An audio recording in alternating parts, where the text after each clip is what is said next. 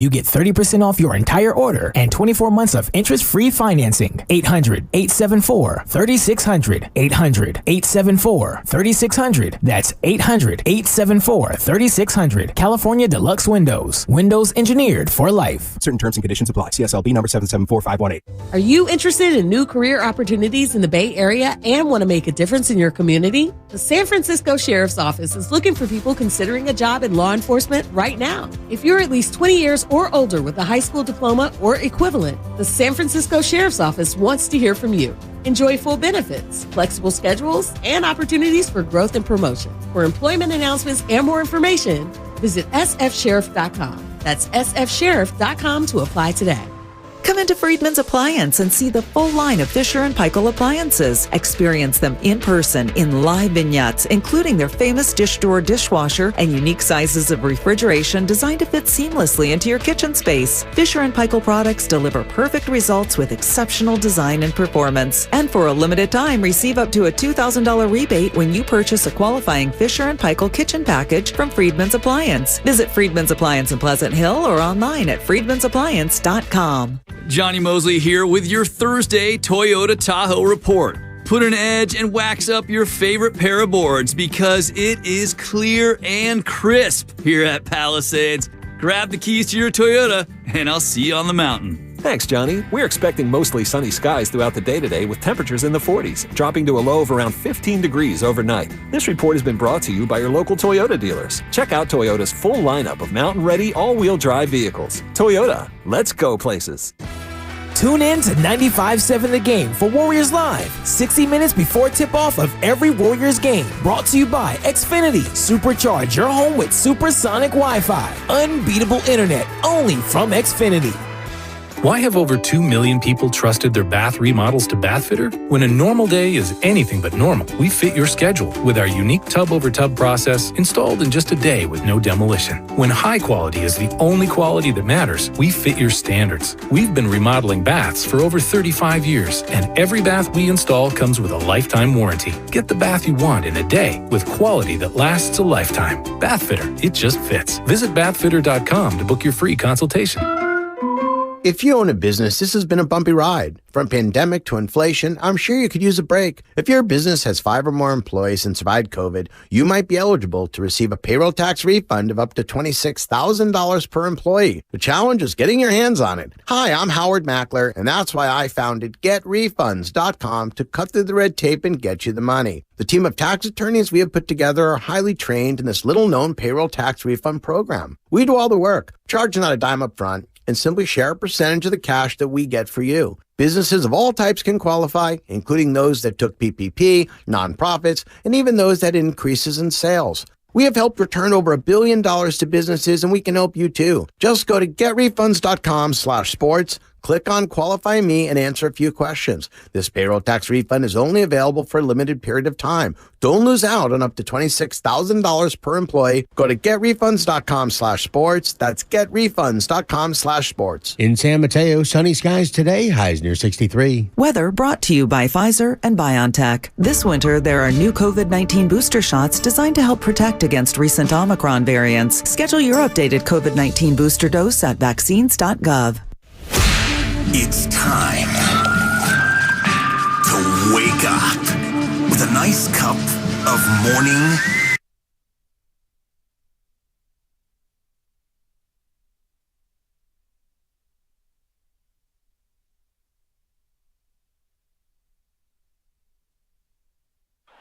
DiVincenzo will throw it in. Draymond Green orchestrating. Thompson curls right. He's not open. Pass to Poole inside. Layup is up and good! He scored it with a second to go! Zaire Williams will throw it in the baseline. Waiting, looking. Throws into Bane. Bane will just chuck it down the floor. It's no good! The Warriors get the win! Poole went backdoor on the baseline! 122 to 120. Unbelievable! Oh, baby. Oh, baby, did the Warriors need that win. And Shasky, that game may have taken 5 years off my life. All right? And that's Tim Roy on the call right here on 95.7 The Game. As we say, good morning to everybody out there on the roadways. If you're getting off your graveyard shift, good morning to you. Strippers, baby mamas, baby daddies, you know the drill. The list is just way too long. What I watched last night at Chase Center, Shasky, and what you watched on your television. Oh, by the way, good morning to Spadoni and Lubman as well. Look, the Warriors needed that win. They cannot lose 5 games at home in a row. All right? They had lost 4 straight at Chase Center. They needed that win. And now you get the Memphis Grizzlies. First of all, the Memphis Grizzlies, you ain't winning nothing. All right? I'm just saying right now, all those Memphis Grizzlies beat writers and John Morant talk about we got the West and the West is good. We're watching the Boston Celtics. That may be the dumbest good team I've seen in my life. No IQ. Oh, let's see here. Klay Thompson's coming on a curl. Let me go under the screen and allow Klay Thompson to shoot. Hey, Dylan Brooks, wake up. That team is dumb. They're fraudulent.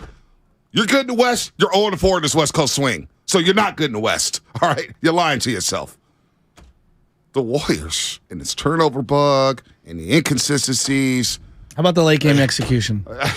How about the awareness of situational basketball when you get multiple rebounds and you're just chucking threes? Chucking logo threes. And they're not even good ones. Klay, too. Like, it's not exclusive to Poole's bad. I'm not trying to, but like, DiVincenzo chucked one. Like, there were. The whole damn team. That's the whole damn team. That's been my biggest. We could sit here and argue about trade pieces. No. Final 6 minutes, their late game execution by veteran players has not been good. It has not, but miraculously, they're going on a 14-2 run when they were down 9, 111, the 102. By the way, the game started. Mully goes, hey, Bonte, let's watch the game in the tunnel. First quarter. Let's get a vibe. Let's see what the vibe's like. We're getting there. Rena's all hopping. First 4 defensive possessions for the Golden State Warriors. They call for a foul. Steph Curry gets called for a foul twice in the first minute of the game. It's like, geez. So these referees, by the way, I don't give a damn what Dan Dibley says. I don't give a damn what Matthew Steinmetz says. Sean Wright, this Greek dude, I'm not even going to try to pronounce his name, Matt Bolan, it was a circus act. The officials this season in the NBA has never been worse. It's never been worse. And that product yesterday that was on NBC Sports Bay Area and ESPN, that's a bad product. Adam Silver, get control of your basketball league. Get control. Because more people are going to tune out if we continue to watch crap like that. That was a tough watch, man. 3-hour regular season game, multiple fouls, bad play. Ejecting your superstar of the league who's in the last minute and a half. Yeah. What is going on in the NBA, man? It's frustrating. For an act that had nothing to do with anything. Unbelievable. I mean, look, again. You got the win. Bonte. 24-24. We could all breathe easy. I'll take the dub. You and I both love basketball, okay? And you know I do. I love basketball. What I'm watching this year, and I've been kind of on this the last couple of years because I've been arguing about this forever, this is unsustainable. And if you're a television partner, ESPN in particular, okay, let's just focus on the referees, for example. Number one, first off, the flow, the watchability of these games. Oh, my God. All right, forget right and wrong. The flow of these games is so out of whack. Would you agree? The Memphis Grizzlies got fouled 9 times in the first quarter. Now, some of them were fouls, but then I saw some situations where you could have called that a foul. You didn't. It's out of control. Memphis shot 11 free throws. The first quarter lasted 45 minutes. And the inconsistency on hack on one end, no call, blow on a guy from three-point land over there, that's going to be called. We'll call some defensive 3 seconds. We won't call others. Like, it's the pivot foots. It's all over the place. When the 2-minute report comes out that said the Warriors were jobbed on 5 calls down the stretch, and you don't hold these guys accountable. Fine these dudes. Suspend these guys. Do something. You have to hold these referees accountable. There's way too much power. They're going to the challenge booth to try to get their shine on in front of the camera. It's not watchable. Last night was not a watchable basketball game. So, okay, going back to the consumer and your television partners, because I think that's the most important. When you really want to make change, the people spending as in billions of dollars, they're the ones that are going to dictate things. So there's an official watchability portion of this, okay? And I also, you know what else I would throw in that bucket? Sometimes the dribble nature of the I have the ball-centric players in the league, which there are a bunch of them now. Right. And they're more and more and more, it seems like, every single generation. That's one element. The other element is you're really going to be throwing superstars out of the game? Forget the people that pay. There's only 18 or 20,000 in the arena, and that's a lot, and I'm not trying to diminish them. No, but people pay. a lot of people go there. I know. And that's their first time. I met him. No, that might be their only time. Night. No, that might be their only time. I forget their names, but they're coming out the parking lot. His nephew's name was Isaiah Thomas. He Yeah. named his nephew, or his nephew was named after Isaiah Thomas, the original. Yes. That was his first ever basketball game. Now, the kid enjoyed it because he had the late game theatrics, Warriors rally. It was a lot of fun down the stretch. But imagine that. That was his first ever basketball game. Ponte, is LeBron getting kicked out of that game? Absolutely for that act? not. No. Okay, the Grizzlies, I'm just using this as an example because everyone's like, well, that's the rule. It's a hard and true rule. We did this to the Phoenix Suns. If you leave the bench, what happens? You get suspended. Okay. It changed that series against the San Antonio Spurs. Did you watch Friday night? How many Memphis Grizzlies left the bench to go fight with Shan Sharp? And nobody got kicked out.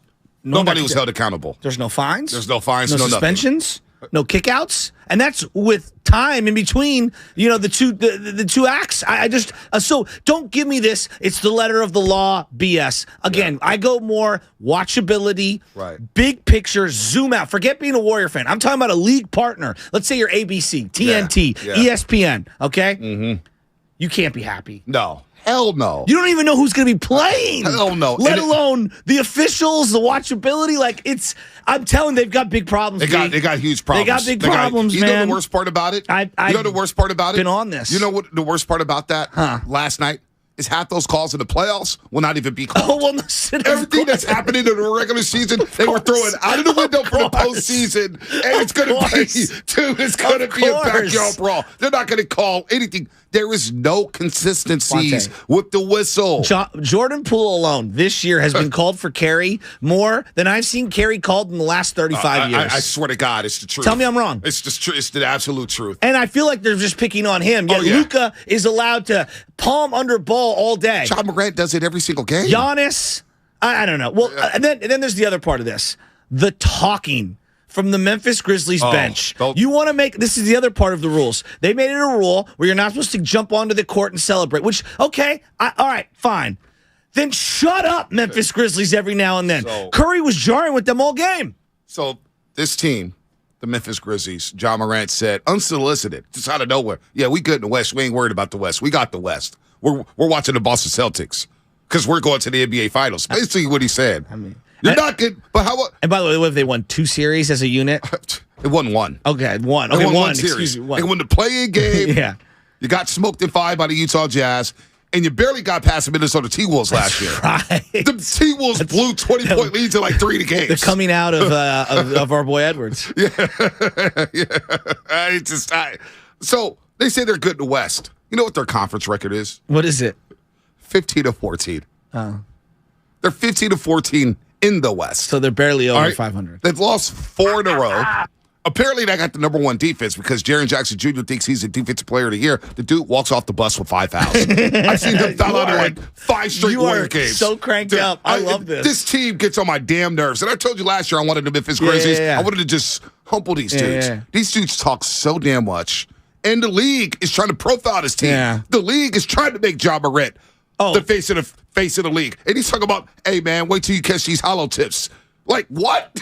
Or now you're trying to be a gangster. But the irony is he is a great player. Yeah, he's a great player, but you're not a gangster. No, I agree with that. But Bonte, like the final possession for them last night, he goes flying into the lane, jumps up, throws the spin around pass to Clark for the dunk. Yeah, it was a great play. You can't guard him. And Jonathan Kuminga, I thought did a great job. But again, all these things we've talked about, have we even talked about the final 5 possessions? No, we haven't. Which there's X's and O's. How about them calling the circle? I was telling Spadoni, I run that play. That is a basic little AAU basketball inbound play, and Draymond calls it because they haven't run it all year, and it worked perfectly. And you know why? Because you have to honor the 3-point shooter, and the guy falls asleep, and you go boom straight to the block, layup. Yep, the Cardinals sin. The number one thing, you know what you teach? 3rd grade basketball. Right. You know what you say on an inbound play?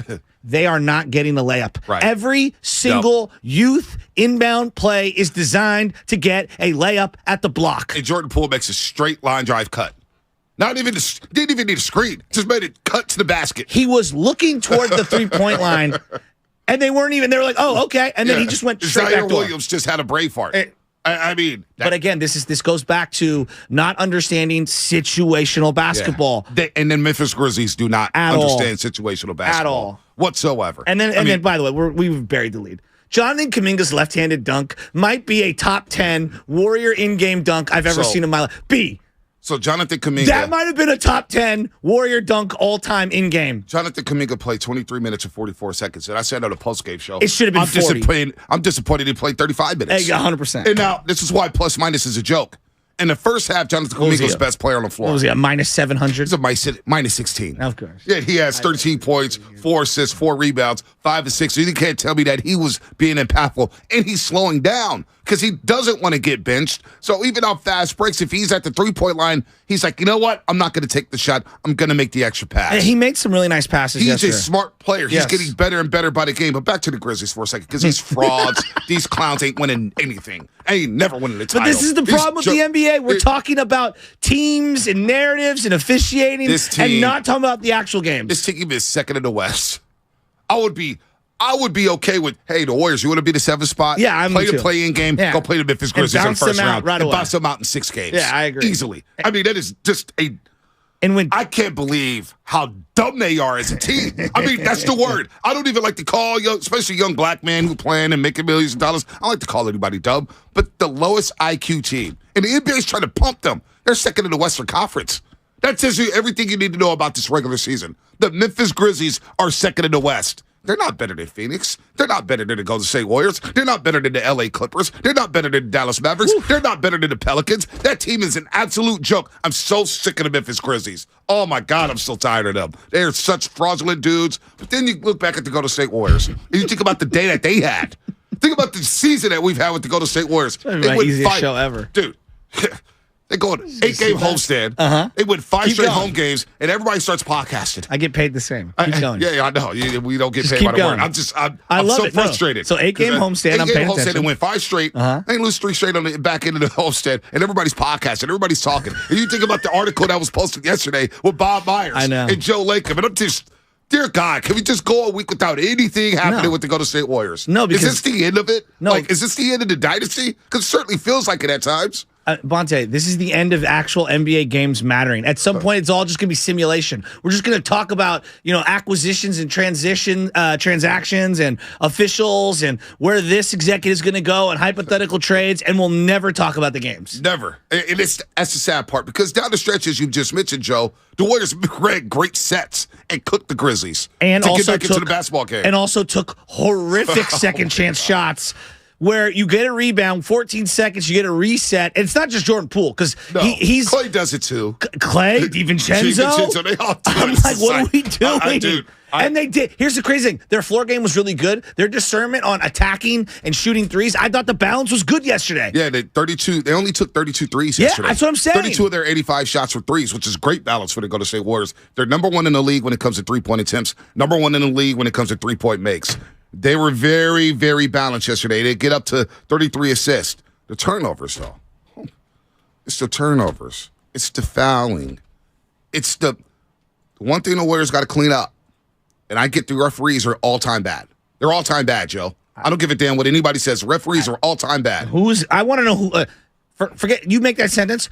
Who's even arguing? Oh, Dan Dibley and Matt Steinmetz. Well, I mean, that's absurd. That's just, you asked me who. Those are 2 guys who are going to do it. Yeah, but anybody who's watching on a nightly basis, even if you have for example, I'm watching what's going on in that Memphis Laker game the other night, and I'm saying, where are the officials? What's going on? Throw Shannon Sharp out of here. And again, I'm laughing. Dude, again, it's all going to flip in the postseason when they start swallowing the whistle for these same calls. We already know what time it is. Unless it's Draymond. Right. But the Warriors had to do a better job. Yeah. And they got to stop talking to these dudes. I agree. You got to stop. Jordan Poole, stop talking to the refs. Steph Curry, too much. You threw the mouthpiece. All right? I agree with you. You probably shouldn't throw out your superstar with the minute 15 left. But he threw his mouthpiece. I get it. You got to do something. I get it. But if you're going to do that, you better do it to LeBron. You better do it to Luka Doncic. They're never going to do that. You better do it to James Harden. Let me ask you, what's more detrimental to the watcher, the arena, and the officials? Luka incessantly arguing and complaining about calls for 40 minutes a night, or Steph throwing a mouthpiece? Luka. But that's the problem. Yeah. These are the problems. I can't watch ESPN when Dallas plays because it's literally just this. It's the face of Luka. Yeah. As I have my mouth open and my hands up. He's just complaining all game. You know what's crazy? The Dallas Mavericks are usually in a bonus with like 8 minutes left in the first quarter. They lead the league in free throw attempts. Yeah, well, they also lead the league in jarring at the officials. And bitching and moaning. Yeah. That's all they do. Complaining constantly. All day. But the Warriors are starting to do that as well. Well, it's every team. Dude, Steve Kerr, Kenny Atkinson. Steve Kerr, Kenny Atkinson, Steph Curry's out of the game. And they're huddling over the referee talking to him. The Warriors, I need them to keep their composure and stop talking to these dudes. Leave the stripes alone. Leave these dudes. They're clowns anyway. All right? They're not going to get it right. Adam Silver doesn't care. Adam Silver, where are you at, dude? You got to clean this up. I love NBA basketball. Yeah. I love it. I work in it. I love it. Last night, during the postgame show, I was exhausted. By the end of that game, I was exhausted. I said, what the hell did I watch? I don't even know. But the fans were out behind you going crazy. Yeah, well, I mean, nothing wrong with a little ganja to help you out.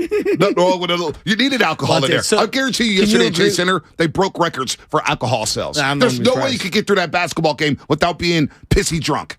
Honest to God. So we're now in unison. We're holding arms. We're walking down the street. You and I agree. The NBA is broken. The regular season, the whole thing. It's not just the schedule. It's everything baked into it is broken. And if look at TNT's, their contracts coming up. If I'm them, there are about 5 or 6 different things that I have to address with the league. Starting with the calendar, talking about their officials, talking about, guys playing and not playing. Like, I can't be paying this much. We're talking billions of dollars. Billions of dollars. Billions. With so many unknowns. I mean, think about this. If you're ESPN, all right? Any given night, you're advertising it for weeks on end. We've got I'm just using 2 players. Giannis versus Sabonis and Fox. Right. In the first quarter, if one official is rubbed the wrong way even slightly, Sabonis could be thrown out in 2 seconds. You're right. They would never do that to Peyton Manning or Tom Brady or Patrick Mahomes or any of those things. And things. even in Major League Baseball, who's your star? Say it's Ronald Acuna Jr. You're not throwing him out. No. Carlos Correa, not Aaron Judge. Shohei Ohtani. Right. You're going to be cool. Mike Trout. Verlander, how many times has Verlander stared at an umpire after not getting a pitch and snapped the ball back? You're not throwing him out. No, you're not. The fact that Steph was thrown out. It's and I don't even want to hear letter of the law crap. Yeah, no, you're right. Bonte, I don't even want to hear it. It was listen, it was right to throw. He can't throw his mouthpiece. Of course, I get it. Of course. But at the same time, it's like wrong. Just give him a technical. That's what I'm saying. It doesn't warrant it. This is like basically throwing a person in prison for 2 years for jaywalking. the punishment doesn't fit the crime. No, not even close. Not even close. But meanwhile, Luka can just complain all game, all year, every night. Adam Silver needs to take control of this league. It's too much of just in the last week. The Shannon Sharp stuff. It all involves the Memphis Grizzlies. T. Morant, Ja's dad's walking around drunk on every road game. Can we just call it? I love you, T. Maybe you need to take a road trip off. Yes. Yes, please. I mean, come on, dude. Pick and choose your spots a little better. T. Morant, chill. I'm done with him. I'm done with Dylan Brooks. I'm done with Jaren Jackson Jr. All right? Brandon Clark. Desmond Bain needs more shots. If I'm Desmond Bain, I'm ticked off. I only got 17 shots yesterday. He needs 24. Dylan Brooks, 9 shots. It's 7 too many. Every time I see Desmond Bain, I can't stop thinking about how we got fooled by the internet on that Andre Iguodala arms comment that wasn't real, that we thought was real. I thought it was real. That every single time I see him, I think about that. So my arms are real. Andre Iguodala's are fake. He got implants. That was a good one. I think about that too. Don't you? I can't stop thinking about it. Bring it up. I just want to find that just to laugh. Legendary flex moments. Yeah, that was. I was like, I read out. Sure, ball sack. Oh man, this is legit. Ball sack sports. I had to mute them, man, because they come up with some good stuff. It's hilarious. It is hilarious. So it's. You got a blue check now. Did they pay for it? Anyway, all guests appear on the Butt Light guest line. Butt Light, easy to drink, easy to enjoy. I'm fired up too because I don't know what the hell I watched last night. I don't even know if it feels like a win. We were all exhausted. It's like, damn, I had to sit through that, and I got to be sober for the television show. I needed something to get through that game. Some weed would have helped. Maybe I should have smoked weed during the third quarter. Damn, I'm so tired of the Memphis Grizzlies. I'm ready to hug you like Steve Kerr hugged Kuminga last night after they called timeout. And the Warriors. It's the gift that keeps on giving. Bob, everybody's got podcasts, Laker. Is this the end of the dynasty? Is this how it's going to go down? Well, no, we've got to have at least one trade. that everyone's mad at in both directions. Oh, wait, Jakob Poeltl, right? Yeah. You got to go get Jakob Poeltl. That's the answer. And then Moody will become Antoine Jameson or something. Just something random. Segment was brought to you by Golden State. Serving the Bay Area for 3 generations. When you succeed, we succeed. Visit GoldenStateLumber.com. I mean, Bob Myers. Remember last year, everybody would have cut Bob Myers. Fire Bob Myers. He put together a terrible roster. Now all of a sudden it's, Bob, please stay. Please stay. We need you, Bob. Which one is it? Loveman. The only way this could get better, and I thought I heard you say this in my ear. Did you say that Bob Myers needs to announce a trade on his podcast? Yeah, let's do that. Let's just go as crazy as we can possibly get. Why not? Who cares anymore? And then have the guy that he's trading away as his featured guest. I mean, this league is all about, might as well go full WWE. Why not just rival the WWE? Because that's what this is becoming. That's what it's becoming. Well, I guess then Draymond Green can be Shawn Michaels. Might as well. Sweet Chin Music. Damn. Don't even get me started on the, oh my God, you guys better not wear your Niners gear to Philadelphia, because I got something for that ass about that. You saw the IG post yesterday. No, I didn't. People act like we're going to freaking Iraq, fighting in Pelican Bay or something. The Persian Gulf War? Oh my gosh, Shasky and Bots are going to Ukraine to fight against the Russians or whatnot. We're going to a sports city to watch my team play, and I'm going to have fun. Other side. And all of a sudden, Matt Simons is claiming Philadelphia again. Go figure. He's not even from Philly. No, he's not. He's from the suburbs. And if Matt Stuyvesant's talking about, hey, don't wear your jerseys, well, I'm not worried about Philadelphia then, because he's one of the softest dudes out there from the East Coast. Anyway, it's coming up on the roast. God. We're firing clips off today, baby. It's the roast. Warriors win. Eagles legend Brian Westbrook talks Eagles-Niners with Bonte and Shasky. Tomorrow morning at 7:30. And picked up by Westbrook. Westbrook on the return. Here comes Westbrook. He's got a lead. Here comes Westbrook. He gets by. Brian Westbrook going all the way. Touchdown, Eagles. No flags now. Brian Westbrook. Tomorrow morning at 7:30. Only on 95.7. The Game. The following is an attorney advertisement. If you get sidelined by a workplace injury, the workers' compensation attorneys at Boxer and Gerson can help get you back in the game. Our team of skilled attorneys will fight by your side for the treatment and compensation you deserve. We care about justice for injured workers. That's what makes us Northern California's premier workers' comp law firm. Call Boxer and Gerson at 510-345-2341 or visit boxerlaw.com for a free consultation. Boxer and Gerson, your life is worth the fight. Paid for by Christian Care Ministry. If you are 65 or older, you know this. Watching your hard-earned dollars fly out the window on healthcare costs is so frustrating. But here's some great news. If you missed the December 7th deadline for open enrollment, it's not too late. Here's something that can really help. It's MediShare 65 Plus. MediShare is a community of Christians who share each other's healthcare bills. People who encourage and pray for each other, too. MediShare 65 Plus is a low-cost option for those with Medicare Parts A and B, and it fills in the gaps where Medicare stops. It's a great way to fight inflation, too. You can lock in one low monthly price for up to 10 years. Plus, it's easy. You can use any Medicare-approved doctor or get 24/7 telehealth access from the comfort of your home. So worth looking into. MediShare 65 Plus is open for enrollment, and if you join right now before January 31st, your second month will be free. So don't miss this chance. Call 844-SHARE-65. That's 844-SHARE-65. 844-SHARE-65. If you're considering remodeling your home in 2023, talk with your architect or designer about utilizing Golden State Window and Door for your upcoming project. Each location across the Bay Area features beautifully planned displays. You'll be surprised by the variety of styles. Their respected partners include Anderson, Milgard, Marvin, and many other top brands. For locations, images, and more, visit goldenstatelumber.com. Since 1954, Golden State. When you succeed, we succeed. Golfers, tee it up at the Golf Mart and go farther and faster with the new G430 woods and irons from Ping. The Ping G430 woods introduce the next generation of speed with new face technology for longer and more accurate shots. The new Ping G430 irons are designed with pure flex technology for faster ball speed and more distance. Swing into the Golf Mart and get custom fit on the new Ping G430 woods and irons today. The Golf Mart, home of the 90-day satisfaction guarantee. This is the final week of the 34th Annual Manufacturers RV Show at the Alameda County Fairgrounds in Pleasanton. Show ends this Sunday. There's hundreds of RVs from dealers all over the West Coast, like motorhomes, travel trailers, toy haulers, fifth wheels, van conversions, and truck campers. Go to RVshows.net for more information. Last chance for the Manufacturers RV Show at the Alameda County Fairgrounds in Pleasanton. Show ends January 29th. Grab the keys to a new Toyota. Let's go!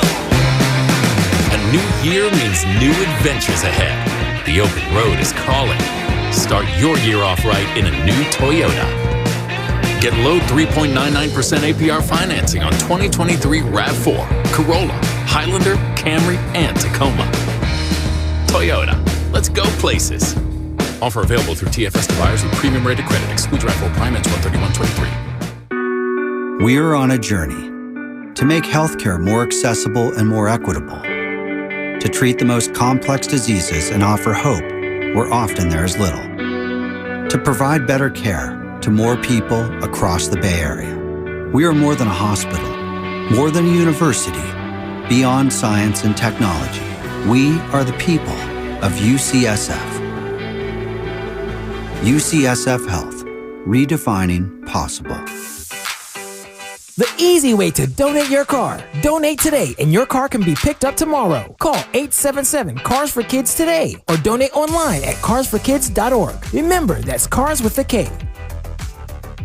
Are you ready? Every pro is an MVP to us. As a Lowe's MVP's Rewards member, you can earn bonus points when you shop select products and brands. Then redeem them for exciting rewards like tools, sports memorabilia, e-gift cards, and more. Join today to become a member and start earning. Bonus points calculated before taxes and fees after applicable discounts, if any. Subject to program terms. While supplies last. Points expire at end of calendar year. Visit Lowe's.com/MVP's bonus points for details. Get in zone, AutoZone. Welcome to AutoZone. Thinking about gas mileage? If your check engine light is on, it may be affecting your MPGs, but the free AutoZone Fix Finder service can help. With the most complete free warning light report backed by technician-verified fixes, you'll know what's affecting your gas mileage and more, and you don't have to drive too far to find the fix. The free AutoZone Fix Finder service is available at all 6,200 stores. Get in the zone, AutoZone. See details at AutoZone.com.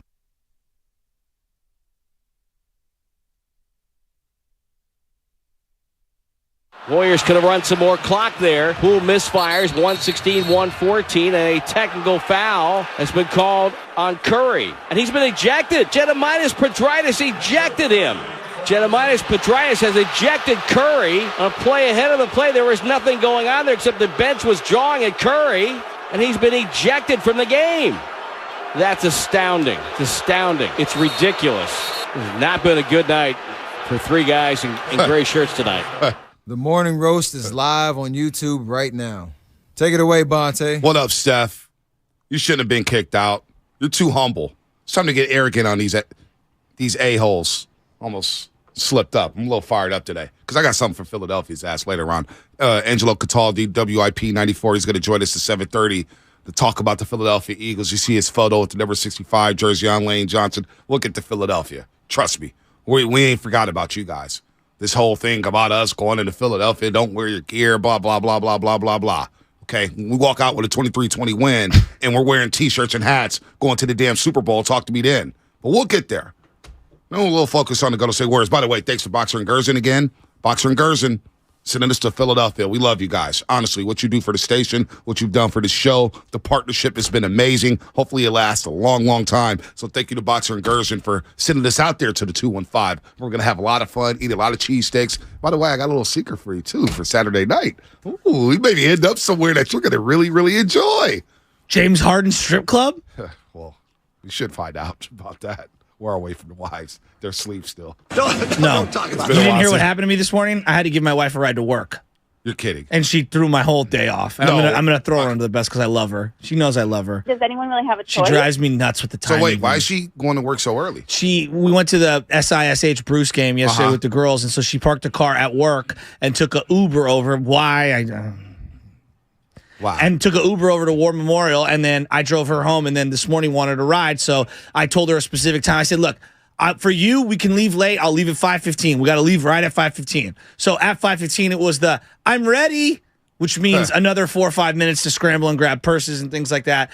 And then ordered the coffee from the app to the wrong. Just ruined my whole flow. Oh gosh.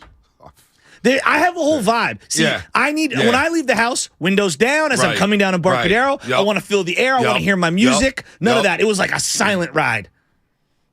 Oh yeah, that's my whole vibe was ruined no, this that's morning. not good. I love you though, hon. There's nothing like the windows coming down in the Embarcadero, especially it was nice this morning. It's like when Steph Curry is getting ready for a game. He wears the headset and he's taking shots and he's got his whole routine. I have a pregame routine. Right, we all do. Yes, we all do. And I feel bad for you now, man. Damn.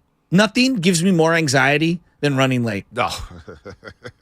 I actually thrive on it. Yeah, you're different from me, but there's two kinds of people. Yeah, no doubt. Right? Like, my wife will drive while on the cell phone, doing her makeup, like all at once. Me, no. Like, I got to be there early. Yes. Got to be locked in. My anxiety, I admit it. I've got crazy anxiety. No doubt. I like to be there early. The Road to Glendale, brought to you by the SF Sheriff's Office. Your future begins here. Visit sfsheriff.com to apply today. Shout out to all the roasters on YouTube. Shout out to all the roasters on Twitch. Shout out to all the roasters on the Xfinity mobile text line, including Guru, who I saw I saw Evan Giddings, Ellen Stiles. Lucas was there at the game yesterday. It was a who's who. Did anyone write an article?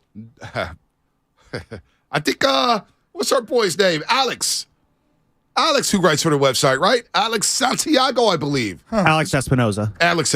Damn, I don't even know our old writer. Not Alex. even close. Not even close. Think of our Say. graphics guy, Isaac Santiago. Yo, okay, thank you, Lubman, for having my back there. Even though I didn't know that, but I always got good you. job. Thank you very much. Lubman, are you writing for the website currently? He is. Lubman writes. Yeah. I dabbled not here. So what are these other guys doing with their media credential? Observing? Taking sure notes, I there's guess. networking going on. I'm teasing. Well, let me tell you I'm something. teasing. Let me tell you something. Alex Stiles, he's feeling himself because he had a great post. Okay. Pointing out some racism. We don't have to touch that. Guru and Lucas, man, they were stacked with ice cream, popcorn. Oh, Lucas was there. Drinks. Oh, Lucas was with Guru and Alex Stiles. King of the snacks, Lucas Alexander. And then Evan Giddings had his snacks. Oh. I was like, damn. Yeah, Whitley said journal. She's always, hey, Whitley, let me tell you something. New money for her. She had the dunks on. Oh. She had the hoop here too. She was looking fly. I was like, damn, new digital money. Oh. They're rolling the dough. Boosted her credit limit. No, Dad, it's always a good feeling when you get that alert from the credit card, like, hey, your limit has gone up. I'm like, ooh, a little baller, a little splurge, a little bit. It is a good feeling. They tell me it's a good. It's a good feeling. It is You're a good teasing. feeling. Hey, we got somebody special on the line. We got Neighbor Dave. Neighbor Dave. What's happening, Neighbor Dave? His son is a hell of a quarterback at George Washington High School, by the way. Neighbor Dave, what's happening? I know you're born and raised in Philly. Guys. Yeah, what's up, man? Long time no talk. Give us a lay of the land of Philly. Yeah, that's why I call. I mean, I'm happy to talk Taylor Jenkins, who's a University of Pennsylvania grad Grizzlies coach. But yeah, hey, Neighbor Dave, he don't act like it. Look like he paid for that degree. Yes, man. No college experience. I would say, again, I've lived out here since '96, but I get back from time to time, and I think you guys will be fine. A lot of my buddies are season ticket holders. You're going to get razzed, but like I told Joe via text, my only concern is after the game ends, walking through that parking lot, because you get a lot of the characters who don't go into the game. Yeah. There to drink and fight and stuff. But, just to tell you a quick story, my nephew, this is going back to the Veterans Stadium days. He was a Villanova student, and it was the Eagles-Dallas game, and he had his green Eagles sweatshirt on in September, took it off, had blue on. Uh-oh. Guys were so drunk, and he got slugged, thinking it was Dallas colors. So it's changed a lot. I'm excited. I'm nervous. The Eagles are 24-24 all time in playoffs. We've only won one Super Bowl. So this persona of the people back east, like, oh, we're so great and stuff. We're a good team. We have weapons. The Niners have weapons. I think it's going to be a low-scoring game. And I just want to add, because Joe mentioned the McCaffrey trade, which was huge for the Niners. The Eagles trade right at the end of August from the Saints. They got C.J. Gardner. Yeah, we mentioned that, Shasky. It was like, damn, that's a sneaky good trade for you guys, Neighbor Dave. We traded a 5th and a 6th round pick for him, and he's been awesome. He had the kidney injury, but, again, we got to stop your weapons. If we can stop 2 out of your 4 weapons and contain them, we got a shot. But I'm not going to be surprised if the Eagles lose. It's I'll say 19-16 Eagles win, I hope. What is the restaurant that we have to eat at Saturday night? Well, I wouldn't say at night, but my favorite place is John's Roast Pork, which is about 10 minutes away from the Lincoln Financial Field. They're only open 10 to 5. And you hear roast pork, but they are known for their cheesesteaks. Okay. It's just a quick in and out. I mean, you got Pat's and Gino's, 9th and Pat's Young. You can go at any time. That's about 20 minutes away. Yeah. But John's Roast Pork, if you want the real Philadelphia experience, now you're going to have the legend on Angelo Cataldi. He's got his spots. Right. But John's Roast Pork is worth the 10-minute drive over. No doubt. All right, Neighbor Dave. I'm going to send you some photos, buddy. Neighbor Dave. Go Washington Eagles. Go Wash. Wash House, baby. We got to beat Lincoln, man. Coach Mourinho.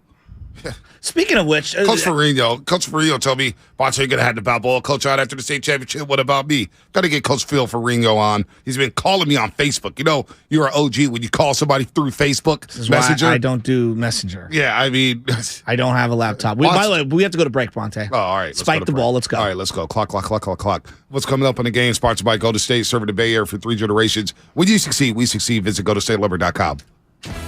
Tune in to 95.7 The Game for Warriors Live, 60 minutes before tip-off of every Warriors game. Brought to you by Xfinity. Supercharge your home with supersonic Wi-Fi. Unbeatable internet, only from Xfinity.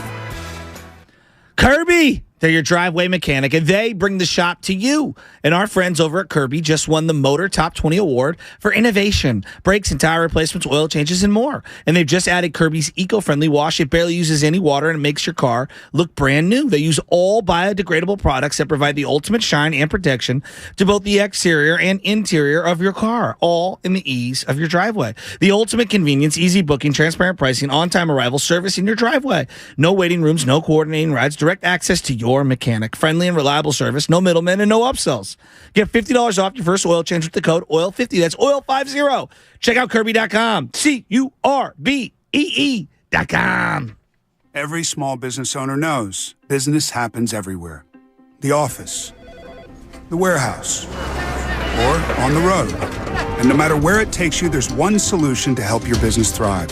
Comcast Business Complete Connectivity. It's the largest, fastest, reliable network with advanced gig speed Wi-Fi and cyber threat protection in one solution. Get started for just $49.99 a month. Plus, add Comcast Business Mobile and you can save up to 60% a year on your wireless bill. And ask how to get up to a $750 prepaid card. Flight 291 is now boarding.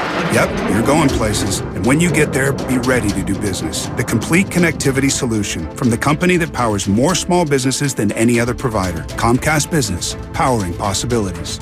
Ends 2/21/2023. Restrictions apply. Requires EcoBill and AutoPay. New 50 megabits per second internet and Comcast Business Security Edge customers only. Equipment taxes and fees extra. After 12 months, regular rates apply. Gig internet required for gig Wi-Fi. Mobile savings compares pricing of top 3 carriers. Johnny Mosley here with your Thursday Toyota Tahoe report. Put an edge and wax up your favorite pair of boards because it is clear and crisp here at Palisades. Grab the keys to your Toyota and I'll see you on the mountain. Thanks, Johnny. We're expecting mostly sunny skies throughout the day today with temperatures in the 40s, dropping to a low of around 15 degrees overnight. This report has been brought to you by your local Toyota dealers. Check out Toyota's full lineup of mountain-ready all-wheel drive vehicles. Toyota, let's go places. Hey Niner fans, George Kittle here with a pro tip for making the best play on your eyewear. Visit Zenni.com, the official eyewear of the 49ers. Zenni has changed the game for you, finally making prescription glasses affordable for everyone. At Zenni, you can find over 3,000 frames with unbelievable prices. Look for the Kittles collection so you can rock our styles every day too. So visit ZENNI.com, start shopping from home using their virtual try-on, and change your eyewear game forever. Thank you to all of the business owners who kept people employed during the pandemic. For all you've done, you may be eligible to claim the Employee Retention Tax Credit, a payroll tax refund from the United States Treasury Department, applicable to businesses who kept employees on payroll during the pandemic. The window is closing to claim your refund. Contact Paychex to see if you qualify. Paychex is proud to have helped more than 45,000 businesses secure over $9.2 billion in ERTC claims, an average of $190,000 per business. 50 years and thousands of experts in HR, payroll, benefits, and insurance. You may be eligible to claim the Employee Retention Tax Credit, a payroll tax refund from the United States Treasury Department, applicable to businesses who kept employees on payroll during the pandemic. The window is closing to claim your refund. Contact Paychex to see if you qualify. Visit paychex.com/ERTC to find out how Paychex can help you get additional cash into your business. Paychex.com/ERTC. Paychex.com/ERTC. Now it's time for the closer of the week, presented by LiftMaster and RNS Doors. Turn your garage into the envy of the neighborhood. Visit rsdoors.com. The closer of the week is Fred Warner Jr., who had a big pick and ultimately wrecked the Cowboys. Prescott, it is picked off by Fred Warner. Recently, my garage door opener was not working. I was in need of a closer. I was put in touch with RNS Doors, and they hooked me up with a brand new garage door opener from LiftMaster. With LiftMaster's MyQ connectivity, my garage door opener can be controlled right from my smartphone. You'll know when a door or gate has been left open and can close it with a tap, no matter where I am. Be one of the first 10 callers and receive 20% off a LiftMaster garage door opener when you purchase a premium garage door. Call 1-800-FIX-A-DOOR. That's 800-FIX-A-DOOR. Or visit rsdoors.com. R&S Doors. Look for the red truck. Meet Joe A, Hi. Joe B, Hello. and Joe C. What's up? 3 everyday Joes perfecting their banking with Chase. Joe A is locking his lost debit card with the Chase mobile app. Joe B is cruising toward his new ride with Autosave. And Joe C's Chase banker is helping him budget to go back to school. Tools that help protect, support for what's next. One bank that puts you in control. Visit chase.com/checking. Chase, make more of what's yours. Chase mobile app is available for select mobile devices. Messaging and data rates may apply. JP Morgan Chase Bank, N.A. member FDIC. Milk, eggs, $42. Ma'am, you okay? Need bucks? With Jackson Hewitt, don't wait weeks for the IRS to send your tax refund. Come in now for up to $3,500 with a no-interest, no-fee refund advance loan when you file your taxes. That's up to $3,500 today. Don't let high prices get you down. When every dollar matters, it matters who does your taxes. So get to Jackson Hewitt today. For eligible clients, loans by Republic Bank and Trust Company. Details at jacksonhewitt.com. When temperatures drop, COVID-19 cases may rise. So, if you test positive and are at high risk, act fast. Even if your symptoms feel mild, ask your provider if an authorized oral treatment could be right for you. Visit treatcovid19.com. Sponsored by Pfizer.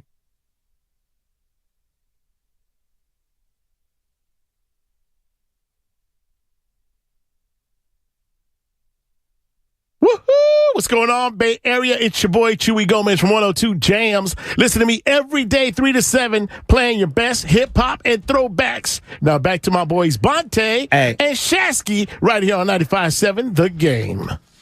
I honestly believe this might be Quinn's best song of all time.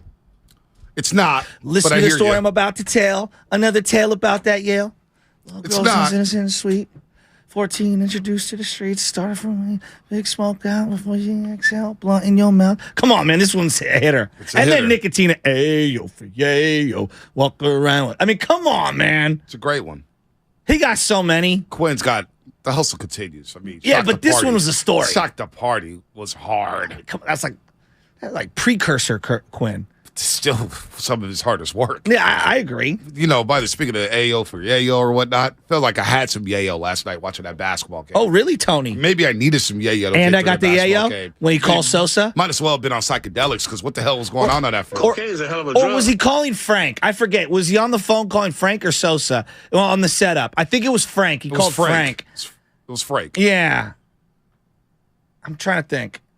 Hey, big guy, you want to make some big bucks? Yeah. Hit the dude who got set up and got hung, got the helicopter. Yeah, that it was clown. Frank's guy. Frank's his I never trusted that guy. I never trusted that guy. He had my boy set up.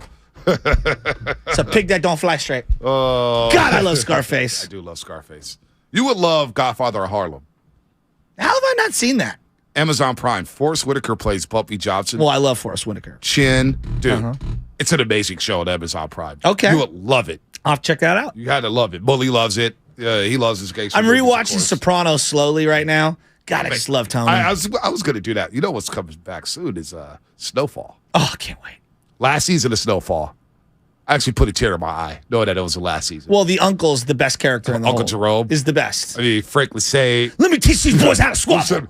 You ain't got no squabbles. His hair never drips. It's perfect. It's St. Mary's Park, 1993, and I love it. Deion Sanders in 1989 is jealous of Uncle Jerome's Jerry Curl. 100%. I mean, it is so sick. God, I love that show. By the way, the Road to Glendale brought to you by Merrill West Credit Union, working for you today, tomorrow, and together. We got to go ahead and rewind back because we did get into taking them to school. Taking them to school brought to you by Evergreen Valley College, home of free tuition for spring 2023, beginning January 30th. Here's Klay Thompson with a huge three to give the Warriors a 2-point lead. Almost 2 seconds, shot clock, game clock for Jordan Poole. Bad pass, Thompson with a catch. Takes a dribble, it's a three, it's good! Klay Thompson nailed it with 14.1 to go. He buried it. The Warriors go up by 2, and the Grizzlies call another timeout. The ball slipped out of Jordan Poole's hand, and Klay Thompson said, never mind, I got this. I got this, and he did have it. Even though it goes 9-23, he made some big shots down the stretch. That three-pointer right there was one of his 5 made threes. He finished with 24 points, 3 rebounds, and 3 assists, as that was taking them to school, brought to you by Evergreen Valley College, home of free tuition for spring 2023, beginning January 30th. I know everybody's going to go on Jordan Poole, but look, man, he did have the 3 turnovers all in the first quarter.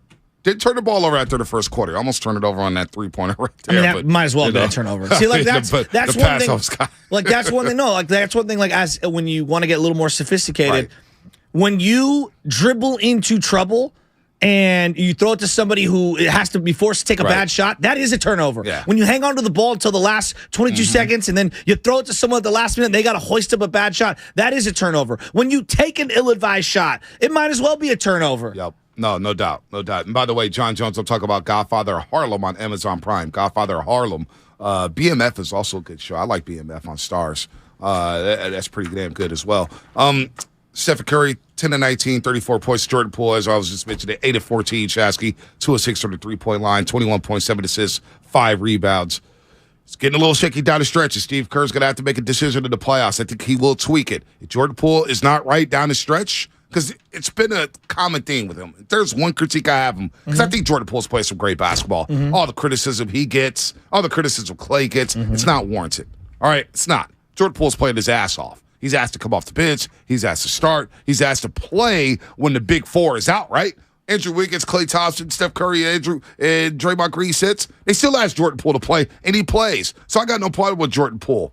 He's got to clean it up down the stretch, though. Ill-advised shots again. He mentioned it last night. This experience is going to help him down the road. So I'm not going to pick on Jordan Poole too much for that. The guy's playing some good basketball, Shasky. He is, and I'm glad that they're starting him right now, and they've kind of tweaked their rotation to where Kevon Looney's the center coming off the bench. And I know we talked a lot about starting, who doesn't start. I mean, I think it's working. I think it's opening up the floor for them. It's not perfect. It's not the death lineup or anything like that, but I think it's really good, and I think it's untapped space on the court for others, as well as Jordan Poole. And I like the fact that Looney's coming off the bench because it deepens the bench. I agree. All of a sudden, you look at the starting 5, and they're going small, and then you had Kuminga starting to place an Andrew Wiggins. One thing with Andrew Wiggins, I got to get him right. What's going on there? Non-COVID illness. Since he's been back from the right adductor strain and the other sickness he had, the non-COVID sickness, he missed 15 games. Before he missed 15 games, Shasky was shooting 45% from 3. That was really good. 51% from the floor. Yeah. He was going back to the All-Star game in Salt Lake City.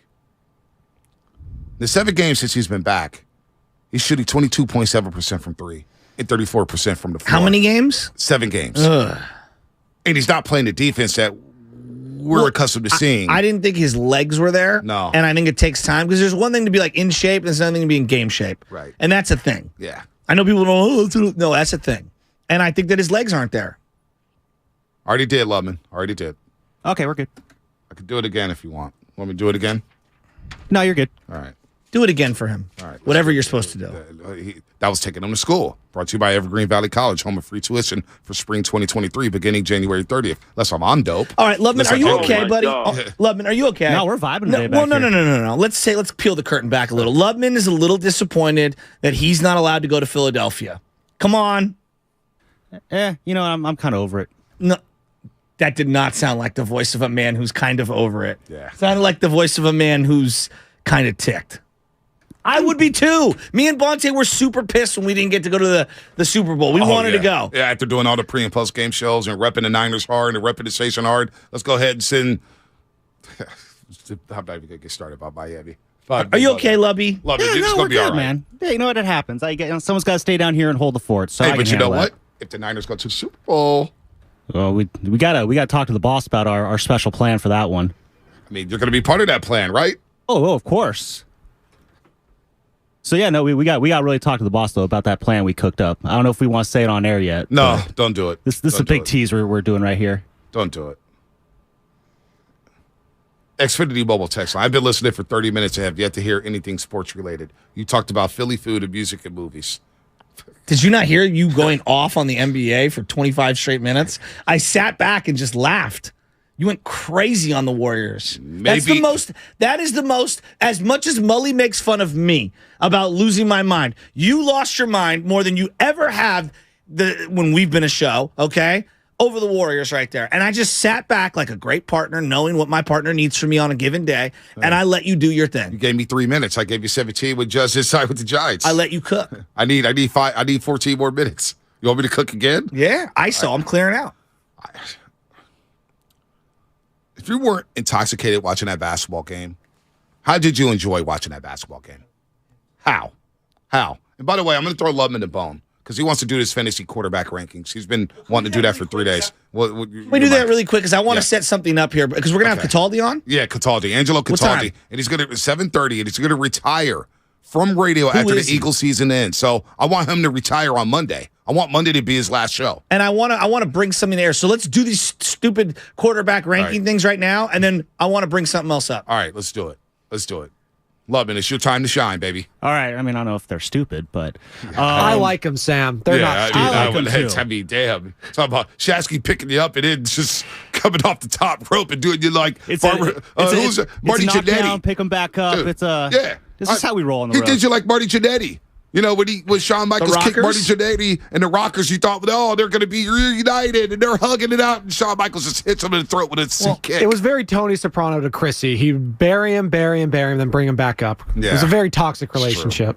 Yeah, but Marty Jannetty was never on Shawn Michaels' level. It's like Diana Ross and the Supremes. You gotta grow. You can go, Sam. Go ahead, love. I'll allow it. Anyway. All right, so getting into it, let me pull. I got so many tabs here. All right, so we're gonna start from the bottom and work our way up. I'm like at a Grateful Dead concert. I got so many tabs. Sorry, that one. Yeah, that was terrible. I was trying. That was the Jordan Poole shot last night. Listen. I'll laugh at anything. I couldn't even laugh at that one. I gotta go throw my mouthpiece really quick. So coming up at the bottom right now is Joe Spadoni at 31.7 points with just Patrick Mahomes left in the race. Ow. And then coming up next, we got Jesus in 6th place. He's done. He's got 46.48 points. He got eliminated in the first weekend with Tom Brady in Baltimore. Okay. Coming up after that at number 5, you got Bonte with Josh Allen, Justin Herbert. They're eliminated. Bonte's got 55.4 points. So the guy who's stunning on everyone during the draft. You're going to leave me, Josh Allen? You're going to leave me, Josh Allen? I said, yeah, I had the opportunity to take him number 2 overall, and I'm taking Burrow. Hey. At least I didn't finish in last place. That's all I had to say. So now you sound like the Dallas guys. Yeah. Hey, we had a 10-point lead. Hey, I'm going to hang a banner, baby. I didn't finish in last in the first ever Morning Rush quarterback rankings or quarterback fantasy playoffs or whatever we're calling this thing.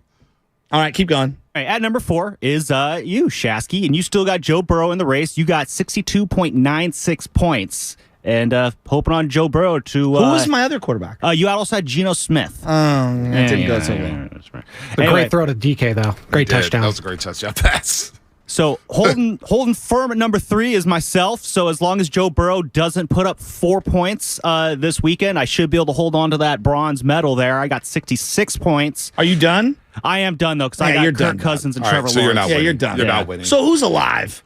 So currently, who is alive is 2nd place, Tyler in SF, who's rolling with Jalen Hurts. Cool. It's a good pick. That's a great pick. Tyler's got 78.6 points, and on top of everything is Simon in San Francisco with 83.48 points, and much like the 49ers, he is riding hard with Brock Purdy right now. Wow. Might win it all. I'm rolling with Simon. Let's go, Simon. Oh, so now you're turning your back on me? I want to get the roaster a sweater, a hoodie, and a T-shirt. I don't want you to win. Brock Purdy is the second highest scorer in these standings, too, behind Dak Prescott. I'm team root against Shasky at all costs. Jesus. As long as Shasky doesn't win, I'm good. Damn, dog. Because he's going to stud hard if he wins. No, I mean, just some people understand quarterback play and some don't. Hey, don't count out I know what to Spadoni look for. Don't cut out Spadoni with the worst to first run the next 2 weeks here if Mahomes goes off. I sent out one of my greatest tweets of all time in 2016 on back-to-back weekends where I identified Josh Allen and said, quote unquote, on Twitter for the world to see, he will be a superstar in the NFL. From Wyoming. As a thrower of the football, I agree with you. Well, how about me?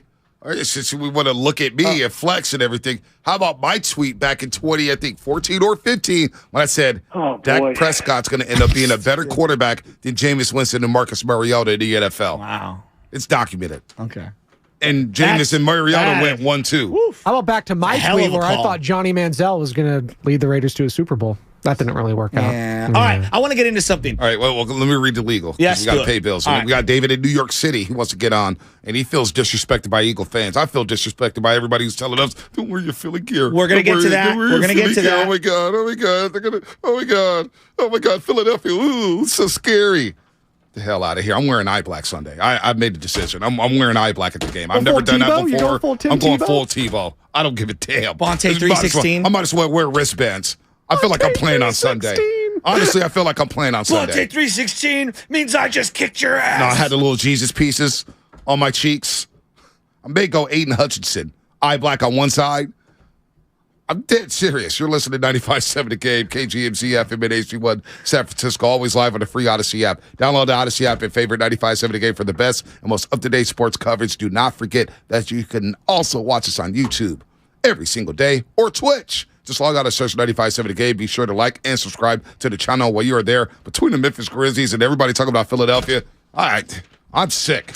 I can't wait to get through this week. You put out an Instagram post that I didn't see until this morning. I did? And I casually saw it. So let's play it, and I want to talk about it because I think you're right. Everywhere I go, everyone's like, oh, you got to watch out. Like we're going to some, third world country where there's a bunch of pirates who are going to rob me on the way there. Like, come on, seriously. We're going to watch our sports team go play. I'm going to wear the color of my team. I'm going to go, yay, when McCaffrey makes a play. And I have to be worried about someone shanking me in the chest?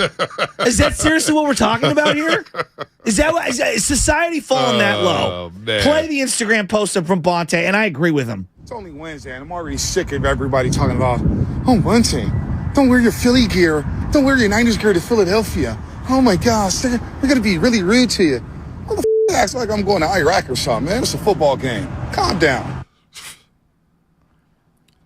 And before that, I stopped by the studio here. We had our all-staff meeting. Oh, yeah. And even Matt Dehegan in the all-staff meeting, they're going to Philadelphia. They need to be careful in front of everybody in Odyssey, right? Just like, man, wait a minute, make us sound like straight-up suckers.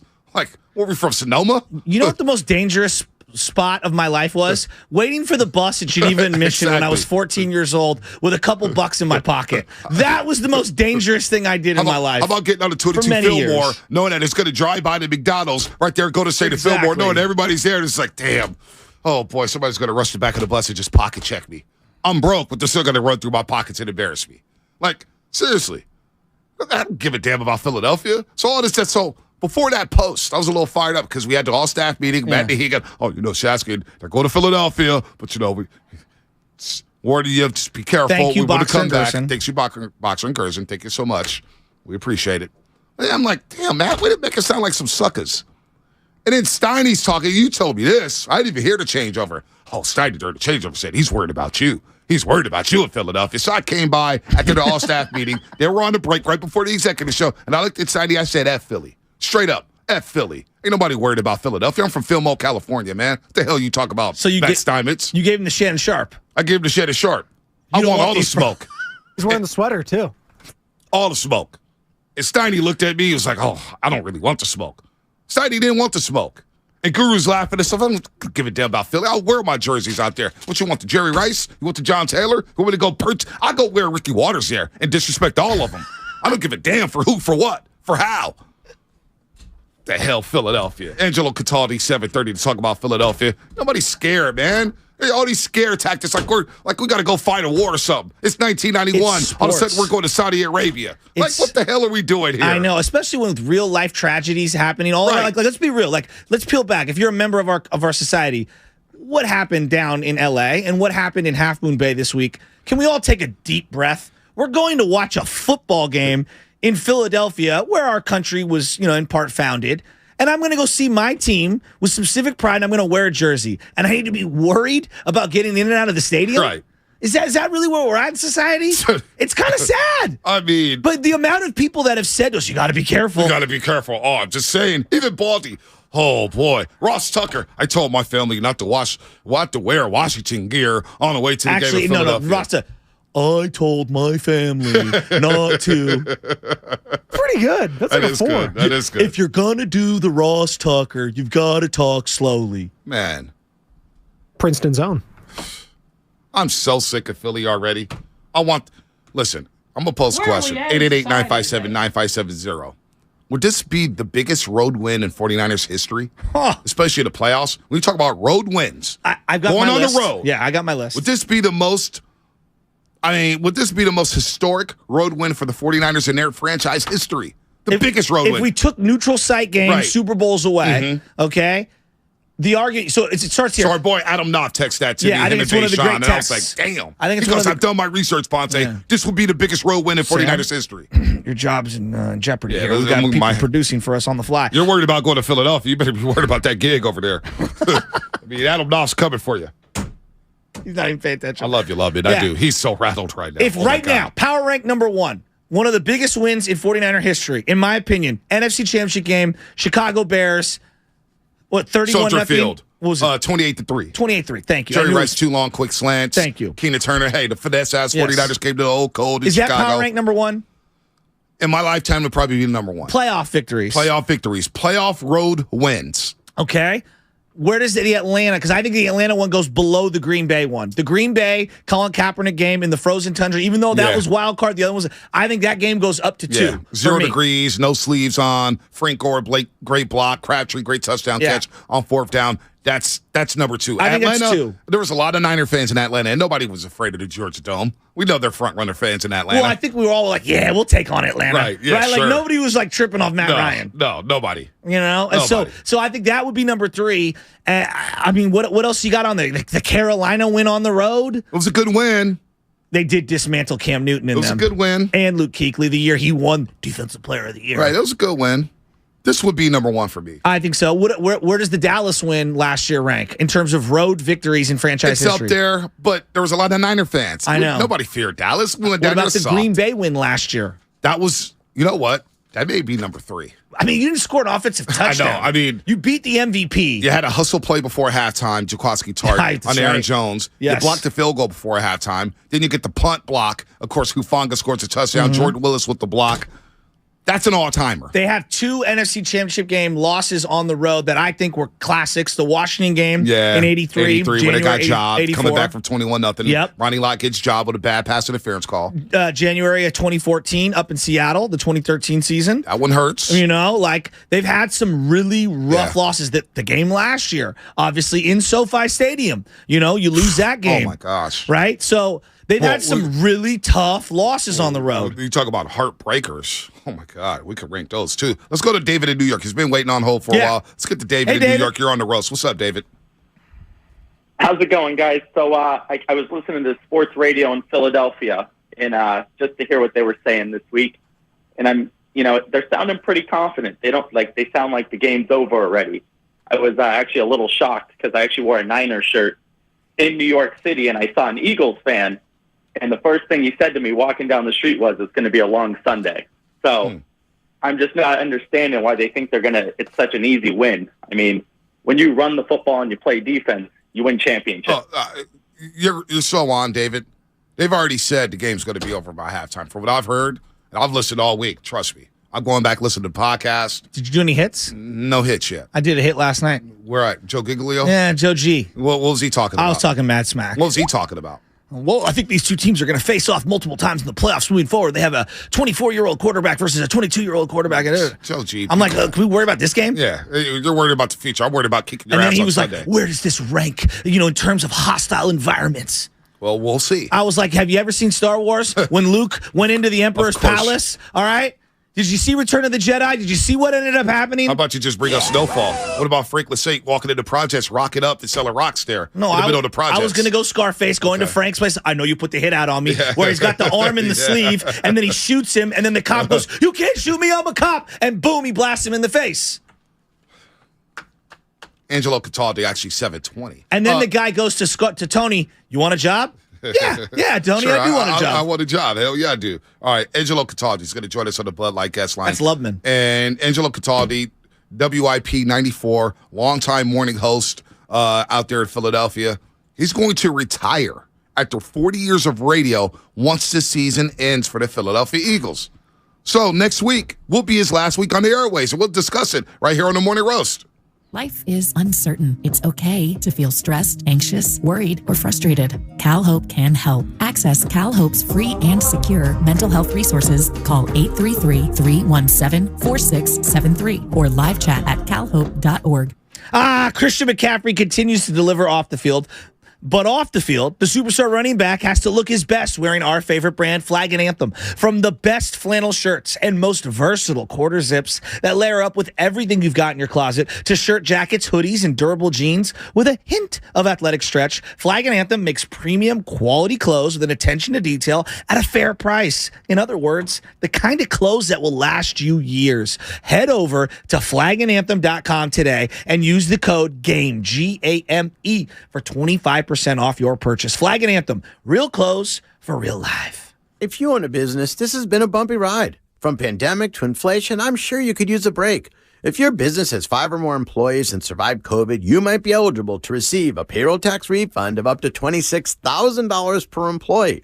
The challenge is getting your hands on it. Hi, I'm Howard Mackler, and that's why I founded GetRefunds.com to cut through the red tape and get you that money. The team of tax attorneys we have put together are highly trained in this little-known payroll tax refund program. We do all the work, charge not a dime up front, and simply share a percentage of the cash that we get for you. Businesses of all types qualify, including those who took PPP, nonprofits, and even those that had increases in sales. We have helped return over $1 billion to businesses, and we can help your business too. Just go to getrefunds.com and answer a few questions. This payroll tax refund is only available for a limited period of time. Don't lose out on up to $26,000 per employee. Go to getrefunds.com. That's getrefunds.com. Visit Friedman's Appliance in Pleasant Hill to see Signature Kitchen Suite's full line of luxury built-in appliances, including the first Pro range on the market with built-in sous vide, induction, and gas all on one cooktop. And now it's easier to build the kitchen of your dreams with the Dream Suite Savings Program with additional bonus rebates. You can see all of the Signature Kitchen Series appliances displayed beautifully in live working vignettes at Friedman's Appliance in Pleasant Hill or at friedmansappliance.com. There's a reason Golden State has become the trusted partner for professional builders and contractors. The breadth of what they offer is remarkable. Their product knowledge can save you time. They're the largest distributor in NorCal of many of the brands they carry. Golden State's newly refreshed app offers installation guides, building codes, and much more. And the GSTV link on their homepage is a useful resource. Family owned for 3 generations. Golden State. When you succeed, we succeed. So, the other day, I bought an extremely chatty... Boring story time! Make that an extremely catty cockatoo. You're welcome! Apparently, the pet store won't take it back.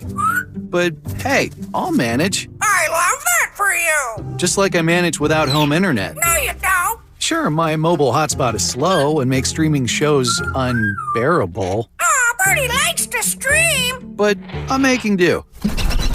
Oh no, who's this? My lady friend! It's mating season, duh!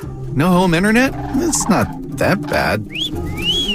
No, not there! It is that bad. Don't settle. Get Xfinity Home Internet for just $19.99 a month for 1 year with a free streaming box. Call, click, or visit a store today.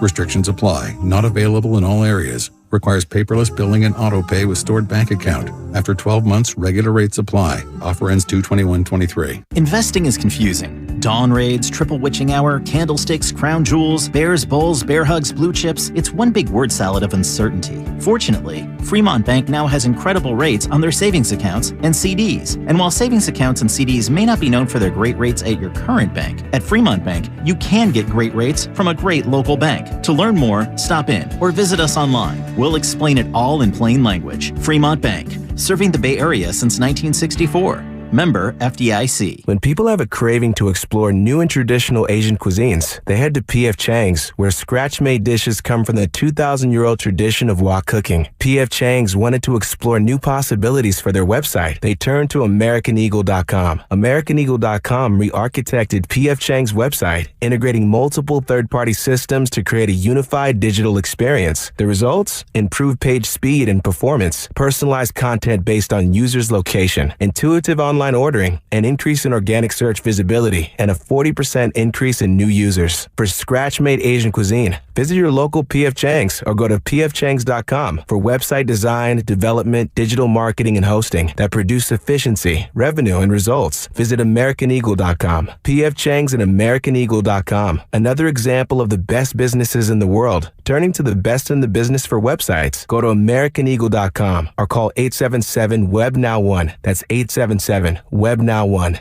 At Staples, you can count on every project being print perfect, guaranteed. I need presentations and brochures printed, and they have to be perfect. Your bounded presentations, brochures with the finest folds, and more will be done right every time. That's our Print Big promise. Now at Staples, get $10 off your document printing and marketing materials order of $50 or more, plus 20% back via store bonus. Try Staples and see the difference. Ends 2/25. Rewards members only. Bonus must be redeemed in store. See staples.com/stores/printbig for details. This was how you reminded me of what I read. Nickelback with special guest Brantley Gilbert is coming to Shoreline Amphitheater in Mountain View, July 9th. Enter at 957thegame.com for your chance to win a pair of tickets to the show.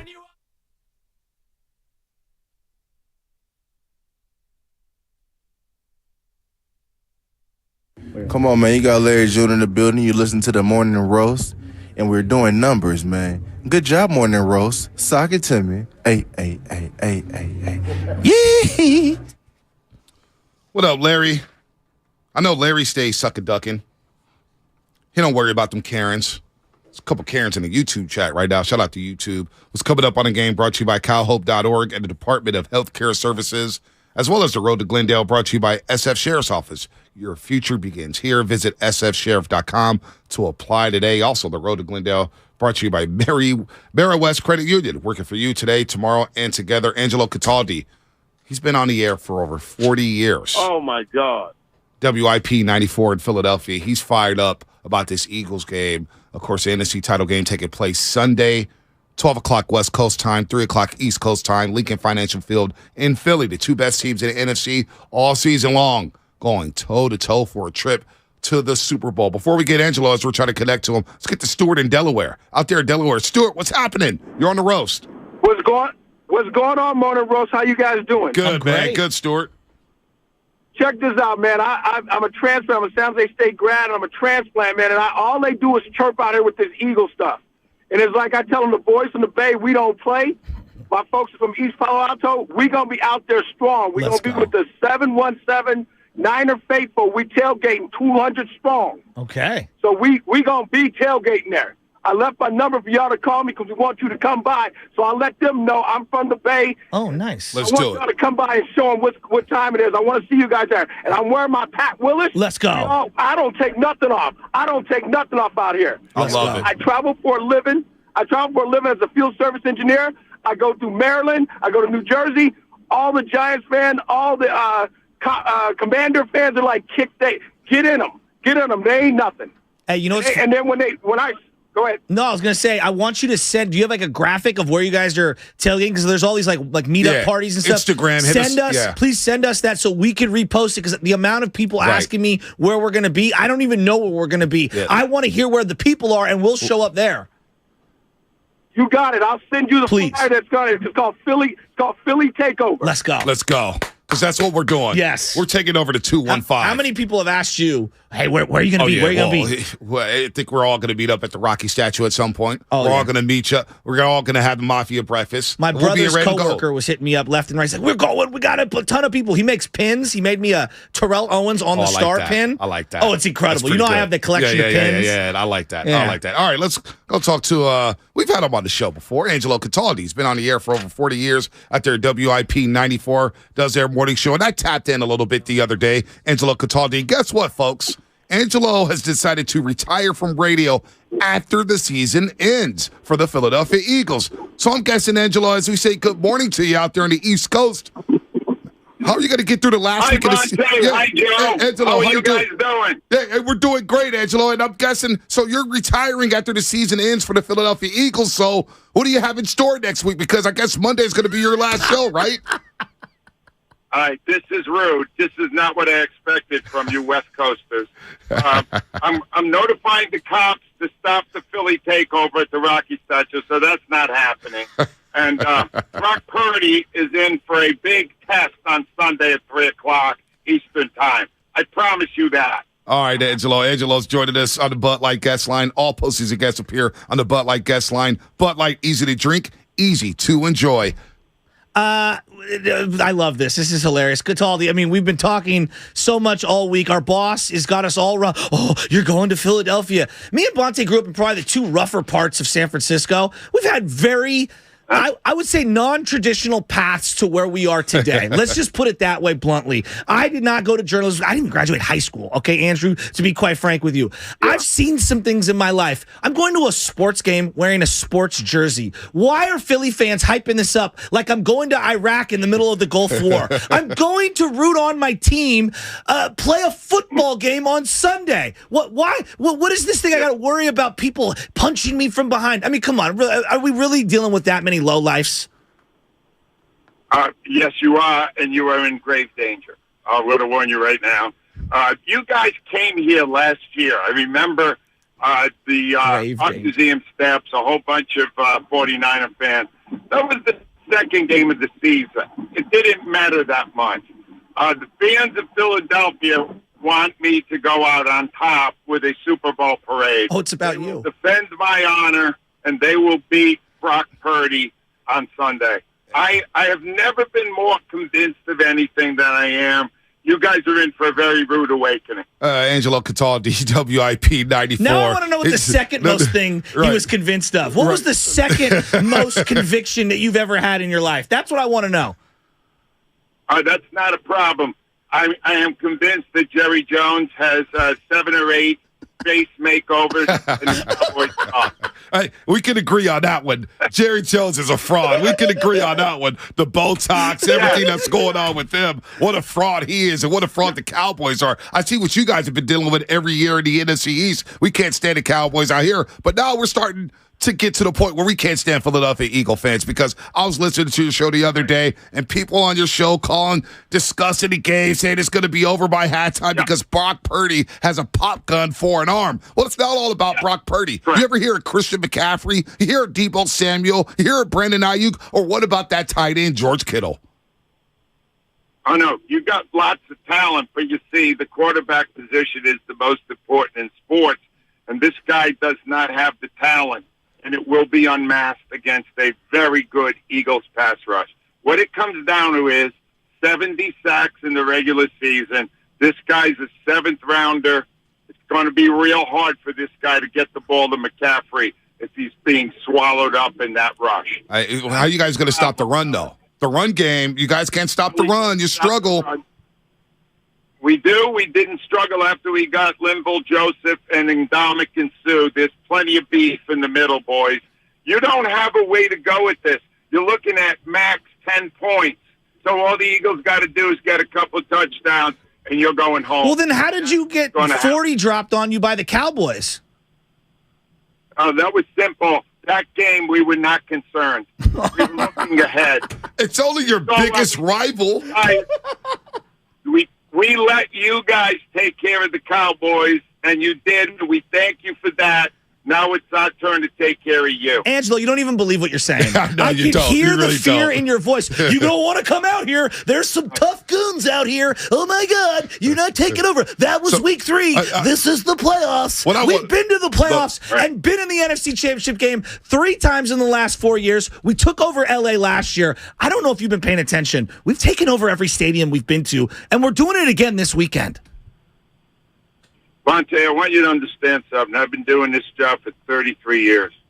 I have never one time in 33 years meant what I was actually thinking. I have lasted this long by pretending, and I'm not about to stop that. Angelo, you're a real one, man. I'm sure Philadelphia's going to miss you after you retire this week, man. Must be sad, because I know in your head you think you're going to Radio Row. I know in your head you think you're going to Glendale, Arizona to get some of that nice sunshine in Phoenix to get out that cold in Philadelphia. Yeah. But, man, that defense of the 49ers, they're no joke. I don't think Jalen Hurts has been hit like this the way he's going to get hit on Sunday. Well, that's the thing. That is going to be the question. And, Eagles are going to have to light it up. They're going to have to pass the ball a ton. And if they do, hopefully A.J. Brown, Devontae Smith, Dallas Goedert.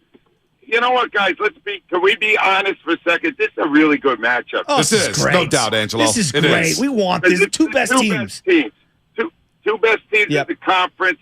If they put me to retirement a couple of weeks early, I'm kind of tired anyway. That'd be great. Either way, I'm tired, boys. Time for you guys to take over the young Bucks.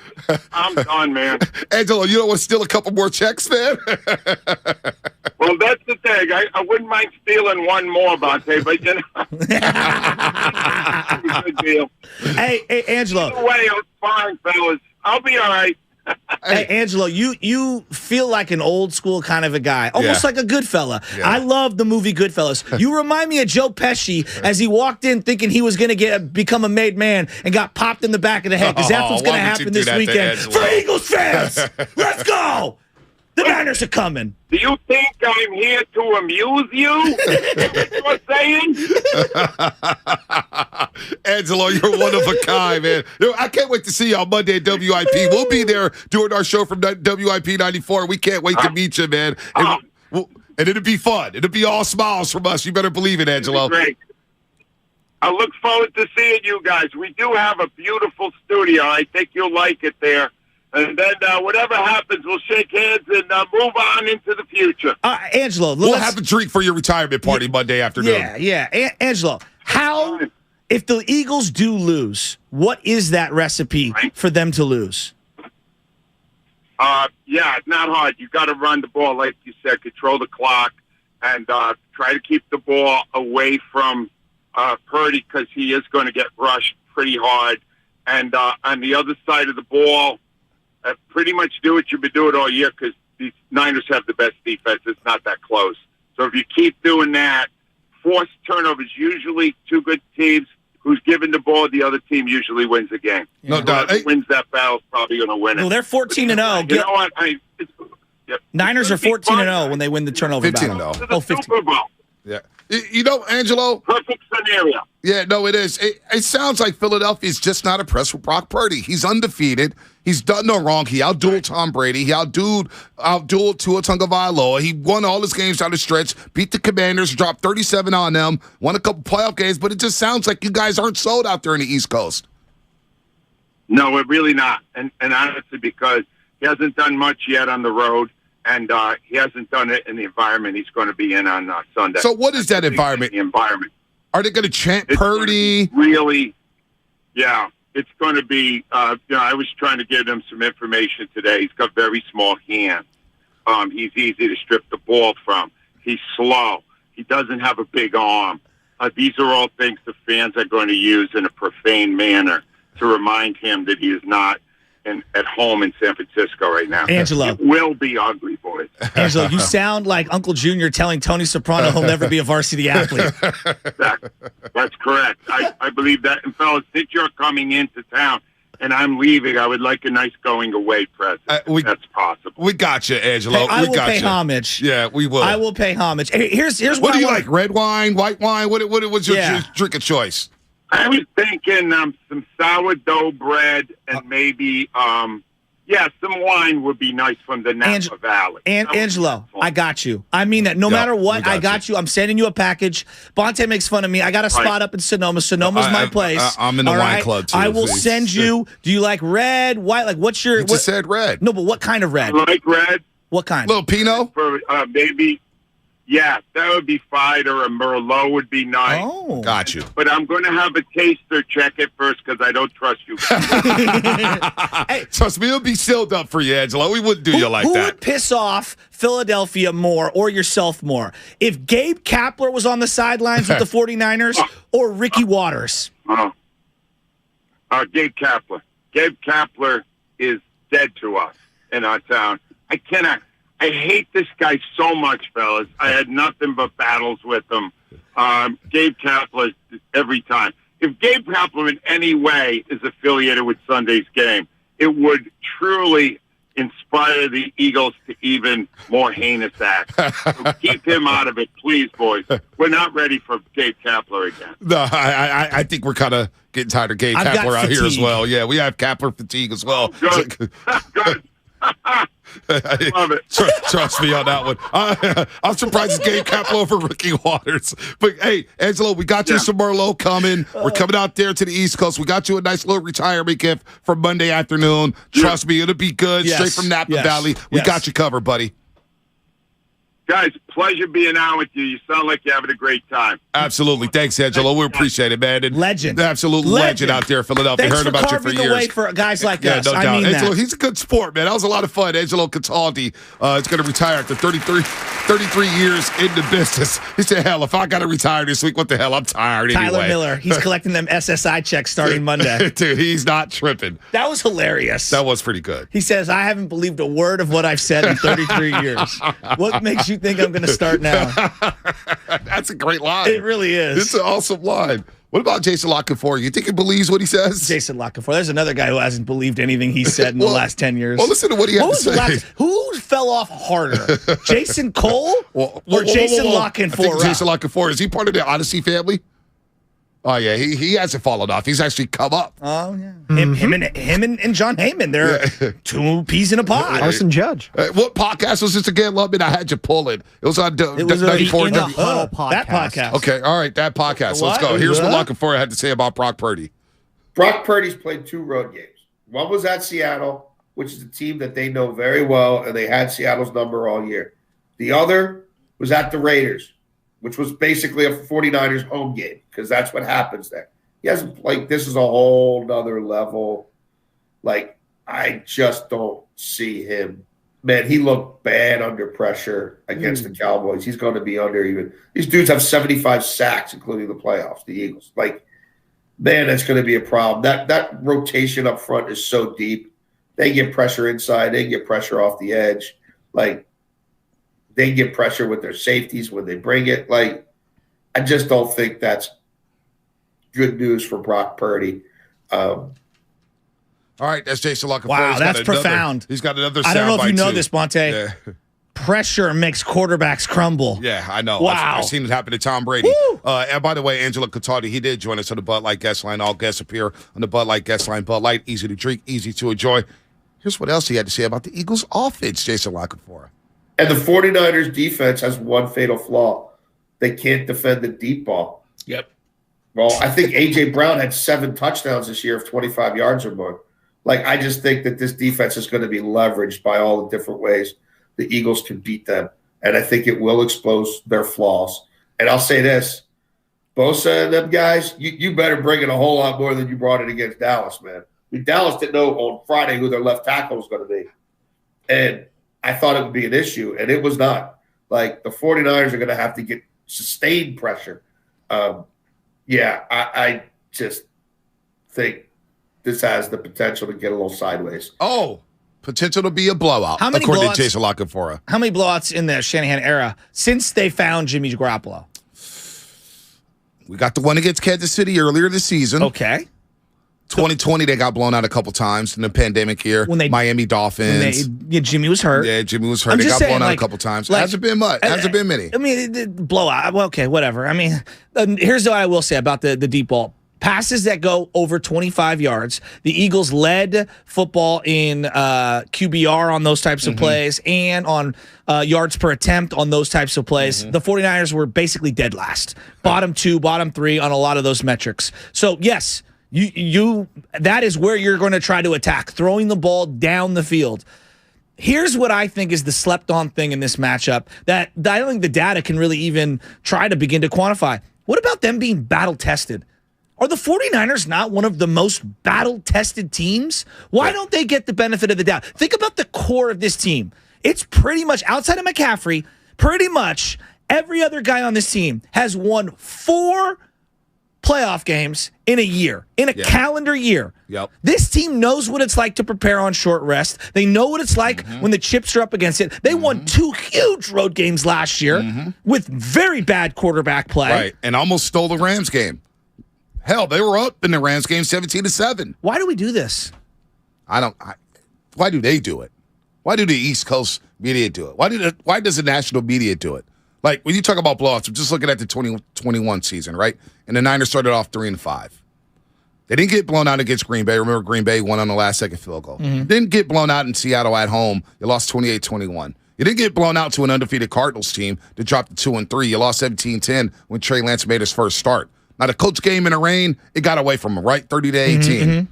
You lost to Arizona. That may have been the low moment when, Benjamin, Truck, Drake Kirkpatrick. That was a low moment of the season. So, like, one blowout. And I mean, I guess my bigger point is, like, blowouts are rare. That's number one. And to think that this team, like, the way they play, they don't get blown out. Now, maybe it happens on Sunday, and I look Didn't completely get blown foolish. out all of 2019. That's what I'm saying. They lost. The biggest loss they had was against Atlanta when they scored the touchdown at the last second. Remember the kickoff? Yes. Kickoff to cover the spread? Yes. Atlanta won 29-22. It was a 23-22 game. But like, I can't. Blowout? Like, okay, it's one thing to say that the Eagles are going to win. They're going to blow them out? That, to me, that's just lazy. I mean, the Niners would Give have me to better analysis. They would have to have their worst game. Nick Bosa would have to not show up. I think he's going to show up He has to show up. And he knows those 2 performances against Seattle and Dallas, it's not up to par. That's not DPOY behavior. No. He will be better. Fred Warner Jr. may be coming off the best game of his career. Drake Greenlaw has been flying around the football this postseason. All right? Amenehu. He's going to play after what happened. A minor domestic violence charge. He's going to play according to Kyle Shanahan. He's playing. Can he provide some pressure? Can we get pressure up the middle from Eric Armstead and Javon Kinlaw? D'Amico Ryans he's going to have to be smart with the blitzes. When you bring Hufanga off the edge, you got to be smart. You don't want to get burned by the blitz against this football team. But for the most part, the Niners have always been buttoned up. Even the Chiefs game. That was a close game for the most part. Chiefs did dominate, no doubt. That was a close game. Well, and it was at a time when Ward was just coming back from a big injury. Tarvarius Ward was coming back from a big injury. You had Nick Bosa had the groin injury. Yes, yeah, McCaffrey getting acquired midweek. There was a lot of stuff up in the air. And quite frankly, I think the Chiefs are a bad matchup for the Niners. Oh, well, you win, you may be seeing them. I'm just saying, like, they're a bad matchup for a lot of teams. Like, you saw when Mahomes was healthy, he went, like, right down the field on Jacksonville. He looked godly. Right. I mean, he didn't even look good. He looked incredible. Then he hurt his ankle, and he still looked good at the end of that game. So, I don't know. I'm just looking at the Chiefs are a tough matchup for a lot of teams. That's not a demerit to me. I look at their body of work as a whole. They just don't get blown out. Even when they fall down 1 or 2 scores, they keep it close. Well, with the way Lancafor is hyping this game up, with the way Cataldi's hyping this game up, with the way the East Coast media is hyping this game up. And by the way, ESPN wasted time on Aaron Rodgers. Should Aaron Rodgers return to the Packers next season? Dude, the NFC title game and AFC title game are coming up, and you guys are still stuck on Aaron Rodgers, who didn't even make the playoffs? Well, that's how he likes it. Gosh. And I'm done talking about him. Would this be the best road win for the 49ers in their postseason history? Our boy Joe Hawks, we love Joe Hawks, tweeted at us here. Yeah, what's he saying? Best road playoff wins for Niners all time. 88 NFC Championship game at Soldier Field. 2013 wildcard game at Green Bay. 2021 divisional round game last year against Green Bay, and then the Atlanta Falcons game back in 2012. Those are the ones that we identified. Yeah. This would be the biggest road win in their postseason history. Isn't it a little wild how few marquee road wins that they have in playoff history? They've got blown out a lot on the road. Well, There's a lot of blowouts in Lambeau Field. There's a lot of blowouts at the Meadowlands against the New York Giants. Tampa Bay game, Green Bay game. Yeah. Like, there's been a lot of losses. No, I was going more like a lot of their big wins have come when they've had home field advantage, right? Like that shows you how important home field advantage is. That's why this one, to me, this feels like if Shanahan wins this one, and I know everyone's, Shanahan wins this game. This would be a signature win? Absolutely. I don't even care what, and I know people, of course I want to win the Super Bowl. You win this game, and you win 3 to get into the Super Bowl with Brock? With Brock Purdy. Come on, And you hear the way Eagle fans talking about Brock Purdy. Enzo Cataldi, he's got small hands. Doesn't have a strong arm. I feel like I'm hearing Alex Smith talk all over again. I mean, it small did hands. remind me of Alex Smith, right? Yeah. And when Alex Smith got exposed in Philadelphia, his second start, his hands are so small. Remember that? Alex Smith relieved Tim Ratain that second game of the season? You don't watch Always Sunny in Philadelphia? I wasn't a big fan. Charlie's got an uncle who's like obsessed with hands. Yeah, I wasn't the biggest fan of that show. It's a funny show. That's just me. Spadoni knows what I'm talking about. He's got beautiful hands. Let's go to Idaho. Idaho? Yeah, Idaho. X Anderson, is that his name? X Anderson, or is it Lex Anderson? Yes, sir. X Anderson? Yes, sir. X Anderson, it is. What's up, baby? What's going on? What's up, y'all? Hey, I want to show you guys mad love over here in Idaho. Not just myself. There's a lot of people from Frisco that moved up here, too, as well. Nice. Want to show mad love. Niners fan over here since 01. Sorry, man. I was born in the 90s days. But anyways, I just want to talk about how I'm working with a bunch of retirees over here that choose not to retire. And they were talking about how well gelled the 49ers are this year and compared to the previous year. And they're trying to say, like, it's probably second to how Joe Montana, the Jerry Rice, and the Dwight Clark days and whatnot. And they're talking to hear about, like, man, they think that they know that the 49ers is really going to do, like, a punch mouth to the Eagles. So I want to give a shout-out to you guys' station.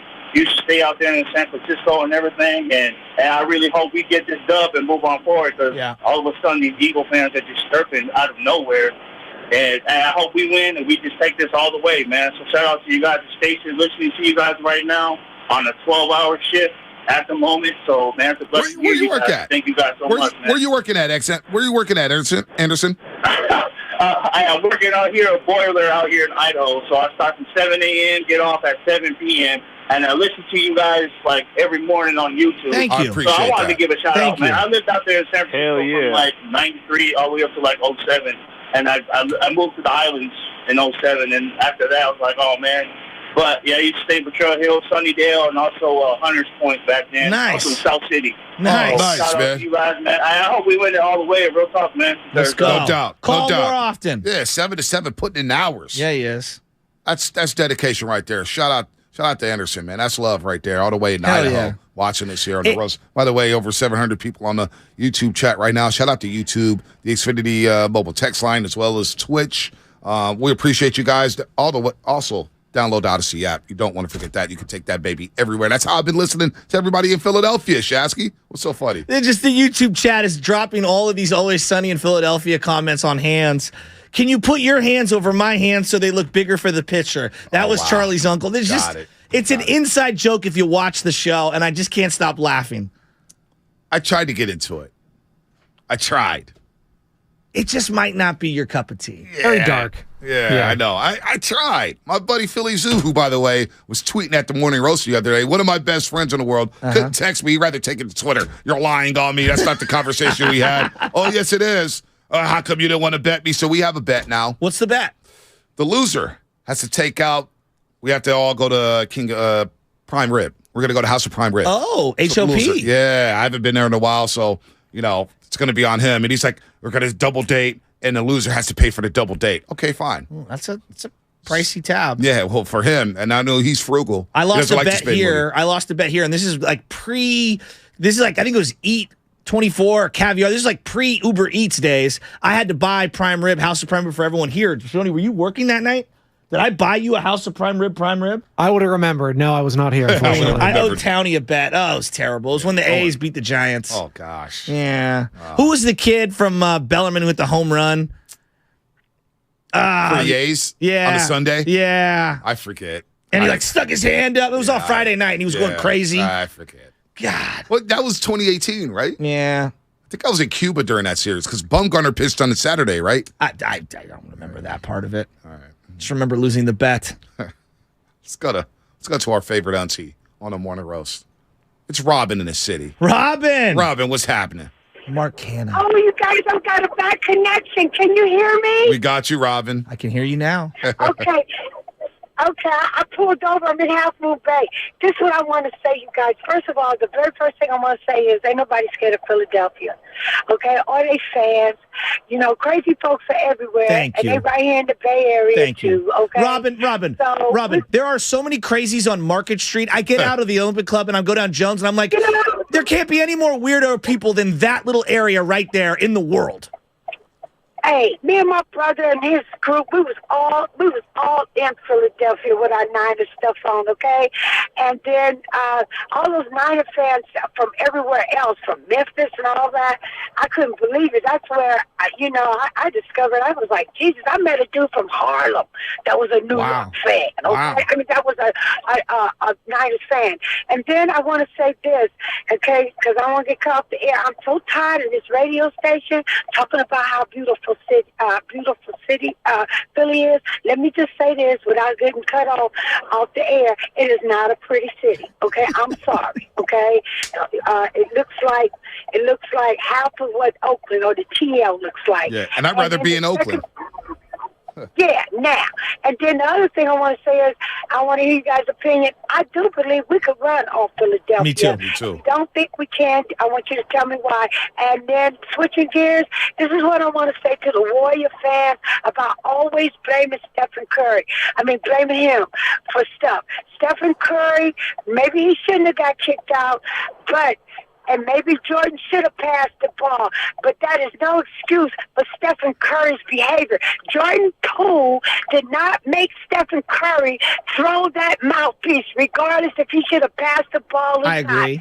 Okay? It's called accountability. Peace out, you guys, and go Niners. I agree with, and not only does it, I mean, I on some level it shows up your teammate. I get all that, and Steph knows. He knows he's a role model and all those things, and I'm sure, I didn't hear any of the podium stuff, but I'm sure he, with some self-reflection, realized, like, yeah, I shouldn't be throwing my mouthpiece. Yeah, he shouldn't.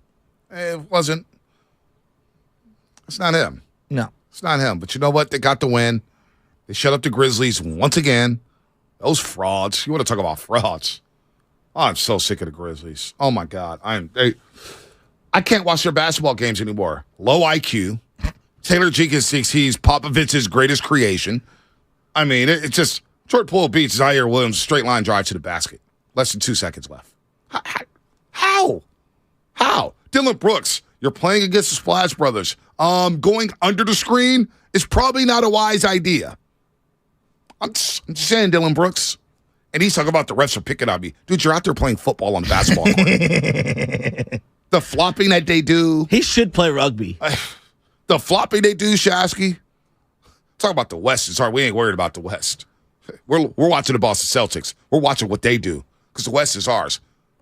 Earth to Memphis. You're 15-14 against the Western Conference. You're 0-4 in those West Coast swing. You may want to worry about the Western Conference because I think teams like the Warriors ain't worried about you. I am actually more annoyed with Memphis than I was the Houston Rockets. At least the Houston Rockets with CP3 and James Harden were an excellent team, top to bottom. Yeah, I'm with you. And as much as we said they whined and cried and Daryl Morey did X, Y, and Z, why do I feel like Memphis is even more, bratty's not the right word. I don't know what the word is. They're arrogant when they haven't even arrived yet. That's my point. It's like unbecoming. They have a false sense of entitlement. Yes. Yeah, we made it. We're the Memphis Grizzlies. No, you haven't made it. You barely survived against the Minnesota Timberwolves, who may be dumber than you as a basketball team. They blew multiple double-digit leads in that series. And then you played the Golden State Warriors, and you're worried about breaking the code. You're out there gooning up Gary Payton II. I mean, it's just, I'm so sick of these dudes. They're one of the biggest problems in the NBA. NBA's trying to market this team as one of the future faces of the league, right? John Morant and Jaren Jackson Jr. Jaren Jackson Jr., I swear to God, walks off the team bus with 4 fouls. The dude's is constantly in foul trouble talking about I'm DPOY. The fouls he commits, just like, dude. And then the way he finishes around the basket. Dude is big as hell. He's long, he's athletic. Yeah. He's going up against Draymond Green. I watched him miss 2 straight baby hooks in the first quarter from 4 feet out. Dude, finish the bat. Finish. No, he wants to be a stretch 5. Yeah, he wants to shoot threes with that ugly form. Of course. It's fraud. He does hit, though.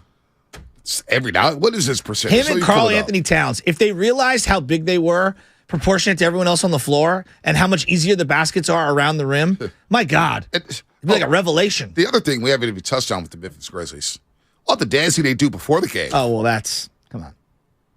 They're out here dancing before the game. They're like the Sacred Heart step team at halftime? Yeah. That's a good one. 38%, by the way. 38% from Jared Jackson. You like that one? Get your big ass down on the block. Be a yard dog. Be a junkyard dog. Be a little poodle out there hanging out on the three-point line with your big ass. Get your ass down on the block. Hey, Jared Jackson Jr. out there shooting rap videos before the game. Memphis doing the gritty and doing the little Antonio Brown. The gritty. We've jumped the shark on the gritty. I mean, they're doing the A-B dance. You know what I'm saying? The little point thing. And Dylan Brooks is leading the way. Get this team out of my life. You're frauds. Actually, I kind of want them. I want to keep beating them. Yeah, I would love to keep beating them. Yeah. I mean, I would love the Warriors to be the 7th seed, win the first playing game, and then play the Grizzlies in the series in the first round. Bounce their asses. Get them out of the way. Is there any way the Warriors could play like the Lakers in the play-in? That would be fun. I need some revenge. If we're gonna go play-in, like, can we find a way to face them? Don't want that smoke. Shut up. The Memphis Grizzlies. The Grizzlies dancing and doing rap videos before the game. They're out there complaining about the referees. They're flopping. What's this dumbass basketball team? Gosh, they're so frustrated to watch. Dynasty, my ass. What pissed me off is I saw a bunch of the boys who I coached from St. Brendan's. They went to go watch the Bruce Mahoney for the girls last night. And Lil Ryan, he's got the headband on. He's got his arm sleeve. And he's wearing a Ja Morant Grizzly jersey. And I'm like, God, Ryan. There's a lot of young. Ja Morant? There's a lot of young Grizzly fans. Kids love Ja. Oh, thank you. I needed that. Where is Ja? Where is Ja? Give it to me one more time. Put me on the spot. Hold on. Okay. I just love that drop. I love the voice from Chappelle. It's so good. Old Chappelle is still so good. It's still the best. He's the best. It's still the best. That show was While we're on this, for just 30 seconds. Right. My wife had Saturday Night Live on the other day because, what's her name? Aubrey Plaza? Is that her name? Aubrey Plaza, who was in the White Lotus or whatever. And that's where I figured out who she was. Hey, yeah, I just started watching White Lotus. I'm in season 1. I love it. I'm in episode 4. Oh, dude, the guy who runs the hotel in season 1's great. He's legendary. I'm not going to give you anything. But anyway, point being, Saturday Night Live is terrible. I couldn't recognize one person. It's really bad. Other than Keenan and Kel guy. Wow. It's bad. Like the weekend update, like that used to be the thing. You think of like Norm Macdonald, Seth Meyers. It's Colin Jost now. Like it's terrible. I'm done. Well, I'm out. You know, I met Jason Jones back in San Jose. We talk about the Grizzlies, right, and all this stuff. Saturday Night Live, you're not lying. Yeah, I was like, where are we going here? Jason Jones is now a member of Saturday Night Live? No, Saturday Night Live is awful. I mean, it's all-time bad. All-time bad. I don't stay up to watch it anymore. It's terrible. But Jason Jones from down there in the San Jose area, his son Liam is a big roaster, loves the show, loves Warriors post-game live. So they were there yesterday. I'm like, Liam, you got a basketball game? He's got a basketball game at 4 o'clock. And I'm like, dude, it's 11 o'clock. Yeah. You need to take your ass home, kid. Yeah. Go to school. So he's going to get through school. But his younger brother is a Grizzlies fan. And I'm like, wait a minute. How are you from San Jose and you're a Grizzlies fan?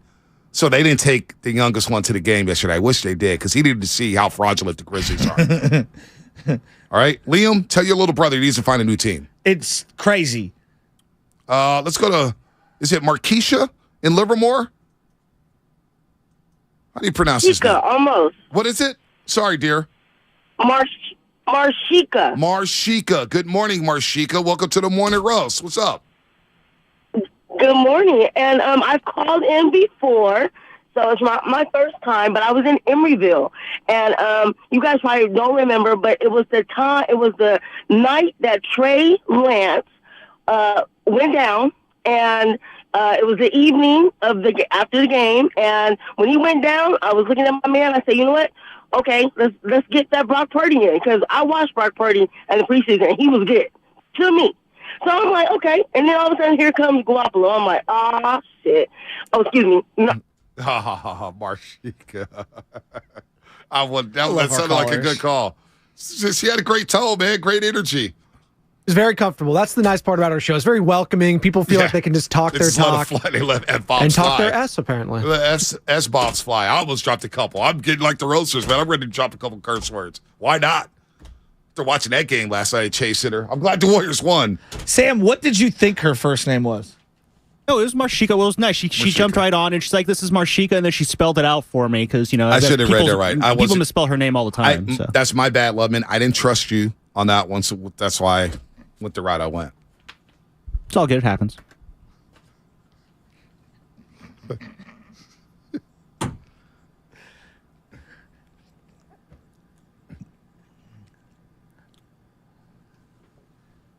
Spadoni, you better mark that tape. The king pulled back a decree. He apologized to the court. That was Viserys-esque right there. Very much so. That's growth, my lord. Trying to evolve. When you run the bay, you got to evolve with the times, right? Got to know when you're wrong. Got to take accountability. It's rule number one for a king.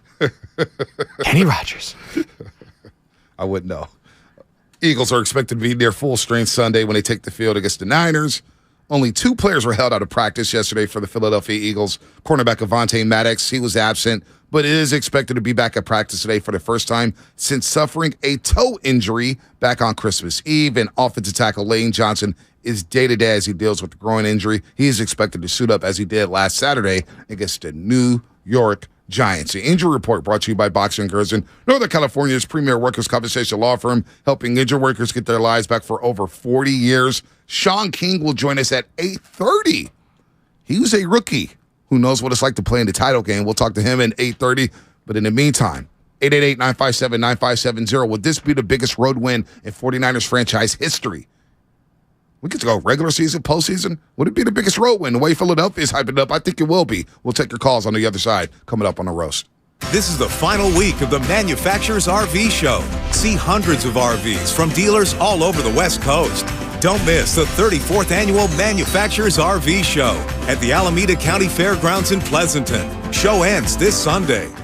If you have a tax problem, then you have a legal problem. And that means you need a tax attorney. Hey, this is Joe Shasky here to talk about the tax and crypto attorneys and accountants at Kugelman Law. Maybe you have unfiled tax returns. Maybe you have offshore accounts or received money from a relative overseas. Maybe your small business is facing an audit. Regardless of the tax problem you have, the Kugelman Law Team can help. So visit sftaxteam.com today. I've met with their attorneys and I know about their honest and ethical approach to providing effective and efficient resolutions for all your tax needs. They strive to educate their clients about IRS practices and evaluate possible solutions, all while providing you with straightforward and transparent pricing. If you're facing a tax problem, then you're facing a legal problem. So you should contact the Kugelman Law Tax and Crypto Attorneys today at sftaxteam.com. That's sftaxteam.com. Alexander Kugelman, Managing Attorney, 21 Tamil Vista Boulevard, Suite 202, Corte Madera, California, 94929. This paid endorsement does not constitute a guarantee or prediction of results. Johnny Mosley here with your Thursday Toyota Tahoe report. Put an edge and wax up your favorite pair of boards because it is clear and crisp here at Palisades. Grab the keys to your Toyota, and I'll see you on the mountain. Thanks, Johnny. We're expecting mostly sunny skies throughout the day today with temperatures in the 40s, dropping to a low of around 15 degrees overnight. This report has been brought to you by your local Toyota dealers. Check out Toyota's full lineup of mountain-ready all-wheel drive vehicles. Toyota, let's go places. Bud Light was brewed to be a delicious and easy-to-drink beer, even when the little things in life are hard. Like when the game is going into overtime, but you have even more time to enjoy it, and a fresh Bud Light. Bud Light, easy to drink, easy to enjoy. Pick up Bud Light at your local retailer today. Drink responsibly. Anheuser-Busch Bud Light Beer, St. Louis, Missouri. The other day, I bought a cockatoo. Hello! He's a handful, but I'll manage. Just like I manage without home internet. Sure, my mobile hotspot is slow and makes streaming shows unbearable, but I'm making do. Oh no, who's this? It's mating season, Dad! No home internet? It's not that bad! Don't settle. Get Xfinity Home Internet for just $19.99 a month for 1 year with a free streaming box. Call, click, or visit a store today. Restrictions apply. Not available in all areas. Requires paperless billing and auto pay with stored bank account. After 12 months, regular rates apply. Offer ends 2/21/23. Kirby is your driveway mechanic. They bring the shop to you with brake replacements, oil changes, washes, and so much more. Get $50 off your first oil change with code OIL50 at Kirby.com. That's CURBEE.com and use code OIL50. Are you ready? Every pro is an MVP to us. As a Lowe's MVP's Rewards member, you can earn bonus points when you shop select products and brands. Then redeem them for exciting rewards like tools, sports memorabilia, e-gift cards, and more. Join today to become a member and start earning. Bonus points calculated before taxes and fees after applicable discounts, if any, subject to program terms. While supplies last. Points expire at end of calendar year. Visit Lowe's.com/MVP's bonus points for details. Streaming only on Peacock. From the mind of Ryan Johnson, the writer-director of Knives Out. Miss Gale, you've got this gift. Always known the truth. I only know if something is a lie. The real trick of it is to figure out why. Natasha Lyonne is Charlie Cale. It wasn't an accident. I think there's been a murder. You watch too much Dateline. A new 10-part mystery series. Wolves on my fender. I gotta keep moving. I have been kind of a death magnet. Poker Face, streaming now only on Peacock. Secrets, cover-ups, and strange phenomena. UFOs and ideas that challenge reality itself. My name is George Knapp. I dig into news stories that others can't or won't. I'm Jeremy Corbell, and for some reason, people tell me things they probably shouldn't. And this is Weaponized. Follow and listen to Weaponized, a presentation of Jeremy Corbell, George Knapp, Dark Horse Entertainment, and Cadence 13 Studios. Available now for free on the Odyssey app or wherever you get your shows. Everyone knows time is money, so don't wait weeks for the IRS to send out your tax refund. Go to Jackson Hewitt instead for up to $3,500 with a no-interest, no-fee tax refund advance loan. With up to $3,500, you could bring home the bacon and bring it home today. Money now instead of later? That's worth its weight in gold. Don't wait weeks for your refund. Go to Jackson Hewitt today. For eligible clients, loans by Republic Bank and Trust Company. Details at jacksonhewitt.com. The best part about taking ZQuil Pure Z's Sleep Plus Next Day Energy at night is actually the next morning. I wake up alert with none of the grogginess from taking too much melatonin. Pure Z Sleep Plus Next Day Energy is a bilayer tablet with immediate release melatonin and extended release B vitamins to help me fall asleep naturally and wake refreshed. It's my secret weapon for a great night's sleep and a great morning. Hi, Mom. Hi, Mom. Can't beat that. ZQuil Pure Z's Gummies.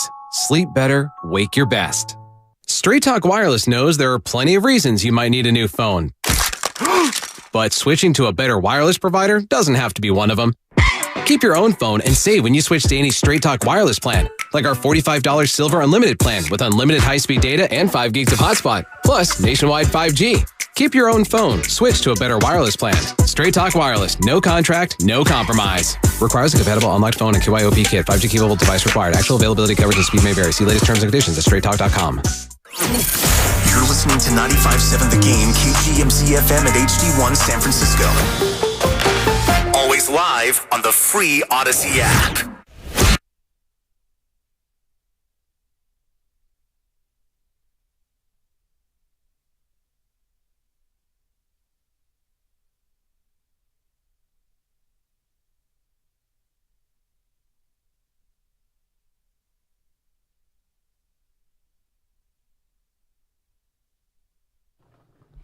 Oh, baby. What is happening? It's already Thursday. We're getting closer and closer to game day on Sunday. Getting closer and closer to Warriors and Raptors tomorrow night at Chase Center. Do away with the Grizzlies. We'll see them again at FedEx Forum eventually, but gosh, can't get that game back in my life. 3-hour regular season game.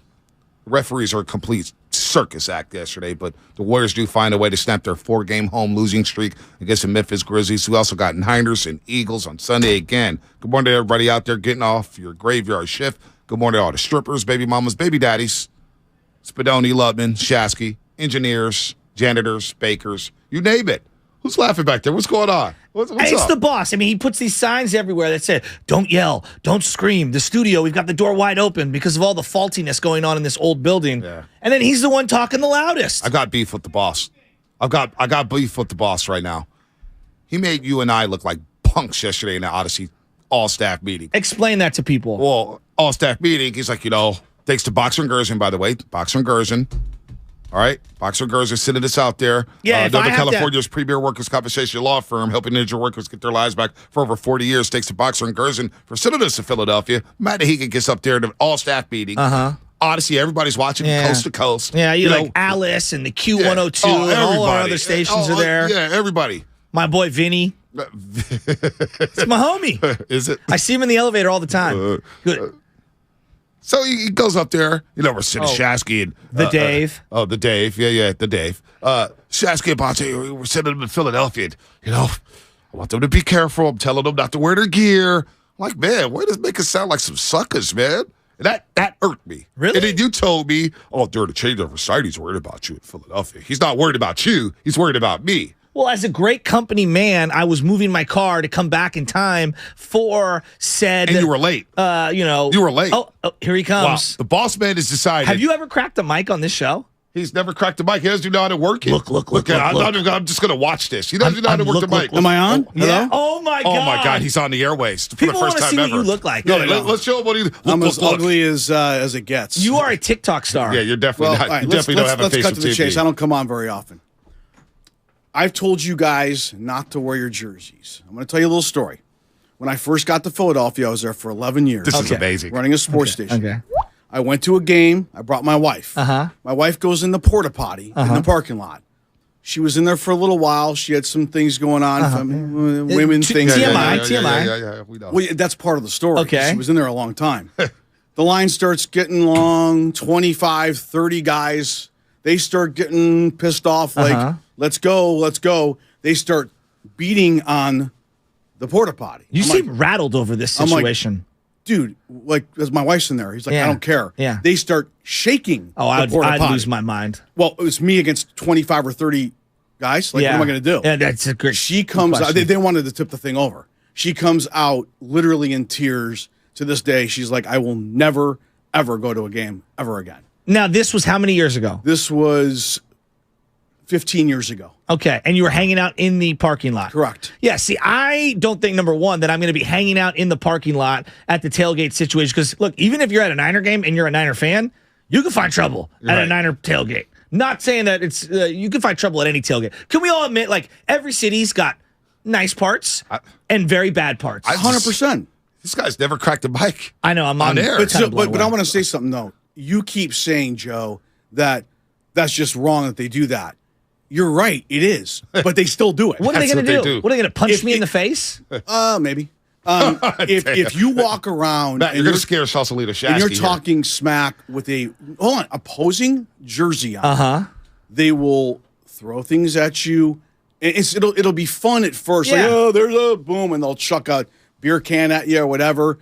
And then if you turn around and engage, that's when they feel like, okay, now I'm going to. Yeah, but if you've ever been to a game with me, and Bonte, you've been to plenty of games with me, I'm not the type to like, let's go. You want some? You like that? I go to the game and like, I can't I'll say clap the for same. my team, but I'm not an obnoxious Niner fan. I'm not obnoxious, but I can't lie to you, Matt. Last week, Cowboy fans sitting in front of me, I told them in the fourth quarter, you got 14 minutes and 58 seconds left in your season. Can you not do that this weekend? But Cowboy fans are different. Yeah, can you not do that this weekend? Well, I was with my guy, Dave Bernstein, last night. Yeah, I know. He's telling me not to wear gear.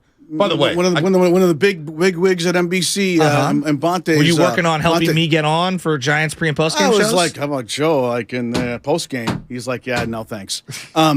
Philly guy, and said like, I don't know, man. They shouldn't wear the jerseys. Everyone's saying the same thing. By the way, we got requests from YouTube right now. YouTube's humming. They love seeing you. They're loving your flat top right now.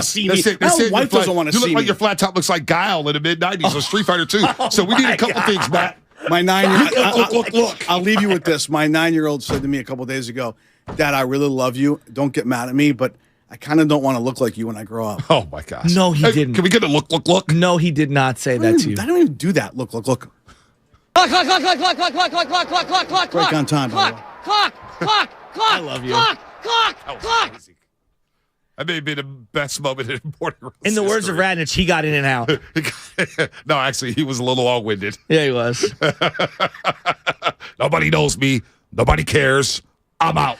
See, people are making it out like every Niner fan who goes to a game is like bowing to the crowd, blowing kisses, like double FUs all across the stadium. Like, come on. This is a great point. And it may be a little sensitive. 3D Shelton on YouTube. What they saying? Steiny gets his car stolen every other day at a 95.7 The Game parking lot. Why is he trying to scare you guys in Philadelphia? It's just as bad here as it is there. He got his car stolen? Well, no, he just gets it broken into because he likes to leave his laptop in the front seat. I mean, really? This dude's been living out here forever, all right? And he's talking about, like, he leaving his laptop in the front seat? On this one. There's last couple times he has left nothing. It was just a nice car. He drove his wife's car a couple times and the windows got broken into. There was the one time with the laptop, though. I think that was in front of his house. Yeah. And he lives in a good part of Oakland, right? If there's the first 5 things you teach your daughter when she becomes a teenager, what's one of them going to be? Oh, don't leave anything in the car. Ever. I don't. Ever. I go to restaurants with a backpack on. 100%. I don't care. Michelle brings, whenever like she goes straight from work to we go out to eat or whatever, she'll bring the huge backpack with the 3 computers in it into the restaurant. Every time. You have to. Unbelievable. Unreal. Matt, he could pop it out there. It's the first time he's ever done it. By the way, the hype is so big in terms of like how they're going to intimidate us. There's no way it can live up to it. Oh, it will. It's going to be, I can't wait. Better hope it doesn't live up to it at this I can't point. wait. I want all the smoke. See, unlike Shasky, who wants to be quiet and no, it's not even quiet. I'm very serious on game day. No, I'm very serious on game day too, and I'm going to be locked the heck in. And if they talk trash, I'm going to talk back. That's just what I do at football games. I ride for my team. And when like last year in Dallas on that first drive, dude behind me was chirping all pregame. Ha, Deebo Samuel, please. And Deebo started cooking. I said, you know who that is? That's Deebo Samuel, and that's a first down. As soon as Deebo scored, he was at the 10-yard line. He didn't even touch the end zone yet. And I look back at dude, you know who that is? That's Deebo. Did you do, oh? Oh, I was doing the Deebo. Oh. All by yourself, or were people? Well, there was Niner fans around me. They were ready to ride, but I was solo bolo. I was sitting next to a Cowboy fan, and this Indian guy from Texas. You little liberals. You liberals from California. I was like, that's all you got? That's all you got? Come on, man. You're not built for this. You should have said, I'm not liberal. I'm a communist. Dude was wearing a jersey over a collared shirt. No, I wasn't. He's laughing because it was a joke, by the way. It was a joke. I know. But like, you really want to piss him off. Yeah, you know what I mean? No, dude was wearing a jersey over a collared shirt. I was like, dude, it's a Sunday. You're wearing a collared shirt. What are you doing? You dork. I don't believe in liberalism. I'm actually a socialist. Oh, man. Bernie. It's actually democratic socialism. That's what you got to hit him with. Only you, Loveman, would come in with such a layered response. Philly's going to be hostile, no doubt, and I'm there for it. I want to experience this. Inject it all into my veins because Boston was hostile. Boston was legit. TD Garden, Game 3 was loud.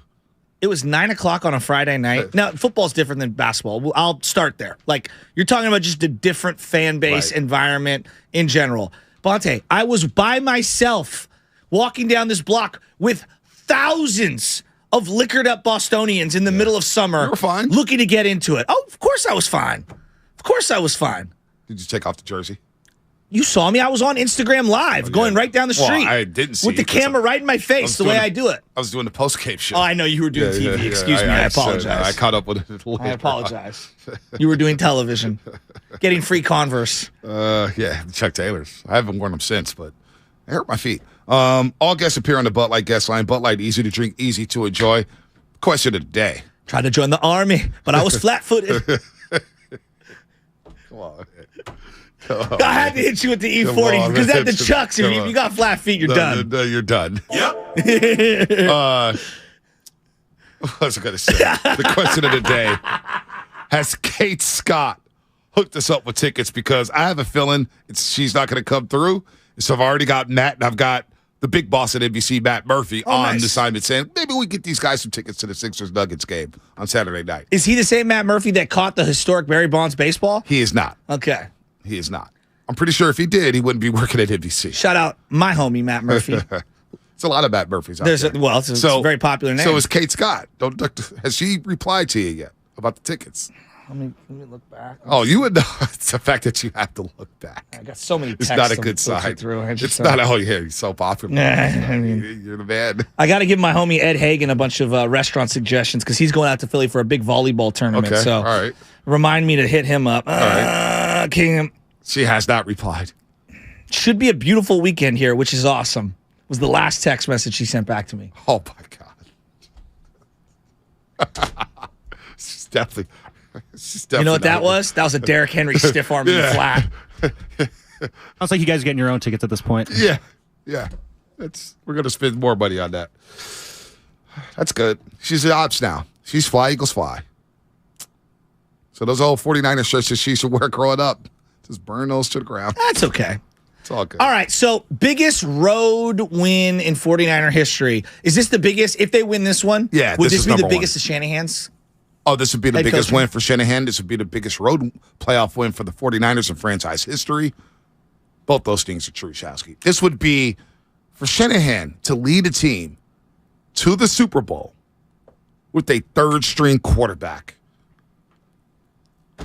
I mean, minted is the way I would put it. He'd be minted. This would be one of the most successful, one of the best stories we've seen in the NFL in the last 20 years. NFL, pick sports. Name something even close.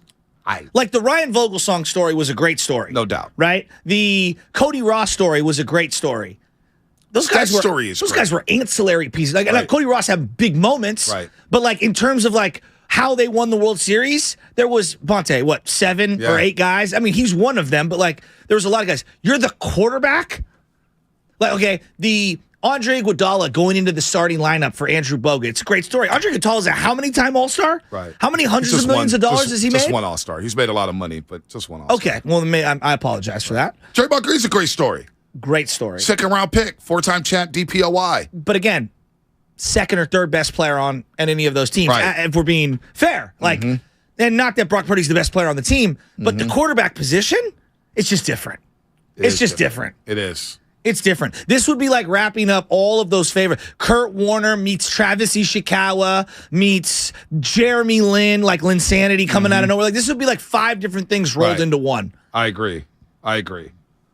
Now This if would they be lose. unbelievable. Now if they lose. I'm not. But you know what? There's I'm two- not even thinking about no, the No, L. I know, but let me just dispel 2 things. Yeah. 2 things I am not here to hear.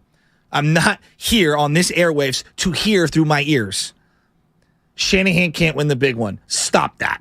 He's won a lot of big Was the games. Dallas game big? Was the Huge. Dallas game big? Was the Green Bay game last year big? Thank you.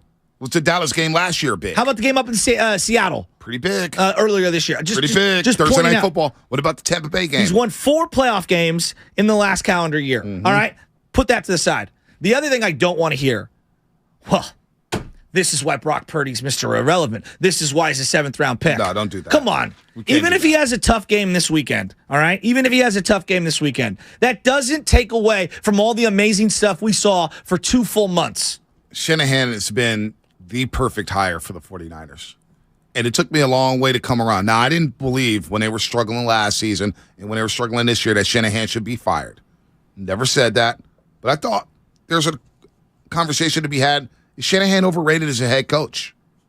Because his team was led by the defense in 2019. And for most of this year, they were led by the defense. Now, the offense has picked it up. And he's got the most weapons he's ever had. Finally has a running back who can catch the ball off the backfield. He assembled those weapons. No doubt. He inherited 0 weapons. No doubt. And this play calling this season, he has been in his bag. Yes. I know people hate that phrase, but he's been magical when it comes to play calling. And I thought he called a good game last week, especially when it was nut-cracking time, the second to last drive of the game, where they ate 8 minutes off the clock. That was a masterpiece. 3rd and 2, you're going empty backfield, leaving your 7th-round quarterback by himself when the Dallas Cowboys pass rush was humming. It was a masterclass for Shanahan. It was a masterclass. But you know the vultures are going to be circling over this. But you know what? And they're like, he can't win the big one. Like I heard it last time on Philadelphia radio. This is why I like working with you. And this is why I ignore all the naysayers. I don't give a damn what people say about it. Shanahan has won a lot of big games. And I know for a fact that I don't have to worry about head coach anymore with the 49ers. No. He is the guy. He's the guy. He lost Mike McDaniel. He lost LaFleur. He lost Robert Saleh. He has to skip the beat. No. You got Brian Griese, first-year quarterback coach, right? You got Anthony Lynn. You go hire Anthony Lynn. It's like, yo, Anthony, help me out. Shanahan's done an unbelievable job this year, and that's why he's a finalist for Coach of the Year. Absolutely. And he's not perfect. No coaches. But Belichick can't draft wide receivers. I don't know if you paid attention. The guy's been awful at drafting wide receivers. And via free agency on the offensive side of the ball, not great. Not great. Especially when you detach the Tom Brady impact to all of those things. Shanahan's not perfect. He's got some flaws here and there. I think he's got obsessions with middle round running backs that haven't necessarily hit. That's fine. It's not the end of the world. Hey, it might end up being they completely jumped the gun on Trey Lance, traded a zillion picks, and it's all for nothing. But similar to the linebacker position, does anyone care today about the Reuben Foster trade up to go get a linebacker? Nobody cares. Because you found Reuben Foster? You know what? I mean, found Fred Warner? I don't think I've brought up Solomon Thomas at all this season. You know why? Because you found Nick Bosa. Right? And Eric Armstead actually has stepped up and played some good football. Exactly. We don't really talk about DeForest Buckner even more. Even though Javon Kinlaw hasn't lived up to the hype of that first-round pick that first-round pick that he was drafted at. For sure. But we don't even talk about Buckner no more because Chris Kosaric, the D-line coach of the 49ers, knows how to coach, knows how to churn out talent. They trade for Jordan Willis. We're like, who? I know. Defensive player of the year in the Big 12 for K-State. Okay, whatever. Jordan Willis has been a great addition to the 49ers. And that signature win in Green Bay last season, Jordan Willis was part of that great special teams play, probably the greatest special teams play in postseason history for the 49ers. How about Charles Omenihu? And I know it's not, a lot of people don't want to talk about him for what happened earlier this week. I'm just talking about the football player. What happened on the side, I don't know all the details. I'm not with it. But the guy on the football field, they traded him midway through the year from the Texans. We're like, Charles Omenihu, who's that? Remember we laughed at it. Guy's been a great addition. Yeah, he has. They made moves. So you got to give Shanahan and Lynch a lot of credit here. So let's pause for a second on the Omenihu thing because we haven't had a chance to discuss it. And I've said this over and over about sports teams. I find it very difficult. They get put in these positions, and I think it's very easy for people to say what they would do. But it's really difficult when you're not getting direction from the league on what precedent should be. When someone is accused of something, how are you as the employer, in this case, the football league? It's different for normal people, okay? Your normal job does not apply to the NFL, the NBA, Major League Baseball, right? And we also recognize talent overrides a lot of things in a lot of cases. Should that be the case? No. But to say that doesn't exist would be ignorant. We all know it exists. In this case, I think it's easy for people to say he should be deactivated and They're saying it from their point of view, and I'm sure there's a players' union side of this where there is actual legal precedent saying unless he's charged or unless, X, Y, and Z happens or unless you know certain facts, we don't know the facts. At this point, it's an accusation, and he, was detained and then released or whatever. I don't know what they should do. But I think it's really easy for people to say he shouldn't be suited up. Well, what if it's not true? What if it is true? It is a misdemeanor. Bonte, if it is true, everyone in society believes the same. But it's true, he should go. But also this. The 49ers have gone through this last decade. Ray McDonald. We know the names. We know the players. Yeah. They've gone through over this. And over. You're right. Don't you think Every they're sensitive? Has. Don't you think they're sensitive to the situation? Of course and did their due diligence with the legal system and Santa Clara County or San Jose, wherever. Of course they are. And they've said, what's really going on? Well, here's just to remove the Giants for a second. Take a step. I mean, the Niners for a second. Take a step back. You see what's going on with Mike Clevenger? Absolutely.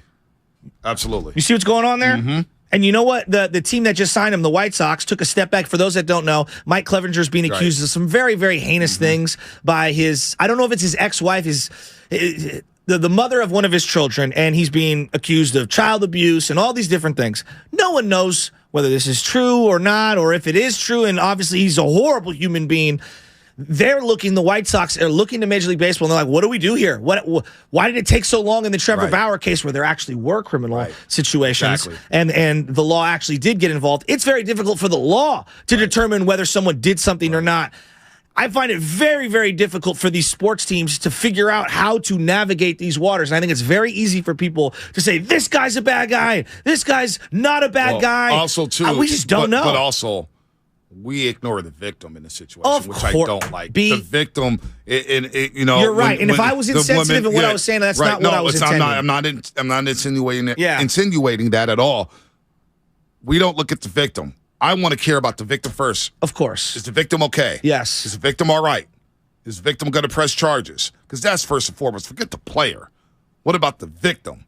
And right now, they don't have enough here. So we'll see what happens with the legal system. It's not up to us to say Charles Omeni, who's the bad guy. We don't know what happened, whose fault it was. I'm just here to read the report. Well, and I would say, I just think it's really hard. But again, it's really hard if you're running the team. This franchise has been through a lot of these situations, and I trust this franchise now to get the situation right. So, and they've done things in the past where they've allowed certain players to play. The Alden Smith thing comes to mind, and I bet if in hindsight they look back at that and they're like, you know what, we probably learned something, and we made a mistake in that situation. All right, we're gonna get to Mike, Duke, Zach, and Benji on the other side. Hang on tight. We'll get to the calls. Duke. He's got some bars for us. Oh, let's go. He's got some bars for us. We're going to do that after Sean King, former NFL quarterback, played with the Tampa Bay Buccaneers as a rookie, helped lead him to the NFC title game against the St. Louis Rams. We're going to get his mindset on what it was like preparing for that week. Was it just any other game? Was the atmosphere like? We'll get into it with Sean King on the Morning Roast. That's coming up, and that is sponsored by the Road to Glendale.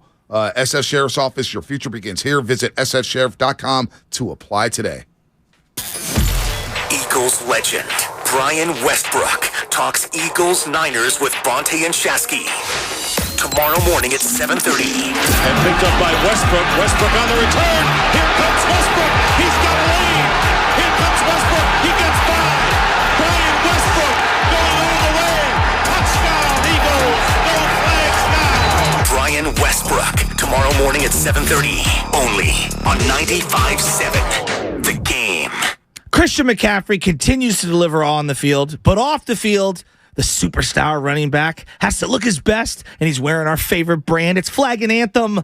From the best flannel shirts and most versatile quarter zips that layer up with everything I got in my closet to shirt jackets, hoodies, and durable jeans that I'm wearing right now, and they have a hint of athletic stretch. Flag and Anthem makes premium quality clothes with an attention to detail at such a fair price. I mean, in other words, these are the kind of clothes that are going to last me and you years. So head over to flagandanthem.com today and use the code GAME, G-A-M-E, for 25% off your purchase. Flag and Anthem, real clothes for real life. Ladies and gentlemen, it's official. Fast just got a whole lot faster.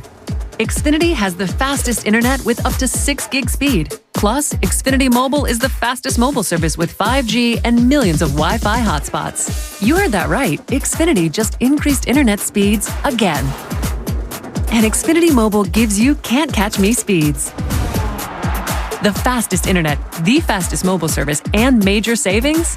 Can't argue with the facts. Now through March 21st, new customers can get started with 1.2 gig internet with unlimited data included. It's all just $50 a month for 2 full years with no annual contract when you add Xfinity Mobile with unlimited data at regular rates. Go to Xfinity.com/faster. Call 1-800-XFINITY or visit a store today. Requires paperless billing and autopay with stored bank account. Restrictions apply. Taxes and fees extra. Xfinity Mobile requires Xfinity Internet. After 24 months, regular internet rates apply. Actual speeds vary.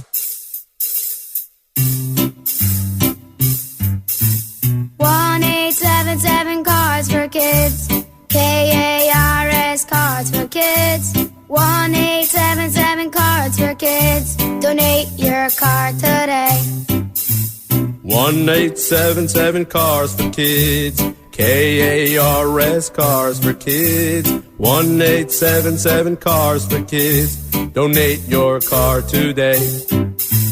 With car prices at an all-time high, our donors are now getting highest receipts ever. Donate at carsforkids.org, and your car can be picked up tomorrow. 1-877 Cars for Kids. KARS Cars for Kids. 1-877 Cars for Kids. Donate your car today. Now accepting donations of land, homes, buildings, or any kind of real estate. If you're considering remodeling your home in 2023, talk with your architect or designer about utilizing Golden State Window and Door for your upcoming project. Each location across the Bay Area features beautifully planned displays. You'll be surprised by the variety of styles. Their respected partners include Anderson, Milgard, Marvin, and many other top brands. For locations, images, and more, visit goldenstatelumber.com. Since 1954, Golden State. When you succeed, we succeed. Boxer & Gerson, Northern California's premier workers' compensation law firm, helping injured workers get their lives back for over 40 years. Come into for Friedman's Appliance and see the full line of Fisher & Paykel appliances. Experience them in person in live vignettes, including their famous dish drawer dishwasher and unique sizes of refrigeration designed to fit seamlessly into your kitchen space. Fisher & Paykel products deliver perfect results with exceptional design and performance. And for a limited time, receive up to a $2,000 rebate when you purchase a qualifying Fisher & Paykel kitchen package from Friedman's Appliance. Visit Friedman's Appliance in Pleasant Hill or online at friedmansappliance.com. The Golf Mart, home of the 90-day 100% satisfaction guarantee, serving Northern California golfers for over 30 years. Toyota, the MVP of MPG. With 11 fuel-efficient hybrids to choose from, there's one for everyone. Toyota, let's go places. Every pro is an MVP to us. As a Lowe's MVP's Rewards member, you can earn bonus points when you shop select products and brands. Then redeem them for exciting rewards like tools, sports memorabilia, e-gift cards, and more. Join today to become a member and start earning. Bonus points calculated before taxes and fees after applicable discounts, if any. Subject to program terms. While supplies last. Points expire at end of calendar year. Visit Lowe's.com/MVP's bonus points for details. Nature Valley has helped restore access to 10,000 miles of national park trails. And we're on our way to restoring even more, because every mile is a new memory. Life happens out there. Nature Valley.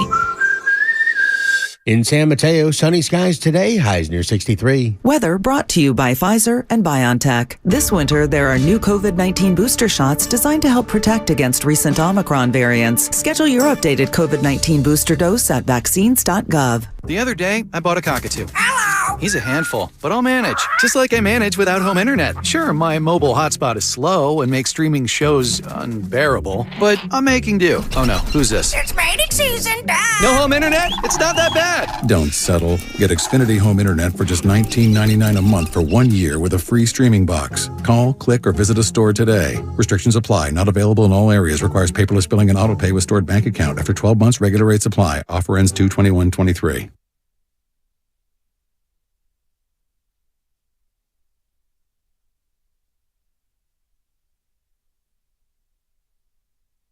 Now, back to the morning roast with Bonte and Shasky. A lot of fun on the roast today. Shout out to YouTube, Twitch, Xfinity Mobile text line.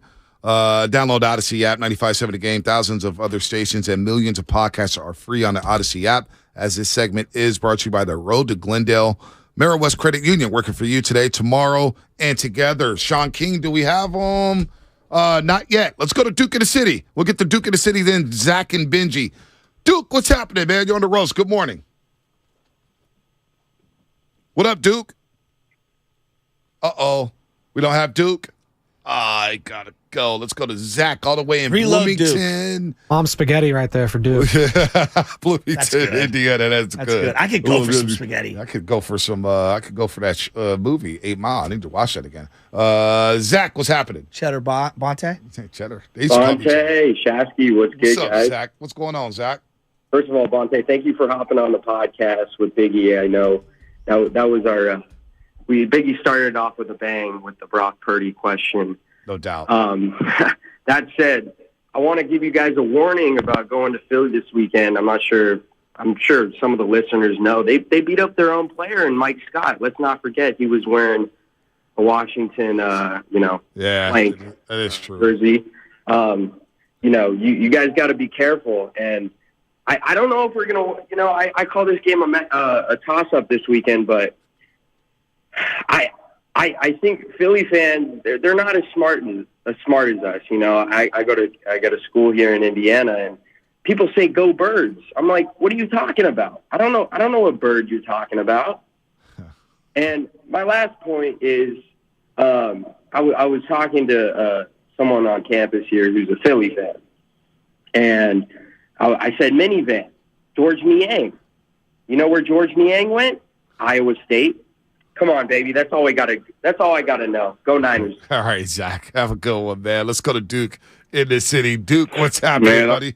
Man, I'm here, man, and y'all know what it is, man. We finna do this like we always do in the NFC Championship, like we supposed to be, man. We the Niners, man. That's how we roll. Before I get into this, and I told Dylan and Willard I was gonna do this, man. A special shout out to Cindy up there in Monterey Park that was critically shot, man. And she's a diehard Niner fan, so I told Willard and did I was going to do that before I do my thing, man.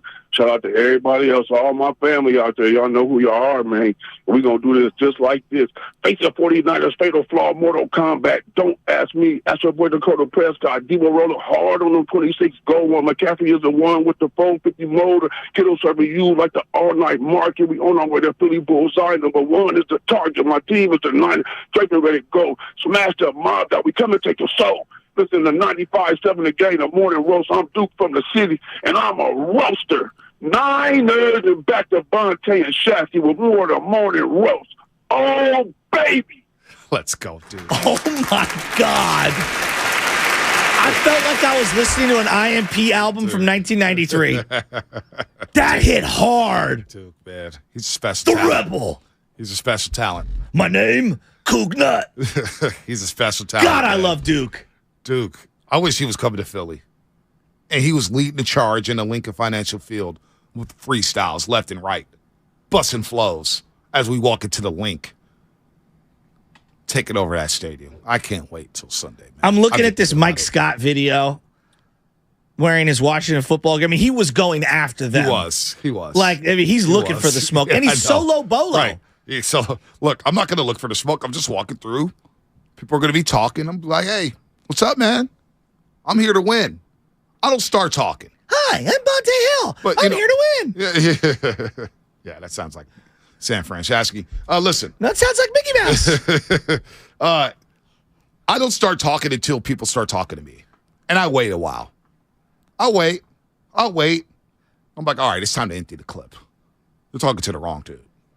So you can do what you want to do. You want to throw beers? You want to do all that? Fine, whatever. I don't care. We've spent way too much time talking about like a couple of bad apples, which you can find at every game across America. I don't care. You can go to Minnesota and find those idiots. But if you can go to Tampa Bay and find some idiots. There are bad fans. Can we agree? There are idiot, quote-unquote, bad fans in every fan base. Yep.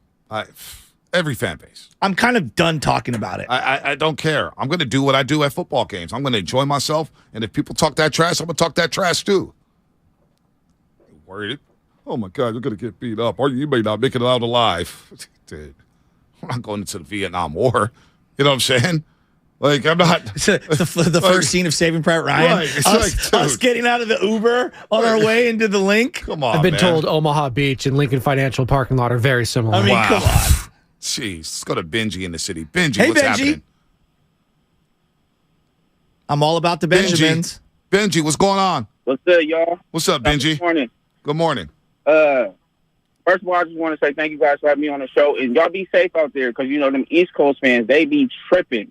For real. They got a whole different type of attitude out there. But I just wanted to bring up, you know, to all the Niner fans and Niner Nation, like, we really need to respect and hold Kyle Shanahan on a higher pedestal than just the offensive coordinator. Yeah. You know, just the offensive-minded coach, one of the greatest offensive-minded coaches. Because we have to understand that, look at all his defensive coordinators. They're getting head coaching jobs, and they were position coaches before that. So he's grooming these guys off of his offensive mind and schemes and getting them to understand how defense is supposed to be ran against certain offenses. So what he's doing as a coach is unbelievable. Like, he's going to have 3 coaches, his head coaches that was on his staff playing against him in the NFL. Like, that's incredible. Yeah, that's some Bill Walsh stuff. Coach, like seriously, you know, and we don't never ever take in consideration his we take in consideration the player growth, but the coach growth. Yep. Like, how he's putting these coaches and setting them up for success to be head coaches in the NFL is crazy. So we just gotta really love the coach that we got and respect him. And look, you make a great point, Benji. Great call, Benji. You make a great point. But if they do lose this game, which I don't think they're going to lose, but if they do lose this game, people are going to say Shanahan can't win the big one. Shanahan this. He's going to come up short. Oh, Shanahan blew 2 Super Bowls, not 1. I've never seen an offensive coordinator get blamed for a Super Bowl loss. This is the first time in my life I've ever seen something like that. When it was obviously on Dan Quinn. Shanahan gave you a 28-3 lead against the New England Patriots and Bill Belichick. What about Dan Quinn's defense blowing a 28-3 lead? We don't discuss that enough, right? Oh, well, you should have ran the ball more. Well, he got a first down. They got called for holding multiple times on that last drive. So Shanahan, he is building his tree out like a Mike Holmgren. I'm not going to go Bill Walsh yet because Bill Walsh is the gold standard, but think about Mike Holmgren. Think about Andy Reid, guys like that, and their coaching trees. And Robert Saleh has success. Parcells. Bill Parcells is a good one, but Saleh has success with the New York Jets. I know they haven't made the playoffs, but they're a lot better than we all thought they would be. Now, by the way, they hired Nathaniel Hackett as their offensive coordinator. I don't think that's the best thing for Zach Wilson, but people are saying Aaron Rodgers potentially heading over there, obviously former Green Bay connection. Oh, my God. Maybe. So Aaron Rodgers is going to go to New York City. 2 quarterbacks? Oh, gosh. Aaron Rodgers to New York. Jeez, that's going to go well. LaFleur's had success. LaFleur's had success in Green Bay. I mean, Mike McDaniel took the Dolphins to the playoffs this year. With Skylar Thompson, they were actually in a game in Buffalo. He's the one who found Zach Taylor. There you go. There's just, I mean, I love the way he's built out staffs, and I like the way that he's kind of reinvented his staff on the fly. What he's done this year with Greasy, who obviously is being coveted by Harbaugh in Michigan right now, which is interesting. And then, bringing in Anthony Lynn was a very, very, very good decision. And a lot of people, do you really believe Sirianni's on the level of Shanahan? I mean, Sirianni's got some McVay in him. When I saw him run down to the end zone to celebrate a touchdown that put the Eagles up 38-7. They're up 38-7. This guy's running into the end zone. New York Giants will remember that. Well, and he's mugging into the camera like he's had a great year. He's had a great year. 2 great years because I thought that he did a really good job last year as well. Body of work right now is very impressive. How do I feel about him? I feel like he has lost his first playoff game and came back this year and won resoundingly and looked like a team that was prepared and ready to dismantle one of their division opponents. So I feel pretty good about Nick Sirianni right now if I'm an Eagles fan. And I don't know what he's going to look like in this game, B. Right. I just heard Peyton Manning talk about halftime adjustments don't exist. Yeah, they're overrated. But yeah, I don't know if I believe that. Yeah, that felt like a hyperbolic talk from It's just like, I'm Peyton Manning, I'm great, I don't need adjustments. Yes, exactly. Well, no wonder you didn't win a lot of playoff games early on in his career. Maybe you should have made some adjustments. Maybe it would have helped you. Yeah. Maybe you should adjust from the regular season to the playoffs. Right. I didn't subscribe to that one. Let's go to AJ in Fresno. AJ, what's happening? You're on the roast. What's up, guys? What's up, AJ? I want to say that listening to you guys this whole week, talking about taking over Philly, sticking it to the Philly fans, I convinced my brother and my cousin we're going to meet you guys out there. Let's go, AJ. Let's go. Flying out SFO tomorrow night. Meet you guys in Philly Saturday morning. You guys out for breakfast. Time out. We're going to be walking around. What flight? What flight are you on? What airline? American Airlines. There we go. Right. We looked at that flight. A little too early for us. A little too early. We're night owls. Got to do the Warriors game. We're flying to Red Eye. Anybody taking that Red Eye? We're doing the Nicotina. Awake like an owl. We're doing that 11 p.m. So we'll be landing there 7 a.m. Let's go. Wow, okay. So you're doing the Red Eye too? Yeah, we'll see you 3.5 hours later. I can't wait. What are you wearing? What jersey are you wearing into that stadium? Oh, I got to do it for my dog, Patrick Willis. I wore that jersey to that Seattle game a couple weeks ago. This guy, Exonerate the Demon, is going to be wearing that jersey out there. I love that. I should bring a Niner lunch pail because this feels like a lunch pail kind of a game. So we bring helmets. From the 650. Hard hats. Helmets. You should wear the one that you wore on NBC the other day. John Sack, the NBC Sports Bay Area. Can I borrow that? This is why I will not be wearing a hard hat or a helmet because now you're inviting someone to do something. I'm not doing that. Need that protection. Helmet guy in the parking lot is always like very dorky in my estimation. I don't knock people that do it, but like you're kind of inviting trouble. It's not my swag. You get where I'm going with that? Yeah, it's not my swag. I'm going with the Dwight Clark. And here's another thing. By the way, I'm wearing Dwight Clark. Can I ask a question? What's up? We're talking all this about crazy fan bases. I've been thinking about this so much. Like, have you ever been to a Dodger game? Yes. Do you know how ghetto a Dodger game can be in those bleachers? So I don't it is a requirement to have 2 felonies and a neck tattoo sometimes to be in that parking lot. I don't like describing things as ghetto. Kind of triggers me a little bit. But I will say this about Dodger Stadium. I was at the Giants-Dodgers game the day after the situation happened with Brian Stowe. And let me tell you, I was in those bleachers with Big Dog City. And Big Dog City's a big boy. Yeah. We're not talking too much trash because of what was going on. Where is Big Dog City? Is he coming on this trip? No, he's a Raider fan. I might need protection. He's a Raider fan. Need a lead blocker. You pay for a ticket, he'll come. Yeah, I'm sure he will. Hey, look, Big Dog, you know what he'll do? He'll fly Frontier. He does not care. He'll fly Spirit or Frontier. He does not care. What was the movie? With Soul Plane. I'm teasing about the Dodgers. Soul Plane. But it's true. The Dodgers game can be very rough. But dudes were like Soul Plane. Yes. They were in tank tops and bandanas talking about L.A. homes. Yes, right? You got exactly, that ugly Giants gear on. We're just Giants fans. And I just, and I was like, Giants. yeah, okay, cool. Yeah, I just kept it moving. We were walking through Dodger Stadium, that hill through the neighborhood. Yeah, where and one dude was on the porch. Yeah. He was like, hey, y'all be cool with that Giants gear, man. The SAs out here don't play. I was like, oh, boy. Oh, they're right. Never heard that word in a long time. Let's go to Sway in San Francisco. Sway, what's happening? The real Sway? No, I don't think so. Morning. How you guys doing? I'm doing great. It kind of sounds like the real King Sway. Yeah. Is this the real Sway? Nah. I get that a lot. Now, I've been listening to you guys all week, about taking this flight down to Philly. And I've been listening to all these timid Niner fans out here, man. They sounded real Santa Clara-ish fans. I'm a San Francisco fan. We go hard in the paint. If I was going, I'd be listening to that Young Jeezy put on for my city. I put on my Niner gear out there. Everybody keep talking like you guys are going to a lion's den. It's more like a pigeon's nest. You guys have a good one. No doubt. I like that. I'm telling you right now, Is Tyson going to be there? On the rooftop? I like to feed the pigeons. Well, now, Kith. See, I love this confident Shasky now. Frisco Shasky is reemerging. Of course. That's a great sign. Got a great sleep last night. Great sleep. But I also think which helped us all for Game 4 against the Boston Celtics in the NBA Finals. Got a call from Chris Bullitt. Well, right before pregame live yesterday, about 5 minutes, Shasky, I see a missed call from him. I'm like, I'm going to call Shasky back. And he's like, don't you got TV in 5 minutes? Like, don't you worry. We're ready to roll. Bully gets on the phone. And when he said, you know what Bully told Shasky? He goes, don't worry about Philly. They're just mad they're not New York. He goes, you need protection? He was so right. I'll make a couple calls. You guys will be fine. Broken RRs. He goes, the Philly mob reports to New York mob. Don't worry about Philly. What was it, Club Gemini? Yeah, Club Gemini. You got to look. Did you look it up? I looked it up. Yeah. It's an off-air conversation. Yes, it is. Mully was like, yo, we're fine. You need help? I got you. Don't even worry about it. And he's dead serious. Let's be honest here. And I'm not proud of this. I'm actually embarrassed of this for my city because I love my city.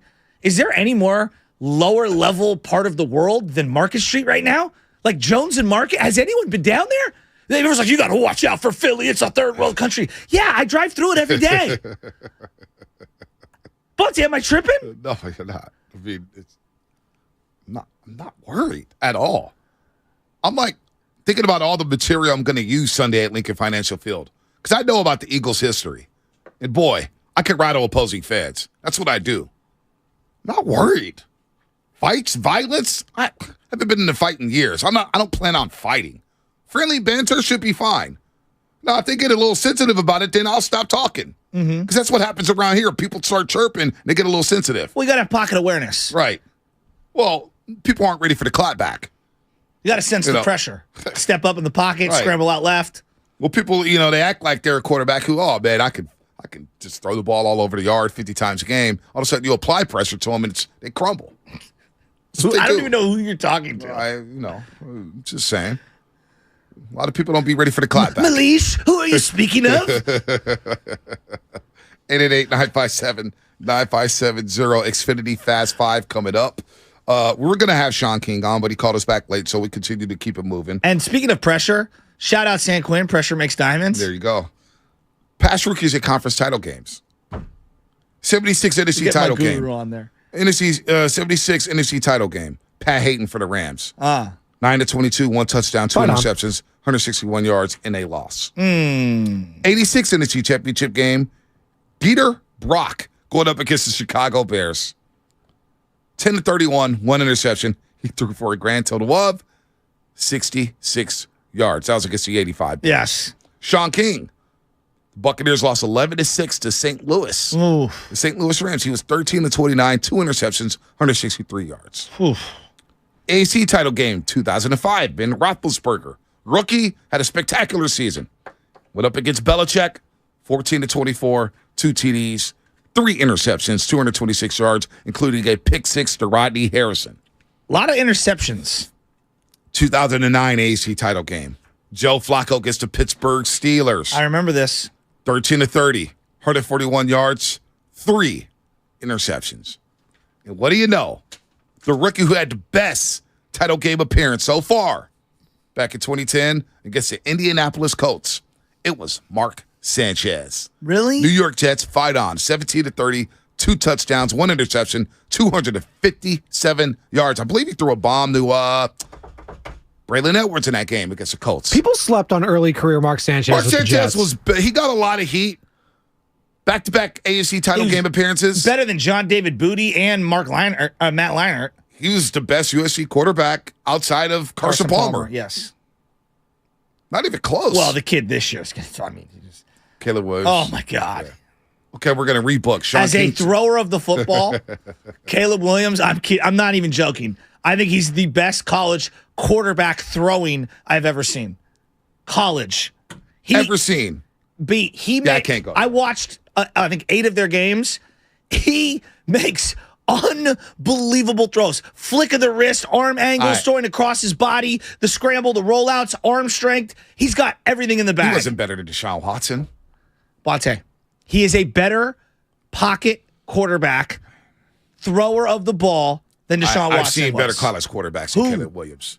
Deshaun Watson, number 1. Even Baldy's. Peyton Manning, number 2. I mean, I could disagree with Baldy just because he was an expert. Who? Andrew Luck? Andrew Luck was very good. Andrew Luck was John Elway was the greatest, prospect ever, they said? Yeah, unbelievable. I'm telling you. Steve Young was great at BYU. He was the 4th-string quarterback. Right. 6th-string, technically, when he got there. People sleep on Cam Newton's run, too, with Auburn. Yeah, that was one of the greatest seasons I've ever seen. He threw well from the pocket when he had a chance. How about Joe Burrow at LSU in that one season? I think Caleb averaged like 360 a game. Joe Burrow was sick. Oh, Joe Burrow was amazing. He was also throwing to Justin Jefferson and Ja'Marr Chase. Care. All-star team. He's amazing. I don't care.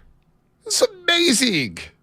I'm telling you, Caleb's that guy. Tua looked great at Alabama. How about Kyler Murray at Oklahoma? Oh, amazing one year. Baker Mayfield was sick at Oklahoma. I mean, Caleb's basically been back-to-back Heisman finalists. Greatest quarterback ever in college? I don't know about that. Caleb's nice. That's an understatement. You forget how good Deshaun Watson was at Clemson against Alabama. If he came out right now, you don't think he'd be number 1? Yeah, probably. Okay. Probably. And this is a great quarterback class. Deshaun Watson should have been number 1. The Bears, dumbasses, took Trubisky. Yeah, well, we all saw that game. I watched Solomon Thomas versus Trubisky, and I said, oh, my God, anyone who takes these 2 guys in the top 5, what are you doing? My boy, Famous Jameis, was sick of Florida State. Won a national championship at Florida State, throwing to Travis Benjamin. Yeah, but he's a questionable decision maker in the cafeteria. Won the national championship. That ain't got nothing to do with it on the field. You want to talk about cafeteria stuff? That's one thing. Ain't nothing different than what you was doing at Ritter High School. I was not stealing crab legs from Canyon Market or, Tower Market. All right, wasn't nothing wrong with that, I love him. Done a little shoplifting here and there. But I'm just saying, Caleb, the best to ever do it. College already. In terms of throwing the ball, stop. I think he's got everything in the bag. Oh, my God. He's such a prisoner of the moment. It's good. It's good. He's no Johnny football. I said to everyone, Mike Evans is the guy to take. I told everyone, Mike Evans is the guy to watch Johnny Manziel play. How you not could walk away saying Mike Evans should be Mike Evans is a Hall of Famer, too. He's going to be Hall of Famer. 2.0. Yeah. They're the same guy. Unreal. But he's another guy. If he's available, Niners should be all over him. They need a possession receiver. Be nice. Be nice. We went a little sideways. Fast 5? Yeah, let's go Fast 5.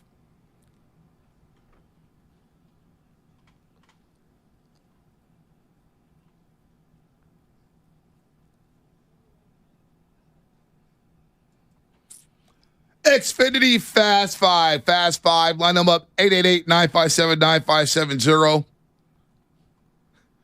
Caleb Williams is the best thrower of the football ever in college football. What is your favorite road win in Niner history? That's a good one. That's a good What is your favorite 49er road win all time? He ain't no Tommy Frazier. He ain't no Charlie Ward. Tommy couldn't throw. Charlie Ward could.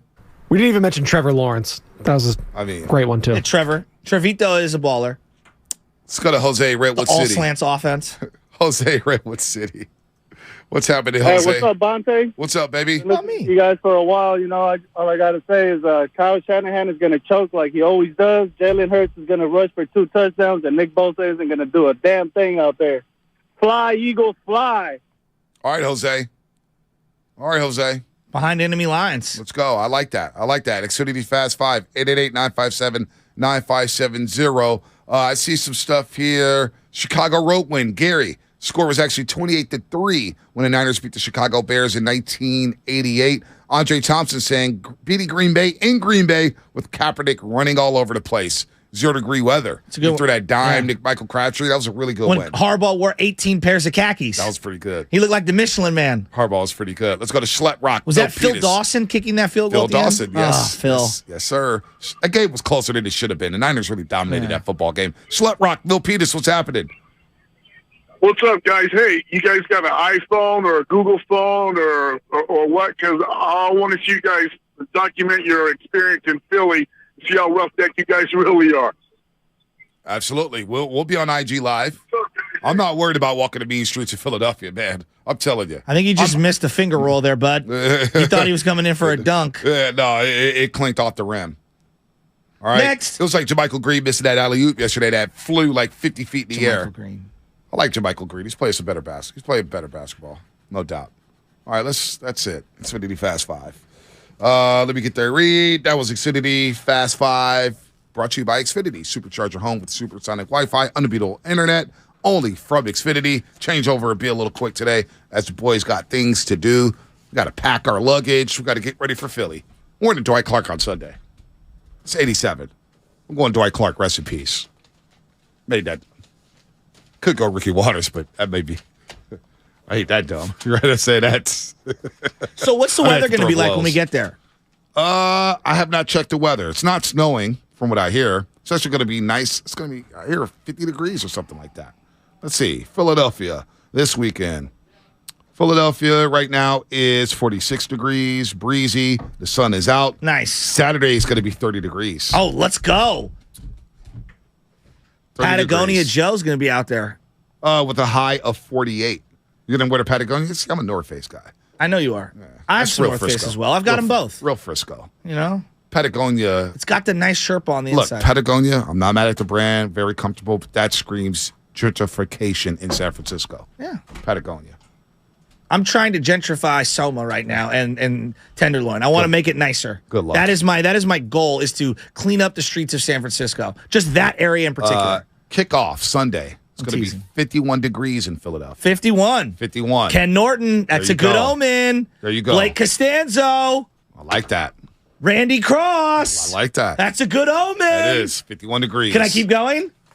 North Face only, according to Michael Hernandez. By the way, Mark Willard's back. Hey, Mark. Willard's back in the building. How you doing, boys? Mark? God, I miss you guys. Oh, wow. Yeah, it's been a week. How we doing?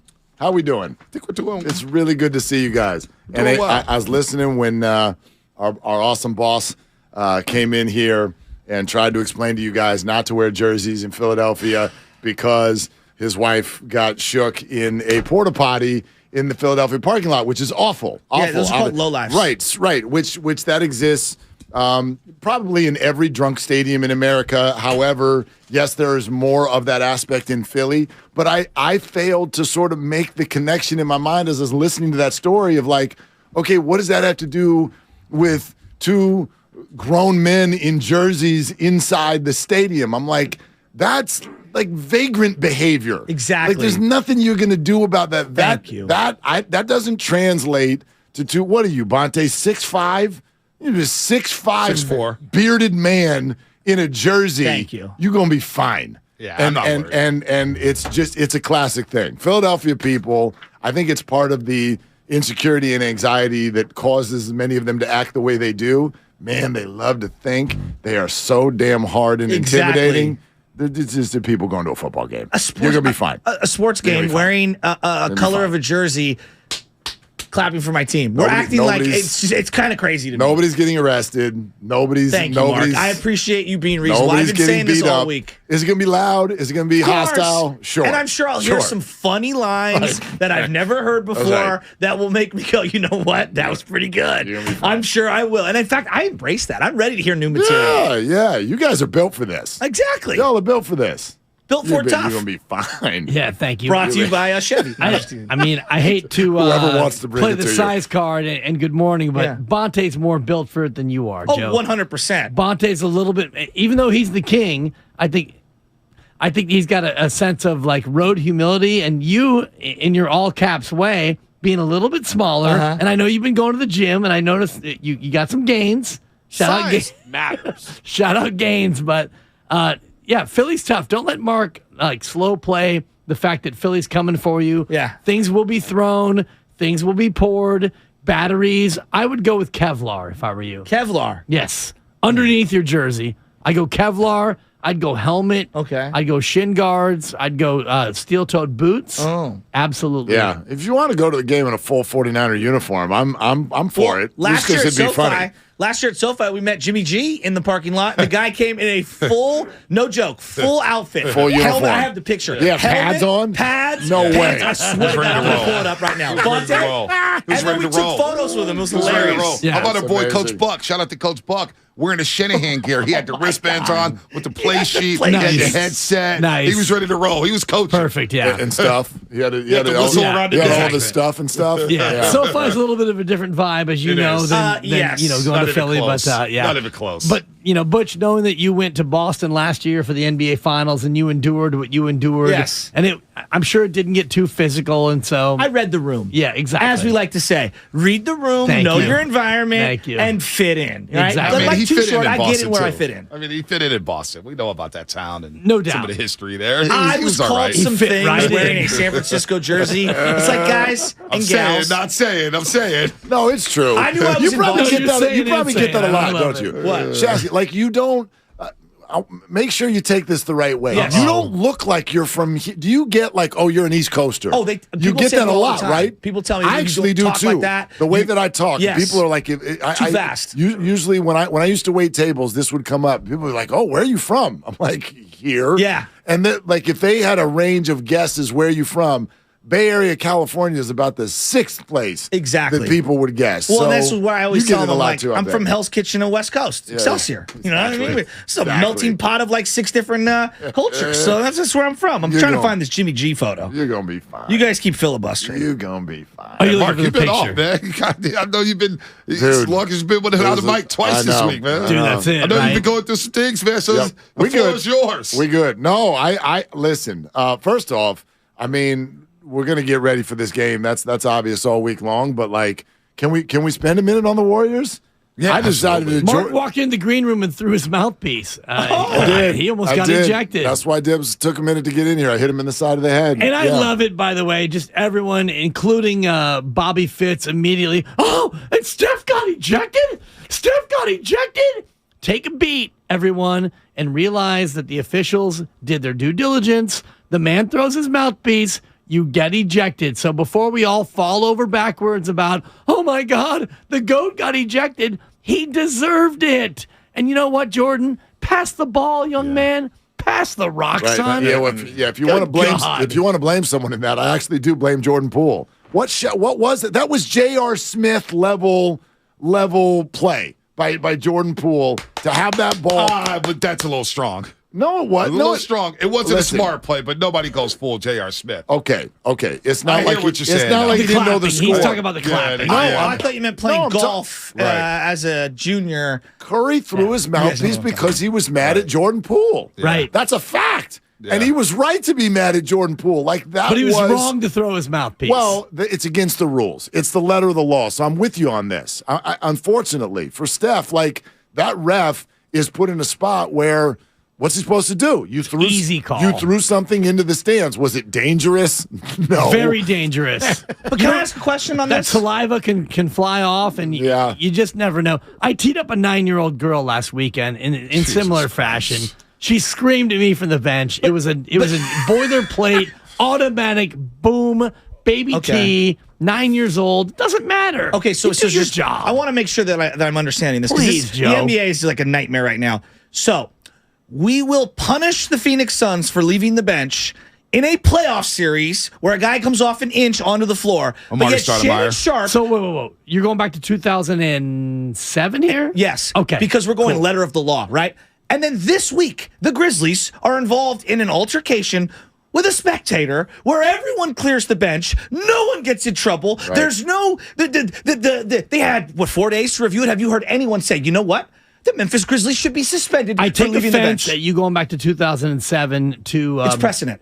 But precedent doesn't work in the NBA because everything is different. For example, last night, Draymond Green and I can't remember who it was who got in his face after Draymond got dunked on. It wasn't Xavier Tillman, Clark? was it? Brandon Clark? I think it was Clark. I think it was Brandon Clark. Yes. So Brandon Clark dunks on Draymond and he gets in Draymond's face and Draymond does nothing but kind of give him a gentle shove away. Precedent, if you want to go back to the 80s, would have been an absolute nothing burger, but nowadays that's a double technical foul. So precedent doesn't work in the NBA. Well, but that's everything has changed. I hear you, but they made it very clear to these teams this year in particular. You leave the bench to celebrate. You leave the bench to anything. You're going to get suspended. The crime doesn't fit the punishment. To your point, it's completely insane. If precedent, and see, this is why people get frustrated, Dibs. If precedent is going to get thrown out the window, well, then I would say Steph shouldn't have been teed up. Exactly. And I think that's what Joe's saying right here. Like, if you're going to tell me the rules only apply when you decide the rules are going to apply, because your premise often, and it's a fair one in this particular case, is the rule book says you cannot throw equipment into the stands. Yeah. Right. Yeah. But if the referees have, as you just said, the leeway to be like, well, but not in this case, well, then last night would have been one of those interpretation. Moments. Right. Because, first of all, it's Steph Curry.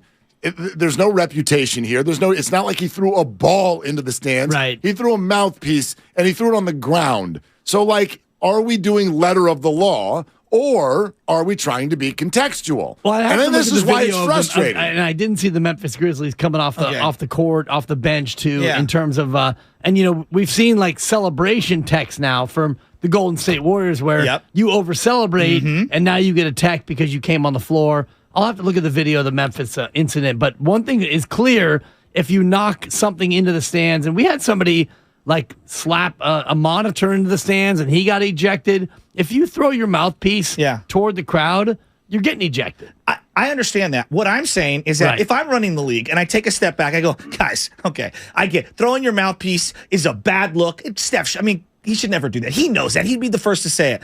On the list of things the league needs to worry about monitoring, Steph Curry firing a mouthpiece in frustration because Jordan Poole's jacking up a 50-footer trying to win a game is like down here. How about Luka incessantly complaining on every possession 82 nights a year, every single night, yet nothing's done? Well, even beyond that, last night, and again, Bate, I'm going to lean on you to tell me which player it was because the Mavericks player who flopped, Jonathan Kuminga, clearly... It looked to me like he tried. Aldama or something like that. It looked like he tried to elbow him in the face, but he missed. And your boy goes down like he's Cristiano Ronaldo playing for Man U, coming off the bench. And so now we got to review it. So headsets. It's ridiculous. It's a flagrant one. No, it's a flagrant 0. He missed. I want you to hear me out here. No, please. We've been watching the NBA for a long, long time. Decades. And I know I have a problem with the officials, but I've never seen it worse.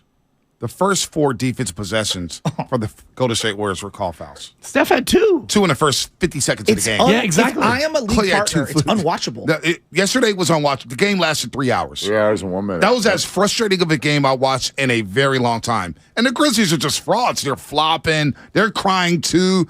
And Dillon Brooks is a hack. Jaren Jackson Jr. walks off the team bus with 5 fouls, and he's calling himself the defensive player of the year. 4 earlier, but I had him like at 4. Now it's up to 5. I had it at 5 and then 4, and now back to 5. The king says it's 5. Dude, if the king says it's 5, then he's out. It's 5. Hell, let's make it 6. He's fouled out. He's walking into a game he's already disqualified from. He's playing on borrowed time. Dude. Right? Like, it's just, yesterday was unwatchable, and I've never seen the officiating, and I watched League Pass. It's worse all across the league. But B, okay, so we were talking about this earlier. I want both of your opinions. TNT's contract's coming up. They have already said to the NBA, we know it's going to cost twice as much if we get the same amount of inventory. we will pay a lot of more money, but we want less inventory because of all these issues we're talking about. Your league partners, ESPN, for example, last night, I watched on NBC, but a lot of people watch on ESPN nationally. Steph Curry's getting thrown out for throwing his mouthpiece at the end of the game.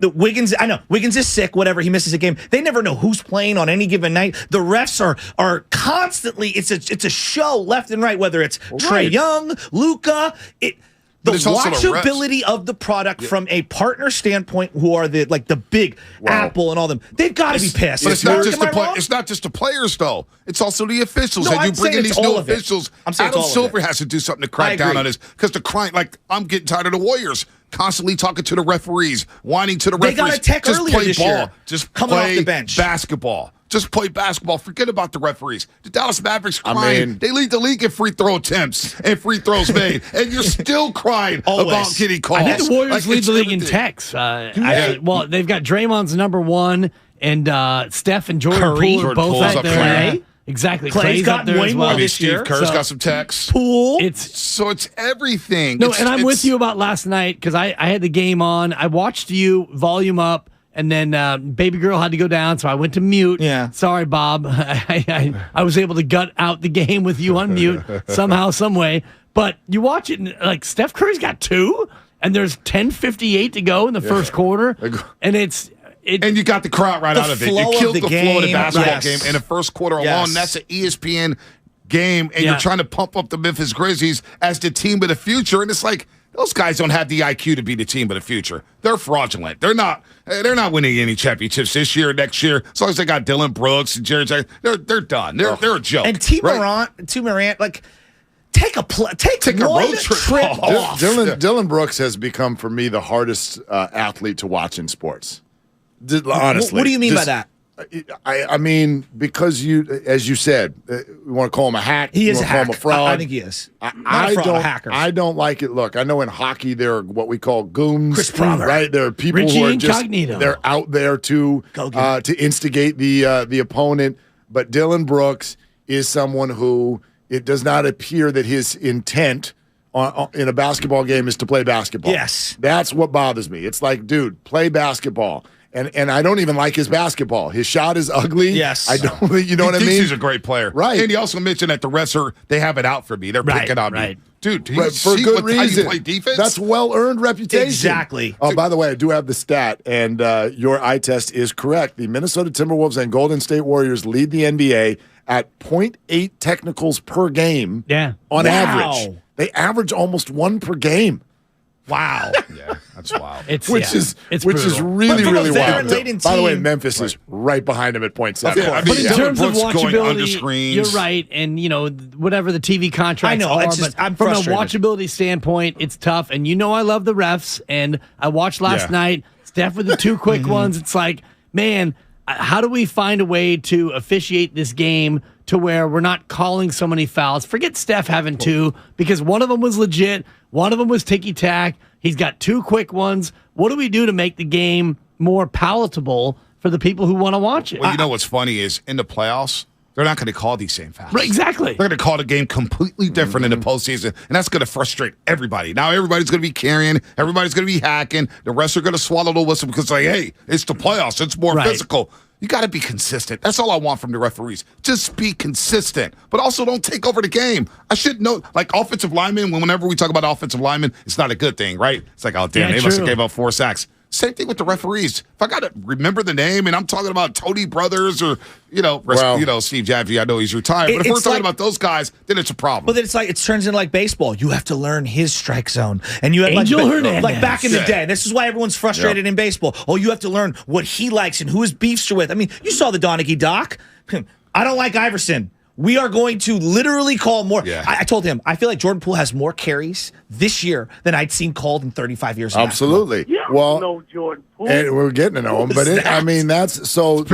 It brings it to me. The word that keeps coming up is intent, because we legislate everything in our lives based on that.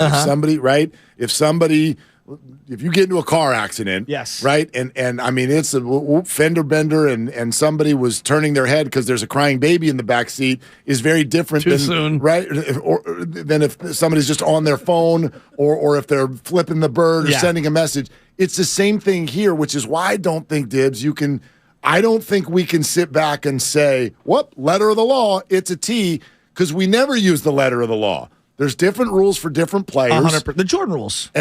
There always has been. And take Steph's situation like last night. You have to me as a ref, you've got to know, is this person throwing in frustration because of the refs? Yes. Because of the other team? Or because of a teammate? Or like what we saw a couple of weeks ago, you got to know that Draymond's already got one tech. Yep. So don't do that ticky-tack, double-tech thing because at least you have to know intent and situation as a ref. Disagree. Well, but you disagree. Except for I don't think you Is can LeBron disagree. getting thrown out of that game? If he throws his mouthpiece, yes. But Dibs, but he would never throw his mouthpiece because he's too aware of the fact that the mouthpiece it's not a throw piece. It's a mouthpiece. But him stomping over, like if we go by the book, then there would really be a foul on every play. There would be. Well, then what are you asking these young men and women to do? I'm asking them if to you're do not what they've asking them always to lean done.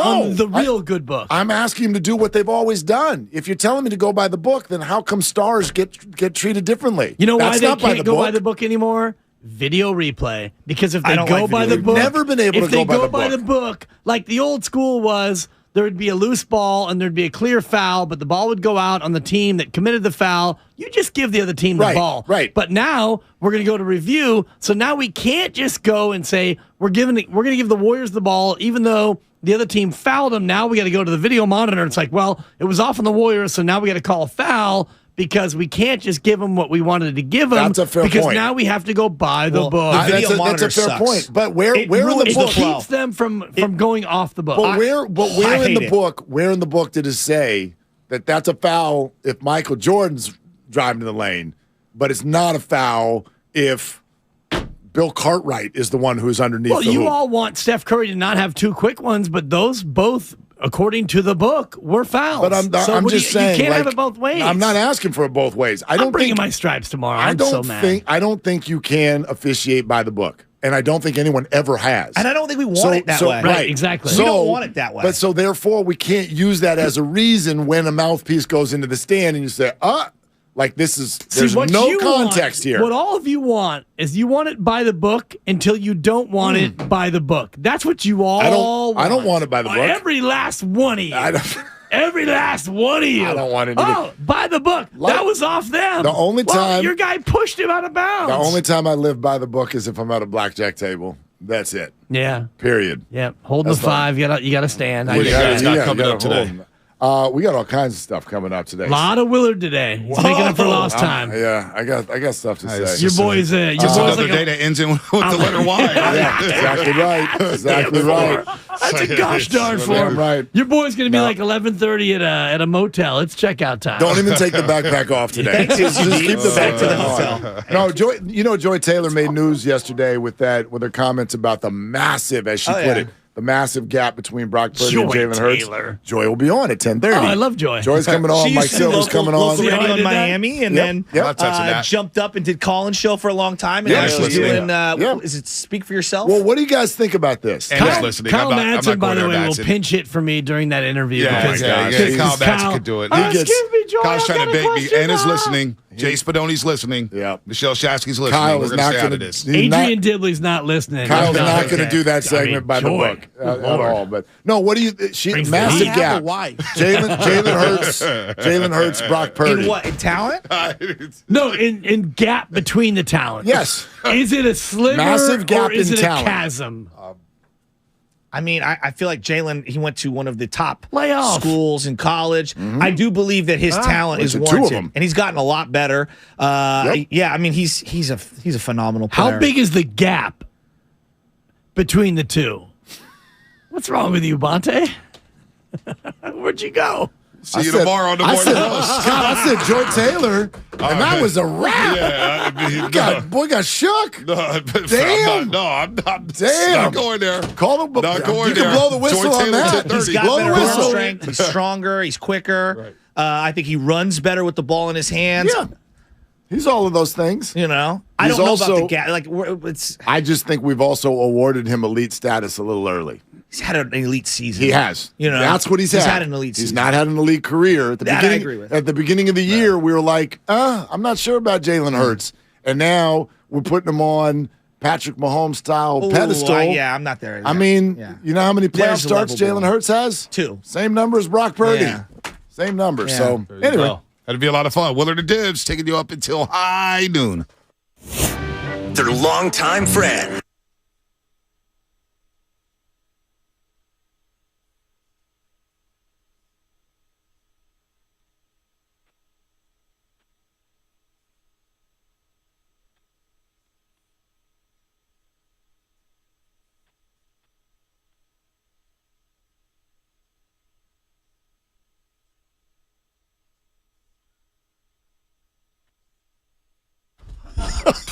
Oh my!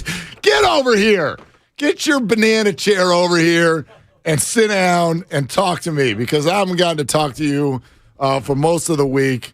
I'm sorry, but I know I limped my way through. Off-air material better than your on-air material. Of course it is. Everybody's My off-air God. material is better than on-air material. You know the podcast that I've wanted to do my whole life, The Breaks. Except for that break is real short, so you got to watch what you say now. Live mics up in here. Man, you already know that Thursday is my favorite day of the week, and now coming in hot because it's all stored up from this week. But I want to start just by saying thank you. I know some people, a couple things have been said on air about, me, quote unquote, going through some stuff and whatnot. Everything is fine. Who doesn't have a lot going on, okay? Everything's fine. It mostly started with just a very, very sick child this week. He's back. He's good. But thank you. Thank you to you and to Kyle and to Larry Kruger and you too, Spadoni, and everybody who had a hand in just kind of keeping us afloat here over the last few days. I appreciate you so much, and I am juiced to get back in here and get going today. It's great to have you back, and man, we're closing in on it now. Just 3 days away, 3 days and about 3 hours away from kick, Eagles and Niners, and we'll get into all of that and more. And man, what a fun Warrior game though last night. Well, kind of a nice palate cleanser heading into the weekend. Can I give everybody one positive to a 3 hour and 1 minute basketball game? I think I've shared this before. There's one problem with Warrior basketball. It's that the game started 7 o'clock, and therefore the arc of when a game, for me, this is just my personal house, when a game is coming down the stretch, fourth quarter, tight game, a lot of Warrior games are. We're going back and forth. It's also bedtime for my 8-year-old. So I have a choice. Do I let him stay up and then risk him not getting enough sleep? But I also want him to watch Warrior basketball. He loves it. I want him to have that. Or do I go in and get him to bed and miss the most important part of the basketball game? Well, last night I got to split the difference. He watched the Warriors start to come back a little bit. Timeout on the floor. I think the Warriors were down by about 6. I'm like, all right, buddy, you've been under the weather. Get your tuchus into that bed. We're done. And we go in there, and what often happens is I, just hang out with him a little bit, and sometimes Dad falls asleep too, right? Yeah, you can't lay down in the dark, right, Spadoni? You know. Dibs, you know. Yeah. You lay down with a kid and turn the lights off. See you later, dude. I'll see you in the morning. I got no room in the crib right now, so it's a lay down, and I'm out. And bedtime for us these days is about 7 o'clock, so last night was perfect. It was lay down the baby, and you put on the monitor, and you hope you don't get a lot of crying. We got about 6 minutes of crying, so I was able to lock in on that game. But it was perfect for me because I poked my eyes back open, and I'm like, all right, little man is down. Now I got to go find out the answer. Did the Warriors win or lose? Right. And I come out, the game was still going. Yeah, I'm like, oh my God, it's not over yet. This thing is still going. And I think the Warriors were up 2 with about 2 minutes to go. And we buckled up. And even that 2 minutes took about, hour 45. Right. It was ridiculous how long it took for that thing to come down the stretch. But you had what felt like 3 buzzer beaters. Klay Thompson, I'm like that. And then Memphis gets the beautiful dish from Ja and the dunk to tie it up, only to then have Jordan Poole show what I felt made him like a teenager. Dude, you're like raising a teenager, Jordan. You drive me nuts. That's not bad. And then you drive me nuts again, and I really want to strangle you, and I want to give up on you, and then you put the game winner in the bucket. Oh, yeah. And we want to hug you and love you again. DiVincenzo with the great patience on the inbound. Good player. And another great play design from Steve Kerr. We talk about Kyle Shanahan all the time about his laminated play sheet, but Steve Kerr on his inbound plays, fantastic, because that was a classic fourth option, George Kittle juggle down the middle kind of play. Right. It's like, no, and then Jordan Poole just pop free. And shout out Memphis for being so wildly undisciplined. Well, and just for being so wildly annoying. Like, actually, this is my larger Warrior take. That's a good, it's a positive one. So I'm driving around a little bit yesterday, doing all kinds of things, trying to get everything going, get everything set with the family. And I caught a little bit of you and Kyle. And I heard panic meter. And Kyle goes, now I know Mark threw it away. He threw his panic meter away. Yeah. Kyle's like, not me. And you were like, yeah, not me. Not you got me. a panic meter. Yeah. Well, here's why I don't have a panic meter anymore. All we really want to know, Warriors, is are you going to show up when it matters? They still sit here today, I think, a game and a half out of the 5 seed. Right. The game out of the fine. But also a game and a half out of the 12. Absolutely and that's true. what we talked about yesterday. So it's a log jam. Yeah. And do you trust that the Warriors will pop out of the other side of the log jam? I do. But what we really want to know is, are you going to be there when it matters? And I think it's important to note when the Warriors do show up. I know everyone's confused by this team right now. Oh, gosh, I heard Anthony Slater yesterday be like, I'd never bet on a Warrior game. How the hell do we know what this team's going to do night to night? They sit everybody, and then they win. Then everybody's back, and they lose. And then people get sick 4 minutes before tip. It's just weird stuff going on all the time. Absolutely true. But what happens when they play Memphis? They win. They show up, and they win. What happens when they play Boston? They show up. Well, they don't always win. They didn't win, but they show up. Show up. It tells me that they are still having, as bad as this is in late January, they're still having problems getting motivated when an Orlando is on the schedule. But when something's in front of them that they know is a challenge and they really want to get up for it, they play well, which suggests that that's what they would do, I don't know, in the playoffs. It suggests it, but whether or not you can do it 16 times is a whole different story in terms of what your journey would be. And right now you would need to do it 18 times because you're in the play-in. You would need to win 2 play-ins and then 16 playoff games in order to get 18 wins. You'd be the first NBA champion, by the way, to win 18 games in a postseason and get the victory. So I look at what they've done and what they did last night. Nice win. Great win. Gutsy. You got up for Memphis. But what happens when you get into a series with a Memphis? And I don't know if Memphis is actually the comp because it feels like they have their number. Memphis has had no answer for Golden State. But if you play another one of these good teams in the West, can you really throw the switch 4 times in a 7-game series? I don't know. Road to Glendale is brought to you by the SF Sheriff's Office. Your future begins here. Visit sfsheriff.com to apply today. We got plenty of room for your phone calls, and then heavy Niners Eagles once we get to 10 o'clock with Mike Silver coming up. Joy Taylor is coming up, and Elliott Shore Parks, who is very inside with the Eagles, is going to join us in the 11 o'clock hour, but would love to hear from you. By the way, answer this question. So, after a night like last night, where are you on Jordan Poole? Let's get into that. 888-957-9570, Xfinity Mobile text line, Twitch, YouTube. Good morning. It's Willard and Dibs. So, the other day, I bought an extremely chatty... Boring story time! Make that an extremely catty cockatoo. You're welcome! Apparently, the pet store won't take it back. But, hey, I'll manage. I love that for you! Just like I manage without home internet. No, you don't! Sure, my mobile hotspot is slow and makes streaming shows unbearable. Aw, Bertie likes to stream! But I'm making do. Oh no, who's this? My lady friend! It's mating season, duh! No home internet? It's not that bad. No, not there. It is that bad. Don't settle. Get Xfinity Home Internet for just $19.99 a month for 1 year with a free streaming box. Call, click, or visit a store today. Restrictions apply. Not available in all areas. Requires paperless billing and auto pay with stored bank account. After 12 months, regular rates apply. Offer ends 2/21/23.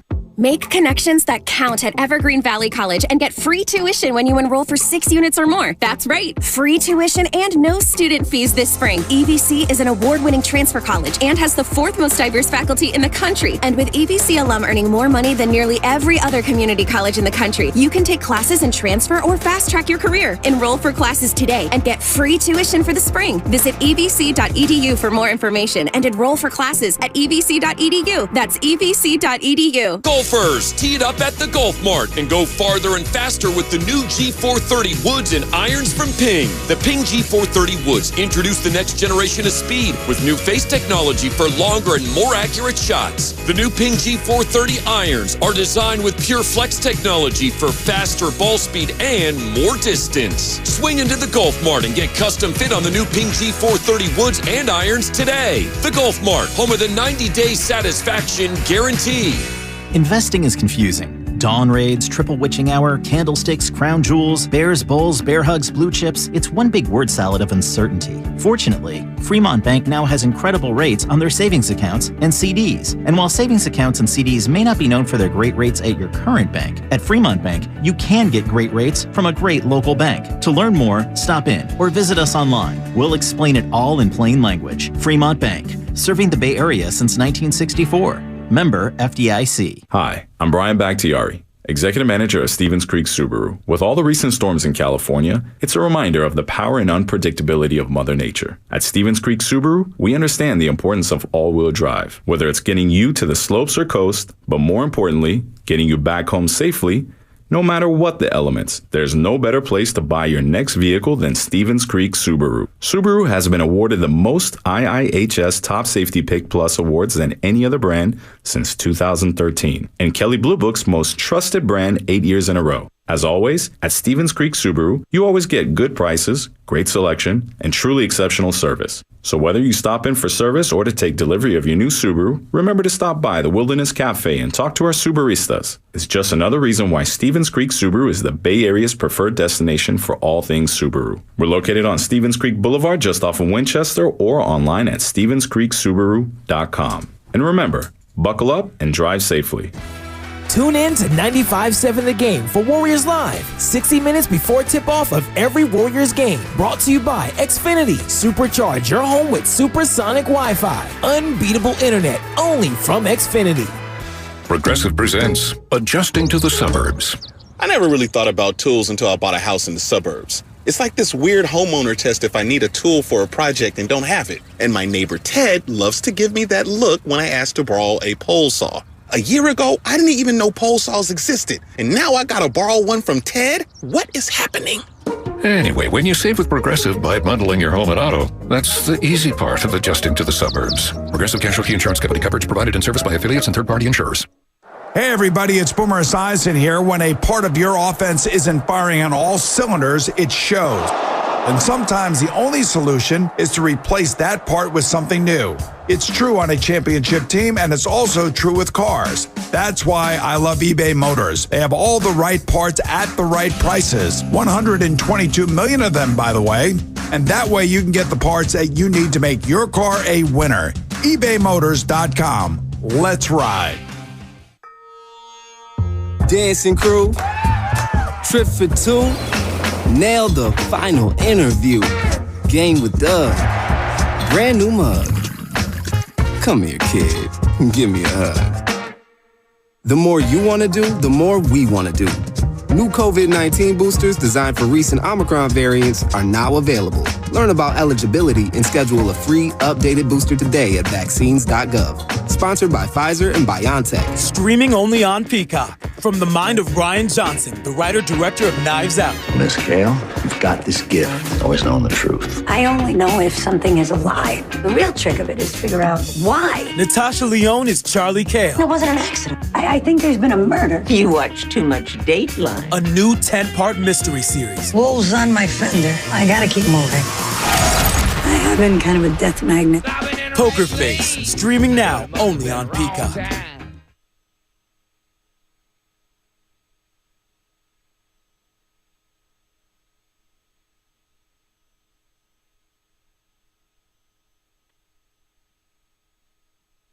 It's JP with the Golden State Warriors. Now back to Willard and Dibbs. Well, you executed that, Jordan, as well as you executed the final play of the game. Not sure what the hell you were doing a minute before that. I mean, Bonte did not seem to dig it when I was like, dude, that's J.R. Smith level. And I'm like, no, that's J.R. Smith level awareness. You're up 2. And you get a lucky bounce so that you can reset a shot clock with less than a minute to go. First of all, the only way you would shoot in that moment is if you're underneath the hoop by yourself. That is not a time to shoot at all from anywhere, let alone 5 paces in from half court. What are you doing? And that's why Steph's clapping, dude, give me the ball. And then look what it leads to. So it's hard for me to say, like, it's Jordan Poole's fault that Steph Curry threw a mouthpiece, but let me try. It's not. It's really not. Jordan Poole's fault. It's really not. It is. That's not. Well, that's for you to go from that. You know what I'm saying. That. No, you know what I'm saying. What you're saying is it's Jordan Poole's fault that Steph Curry got ejected, and I won't allow that. He didn't pull the trigger, but he gave him the weapon. I mean, like... So if you cut me off in traffic, and then the next person who cuts me off in traffic, I decide to ram my vehicle into the back of their car... This is basketball. It's the first person's fault? No, and this is basketball, so it's different than that. And Steph Curry did not ram his car into someone else. He, in frustration, threw a tiny little plastic object. Completely laden with possibly viral saliva? Exactly. We don't know what's in that. COVID-lace mouthpiece. First of all, Jordan Poole was not 2 steps inside a half court. I said 5. I said 5. And they're large paces. They're very large men. I'm looking at the still right now, and the shot that he took is a 29-footer. It's a ridiculous shot. Steph Curry is clapping from 40 feet. Now, this is not to say that Steph wanted to catch and shoot from 40. No, he wanted to restart the offense. I completely defend Steph Curry for wanting the ball in this time, because when you get an offensive rebound, we know that the shot clock gets reset to 14 seconds. So Jordan Poole didn't have to shoot this ball in this moment. And by the way, I'm looking at a still right now. Yeah. It's a guarded 29-footer. It's a ridiculous shot. He was not wide open walking into it. No, yes. But for you to say that for you to intimate. I'm a little tongue-in-cheek. But only a little. Like, let's not say that Jordan didn't have a role here. Yes, you are in charge of your own reactions. Right, and your own mouthpiece. Yes, and so Steph Curry cannot do that. And yes, it's against the rule. And at a minimum, even if we don't like the rule and we don't like the context, at a minimum, as a professional, you need to know that you're opening yourself up to something like that if you do that. So yes, it's on Steph. I'm sort of kidding. But I also understand the emotions of high-level sport, and that's something that I think gets lost in these conversations a lot, especially when we start talking about technical fouls.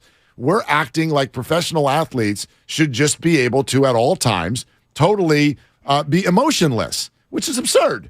It's not possible to be like that in these situations. So did Jordan Poole have the first act that brought the emotion to the scene? Yeah. It was a ridiculous decision. A J.R. Smith level of awareness. Not J.R. Smith level. It is. J.R. Smith dribbled out in the NBA Finals in a spot where he had an offensive rebound and he didn't know the score. Jordan Poole knew the score. Did he? Because if you knew the score, there's no way you'd shoot. You're Jordan Poole, and this is what all of you Jordan Poole stans have to tolerate when it comes to Jordan Poole, because Jordan Poole thinks in terms of Jordan Poole, and he gets the ball back and he's thinking, this is a shot I can make. I'm going to try to make this shot. Well, but he's not thinking about the fact that Steph Curry is 8 paces to his left. Right, but this isn't CYO. This is the Warriors. This is not J.R. Smith. But you don't get to. This is a meaningless game in January. It's not meaningless. We can't call it meaningless. Well, hang on. If we're going to sit here and have a panic meter. Oh, I'm already panicked. Yeah. We can't call it meaningless. My point is, you don't get to think like that if you're Jordan Poole. This is the Golden State Warriors, and this is the National Basketball Association. Right. My People point are is, paying thousands of dollars to be there. You can't get the ball in your hands. How much time's left? How much time's left? There is a minute 39, no, minute 18 when he shoots it. You can take the clock down to almost 50 seconds. No, because the lead. shot clock's at 14. Okay, fine. You can take it down to a minute.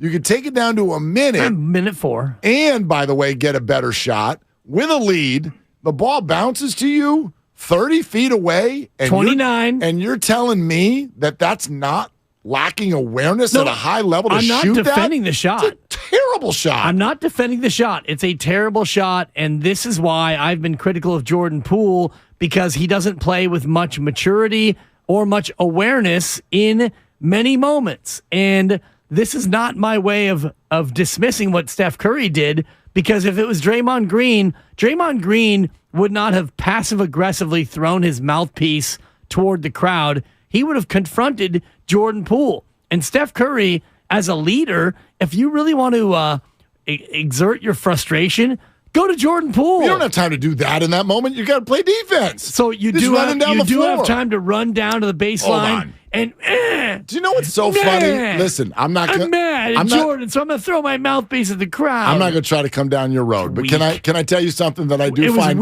I find it fascinating, talking specifically to you, my partner, my friend, my brother. To me, my brother. I find it fascinating how often you won't defend people for having emotional reactions. My man. No, you and I do this. I will defend emotional reactions, but appropriate emotional reactions. When you throw your mouthpiece in the crowd, you know what you're going to get. He threw it onto a sliding floor, and it rolled into the crowd, and we're going to make it sound like he punched somebody. It's not that you are going to have emotional reactions in the moment in professional sports when stuff that really angers you happens, and that shot really angered Steph Curry, and I was sitting next to him going, that angered me too. It angered me. And I wasn't even there, and I'm not on the team. It angered me, and the camera obviously didn't pan all the way to show you what Steph Curry did, because they're following the action, and then you see everyone stop and look, and Steph Curry's been ejected, and only then do you get the reverse angle, and you see what happened, and it's like, dummy, what are you doing? Yes, I'm not saying that these athletes can't have emotional reactions. I'm not expecting them to be automatons. But, for example, if I was going to have an emotional reaction talking to you, an emotional reaction of leaving the studio would be better than me, grabbing the console and throwing it across the room. Well, okay. Again, I don't think that's what Steph did. Here's where I'll agree with you. It left him open to getting thrown out of the game. But if we're going to talk about the two errors, one is Steph Curry throwing the mouthpiece.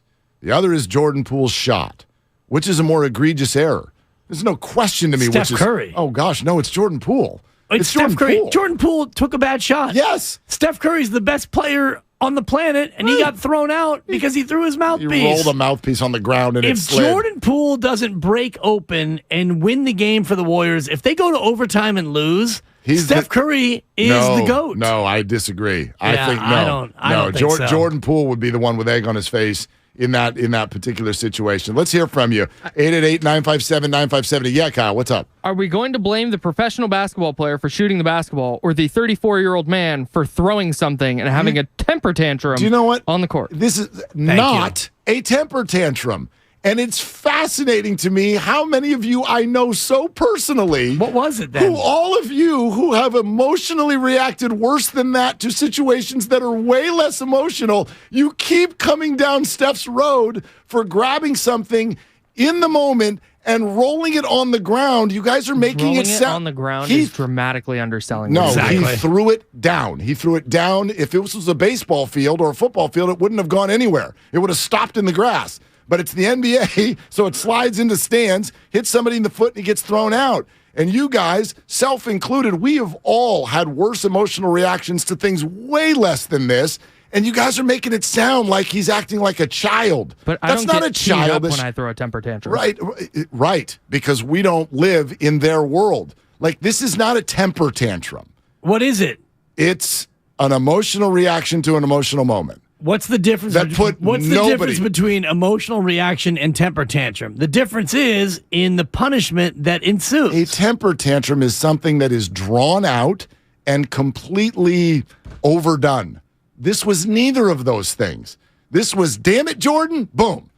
Like, I mean, I've watched all of us do that with a remote control when we don't like Kyle Shanahan's play call. It's not a big deal. Now, it ended up being a big deal because it breaks a letter of the law rule, but let's not call Steph immature because he did it. It's a mistake, but I understand that way more than I understand what was going through Jordan's head when he cocked and shot that thing. Not me. What on earth was he thinking? He was thinking, ball comes to me, I'm open, I'm Jordan Poole. You don't know Jordan Poole. If I hit this 3, now we're up 5, and this is what I do.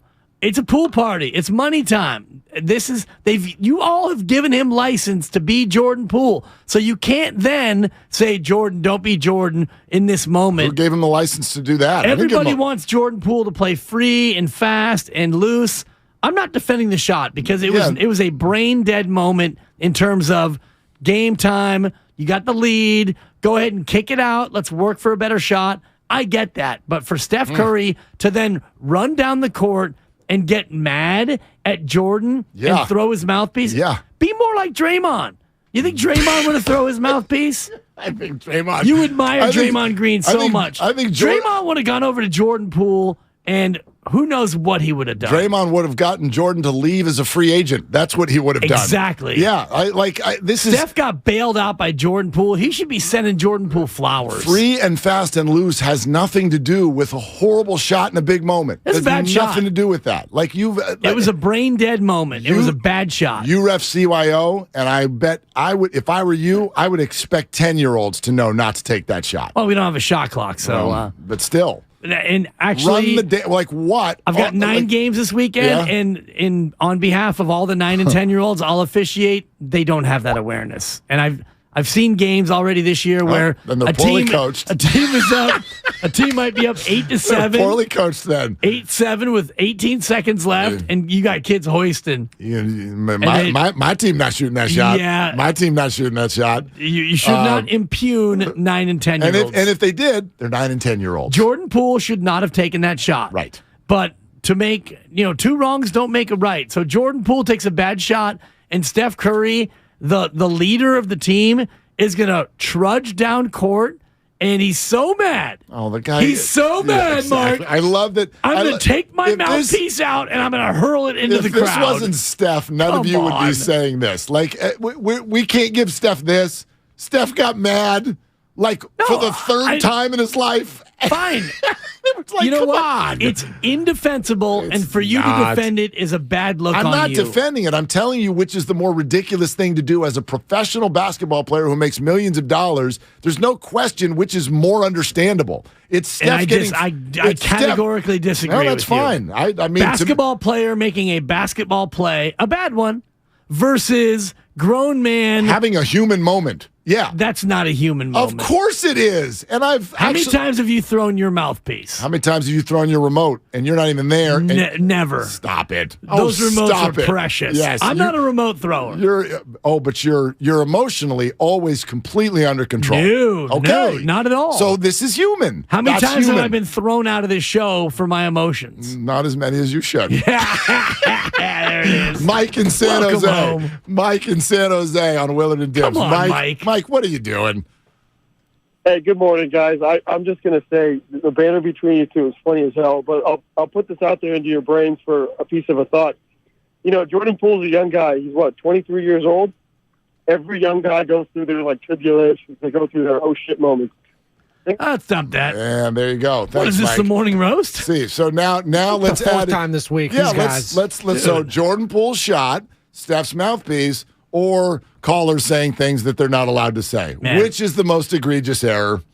I would say Steph's mouthpiece. Still Steph's mouthpiece. Still Steph's mouthpiece. See, I understand that one way better. We're not even in an emotional moment But when you're the a caller on the radio. is not a trained professional. Jordan Poole, shot selection, and I guarantee you when they go to look at the film, they will look at the film and they'll say, you know what, Jordan? If you think about it in totality, we're up 2. We got an offensive rebound, which is rare. Why don't we go ahead and work for a better shot? Because you know what, Mark? The 29-footer, the contested 29-footer, that's going to be there at the end of the shot clock. If you have to explain to Jordan Poole, you have to explain it. He's a young player. Why that's not a good shot, then what we have here is someone who never deserved a contract. I love that we decide in professional sports that 23, 24 years old is like 5. He's played basketball at an unbelievable level for over a decade. But would you admit that he's young in the league? Sure. He's in his 4th year. Sure. If you need and by to the way, he's only making $3 million a year. That's millions. If you need to describe to Jordan Poole why you don't do that, cut him right now. I don't want him on my team.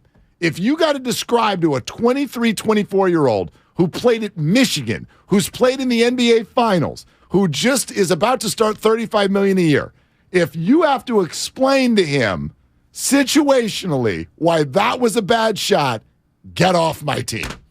Get off my team. Willard wants Poole cut. That's the headline of this segment. That is literally like writing down A to B. If you have to explain to a 34-year-old father of 3 that throwing a saliva-laden piece of plastic toward paying fans is a bad thing, arrest him right now. You know better than that. Nobody in the first row pays. You know better than that. Those are all you tell comped. me E40 doesn't pay? Comped. Shout out 40 Water? Comped. Okay, let me try it again. Nope. If you have to tell a 34-year-old man, a father of 3, a grown man, a global ambassador, that taking out a saliva-laden, halitosis-laden piece of plastic. You don't know Steph Curry's breath. Even if he brushed it at halftime. I bet he does. Those mouthpieces produce bad breath. Fresh cut last night. I'll try one more time.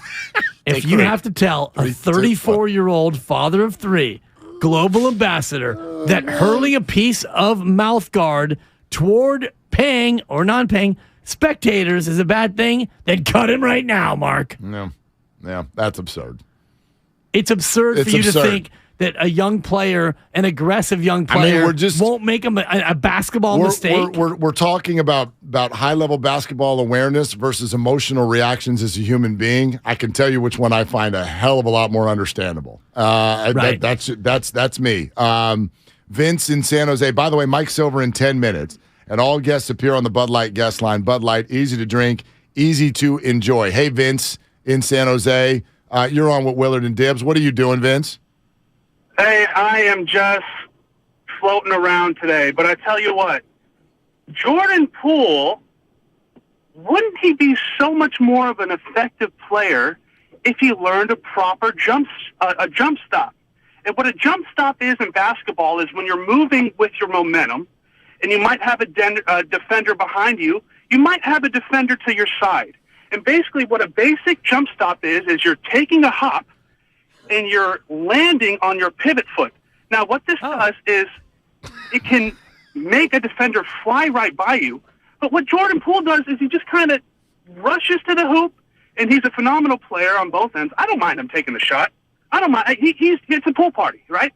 But the thing is Jordan, if the coaching staff is listening right now, if Steve Kerr is listening, if any of the teammates are listening, teach Jordan how to do a jump stop. He'll be an NBA All-Star for years to come. Vince, thanks. Jordan, sometimes on this stuff, it's kind of like, I know you're a golfer, Dibbs, we're golfers. It's like Jim Furyk's swing.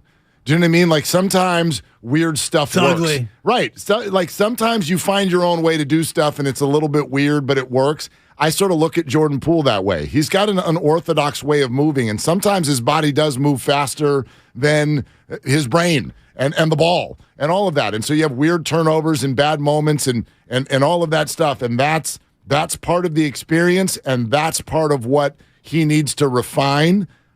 I don't put this in that. Can we stop with jump stop talk too? Because no NBA player does a classic jump stop. This is not 1960. This is not Hoosiers?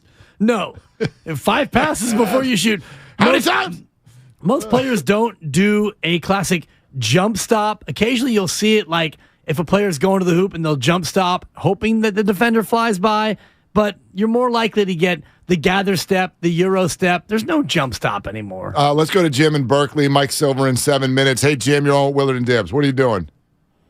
Hey, I'm just driving to play some tennis. But back to basketball, I think Dibs is being ridiculous about this. This is a situational thing that Poole is making bad decisions again and again, and this was building up. How about the pass that he made at the very end of the game right before that he was lucky that got tipped out of bounds? You have to think about the situation you're in and play smart. And Curry was just frustrated. I'm sure he would wish he could have that back.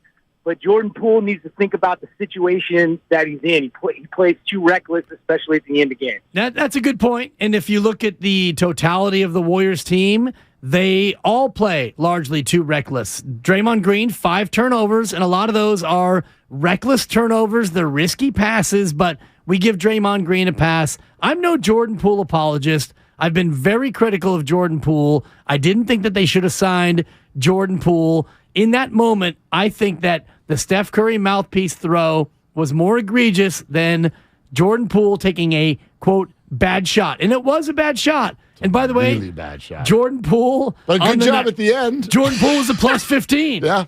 He was the best player on the floor. He's not a bad basketball player. I'm not telling anybody to cut him. I'm telling you to cut him if he needs to be told why that was a bad shot. He's smarter than that. Even the player who you question at the end of the game the most is smart enough to know why you don't do that. Yeah, and again, it was not an end game scenario. It was late enough to where I would have liked him to make a different choice with Steph Curry clapping right next to him. Right. But this does not excuse in any way, shape, or form, like you're trying to do. Not excuse it. You're trying to excuse it's the bigger Steph issue. Curry getting thrown out of a basketball game. Well, he didn't throw himself out. Oh, he got thrown out. Yeah, and he knows the rule. Yeah. He threw the mouthpiece, and he got thrown out in a 2-point game, and Jordan Poole bailed out the GOAT. I'll tell you what, we'll see if we can find it in our heart to forgive Steph Curry after such an unbelievably take some time, Mark. disgusting display. I'm going to have to work through it. The Road to Glendale is brought to you by West Credit Union, working for you today, tomorrow, together. Mike Silver is next, Joy Taylor right after that. And in between, we'll let you hear what Joy Taylor said on FS1 yesterday that earned her the spot on this show today. That's all coming up on Willard and Dibs. It's a huge day on Damon and Ratto. Holy mackerel. First up, Ron Jaws Jaworski at 3:30. Followed by our dear friend Joe Fortenbaugh at 4:15. Game, wait for it, changer. And last but not least, Steve Kerr at 5. Steph is incredible. I mean, he's just made to be the face of the franchise. Today on 95.7 The Game. Every small business owner knows business happens everywhere. The office, the warehouse, or on the road. And no matter where it takes you, there's one solution to help your business thrive. Comcast Business Complete Connectivity. It's the largest, fastest, reliable network with advanced gig speed Wi-Fi and cyber threat protection in one solution. Get started for just $49.99 a month. Plus, add Comcast Business Mobile and you can save up to 60% a year on your wireless bill. And ask how to get up to a $750 prepaid card. Flight 291 is now reporting. Yep, you're going places. And when you get there, be ready to do business. The complete connectivity solution from the company that powers more small businesses than any other provider. Comcast Business, powering possibilities. Ends 2/21/2023. Restrictions apply. Requires EcoBill and autopay. New 50 megabits per second internet and Comcast Business Security Edge customers only. Equipment taxes and fees extra. After 12 months, regular rates apply. Gig internet required for gig Wi-Fi. Mobile savings compares pricing of top 3 carriers. Have you considered walking through another door? I don't mean to pursue another opportunity, but upgrading a door in your home. Now, if you are in fact looking for another opportunity, Golden State Window and Door can provide you with plenty. You can create renewed function and design for use indoors and out. You'll find modern options like Marvin's Elevate In-Swing French Door, barn doors by Trustyle, or Anderson big doors that welcome in natural light. Golden State Window and Door features a variety of materials, sizes, and glass options. You can get inspired by the many possibilities when you visit goldenstatelumber.com. Click on virtual tours and you'll discover beautifully planned displays of doors and windows of all kinds that will spark your imagination. Then, talk with our builder or designer to see what might be a good fit for your home. Serving the Bay Area for 3 generations. Golden State. When you succeed, we succeed. Johnny Mosley here with your Thursday Toyota Tahoe report. Put an edge and wax up your favorite pair of boards because it is clear and crisp here at Palisades.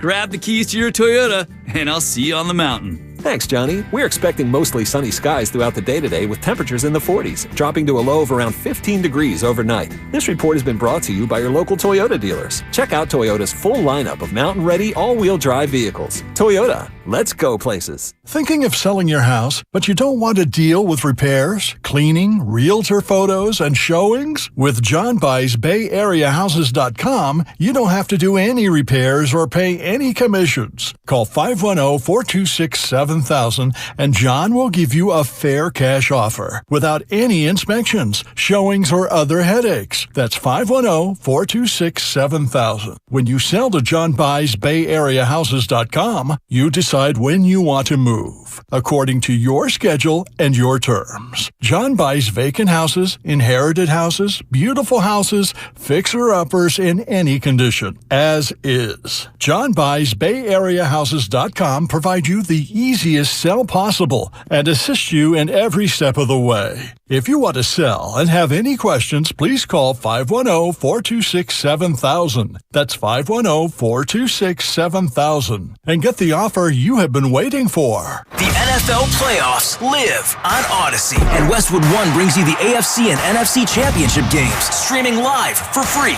this Sunday on the Odyssey app. The 49ers visit the Eagles. Touchdown! Jalen Hurts! Give it to McCaffrey up the middle into the end zone. And then it's a rematch between the Bengals and the Chiefs. Wide open! Jamar Chase takes it in! Touchdown Chiefs! Catch all the action from Westwood One. Your playoffs, your Odyssey. Get in the game and download the free Odyssey app today. Hey, I'm Andy. If you don't know me, it's probably because I'm not famous. But I did start a men's grooming company called Harry's. The idea for Harry's came out of a frustrating experience I had buying razor blades. Most brands were overpriced, overdesigned, and out of touch. At Harry's, our approach is simple. Here's our secret. We make sharp, durable blades and sell them at honest prices for as low as $2 each. We care about quality so much that we do some crazy things, like buy a world-class German blade factory. Obsessing over every detail means we're confident in offering a 100% quality guarantee. Millions of guys have already made the switch to Harry's, so thank you if you're one of them. And if you're not, we hope you give us a try with this special offer. Get a Harry starter set with a 5-blade razor, weighted handle, shave gel, and a travel cover. All for just $3 plus free shipping. Just go to harrys.com and enter code FRIEND at checkout. That's harrys.com, code FRIEND. Enjoy! Visit Friedman's Appliance in Pleasant Hill to see Signature Kitchen Suite's full line of luxury built-in appliances, including the first Pro range on the market with built-in sous vide, induction, and gas all on one cooktop. And now it's easier to build the kitchen of your dreams with the Dream Suite Savings Program with additional bonus rebates. You can see all of the Signature Kitchen Series appliances displayed beautifully in live working vignettes at Friedman's Appliance in Pleasant Hill or at friedmansappliance.com. Are you interested in new career opportunities in the Bay Area and want to make a difference in your community? The San Francisco Sheriff's Office is looking for people considering a job in law enforcement right now. If you're at least 20 years or older with a high school diploma or equivalent, the San Francisco Sheriff's Office wants to hear from you. Enjoy full benefits, flexible schedules, and opportunities for growth and promotion. For employment announcements and more information, visit sfsheriff.com. That's sfsheriff.com to apply today. You're listening to 95.7 The Game, KGMZ FM at HD1 San Francisco. Always live on the free Odyssey app.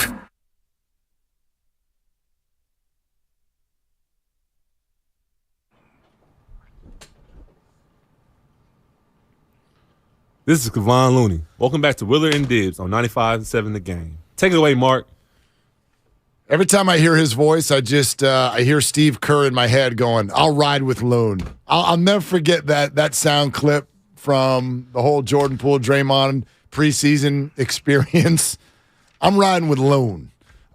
Experience, that puts it very, very lightly, very gently. It was an unrequited punch in the face. Right, but the experience meaning like us going through everything journey, for the 3 weeks after as we pulled it all apart. And the experience, by the way, hasn't ended. We're still going through it. To a degree, yeah. That's true for Brock Purdy as well, isn't it? Let's get Mike Silver in here on the Bud Light guest line. Bud Light, easy to drink, easy to enjoy. Hello, Mike Silver, San Francisco Chronicle, and many things beyond as we get ready for the NFC title game. How are you? I'm golden, man. This is awesome. Yeah, here we go, man. Here we go. So every week, it seems like we come up with something that Brock Purdy hasn't done until he's done all of the things, right? And so now it's playoffs on the road in one of the most hostile environments. Does that wash for you, or are we done with Brock Purdy tests? Well, it depends how you look at it. Are we done? I mean, you're never done, right? Steve Young won passing titles, won an MVP, and still wasn't good enough because he didn't win a ring, and he followed the greatest of all time. So it's all relative, right? But to me, he has passed all the tests, and if he fails in Philadelphia against the great Eagles team, I don't think it's going to be, he couldn't handle the pressure. Like, he might not be able to handle the literal pressure of their pass rush. Those guys have 70 sacks, and they come in waves. And, I would say this. I was a little concerned before the Cowboy game in that he has played around a lot in the pocket and extending plays, spin moves. We saw the high step on the scramble. He and I kind of had a conversation, Brock and I, about the 17-yard sack he took from Isaiah Simmons when he tried to turn the corner in the last regular season game, and talked to Kyle about it. And, it's an adjustment. You're trying to figure out the speed of the NFL and what you could get away with. And I knew Dallas was coming with those stunts inside, and Micah Parsons and DeMarcus Lawrence and Dan Quinn's style of coaching. And so I thought that could be an issue. It seemed to swallow him up a few times in the first half. He adjusted. Nothing calamitous happened. And obviously the team was good enough to prevail in a tight game. I think the Eagles are better than Dallas. I think that pass rush, I know that pass rush productivity-wise is the best in the league. You got 4 guys with 11 sacks or more. They're a really good team. I think the 49ers are going to have to score more against them. And so it just puts all those things at a premium. Getting rid of the ball, other people on the offense finding ways to make plays, the defense locking it down as much as they can against a very dynamic quarterback. So it's not going to be easy at all. On the other hand, are the 49ers, as currently constituted with Brock Purdy 8 games in, good enough to win this game and win the Super Bowl? Absolutely, and they will be coached up in this one. And, Nick Sirianni has done a great job. He's yelling at refs. He's calling out radio guys. He's mugging for the cameras. But if you ask me who is going to come in with a more gangster game plan in this one, I'm riding with the team from the West Coast. And that team in the left coast has maybe some small injury questions. Did you get any sense yesterday at practice about McCaffrey and Elijah Mitchell and their ability to be near 100%? I think it's going to be okay. I mean, let's think about the 49ers and injuries and what they've had to deal with in big games past, and even in the middle of this season when it just seemed like they'd never be healthy and people just kept dropping really important people. They're healthy, man. Trent Williams was playing on one leg at this time last year. Debo had gotten banged up. They didn't have McCaffrey. I just think, other than the fact that they're they're on their third quarterback, and by the grace of the football gods, he's pretty darn good. They are as healthy as I could imagine them being, and that goes all the way back to preseason. So, yeah, Christian McCaffrey has a calf thing. Mitchell's fighting through his thing. I think his knee is flaring a little bit too. But given what time of year it is and what's going on, unless something bad happens in practice the next few days, they're not going to be able to use health as an excuse in this one. Mike Silver with us, Willard and Dibbs, 95.7 The Game. I wonder, Mike, how you see this. If you're the Eagles, what are you watching on tape this week that you feel is the weakness? Everyone's looking for the weakness with this 49er offense, and even though they won last week, just 19 points, and the Cowboys were strong in spots in sort of limiting what the 49ers do offensively. Do you think the Eagles might have found something in that Cowboys game, or was that just that game? No, I think all the games are going to be like this from now on. And again, they may have to score more because the Eagles' offense is that good. But I think all the games are going to resemble the 3 playoff games the 49ers played last year and the one they played last Sunday. Tense. Turnovers are pivotal. Big plays are massive. Little things probably decided, and a lot of it may come down to will.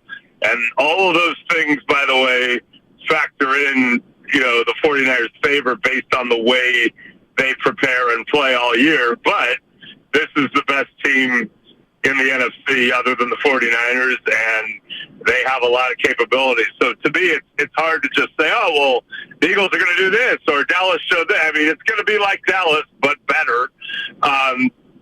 Even better pass rush, better in the secondary, more dudes on offense. And A.J. Brown, by the way, is a little banged up. So I think on the injury side, it might actually favor the 49ers going in, but he'll try to play through too. But I don't see this as one of those like nerdy, here's what's going to happen, breakdown type games. I see it as two teams just beating each other, physically imposing their will and looking for little ways to tip the scales. It's a Deebo Samuel kind of vibe, just running through people. George Kittle doing what he does best, and obviously that defense. But none of it is going to be easy for either side. Yeah, no doubt. And we know that the Eagles' defensive line is probably their best foot forward. But in terms of the Niners' edge, where would you put the 49ers' edge in terms of what they can do to Philadelphia that gives them the best chance to win? Coaching, first of all, which is not insignificant. I think experience in these types of games, again, dating back to last year's 3 postseason games, and really more than that, because they had to win some down the stretch of last year's regular season. That Rams game in particular at the end of the regular season was essentially an elimination game for the 49ers. Not essentially, it literally was an elimination game for the 49ers, and a bunch before that were essentially. And let's remember how clutch this Niner team can be. You're down 17-0 against the Rams, and if you don't win, you're out. In the regular season finale last year, you come back. You now are down 7, and you have the ball, and this is it. You got to score, kind of like Dak Prescott had to score last Sunday. It's tough. Jimmy Garoppolo takes you all the way down the field. You score. You force overtime. You hold them. You go down. You score. Congratulations, you're in the playoffs, and you're going on the road. So, this is a different team, but they have a lot of dudes who can do this type of thing. They've seen the abyss twice. They were 3-5 last year. They were 3-4 this year. And they've been able to fight through a lot of adversity. Again, none of that means anything if the Eagles are just a bit better or calls go their. But there we go. I think it's going to be I think they're in position to have that edge psychologically, coaching-wise, preparation-wise. Not that it necessarily translates, but that's a big deal. Mike, we know that every NFL team, when you get to this point, like you cherish the opportunity because you don't know when you're going to get it again. The other side to that, though, like I wonder, how would you put into words where the 49ers sit if this is, again, not the year? In terms of age of key players and contracts and all of that. Let's say the 49ers do score fewer points this weekend. It leaves the whole picture where? Look, I would have said a couple months ago, it's kind of a moment of reckoning if they lose because Jimmy's going to be gone, and they do have some decisions to make. Bosa needs to be signed. They would presumably have had to get at least an option 1B along with Trey Lance for next year, and that would have cost cap dollars. And, guys get older, et cetera, et cetera. I don't think that now. You have your starting quarterback in Brock Purdy, who's going to be making $900,000 next year, who is not even eligible for an extension until after the 2024 season. And so you can pay Nick Bosa, afford to keep the guys that you want to keep, maybe go out and fortify things like you did in signing Charvarius Ward this last year. And I think Brock Purdy's passed enough tests, and more important, Kyle thinks that this team can come right back, be loaded and daunting next year. So on one level, you always want to seize these opportunities. We saw that with the 2019 Niners, who looked so close to winning a Super Bowl, and then 2020 was a fiasco, and nothing is for certain. But I don't think the window's necessarily closing now. I think they're loaded, and they're going to enjoy the benefits of that Brock Purdy rookie deal. And by the way, you can keep Trey Lance another year on his rookie deal and try to develop him and see where that goes too. They're in a really, really good spot. That said, no Niner fan is going to care if they go back and listen to this clip after the game. If it doesn't go well, they're going to be understandably devastated. Mike, great stuff. Enjoy Philly. Tell those people to stop hating themselves so much. They do love football. They do love the Eagles. I was all over that run they had 5 years ago. I did not get up on a lamppost and do anything like that, but I did hang out at the victory party with Jeffrey Lurie, their great owner, and I saw that city, go nuts. So they're going to be into it.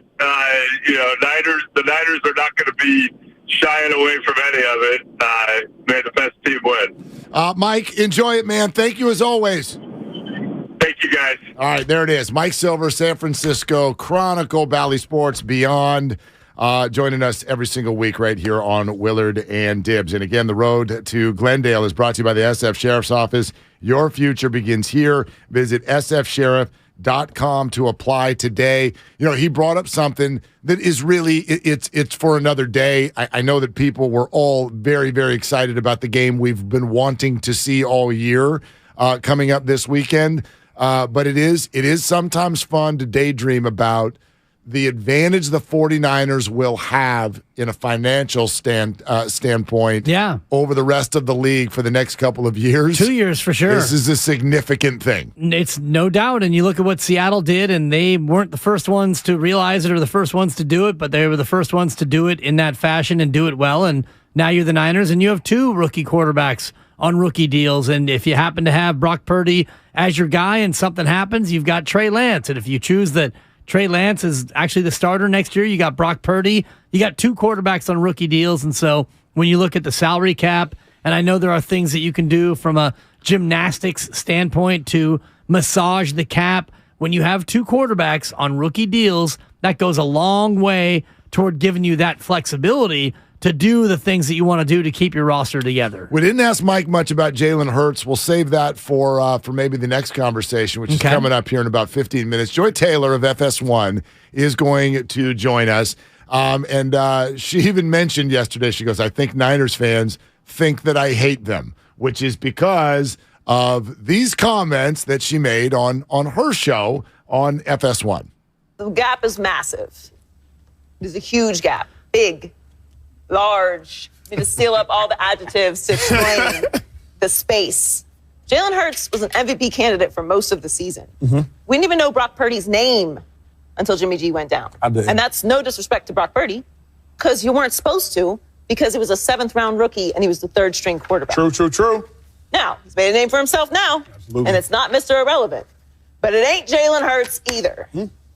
There's a difference, and it's massive, and it's Jalen Hurts is better, more experienced, plays at a higher level, has more skills.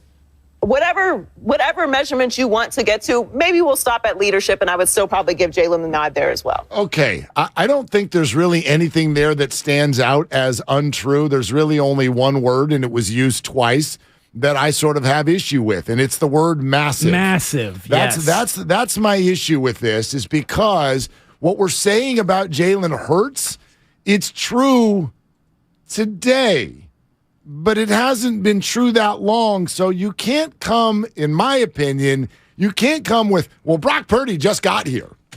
He did. But Jalen Hurts been here for years. 3 years. But the first 2 weren't good. Go look at his numbers. Last year, he was a playoff quarterback. He was fine and lost. He was fine.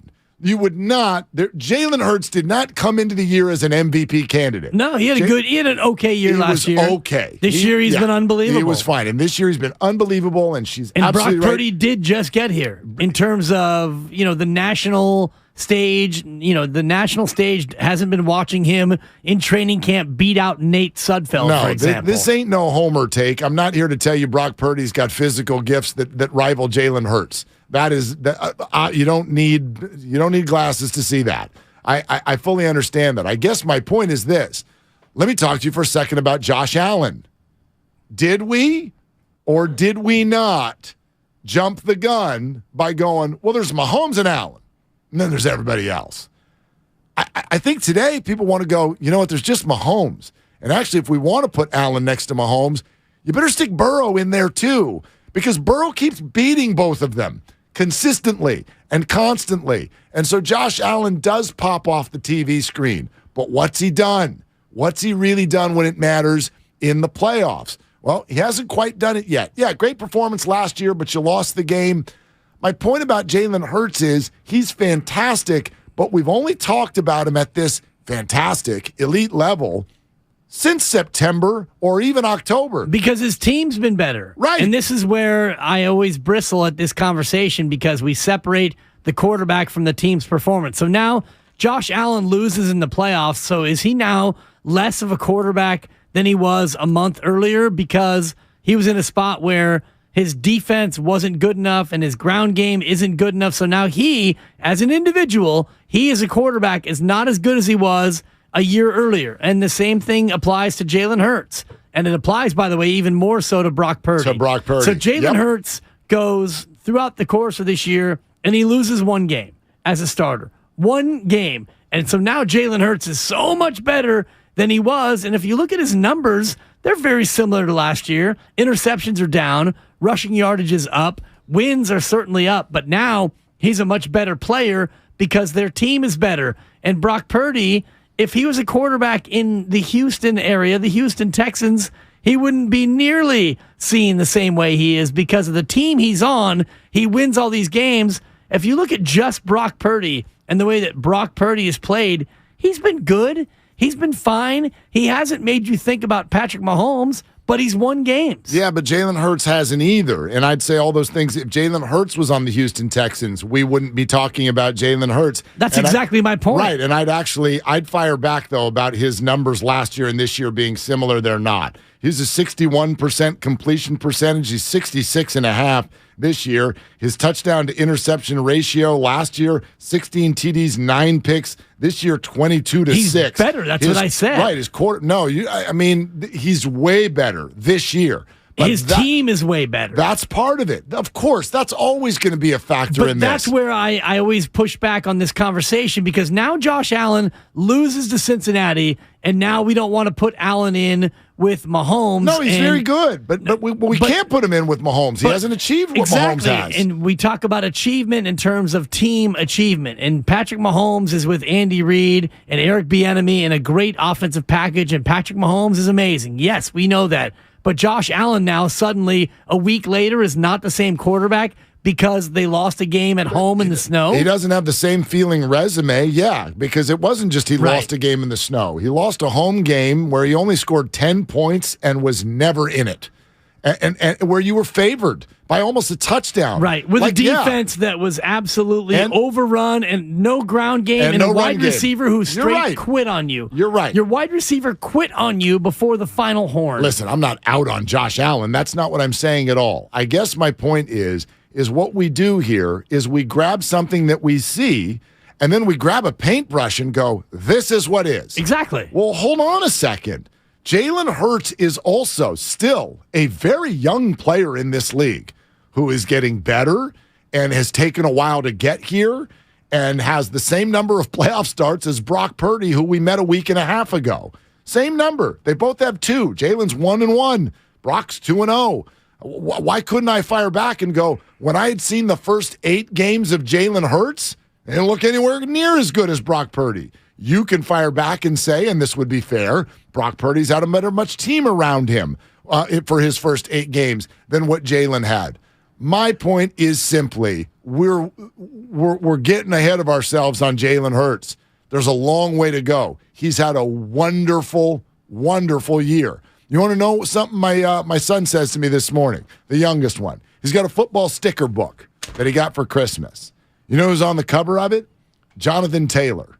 And he asked me, literally, this cute thing says, why did Santa put Jonathan Taylor on the front of this book? And Jonathan Taylor, not very good.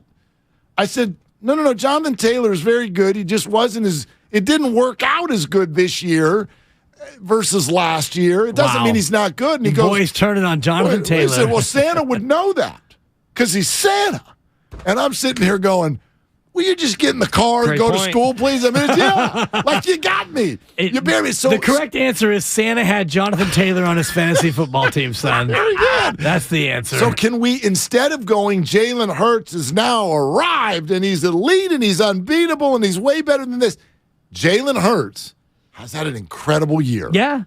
I don't know what the hell he's going to do next year. Because this is not something. Well, we don't even know if here. there'll be a year next year. Well, right. We don't know if we're going to be alive. Right. Ask Santa. Exactly. Right? Hey, Santa.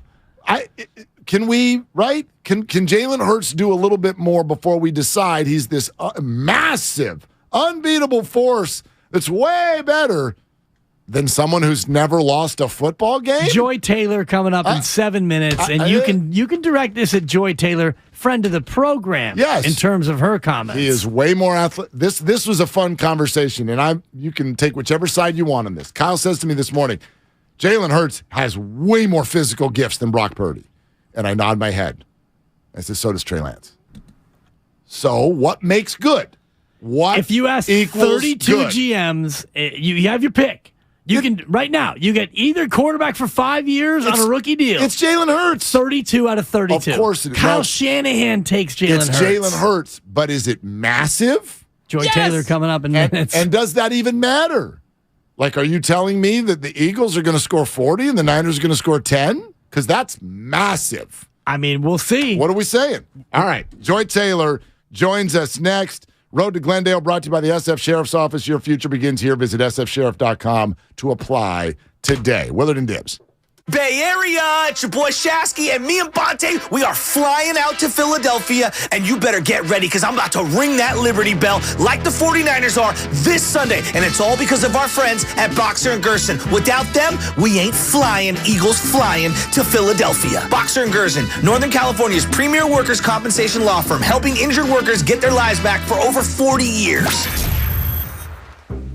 So, the other day, I bought an extremely chatty... Boring story time! Make that an extremely catty cockatoo. You're welcome! Apparently, the pet store won't take it back. But hey, I'll manage. I love that for you. Just like I manage without home internet. No, you don't. Sure, my mobile hotspot is slow and makes streaming shows unbearable. Aw, Bertie likes to stream. But I'm making do. Oh no, who's this? My lady friend. It's mating season, duh. No home internet? It's not that bad. No, not there. It is that bad. Don't settle. Get Xfinity Home Internet for just $19.99 a month for 1 year with a free streaming box. Call, click, or visit a store today. Restrictions apply. Not available in all areas. Requires paperless billing and auto pay with stored bank account. After 12 months, regular rates apply. Offer ends 2/21/23. This is the final week of the Manufacturers RV Show. See hundreds of RVs from dealers all over the West Coast. Don't miss the 34th Annual Manufacturers RV Show at the Alameda County Fairgrounds in Pleasanton. Show ends this Sunday. Boxer & Gerson, Northern California's premier workers' compensation law firm, helping injured workers get their lives back for over 40 years. He's the best interview in the Bay Area. Steve Kerr, Warrior head coach here on 95.7 The Game. When those nights happen, I kick myself afterwards for not walking into the locker room and banging on the walls, during our pregame meeting and yelling, do you guys understand what's about to happen? He's on with Damon and Ratto every single week during the NBA season. Wow. Steve Kerr on 95.7 The Game. Presented by Xfinity. Supercharge your home with supersonic Wi-Fi. Unbeatable internet only from Xfinity. Kirby is your driveway mechanic. They bring the shop to you with brake replacements, oil changes, washes, and so much more. Get $50 off your first oil change with code OIL50 at Kirby.com. That's CURBEE.com and use code OIL50. Now at Big O Tires, buy 3 tires, get 1 free on 4 select in-stock Nexon and Aspen tires with installation purchase. See participating store for offer details or BigOTires.com for additional cash saving specials on name brand tires and auto care services. Ends January 29th. Thank you to all of the business owners who kept people employed during the pandemic. For all you've done, you may be eligible to claim the Employee Retention Tax Credit, a payroll tax refund from the United States Treasury Department, applicable to businesses who kept employees on payroll during the pandemic. The window is closing to claim your refund. Contact Paychex to see if you qualify. Paychex is proud to have helped more than 45,000 businesses secure over $9.2 billion in ERTC claims, an average of $190,000 per business. 50 years and thousands of experts in HR, payroll, benefits, and insurance. You may be eligible to claim the Employee Retention Tax Credit, a payroll tax refund from the United States Treasury Department, applicable to businesses who kept employees on payroll during the pandemic. The window is closing to claim your refund. Contact Paychex to see if you qualify. Visit paychex.com/ERTC to find out how Paychex can help you get additional cash into your business. Paychex.com/ERTC. Paychex.com/ERTC. Progressive presents Adjusting to the Suburbs. I never thought about space in my cramped apartment, but in this house, all I see is empty space. The sofa and ottoman look like tiny islands in a sea of hardwood floors. I could get 2 ottomans in the living room, but then I'd need another sofa. I could tell people I'm into minimalism. Anyway, when you save with Progressive by bundling your home and auto, that's the easy part of adjusting to the suburbs. Progressive Casualty Insurance Company. Coverage provided in service by affiliates and third-party insurers. Kansas City Steak Company, another AmericanEagle.com success story. Started in 1932 as a family-owned butcher shop, today they're a leading distributor of superior all-American steaks delivered right to your door, ready for the grill and your taste buds. When it came to their website, an average site wouldn't do. They chose AmericanEagle.com to take their website to the next level. With a dramatic increase in competition and a softening market demand, they had 2 challenges: improve their brand presence and message and produce a positive return. AmericanEagle.com got to work and executed usability studies and detailed audits of site experience, digital assets, and marketing. The result? An integrated digital marketing and customer experience plan, organic traffic increase of 20%, and a long-term roadmap for success. If you love great steaks, go to KansasCitySteaks.com for website design, development, and online solutions that bring efficiency and results. Visit AmericanEagle.com. If you need a results-driven website, call the team at AmericanEagle.com at 877-WebNow1. That's 877-WebNow1. Streaming only on Peacock. From the mind of Ryan Johnson, the writer-director of Knives Out. Miss Gale, you've got this gift. Always knowing the truth. I only know if something is a lie. The real trick of it is to figure out why. Natasha Lyonne is Charlie Cale. It wasn't an accident. I think there's been a murder. You watch too much Dateline. A new 10-part mystery series. Wolves on my fender. I gotta keep moving. I have been kind of a death magnet. Poker Face, streaming now only on Peacock. This is how you remind me of what I read. Nickelback with special guest Brantley Gilbert is coming to Shoreline Amphitheater in Mountain View, July 9th. Enter at 957thegame.com for your chance to win a pair of tickets to the show.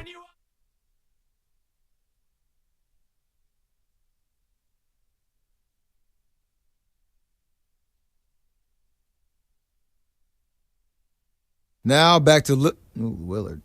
Now back to Willard and Dibbs. Take it away, Mark. See? Steph has moments where he spaces out sometimes. Forgot my name, threw a mouthpiece, whatever, same thing. You know, Steph is great. Yeah, give him a nice Steph.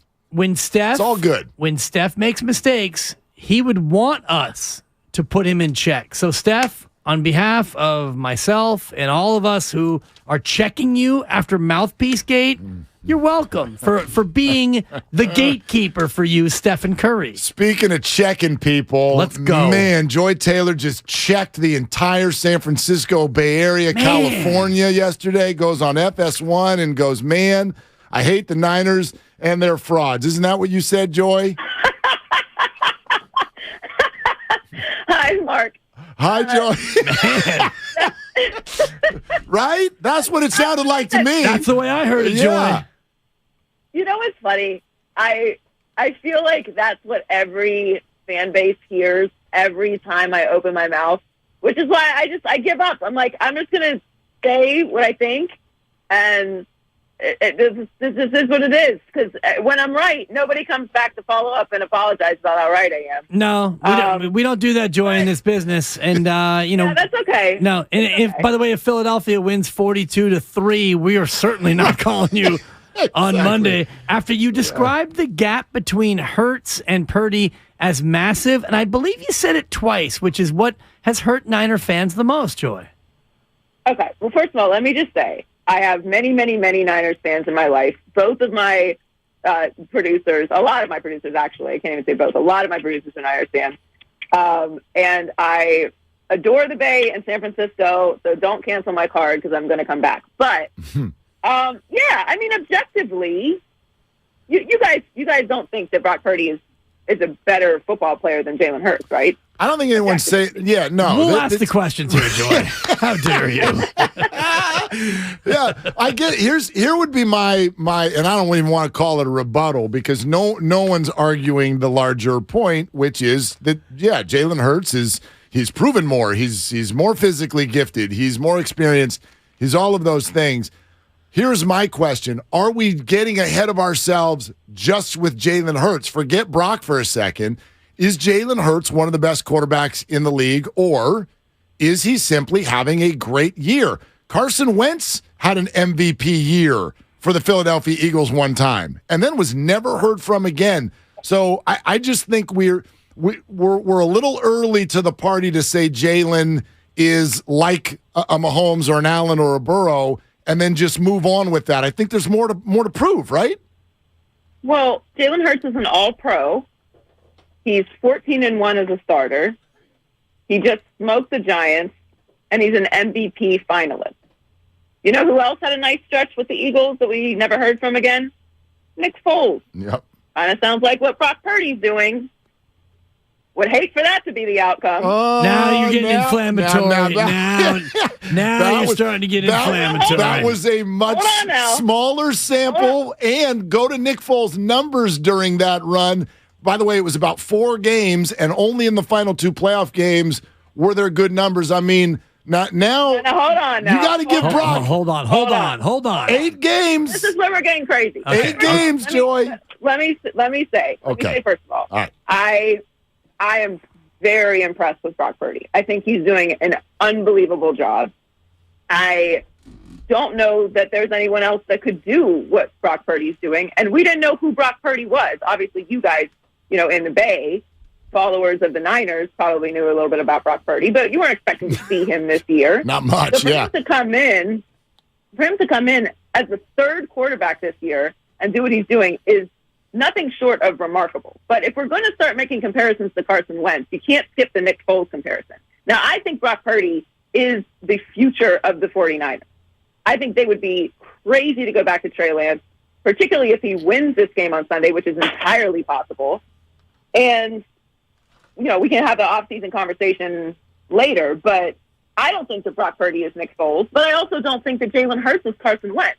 First of all, Carson Wentz's career fell apart in part because he's not a good leader and not a good locker room guy, which we've seen because he's now a journeyman quarterback.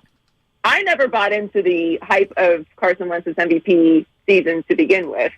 I've been on that for a long time. I think that we've seen more than enough of Jalen Hurts through his progression, through what he's done, what he did before he even came to the NFL, his development from last year to this year, what he's done consistently, the numbers that he's put up all season long.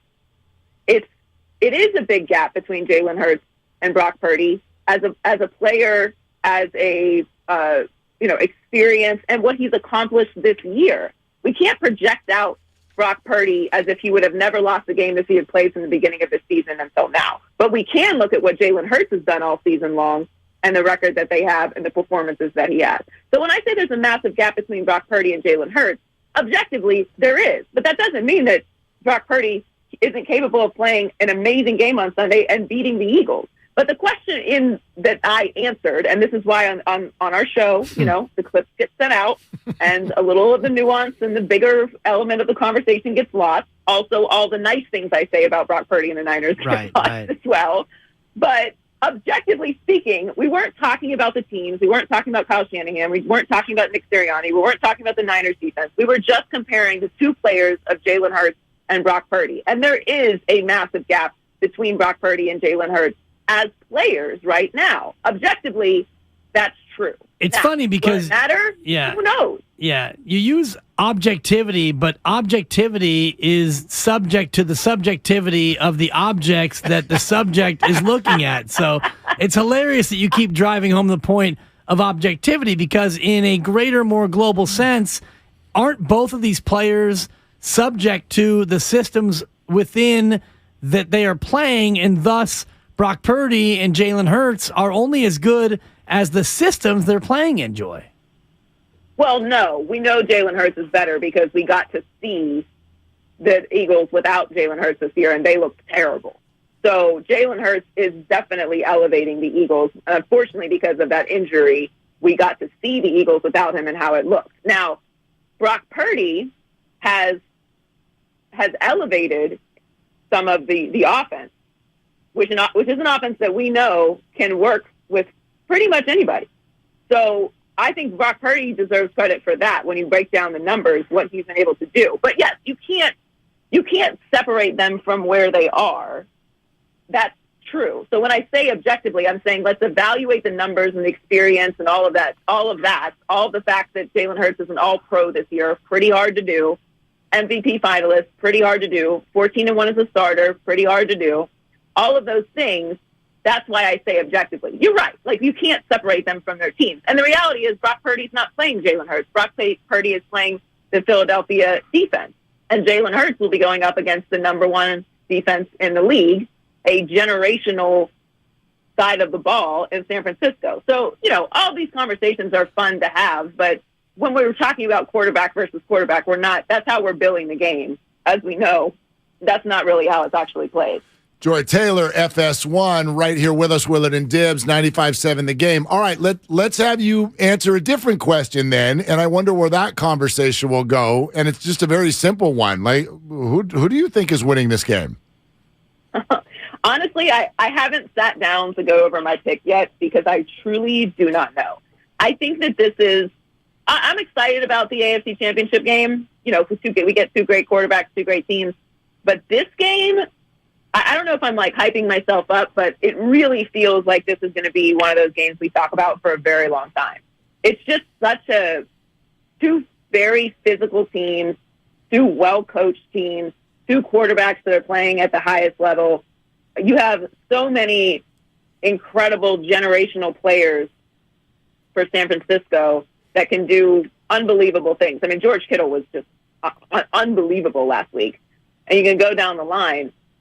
I think it's just going to be a very physical, smash mouth, old school football game. I'm hoping for like a high scoring shootout, but I don't know that that's what we're going to get. So I honestly, I don't know. I truly don't know. I know that's a weak answer, but and eventually I'm going to have to make a pick.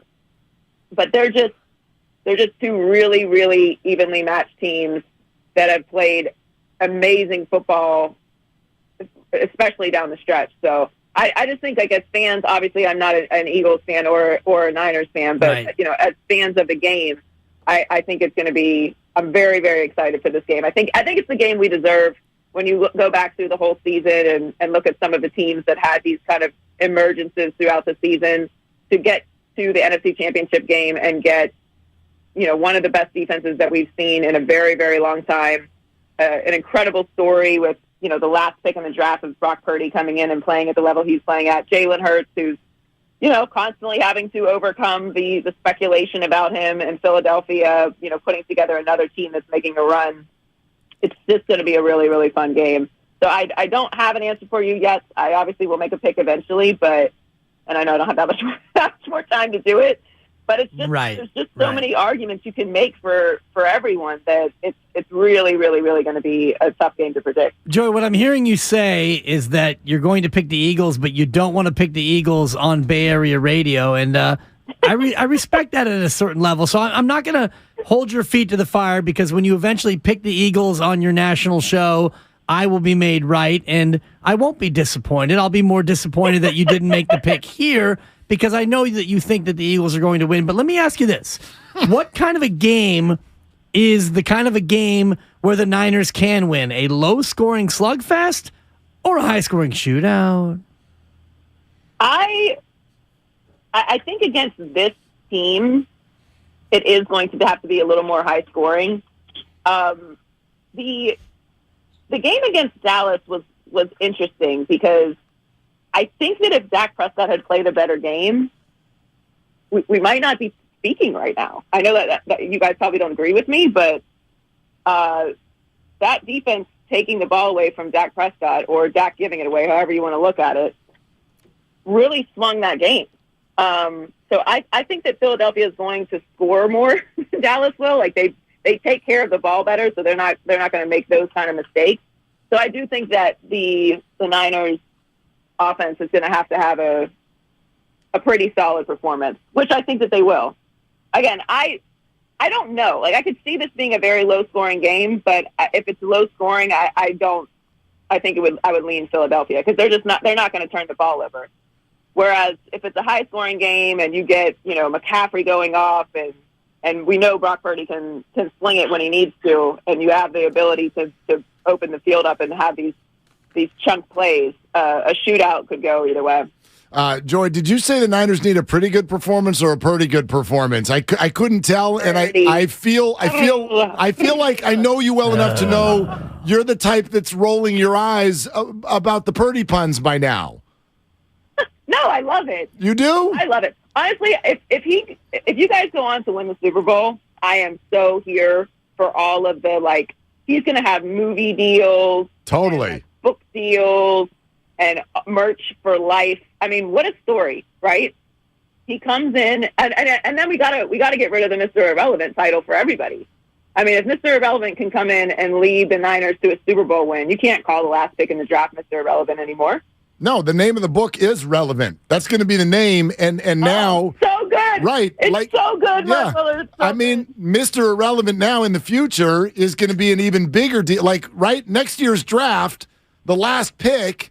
I mean, they're going to have Brock Purdy probably do the interview of whoever this next one is. It's you know what? He seems like he's such a great kid. Like, I love listening to his interviews and him reacting to LeBron tweeting about him. I love finding out that he was a Marino fan.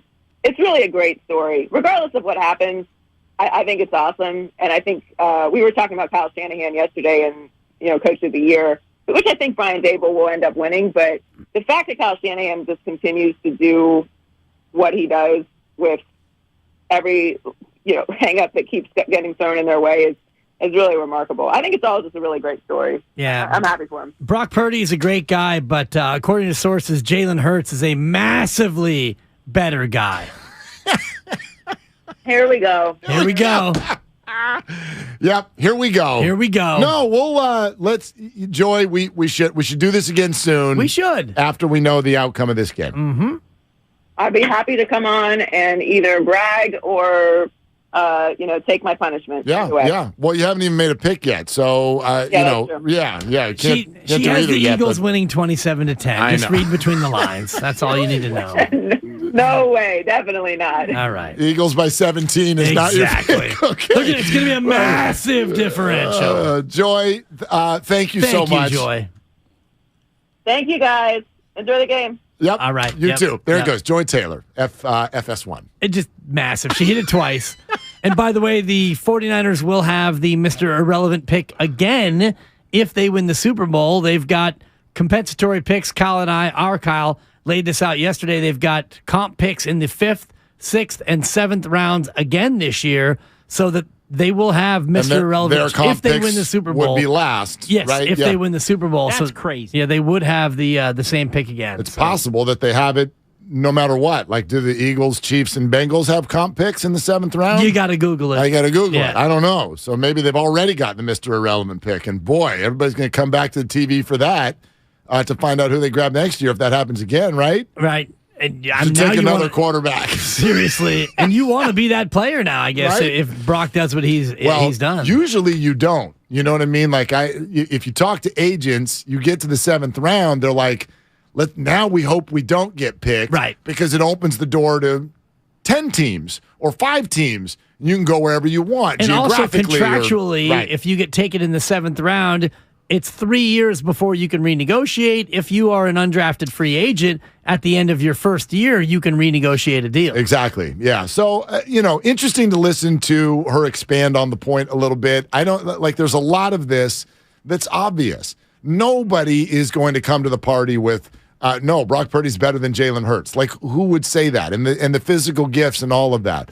I just wonder about, it's a big word here on 95.7 The Game, I wonder about the nuance of this conversation. I'm a man of nuance. There's a nuance to this because there's 2 pieces to it. A, as I've said, are we moving too quickly with the Jalen Hurts thing? Like, Joey even said, well, he's an all-pro. Well, who the hell isn't? I mean, who doesn't go to the Pro Bowl? Kirk Cousins goes to the Pro Bowl. All pros different. I understand. All pros a different level. But it's based on a season. I mean, if I give you all the players in sports who have had an epic season, who then didn't come back and look the same. Brady Anderson. This is a long list. So all I'm looking for is longevity, sustainability with Jalen Hurts, and those are questions still to be answered. And then I think the other, and maybe even more significant question is we can talk about a massive gap in talent and experience and all of that, and I don't know if it matters. I don't know if it matters because Jalen Hurts is not playing Brock Purdy this week, and they won't even be on the field at the same time. The Eagles are playing the 49ers, and it's the whole picture of the thing, and I think you could honestly make the case. I'm with you that 32 GMs would pick Jalen Hurts over Brock Purdy, but I do wonder in terms of the way each player runs his specific offense, if we're not actually in a spot where each of these guys right now is the best guy for their team, for their specific offense, right? Because the Eagles, you'll see this weekend, if you haven't watched a lot of Eagles games, Jalen Hurts does not look like the AFC QBs. It's not drop back, throw the ball all over the place. No. He is a true running quarterback. Like, they will plan 6 to 8 runs per game at least, especially in the red zone. So they've got a completely different offense in the way they run it. They tailor it to him. Niners have done the same thing with Brock Purdy. Well, I think if you look at the Niners with Trey Lance versus the Niners with Brock Purdy, it's a completely different offense because Brock Purdy can do more of the things that Kyle Shanahan wants in terms of seeing the field, secondary, third reads, and all the rest of it. And you're right about Philadelphia. It's a ton of zone read in RPOs. Their run game is almost completely predicated on the mesh point and whether or not he's going to hand it off or keep it himself. A lot more quarterback runs and a lot more of the traditional pistol zone read action. And so it is much more Jalen Hurts centric. The Niner offense is, Brock Purdy, you're our quarterback, but you're more the trigger man. You're not looking for Brock Purdy to make plays by himself a lot of times. Yeah, not by himself, but he is a playmaker. He does but buy not time. With his legs. You're not looking for him to run the ball 8 times and run for 65 yards. The George Kittle bobble catch was not even like that. Was a completely improvised route by George. That was just it was a communication sensation. Yeah. Dibs is what it was. Yeah, Kyle. What do you got? Is Jalen Hurts? So we're all in agreement that Patrick Mahomes is the best quarterback the Niners have played. Sure. Is Jalen Hurts number 2? Ooh. Because I think he is, and I think it's not close. It's a massive difference between he and whoever's third. Large. Yeah, massive. Well, so let's see. Let me pull the schedule up. Justin Fields, Geno Smith. Sure. I mean, Russell Wilson, right? How am I right? Stafford. Super Bowl winning quarterback. Jared Stidham. David Blau. Colt McCoy. They had McCoy and Blau. They didn't face Kyler Murray either time. Is that right? They played Herbert. They played Tua, who came in undefeated and highest rated QB this year. Post-concussed Tua. Tua was not the Tua that he was in weeks 1 through 6. But he was Tua was broken. He was coming off of wins. 32 teams are taking Jalen Hurts over Tua. Yeah, like I'm going to say the answers. They played Brady. Like I'm going to say the answer's yes. Okay. But it's very circumstantial, and I would add again, I'm not sure how much that matters, right? Because would everybody draft Jalen Hurts over? I mean, you mentioned Tua. Would everybody draft Jalen Hurts over Herbert? No. By the way, let me tell you, the answer is no.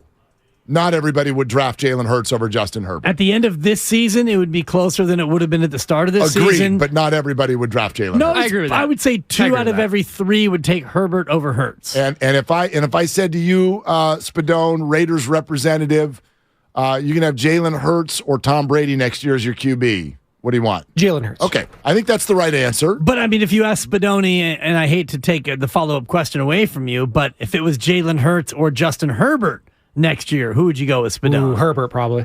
Okay. And and again, I think that comes down to 3. That comes down to system, though, in terms of what you want to run. Yeah, look, I mean, he's good. He's very good. Like he's even if he is only a flash in the pan, it doesn't matter because we're in the pan right now. Like he's having a great year. I don't know. He's flashing in the pan. I don't know. Like we are in the pan right now. We literally. So if he's like that flash in the pan breakdown. We're here. He's a flash in the pan, but we're in the pan. He's going to be really hard to beat. We are literally in the pan. It's hot in here. Seriously. Damn heat's on. Shout out Nelly. So yeah, he's going to pandemic. Too soon. Okay. That's a 4. Downgraded to a 3 because it's too soon. Cleared to play. Pandia.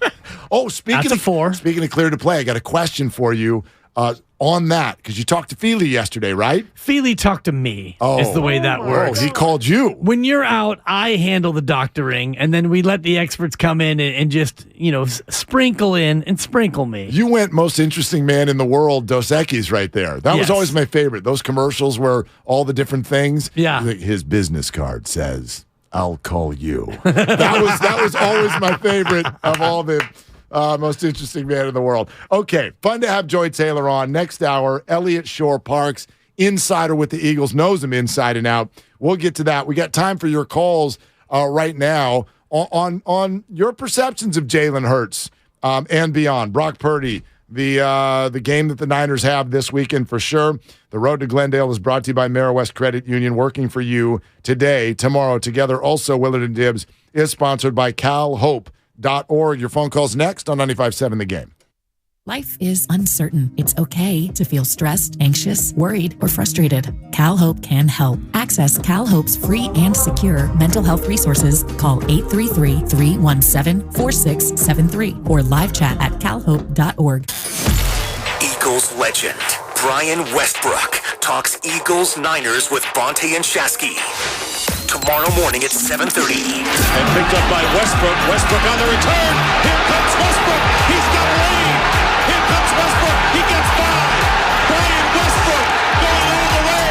Touchdown, morning at 7:30. Only on 95.7 The Game. 1877 Cars for Kids. KARS Cars for Kids. 1877 Cars for Kids. Donate your car today.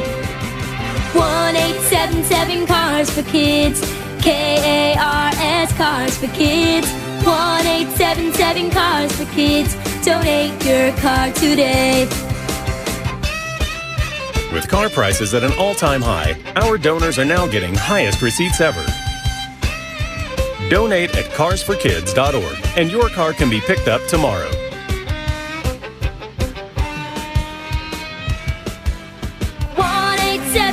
Cars for Kids. KARS Cars for Kids. 1877 Cars for Kids. Donate your car today. Now accepting donations of land, homes, buildings, or any kind of real estate.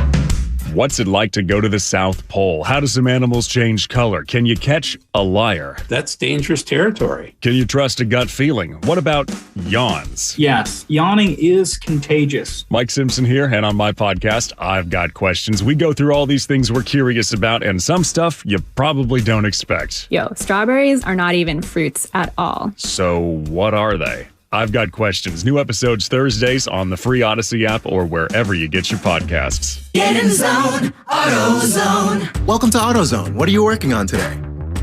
Starting trouble. No one likes that. We'll get you set up for some stronger starts. You might just need a fresh charge, and we'll take care of that free of charge. But if it is time for a new battery, we've got replacement batteries that'll fit your needs, starting at just $79.99. You can learn more about our battery selection at AutoZone.com. That's what makes us America's #1 battery destination. Get in the zone, AutoZone. Claim based on data from the NPD Group 2021. Wendy's knows cold and soggy fries are the worst. So soggy. That's why we're serving up hot and crispy fries all day, every day. And all night until close. With natural cut potatoes, sea salted to perfection. Show me that potato skin. Wendy's hot and crispy aren't like other fries. We're your dream fry. Choose wisely. Choose Wendy's hot and crispy fries. Guaranteed to be hot and crispy. If yours aren't, bring them back and we'll replace them. Visit Friedman's Appliance in Pleasant Hill to see Signature Kitchen Suite's full line of luxury built-in appliances, including the first Pro range on the market with built-in sous vide, induction, and gas all on one cooktop. And now it's easier to build the kitchen of your dreams with the Dream Suite Savings Program with additional bonus rebates. You can see all of the Signature Kitchen Series appliances displayed beautifully in live working vignettes at Friedman's Appliance in Pleasant Hill or at friedmansappliance.com. Thinking of selling your house, but you don't want to deal with repairs, cleaning, realtor photos, and showings? With John Buy's BayAreaHouses.com, you don't have to do any repairs or pay any commissions. Call 510-426-7000 and John will give you a fair cash offer without any inspections, showings, or other headaches. That's 510-426-7000. When you sell to John Buy's BayAreaHouses.com, you decide when you want to move, according to your schedule and your terms. John buys vacant houses, inherited houses, beautiful houses, fixer-uppers in any condition, as is. John buys BayAreaHouses.com provide you the easiest sell possible and assist you in every step of the way. If you want to sell and have any questions, please call 510-426-7000. That's 510-426-7000 and get the offer you have been waiting for. The other day, I bought a cockatoo. Hello! He's a handful, but I'll manage. Just like I manage without home internet. Sure, my mobile hotspot is slow and makes streaming shows unbearable, but I'm making do. Oh no, who's this? It's mating season, Dad! No home internet? It's not that bad! Don't settle. Get Xfinity Home Internet for just $19.99 a month for 1 year with a free streaming box. Call, click, or visit a store today. Restrictions apply. Not available in all areas. Requires paperless billing and auto pay with stored bank account. After 12 months, regular rates apply. Offer ends 2/21/23. Hi, I'm Aaron, owner of California Deluxe Deluxe Windows. Ever notice? When your neighbors get new windows, there is a large black eye of broken stucco, uneven plaster, and even mismatched paint. At California Deluxe Windows, we never leave a ring around the window. Why? Because we are one of the only companies in California who custom crafts every window and door to your home's exact measurements. Almost everyone else on the radio is a distributor. They grab a window from a warehouse, break open your walls, shove it in, and patch things up. At California Deluxe Windows, we take pride in our work. Our installation technique is so precise, we do not break your stucco. Your house could be covered with potato chips, and we wouldn't crack one. Call now, and for a limited time, you get 30% off your entire order and 24 months of interest-free financing. 800-874-3600. 800-874-3600. That's 800-874-3600. California Deluxe Windows. Windows engineered for life. Certain terms and conditions apply. CSLB number 774518. You're listening to 95.7 The Game, KGMC FM and HD1 San Francisco. Always live on the free Odyssey app.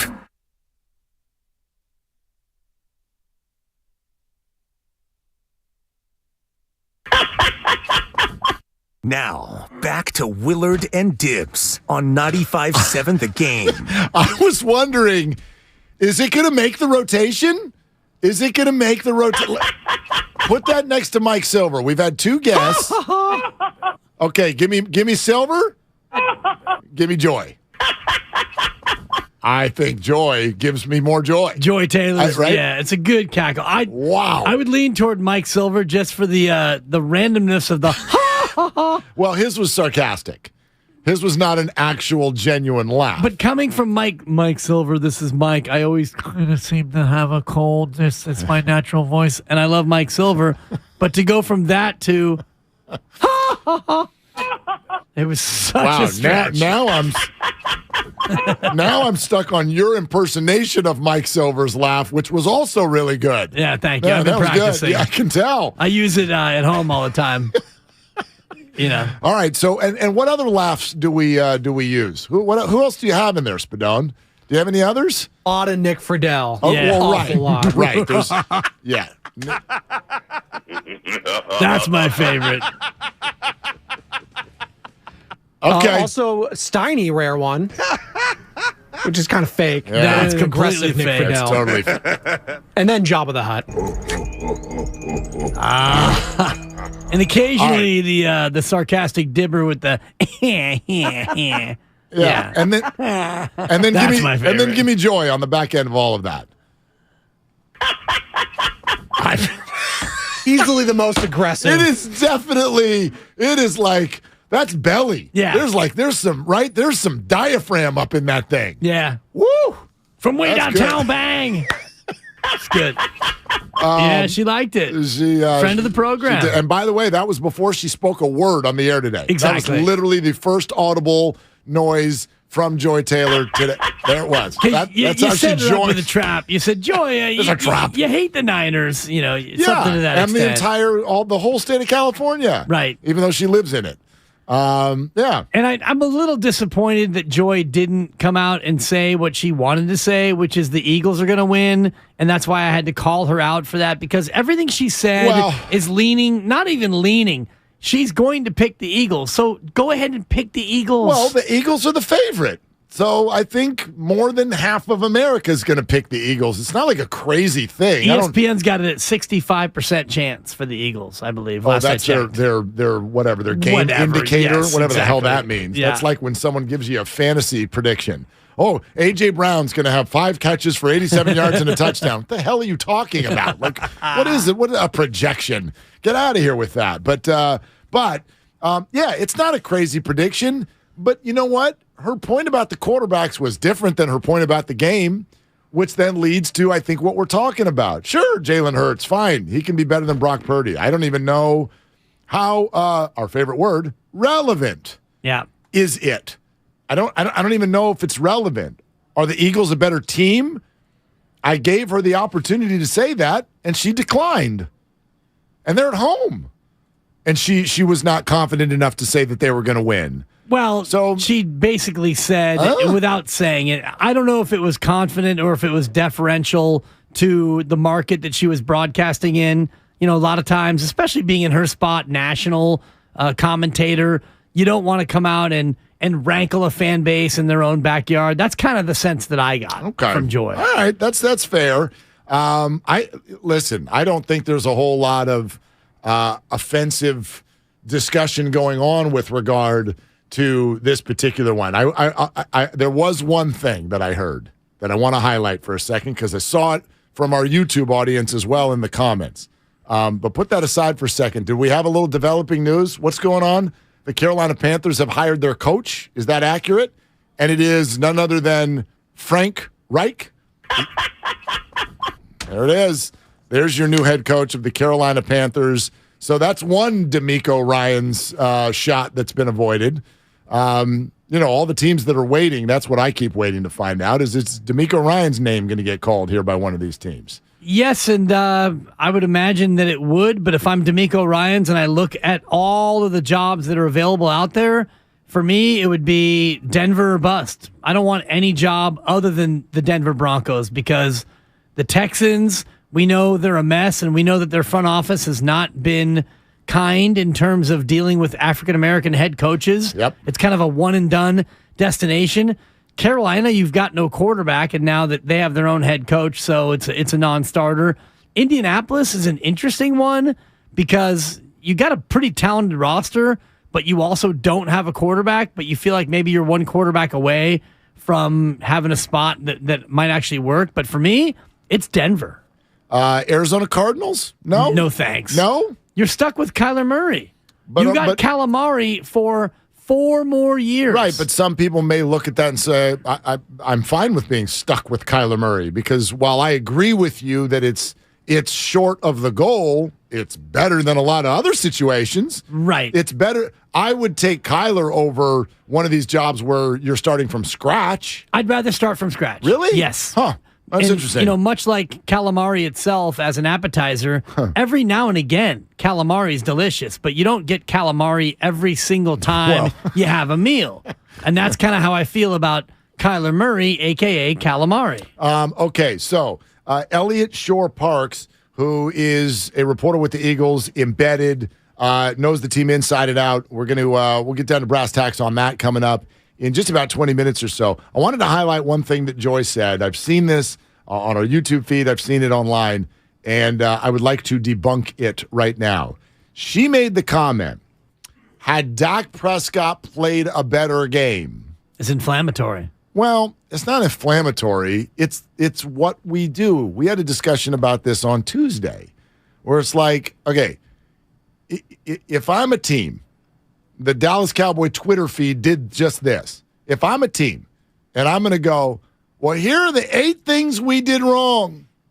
And if we hadn't done those, we would have won. Nice. Well, isn't the other team allowed to go, well, what about the 8 things that we did wrong? And we still beat you. Yes. So it always comes down to a matter of perspective. If Dak Prescott had played better, well, what if it was that someone made him not play well? And hasn't the 49er defense done that to a lot of teams this year? And couldn't they do it to Jalen Hurts? Potentially. Could they get him to play like a lesser version of himself? In fact, is that not the definition of the 49er defense this year? The definition of a good defense. Yes. And I think about this when I was listening to Joy Taylor, the whole idea of giveaway takeaway. We talk about the giveaway takeaway stat, right? Give away your turnovers you commit, take away the turnovers that you get from the other team. On those 2 Dak picks, were they giveaways or were they takeaways? Both. Well, exactly, right? Both. Well, and I think about the giveaway that Demo got, Diamador Lenore.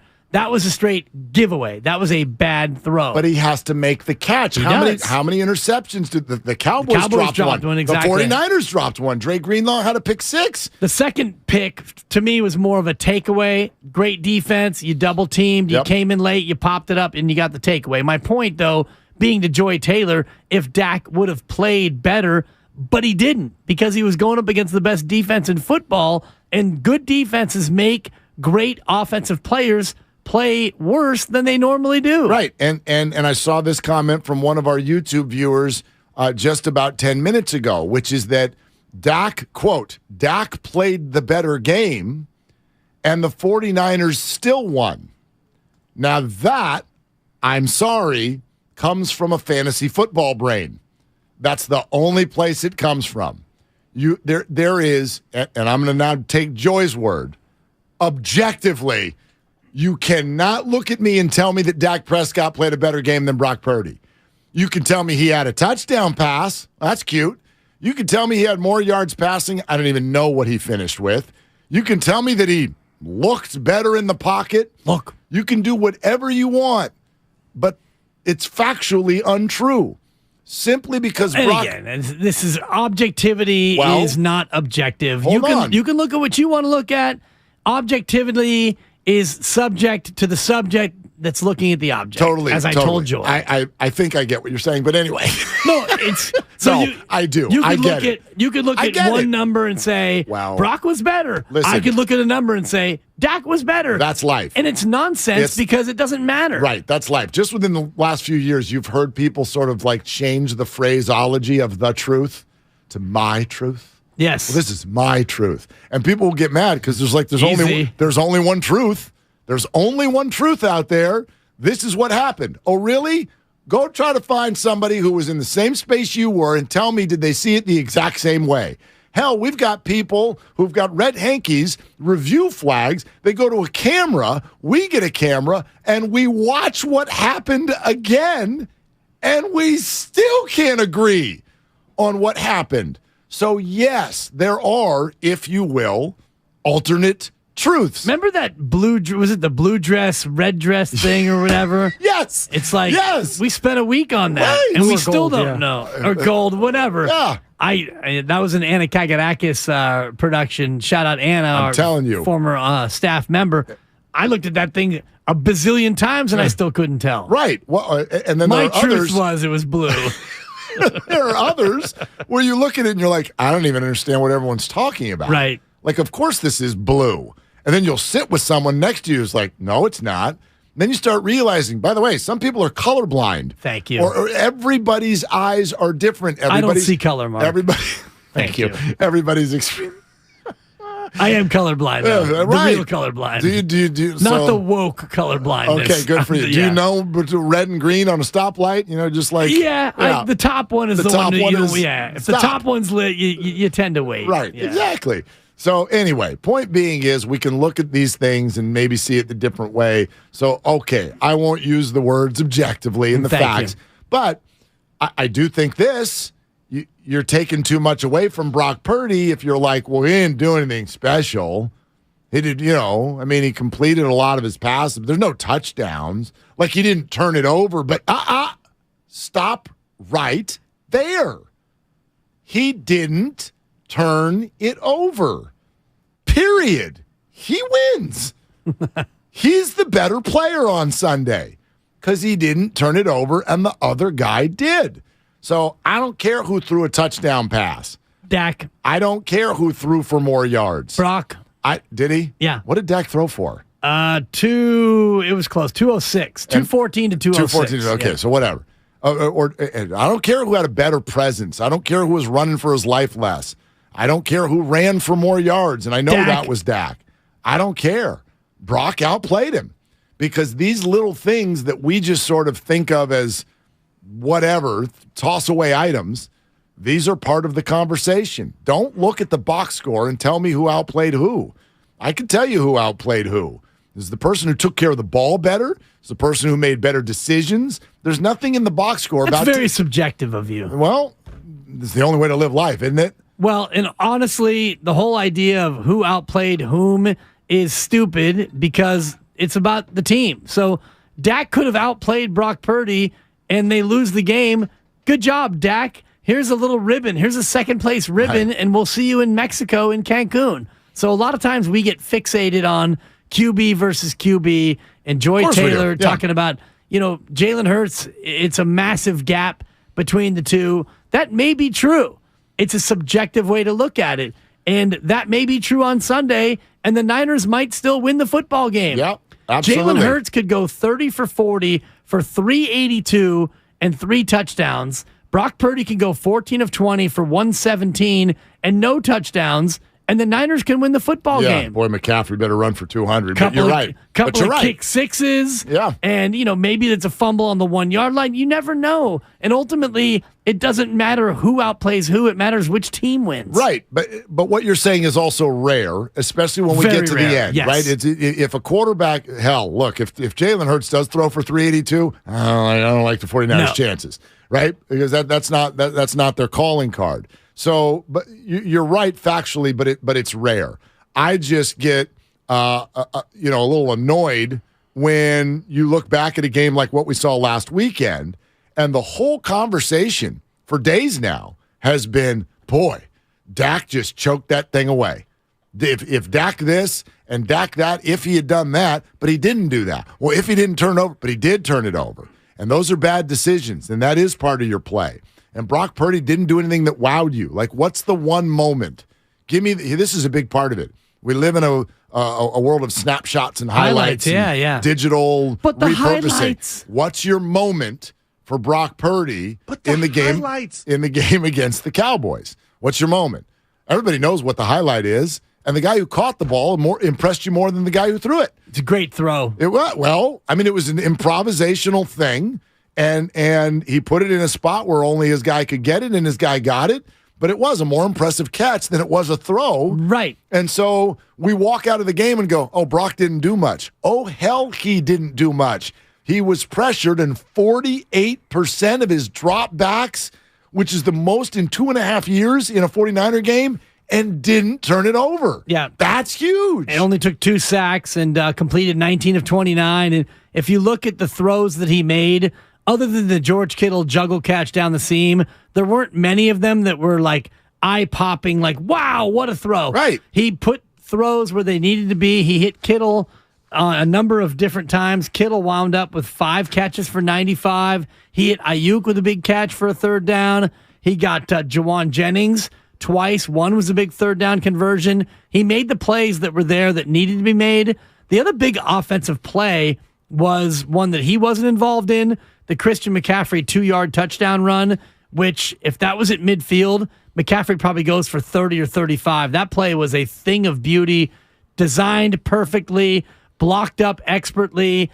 And that's the thing about this Niner offense, Mark, is you don't need Brock Purdy to make 5 or 6 eye-popping plays in order to win. Dallas needed that. When you lose Tony Pollard, you had no run game.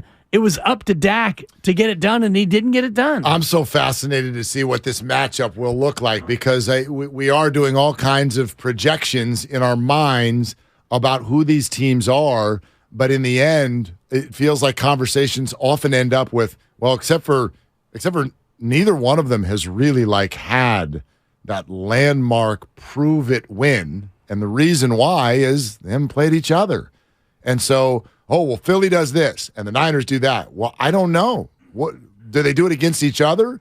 There are little numbers and factoids that can come out that can convince you on either side here. Here's one. How about this? You know how everyone's running around with the whole is it 70 sacks this year? 70 sacks for the Philadelphia Eagles. Do you know that over 20 of them came in 3 games? So now, hold on. Let's go to the other 14 games where you added up to 47 sacks. So instead of thinking, they get 5-6 sacks a game. Well, or did they make their money against 3 really terrible offensive lines, and then in the other games, they're just kind of average? Or could you say that about the 49ers, who their division wasn't as good as we thought, and as everyone has talked about with the schedule and all the things that we say? The bottom line is these are the 2 best teams, and I don't know which field matchup in this game is going to be the thing. I really felt strongly that it was a pass rush game against Dallas. Whoever's pass rush played a better game was going to win, and that's why it was really close, because actually both pass rushes did a good job. And both quarterbacks handled it differently. One of them let it turn into 2 picks. The other one didn't. Niners win, right? This is a little different. For me, this one feels like the 49er defense I'll take as the better defense on the field, even though Philly's good. But who's spying or working on the Jalen Hurts mobility? And if the 49ers can at minimum keep that somewhat in check, they win. If you turn Jalen Hurts into a traditional quarterback in this game, you win. If you don't, you're going to lose. That's what I think. Yeah, I don't know if it's that simple for me, but I like what you're saying in terms of that part of it. And traditional quarterback, you're not going to be able to turn him into a traditional quarterback because he's going to run it out of run sets. And so to me, it's not so much can you spy him, it's what can you do against their zone read option and the RPO game, because that's where the Niners have been vulnerable in the past. And the Eagles' offensive line is one of the best, if not the best, in all of football. So now you've got a good offensive line with a run scheme that you haven't seen a lot this year and a quarterback who can pull the ball out and cause damage with his legs. So it's not so simple to me as when it's a pass formation, can you spy him and can you contain him? It's can you stop him in the run game? That's a bigger issue. For sure. And the other side of it for me, where I'm more concerned, is the Eagles front, which is nasty. They've got 7 first-round picks on their D-line. They've got the deepest D-line in football against a Niner interior 3 that showed some vulnerability against Dallas. And you've got a couple of running backs who aren't injured, but they're maybe a little bit limited. A little dinged. Can the 49ers run the ball? They struggled to run the ball against Dallas. They really struggled earlier in that game. For 3 quarters, they did. Run the football. So can the Niners do anything against a Philly front that led the league in sacks and is pretty sturdy against the run? Those are my 2 big concerns. There's a way to do it. I mean, I guarantee you, the 49ers are grinding, both teams are, grinding on tape from all year long. Yeah. Go back to a game the Eagles played about halfway through the season against the Indianapolis Colts. Do you remember that game? Eagles played the Colts this year. And the final score was 17-16. The Eagles won. And they won, if I remember correctly, in the final minute of the game with a touchdown where Jalen Hurts ran it in on 4th down.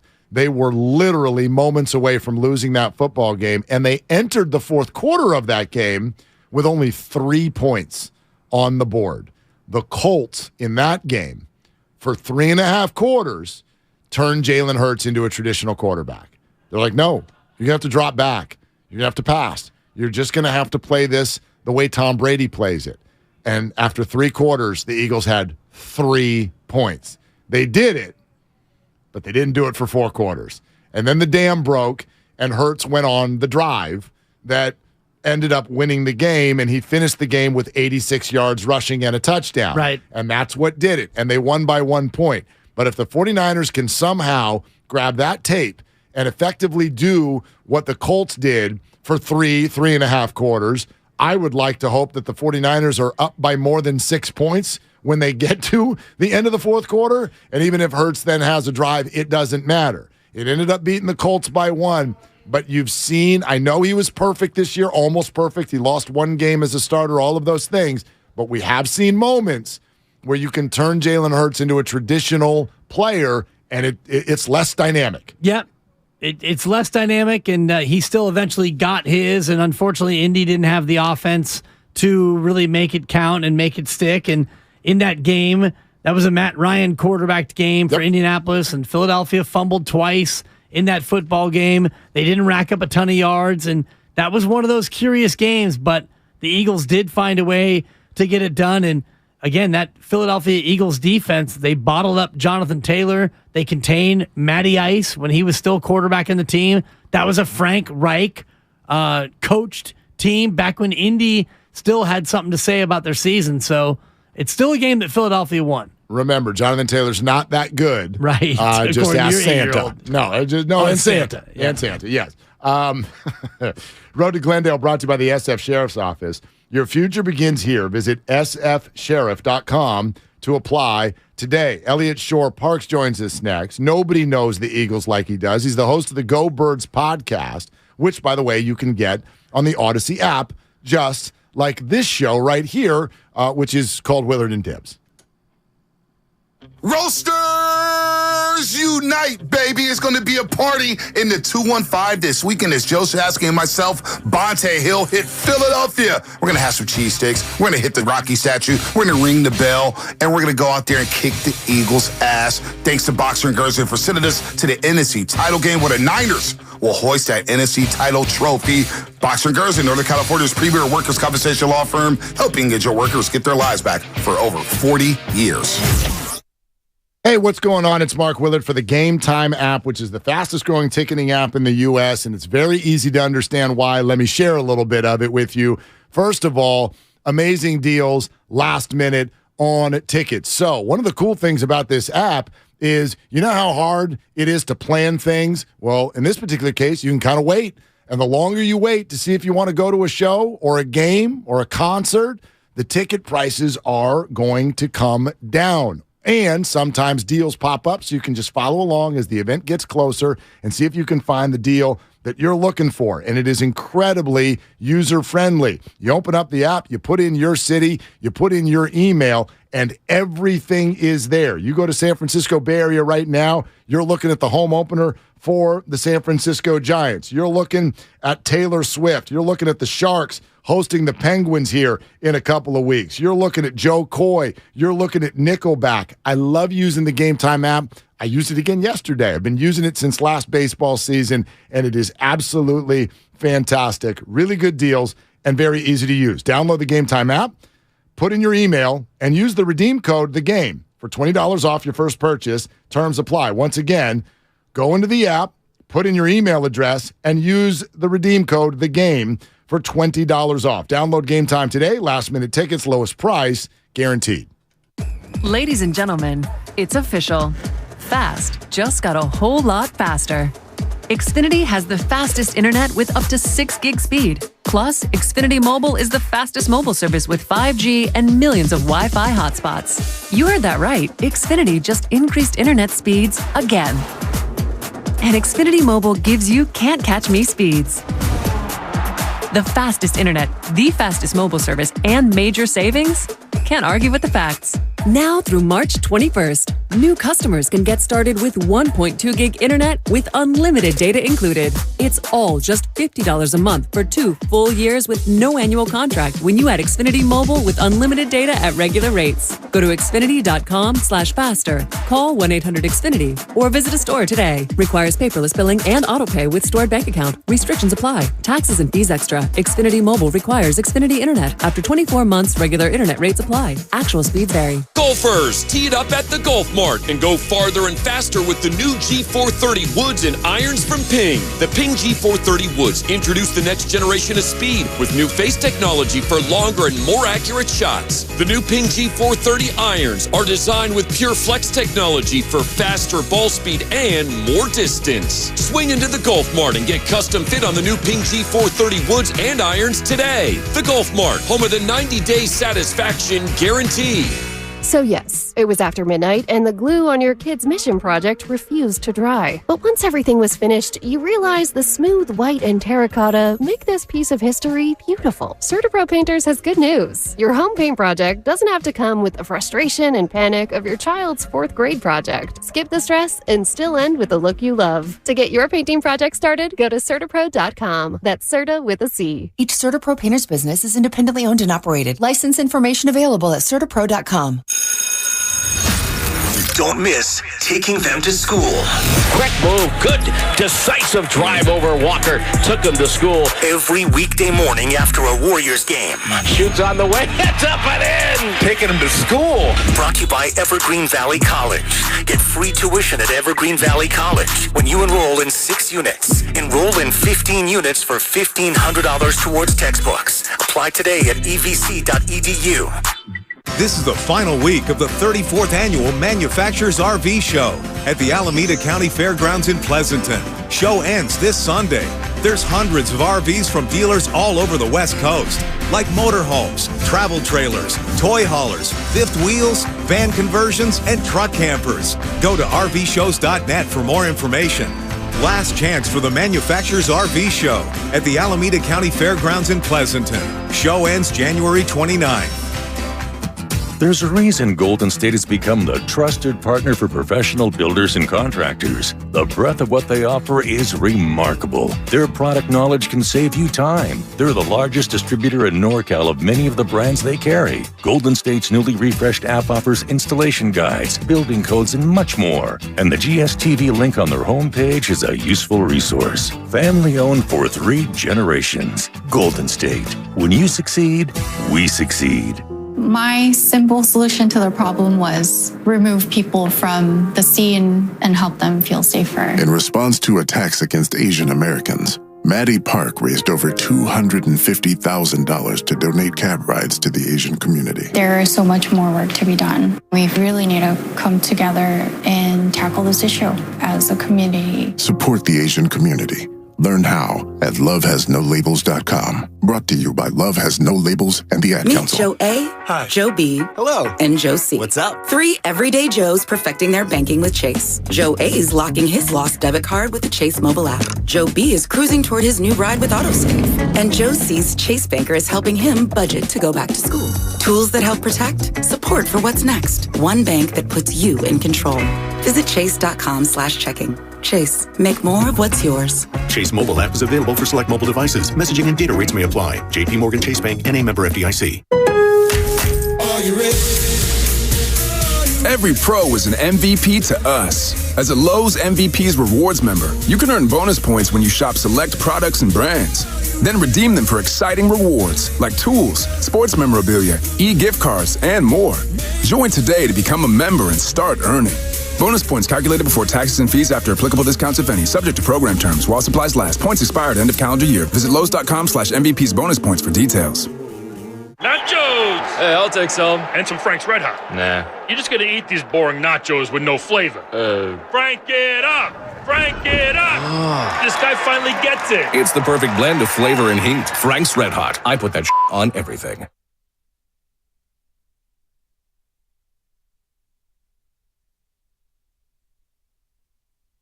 Now, back to Will and Dibby on 95.7 The Game.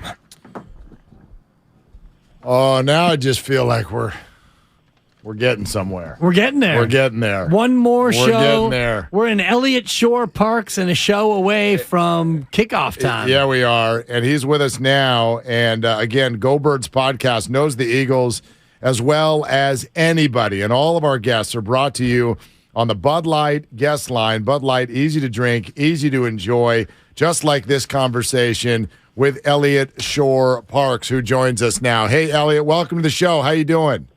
Good. How you guys doing? Thanks for having me on. We're doing great. So go ahead and explain to everybody how to stop Jalen Hurts so that we can tell the Niners.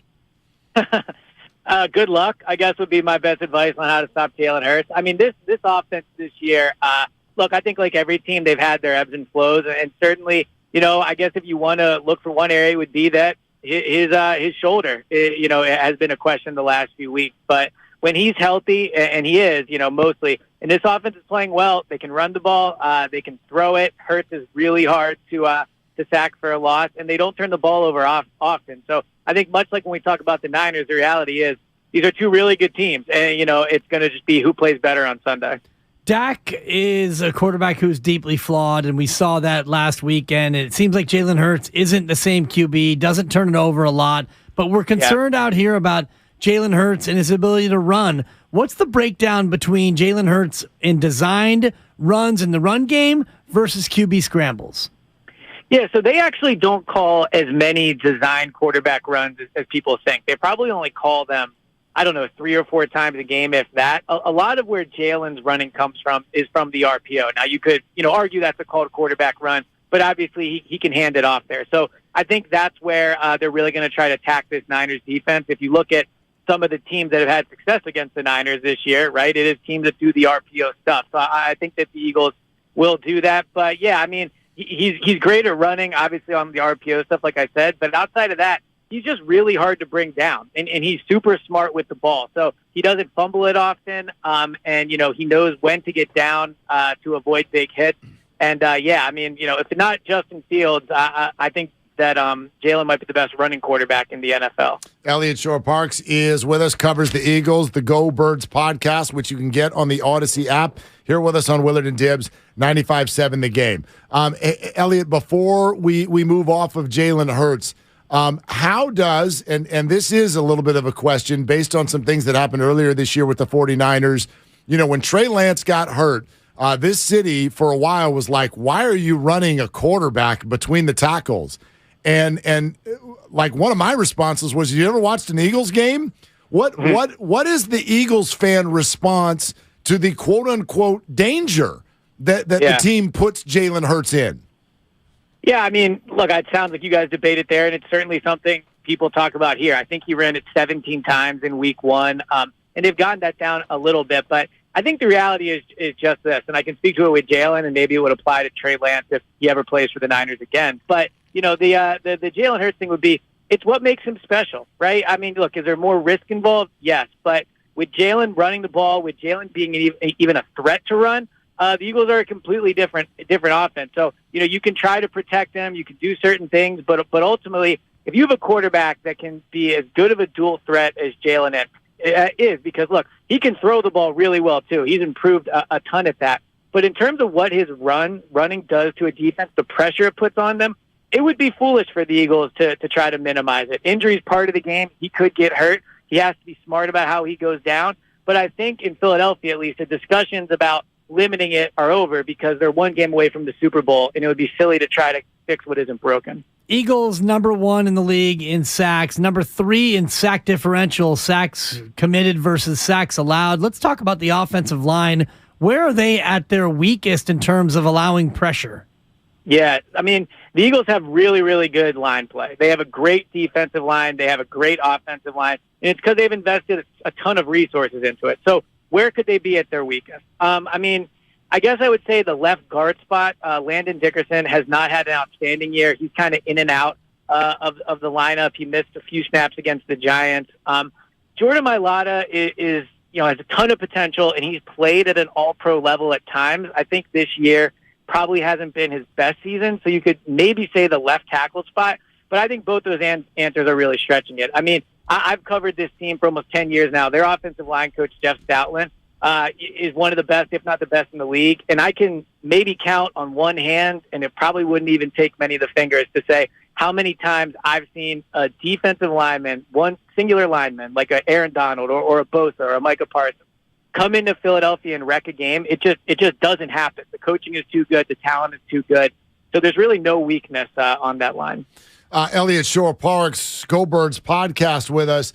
Elliott, I've been to games in Philadelphia. It's loud. It's a good fan base. We understand the passion completely. I do also think, though, it's getting overstated a little bit, like how much this is going to scare everybody, like going into Philly in January. But I wonder your thoughts. How would you compare this home field advantage to other stadiums around the league? It's a great question. I mean, look, it's an outdoor stadium. So ultimately, compared to other, like New Orleans, I think has a home field advantage that can really rattle a team. Because it's a dome, right? And the noise is held inside. Detroit, has an outstanding home base when they're playing well, which they certainly were this year. Philadelphia is a great home field. I mean, I was at the 2017 championship game against Minnesota, and it was unbelievable. And, Vikings players will tell you, Viking coaches will tell you that it rattled them. So I think ultimately, it's loud, it's raucous, and it really just kind of comes down to can you control yourself early, or if you let it get to you, they know how to keep it going and how to really get on top of you. So I would say it's a great home field advantage, but the Niners are a playoff-tested team. So I actually don't think it'll be that huge of a factor. Okay, Elliott, so you're saying Niners by 6? Is that what I heard? Man, this is a really tough game to pick, I'll say. I mean, I think that they're both great teams. I just ultimately, when I look at just the matchups and what I know wins football games and wins, in the playoffs especially, it's line play, and I think the Eagles have the advantage on both lines. It's quarterback play. I think the Eagles have the better quarterback. And, when it comes to taking care of the ball, both teams are great at it. The Eagles are really good at it. And I think the Niners, in my opinion, just rely on turnovers more. When you look at what they need to score, they need to get turnovers. There's a 10-point differential when they get one turnover versus when they get two or more. That's not the case with the Eagles. The Eagles don't need turnovers to score. So as long as the Eagles take care of the ball, I think they'll win the game, and I'm going to pick them to win the game. Probably something like 27-20 or something like that. I think it's going to be close, but I think the Eagles win. Elliot, thanks for coming on, man. Really good insight. Yep, no problem. Thanks for having me on, guys. All right, there you go. Elliot Shore-Parks, Go Birds podcast. It's an interesting point and a fair congrats one. to you for that's a great question. I mean, that's big. I'm back. To get one from an Elliot Shore-Parks I'm here. is big. I'm back. him. I'm like that. Yes, you are like that. I'm like that. And I appreciate you not throwing your mouthpiece across the room after I made a mistake in that interview. It'd be amazing if we actually did the show with mouthpieces. We should do that one day. Just throw one across the room. Maybe in the summer. Tough to talk with the mouthpiece, but listen, he makes a point. Do the Niners rely on the turnover too much to beat a team like Philly? I mean, we can get to that coming up. Steiny and Guloom and Lurk, and they're going to be in here in a second as well. Time for some phone calls also if you want to jump on in at 888-957-9570. The Road to Glendale is brought to you by Ameriwest Credit Union. Working for you today, tomorrow, together on 95.7 The Game. It's a huge day on Damon and Ratto. Holy mackerel. First up, Ron Jaws Jaworski at 3:30. Followed by our dear friend Joe Fortenbaugh at 4:15. Game, wait for it, changer. And last but not least, Steve Kerr at 5. Steph is incredible. I mean, he's just made to be the face of the franchise. Today on 95.7 The Game. If you own a business, this has been a bumpy ride. From pandemic to inflation, I'm sure you could use a break. If your business has 5 or more employees and survived COVID, you might be eligible to receive a payroll tax refund of up to $26,000 per employee. The challenge is getting your hands on it. Hi, I'm Howard Mackler, and that's why I founded GetRefunds.com to cut through the red tape and get you that money. The team of tax attorneys we have put together are highly trained in this little-known payroll tax refund program. We do all the work, charge not a dime up front, and simply share a percentage of the cash that we get for you. Businesses of all types qualify, including those who took PPP, nonprofits, and even those that had increases in sales. We have helped return over $1 billion to businesses, and we can help your business too. Just go to GetRefunds.com and answer a few questions. This payroll tax refund is only available for a limited period of time. Don't lose out on up to $26,000 per employee. Go to GetRefunds.com. That's GetRefunds.com. Johnny Mosley here with your Thursday Toyota Tahoe report. Put an edge and wax up your favorite pair of boards because it is clear and crisp here at Palisades. Grab the keys to your Toyota, and I'll see you on the mountain. Thanks, Johnny. We're expecting mostly sunny skies throughout the day today with temperatures in the 40s, dropping to a low of around 15 degrees overnight. This report has been brought to you by your local Toyota dealers. Check out Toyota's full lineup of mountain-ready all-wheel drive vehicles. Toyota, let's go places. Thank you to all of the business owners who kept people employed during the pandemic. For all you've done, you may be eligible to claim the Employee Retention Tax Credit, a payroll tax refund from the United States Treasury Department, applicable to businesses who kept employees on payroll during the pandemic. The window is closing to claim your refund. Contact Paychex to see if you qualify. Paychex is proud to have helped more than 45,000 businesses secure over $9.2 billion in ERTC claims, an average of $190,000 per business. 50 years and thousands of experts in HR, payroll, benefits, and insurance. You may be eligible to claim the Employee Retention Tax Credit, a payroll tax refund from the United States Treasury Department, applicable to businesses who kept employees on payroll during the pandemic. The window is closing to claim your refund. Contact Paychex to see if you qualify. Visit paychex.com/ERTC to find out how Paychex can help you get additional cash into your business. Paychex.com/ERTC. Paychex.com/ERTC. Now at Big O Tires, buy 3 tires, get 1 free on 4 select in-stock Nexen and Aspen tires with installation purchase. See participating store for offer details or BigOTires.com for additional cash saving specials on name brand tires and auto care services. Ends January 29th. From carriage house to glass aluminum doors, R&S Doors has a full line of commercial and residential garage doors and gates to suit anyone's taste and budget. Visit rsdoors.com. R&S Doors. Look for the red truck. Boxer and Gerson, Northern California's premier workers' compensation law firm, helping injured workers get their lives back for over 40 years. Life is uncertain. It's okay to feel stressed, anxious, worried, or frustrated. CalHope can help. Access CalHope's free and secure mental health resources. Call 833-317-4673 or live chat at calhope.org. All guests appear on the Bud Light guest line. Bud Light. Easy to drink, easy to enjoy. 21 and over. Please enjoy responsibly. I'm here at the Big Game headquarters. Total Wine and More, scoring huge savings on the perfect bourbon. Local craft beer. Forgetting something? Oh yeah, Cabernet, seltzers, and so many low prices.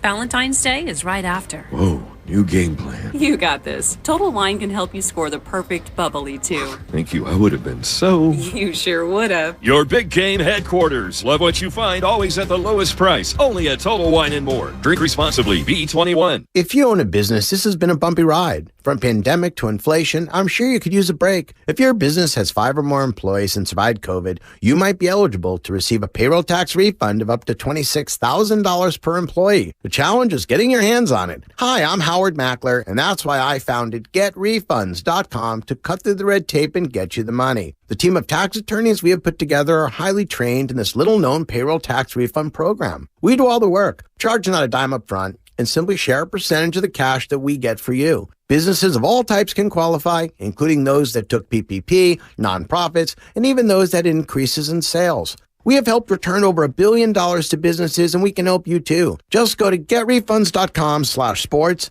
click on Qualify Me, and answer a few questions. This payroll tax refund is only available for a limited period of time. Don't lose out on up to $26,000 per employee. Go to getrefunds.com/sports. That's getrefunds.com/sports. In Hayward, sunny skies today, highs near 63. Weather brought to you by Pfizer and BioNTech. This winter, there are new COVID-19 booster shots designed to help protect against recent Omicron variants. Schedule your updated COVID-19 booster dose at vaccines.gov.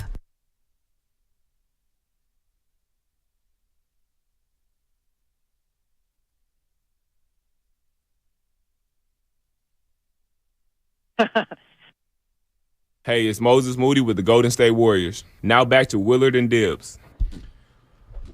Well, thank you, sir. The Warriors, I think, lost in our entire conversation earlier. They won.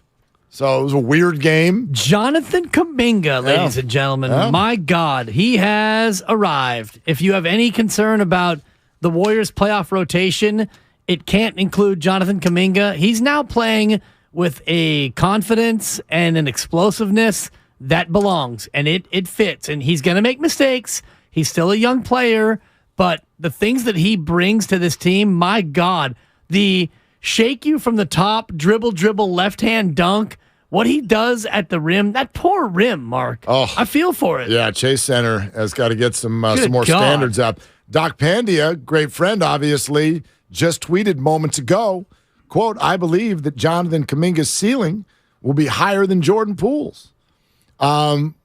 Interesting thought. Well, I think that he's a lot further from his ceiling. If you look at Jordan Poole as a player right now, and you and I had this debate as to whether or not Jordan Poole can ever be a, quote, 1. If Jordan Poole is ever a 1 on a team, like the best player on a team, your team is probably not a championship team, probably not a playoff team. My opinion. I think Jordan Poole is a lot closer to being as good as he's going to be than Jonathan Kuminga. That's probably true. And that's not a hot take. I mean, that's an easy thing to say. They're both young. I mean, Jordan Poole is also the owner of what I think, at least in recent memory, is the largest turnaround in terms of what people thought about him and then what he became. Like what he was from the G League to averaging 20 points a game in the NBA felt like a snap of a finger. So I don't know where his career is going next. I'm not going to doubt the guy, but I think what you're saying is probably true. Speaking of Doc Pandia and what he always talks to us about, injuries. A couple things that let's wonder aloud for a second. 2 with the Eagles and 2 with the Niners. Start with the Niners. Christian McCaffrey and Elijah Mitchell are, again, not practicing today. Yeah. And I'm going to officially maybe be the first to say, I don't think we're talking about this enough. I'm sure it's late in the season. It's the playoffs. You're being conservative. They've already said they're going to play. But color me uncomfortable with both of the 49er running backs sitting out practice this week on Thursday of Championship Sunday. Are we underselling what's going on in the Niner backfield? No, Kyle and I got into it yesterday. Kyle Madsen, when he was filling in for you, we talked a good amount about this factor. I don't think we're underselling it, but what Kyle said yesterday, I will also kind of attach to.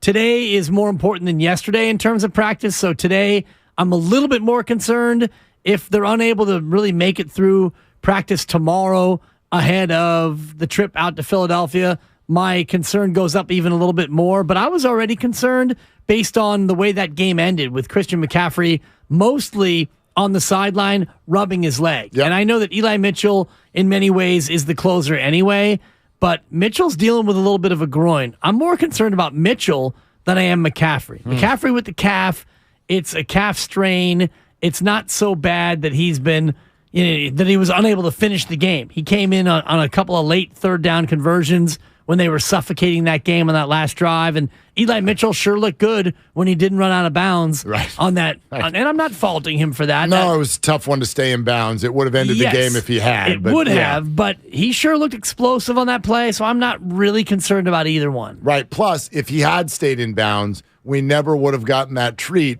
of watching Dak get Ezekiel Elliott completely trucked on a play that was never going to do anything. So we got that out of it. So thank you, Eli. Appreciate that. Of all the final plays of a season, and we thought last year's final play for Dallas when Dak slides and he put the ball where he thought it should go and the ball gets readjusted and the clock runs out, you thought that was embarrassing? Oh, my gosh. You thought that was an embarrassing way to end it? This year said to last year, hold my beer. Yeah. The other one, though, Eagles side of the ball. We've had two gentlemen come on today on the Bud Light guest line. Bud Light, easy to drink, easy to enjoy. Elliott Shore-Parks brought up Jalen Hurts' shoulder, which I think a lot of people, once he looked good last week, went, okay, this is now a non-issue. And I think it largely is, but I also don't want to undersell a quarterback's throwing shoulder. We know this better than anyone. We know that they didn't talk a lot about Jimmy's shoulder during the week, but once the season was over, they're like, yeah, dude, we can't even believe he threw. I wonder what Jalen Hurts is going through, and I wonder if it's one hit away from becoming an issue in this game. Ask Chiefs fans if a game can suddenly turn based on that guy going out of the game. And then Mike Silver talked about A.J. Brown being limited and hurt, and that being an advantage for the 49ers. So we're talking about top of the heap, huge names right now, even though we mostly are like, oh, yeah, they're pretty healthy going into this one. I think relatively they are, but McCaffrey, Mitchell, A.J. Brown, and Jalen Hurts being the names that we're bringing up in terms of nagging injuries, it's pretty freaking significant to this game. Yeah, and you would probably rank it Hurts most important one, followed by McCaffrey. Then maybe Mitchell, A.J. then Brown. Brown. Yeah, A.J. Brown. It depends on WR1. Yes, WR1, but you talk about Mitchell. If McCaffrey can't go, you need Mitchell. And if Mitchell can't go, you're going to go into the NFC Championship game with Jordan Mason, no disrespect, but there'd be a lot of Deebo Samuel in the backfield. Jalen Hurts was asked about his lingering shoulder injury, and he said after the game, it felt better, but it doesn't matter. I've got to get it done, which tells me that it's still an issue for Jalen Hurts. And we know that nobody's 100% this time of year, one of my favorite cliches in football, but Jalen Hurts looked good enough to be able to play through it. Barring a big hit, hint, Dre Greenlaw, it's kind of what you do. Maybe if you can get your hands on that shoulder. And actually, Larry Krueger was talking about the hit on Tony Pollard, and Larry said that it was a dirty hit. When he tackled, he twisted, and he fell on his leg. I saw people say that. I just think that that's really brushing aside what it's like at full speed to make tackles. I agree with you, and I kind of defended your position. Yeah, you can't sit there and go, I'm taking down Tony Pollard, and now that I'm here, let me plan how all of us land. This isn't ballet. Yeah. Like, my God, you're chasing somebody at full speed. He's an elite athlete. You get there, you're trying to take him on the ground. The idea that he twisted to fall on the leg on purpose is, quite frankly, absurd. Yeah. It's absurd. It's tough to do at full speed, and I don't know if when you're tackling someone from behind, you're thinking, all right, if I can twist him and then dive and get my full body weight on his leg, maybe I can snap that fibula. And these are massive people. This is why I've hated that roughing the passer stuff about, he fell on him. Yeah, body weight. Right. What am I? I'm running full speed and I run into him. Where would you like me to fall? There's nowhere else my body can go. So anyway, Mike in San Francisco, Steiny and Goo will be here in just a sec. Hey, Mike, you're on with Willard and Dibs. What are you doing? Mike? Mikey. Yep, that's it. That's it. But we did get Doc Pandia to join the YouTube chat. Nice. Hey, Doc. What's going on? Oh, he's in there. Did someone say Did fibula? someone say fibula? Yeah, I hope that's actually the real Doc. Sometimes people perpetrate. I know, but it's got his picture, so it's got to be him, right? Because that's what we look at these days. By the way, Matt Mayoko on Twitter, and I guess this is Kyle Shanahan who was asked, chance that McCaffrey does not play on Sunday, 0. 0. Okay. 0.00. And 0% chance that he does not play. Yeah, watch the double negative. 100% chance that he does play is what he's saying. Thank you. Yeah, okay. There you go. So 0% not is the same as 100% is. And if you're going to bring up Matt Mayoko's name today, do the man a solid and say, happy birthday. Happy birthday, Matt Mayoko. And I was today years old when I learned that Matt Mayoko and my son Abe share a birthday. And happy birthday to your son Abe. Sweet 16 today. Bigger birthday than Mayoko. Definitely. Who I know, Matt is, I think, he's either exactly my age or a tick above or tick below. So he's not turning 60. Nope. And I know he's north of 50. So Mayoko's not. When you think about your marquee birthdays, like your birthday, 48, big deal. Who cares? Whatever. My brother Doug, shout out Douglas, turned 59 yesterday. I gave him a call. 59 is not 60. Yeah, whatever. Steiny, I know that is coming up on it. No. But you had a birthday. Wasn't a marquee birthday. No. I feel like I have one in 2 years. That's marquee. And then after that, there aren't really any anymore. Like it's, 60, 70, 80. Sammy Hagar, 55. Yeah, sure, there's AARP. But they at a certain point, they don't become marquee like we're going to do something. You're just sort of like, I'm happy that I'm feeling good and I'm here. And people will maybe have a party where, you sit and eat. And I don't know. What are you going to do? And I think when you get to 70, for me, every birthday at that point becomes a marquee birthday because as much as you made it, the life expectancy now is north of 75, the fact that you even get there makes it something you need to absolutely, respect. We celebrated Tom Willard's 80th, as you guys know, a few months ago. We drank, we had wine, and we sat, and we talked. Tried to play golf, and everybody's back went out. Actually, that was just mine. But those are the things. Anyway, my boy's about to get himself a car here. So happy birthday to everybody who's got a birthday today. And does he have his license? Is he getting it today? No, still a month away. Yeah, he did not get all the requisite stuff. They don't do it. They don't do it the same way. Like you have to plan ahead. My daughter did. Well, that's amazing. That's amazing. She was incredible about it. You have to really on her birthday. She did 6 months before her birthday. Like 6 months before the birthday, you have already got to have. You can't apply. But your online class needs to be done. In other words, you're asking for someone who's 15 and a half, almost 15 and a half, to plan ahead. Good luck. Good luck. Mary Page was just all over. That's it. amazing. She wanted her independence. She's driving? Mary Page, oh my, she's driving poorly. Yeah. That's a 3. Yeah. Well, that's the unusual 4. Abe's got his permit, and he drove poorly to dinner last night. But it's just great. The days of picking up at practice are over. Your life is about to change because I used to feel like my parents were so overbearing, but it was all out of love because you can't sleep until your seed is home. Yes. And Norm called in the show Friday. You guys missed him. Norm would leave the belt on the door for me if I had to be home at 1. If it were 1:32, the belt would be hanging on the door outside the house. Like you know what time it is. But now that I got seeds, Donovan's got his license. I'm like, I hope he's doing the right thing. What you know what I do you want to sleep? I don't get the belt. Oh, it's about to go to hell. Yeah, you're in trouble. James Evans Jr. Okay, I good time. Right. No, I know what the belt is. Because we didn't have cell phones then. Wasn't no cell phones when I was. I thought there was something like he leaves a belt out there. So when you come in on time, You take the belt to your pops. I made it. Oh, no, At 1 o'clock, if you're not there, he goes down and takes the belt. Now the belt's on the door. Steiny raised in a different community than you, Goo. The belt wars were a little bit different in Guru's house. Statute of limitations. Yeah. Listen to 95.7 The Game, KGMZ FM and HD1 San Francisco, always live on the Odyssey app. Hello, gentlemen. Good to see your face. We missed you.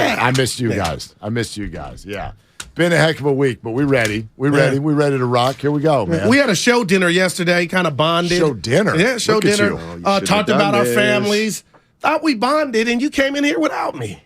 I guess I can wait till 12 to get you. But, yeah, we usually come in together. It's all good. You know that it's an unwritten rule among officials. I'm sure Dibbs knows this. You always enter the arena together, and you leave the arena together. You never go in without your entire crew. So what point is he making to whom? It's mostly a safety issue in case the fans are unruly.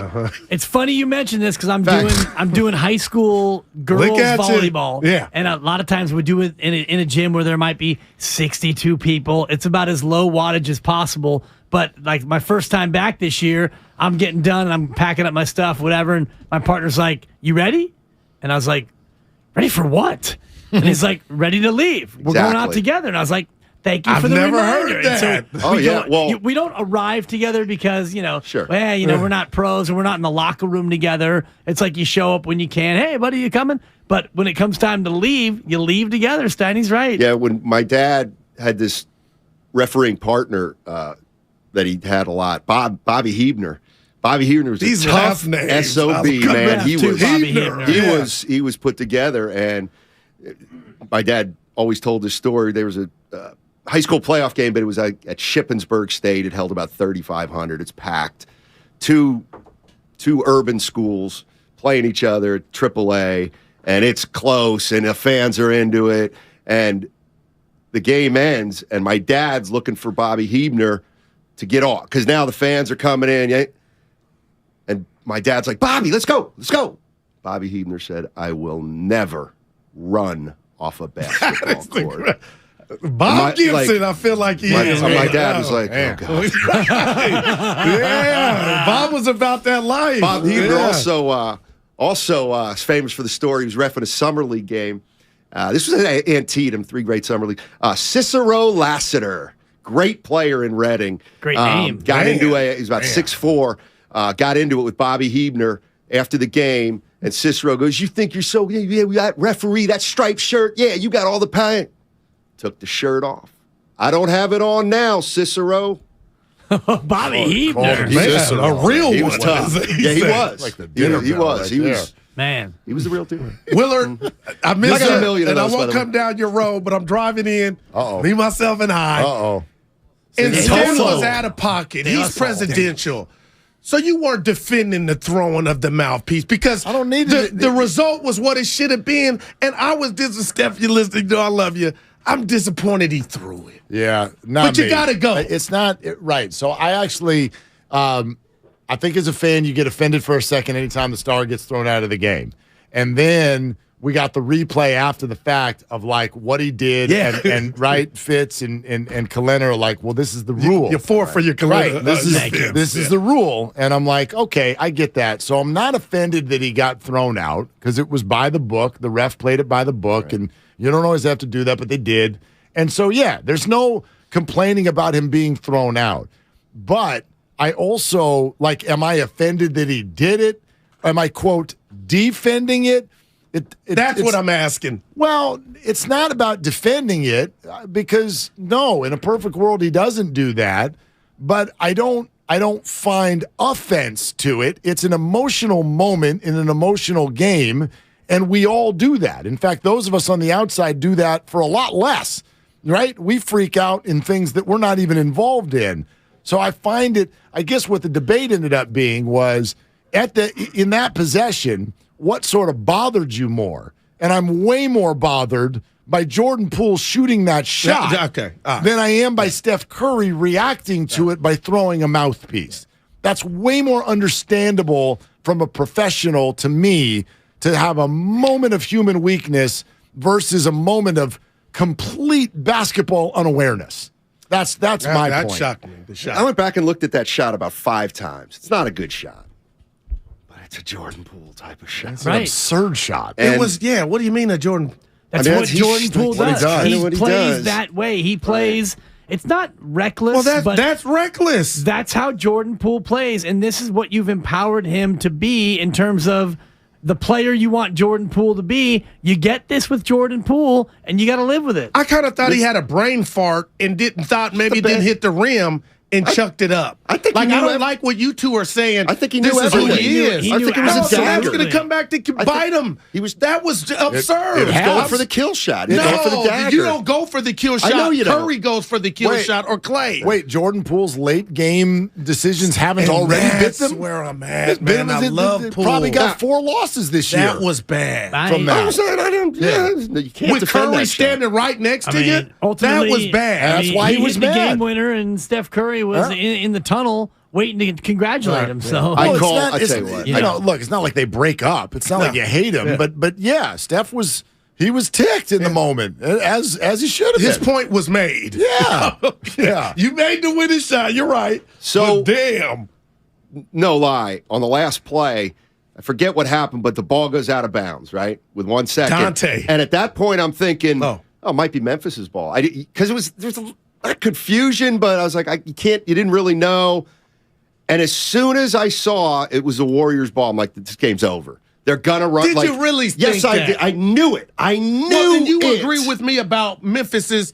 I just don't think their IQ is up to par.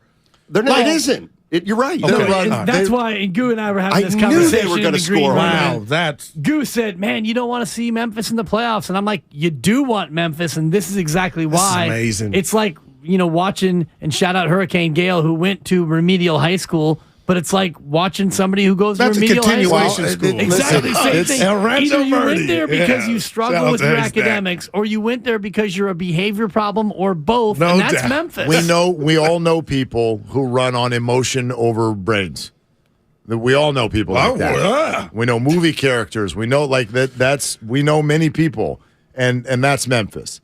Memphis has all the tools they need. All of it. They've got all of it, but they haven't figured out how to let their smarts overwhelm their emotion, and the Warriors are the best example. Like that is Memphis real. Literally gets so triggered. Friday night against the Lakers, they just right, but they get so triggered by the Warriors, so triggered by Shannon Sharp. It's like that was embarrassing. Both parties, it was embarrassing. Right. Can I throw this at you, Willard? Sure.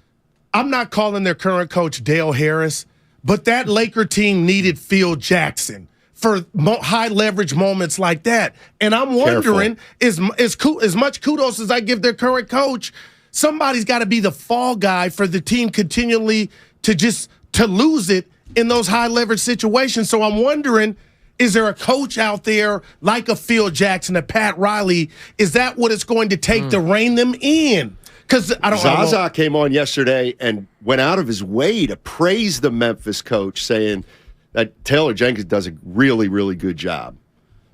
I think he's a good coach, but it's fair to wonder: is he too much of a player's coach? Is he letting this vibe Dylan take Brooks over the is team? off Right? the chain, good or bad? That's a problem. I believe. Could Taylor Jenkins be Mark Jackson, if you will? It's going to get him all the way up here. He can't, and I'll tell you why. He's one. I think he's the only coach in the league that didn't play college basketball. Okay, Taylor Jenkins. He went to Penn. He didn't play. Spoelstra played college ball? Who? Spoelstra? Oh, yeah, Portland. He played at Portland. Yeah, University of Portland. Yeah. You get my reference, though, right? I think. Meaning, like he elevate Memphis, but somebody else needs to come in. No, I didn't. I to take him over the top. I missed it. I thought you meant like come in and take him over the top. Okay, I thought you meant like a Mark Jackson leader. No. No, meaning he's obviously elevated him. He's done a good job, but do they need somebody else to come in to get him to the promised land? I mean, that's probably what this year's about for them. I would think. Maybe they'll make that decision at the end of the season. But like, I thought you meant like a Mark Jackson, like not very good at execution and X's and O's, but fancies himself a leader. I'm like, well, that's going to be hard for this guy Taylor Jenkins, because you say what you want about Mark Jackson, he's got a persona. He's got gravitas. Yeah, and it's interesting now in this NBA where you don't have a lot of teams that are, necessarily coached in the same way they used to be. It feels a lot more like roll the ball out, AAU, go out there and shoot as much as you can, maximum pace, max possessions, go out there and try to beat this team 136 to 135, which is why what you said, Steiny, about that last possession, I had the same kind of feeling. Wow, this is what Steve Kerr lives for. These inbound plays, and Dre called it. That was like the fourth option. I know that's what was impressive, because I'm sure the first option is Curry or Clay coming off the double, basically a 3-pointer. Yeah, and so the tendency there is get the ball to Clay or Steph. I don't know if they weren't open or he was just really patient. He had to wait for it. Steph was being guarded by the locker room, obviously. Yeah. Right. Clay shot out to the corner, and it was guarded. I think that was option one. And it speaks to coaching, because you look at the way they were defending Jordan Poole, and the guy on Jordan basically just had his arms halfway around him, like basically saying, you and I aren't in this play. Let's just hang out. Let's just chill here at the foul line. Yeah. And then, boop, Jordan flashes to the block, and it's game over. I sent out a tweet, Will, because we go back and forth on Clay and where he needs to be for this team to win, but I'm really locked in on, you give me 5 guys you want the ball with the game on the line, shooting a jumper. Steph's one of them. I got Clay in that. From what I've seen where he's at. Now, I'm not saying he can go for 40 or 50. He might shoot you out of some games, but that dude has his feet underneath him to where, and I've been clamoring for it, can I get a Klay Thompson into the game shot? And we saw it yesterday with the 3, but that's almost a compliment to where he's at. Is he all the way back? He may never be. But I don't think he has to go bonkers for them to go back-to-back. But the marksman that he was or is, I feel like, when he shoots it, I feel like it's going in. Yeah, I mean, it's been a couple months since we've been worried about Clay. Like, of all the Warrior concerns right now, I know people who are still, I don't know if annoyed is the right word, scratching their head as to if and when ever is Klay Thompson going to play a back-to-back. But we all know that when playoff time comes, assuming that the Warriors are in a good spot come playoff time, it becomes irrelevant. Right. Because there are no back-to-backs. And then we'll have that conversation again next year or something if it's never going to happen. But outside of that, yeah, I mean, come on now. What was it? Was it November, December, even a little bit, where we're like, it was panic. Got to get Thompson out of here. Got to put Poole in the starting lineup. What are we going to do about Clay? I haven't had that conversation in a while now. And Poole is in the starting lineup, so they fixed it in a different way. So there you have it. Yeah, I mean, you said this, and you're right. They got up for that game last night. Yeah, and they get up for games, and so we know they can do it. But where I'm at is, we know they can do it for a game. Can they do it for 3 weeks to bump up to the 4th seed or something? Can they do it for the entire playoffs? That's the question I have. And because on the road, they're expending a lot of energy right now, more than other Warrior teams have in the past at this point of the season. I think, even though there are games where it looks like they're not locked in, but the games that they're locked in on, they're playing really hard. Yeah. Can you?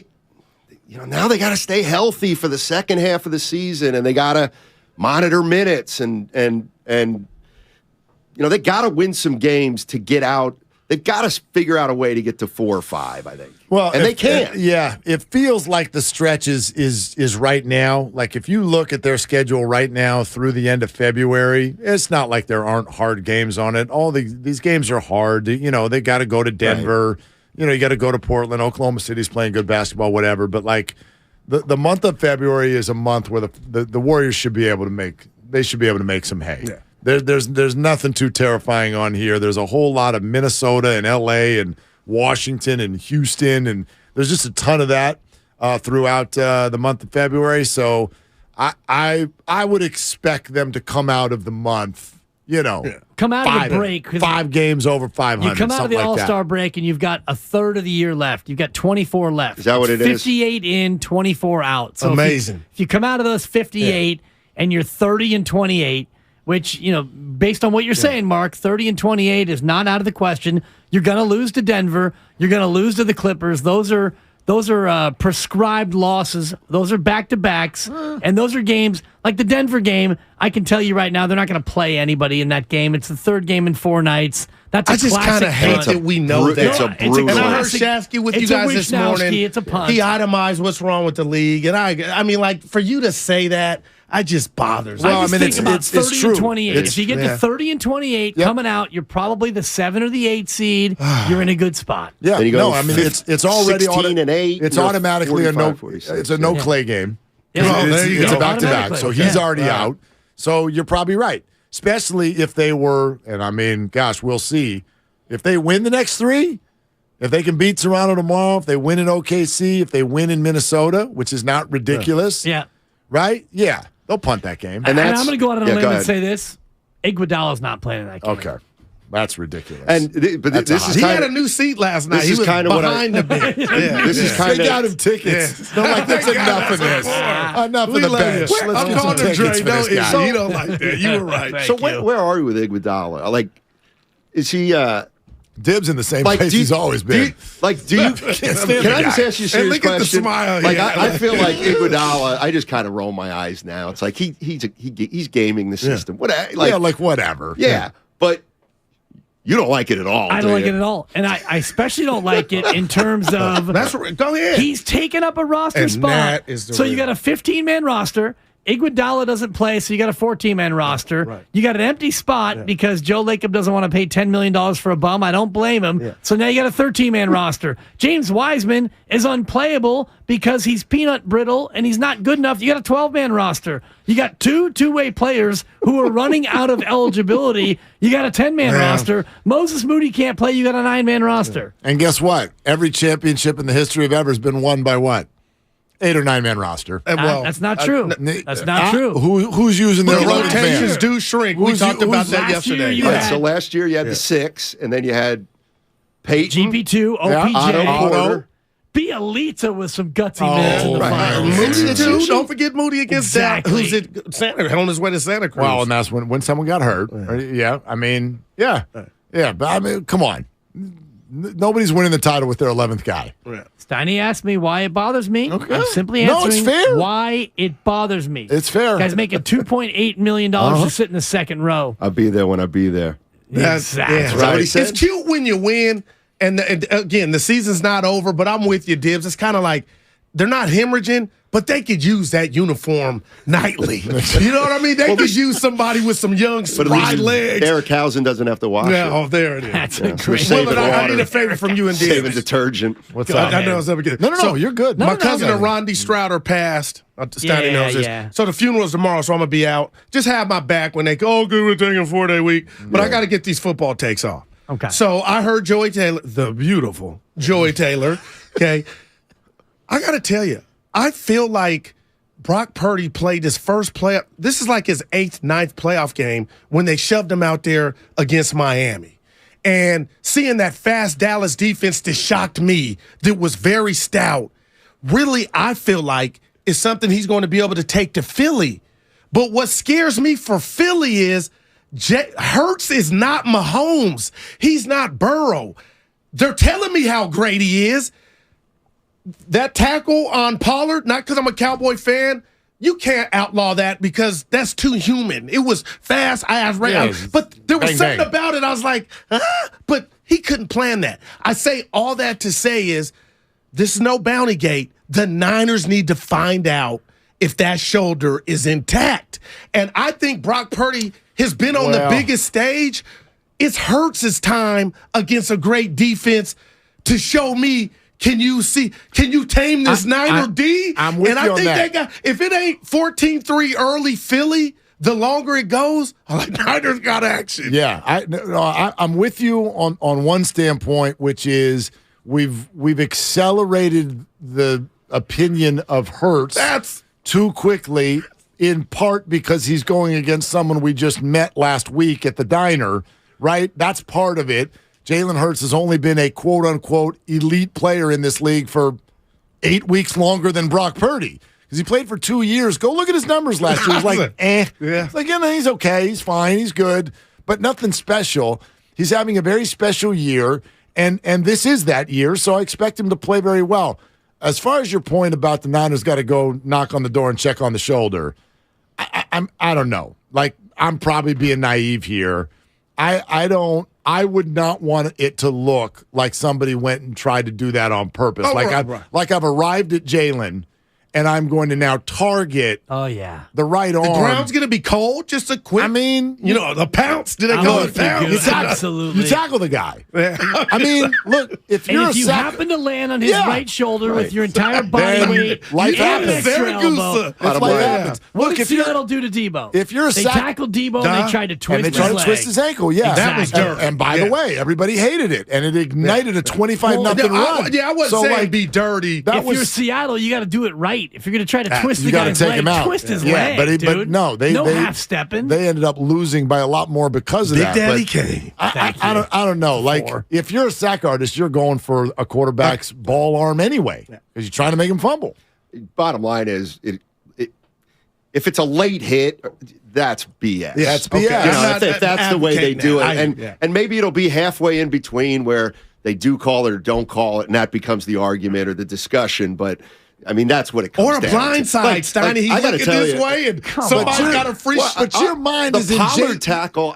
You're in Jalen Roseville, which tells me, right? Like, you know what I'm talking about. When Jalen tried to take I like Kobe my out. hairline better. Yeah, right. Yeah, Jalen tried to take Kobe out because he knew he's like, we can't beat this team. I didn't like him admitting that though. That's horse bleed. But that's not any of the 4 teams this weekend. Nobody's walking into this going, we need something funky to happen for us to win. They all 4 think they can win on a fair playing field. But would you rather face Gardner Minshew or Jalen Hurts? I'd rather face Jalen Hurts and win. Yeah, whatever. It's not about I'd rather win. You'd rather win. So let's put that above all else. Right. But above all else is you'd rather win. As a fan, I actually do. I get you. This is not a fan discussion. This is a player's discussion. That's the only discussion I got. I can only come from the fan perspective. I would like all 4 of these games. I want Mahomes, Burrow, and Purdy, and Hurts to play 4 quarters, and let's get 2 winners who were talking about a Super Bowl because of things that people did instead of something else happened. As a fan, would you them. rather 4 quarts of Hurts and lose, or 2 quarters of Minshew and win? Obviously win. Okay. Obviously win. Okay. I just want to make sure that you're on the record. But if it took dirt to get him out of there, I'm going with the 4 quarters. Yeah, like I'm going to take the L. Yeah, if it's a dirty hit that takes the player out. Well, I mean, what's dirty? I mean, Dre Greenlaw each and every week comes up with something that he takes a 15 and it's dirty, but is it so dirty because a guy gets hurt? Or is it dirty that maybe you fall on a guy on his shoulder and you don't get flagged, but it just so happened to body weight a guy on the wrong shoulder? 15, is that dirty? 15 yards does not automatically mean dirty. No, that's and a different lack deal. of a 15 doesn't mean that it wasn't dirty. Yeah, fair. That's totally true. You know, because some people think that was a dirty hit that broke Tony Pollard's leg. Yeah. Not just Larry Krueger, my sometime partner. But you couldn't have planned that from Ward's standpoint. That's why I can't say it was dirty. No. You couldn't have envisioned that, Steiny. No. But I hate that play, but you can you imagine arriving at Tony freaking Pollard and trying to tackle him? And then when you get there, you're like, I'm going to conduct how I get you. This is happening so fast. And I asked why it doesn't happen more, Steiny. That tackle. You know, I mean, that injury. That at the time of the tackle, I didn't even think twice about it. Didn't even think about it. Yeah. Right. And then you hear some of Jimmy Ward's comments in the past about, wanting to knock players out and stuff. And you look at it in a different light. It's a football mentality. Yeah, absolutely. Yeah, that's different a defensive players approach contact in different ways. Yeah, they're not. If Curry's hand is wrapped up, somebody's going to, by the way, foul him and check that hand. Night. They were going on his shoulder a couple times. They were trying to poke at the left shoulder. And I'm just glad that when he threw the mouthpiece, he threw it with his good shoulder, not his bad shoulder. Did we ever have the clip of him actually doing it? I didn't see it. Yeah, every time showing the mouthpiece. No, the mouthpiece. Yeah. Where did it land? Who did it hit? Yeah, my eye. No, he threw it. It's like a. That's what bothers me. See, I disagree with that. And you don't see where it lands. No, he throws it like on the ground. He throws it kind of down and forward. There's no way it got to the fan still in the air. You don't know that. I do know that. You actually you literally can look at his arm angle, and there's no. It does That's not go what I'm up. looking for. It goes down. But you you can don't- watch it go down. You don't know that. It Might could have have slid. careened off the floor into the Well, seats. you can- hey, know that. I'll tell you what. But it doesn't Had matter. hit We all somebody, agree that you person, get thrown out That for that person anyway. would have been interviewed or all on the news. I caught mouthpiece hit me. So that leads me to believe it didn't land anywhere like the kid in $200 Cleveland. extra to get hit by his mouthpiece. In my eye. Yeah. Straight to eBay. What are you talking about? So maybe it didn't get to anybody. I gotta imagine. Didn't they throw Iguodala out when I think he basically tossed the ball to a fan? Yeah, wow. Or I don't know what happened. Yeah. It was so inconsequential, but the rules are rule. What question do each of you have that is aimed at making Dick Vermeil cry today? Well, I go way back love with Dick Dick. Vermeil. Yeah. He's the original sleeper in the office overnight for the weeks. Yeah, he's one of those guys. He slept in the office. Great guy. So I'll talk to him about his Philly days. Okay. A little Papali action, maybe? Oh, Vince Papali? Yeah. Sure. Yeah. You think he sees Absolutely. any similarities between Warner and Brock? I know that's a good Warner one. was That's a good 28. question. That's a He's good older, question. but he was working the same way. Just don't forget it now. Yeah, Good with the preparation. That was well thought out. All right, here comes Steiny and Go. Bay Area, it's your boy Shasky, and me and Bonte, we are flying out to Philadelphia, and you better get ready, because I'm about to ring that Liberty Bell like the 49ers are this Sunday, and it's all because of our friends at Boxer & Gerson. Without them, we ain't flying, Eagles flying to Philadelphia. Boxer & Gerson, Northern California's premier workers' compensation law firm, helping injured workers get their lives back for over 40 years. So, the other day, I bought an extremely chatty... Boring story time. Make that an extremely catty cockatoo. You're welcome. Apparently, the pet store won't take it back. But, hey, I'll manage. I love that for you. Just like I manage without home internet. No, you don't. Sure, my mobile hotspot is slow and makes streaming shows unbearable. Oh, Bertie likes to stream. But I'm making do. Oh no, who's this? My lady friend. It's mating season, duh. No home internet? It's not that bad. No, not there. It is that bad. Don't settle. Get Xfinity Home Internet for just $19.99 a month for 1 year with a free streaming box. Call, click, or visit a store today. Restrictions apply. Not available in all areas. Requires paperless billing and auto pay with stored bank account. After 12 months, regular rates apply. Offer ends 2/21/23. When cold symptoms keep you up, try Vicks NyQuil Severe for max strength nighttime relief. Just one dose of Vicks NyQuil Severe starts to relieve 9 of your worst cold and flu symptoms to help take you from 9 to none. Get some rest and feel better with Vicks NyQuil Severe. The nighttime sniffling, sneezing, coughing, aching, sore throat, stuffy nose, fever, best sleep with a cold. Medicine. Use as directed.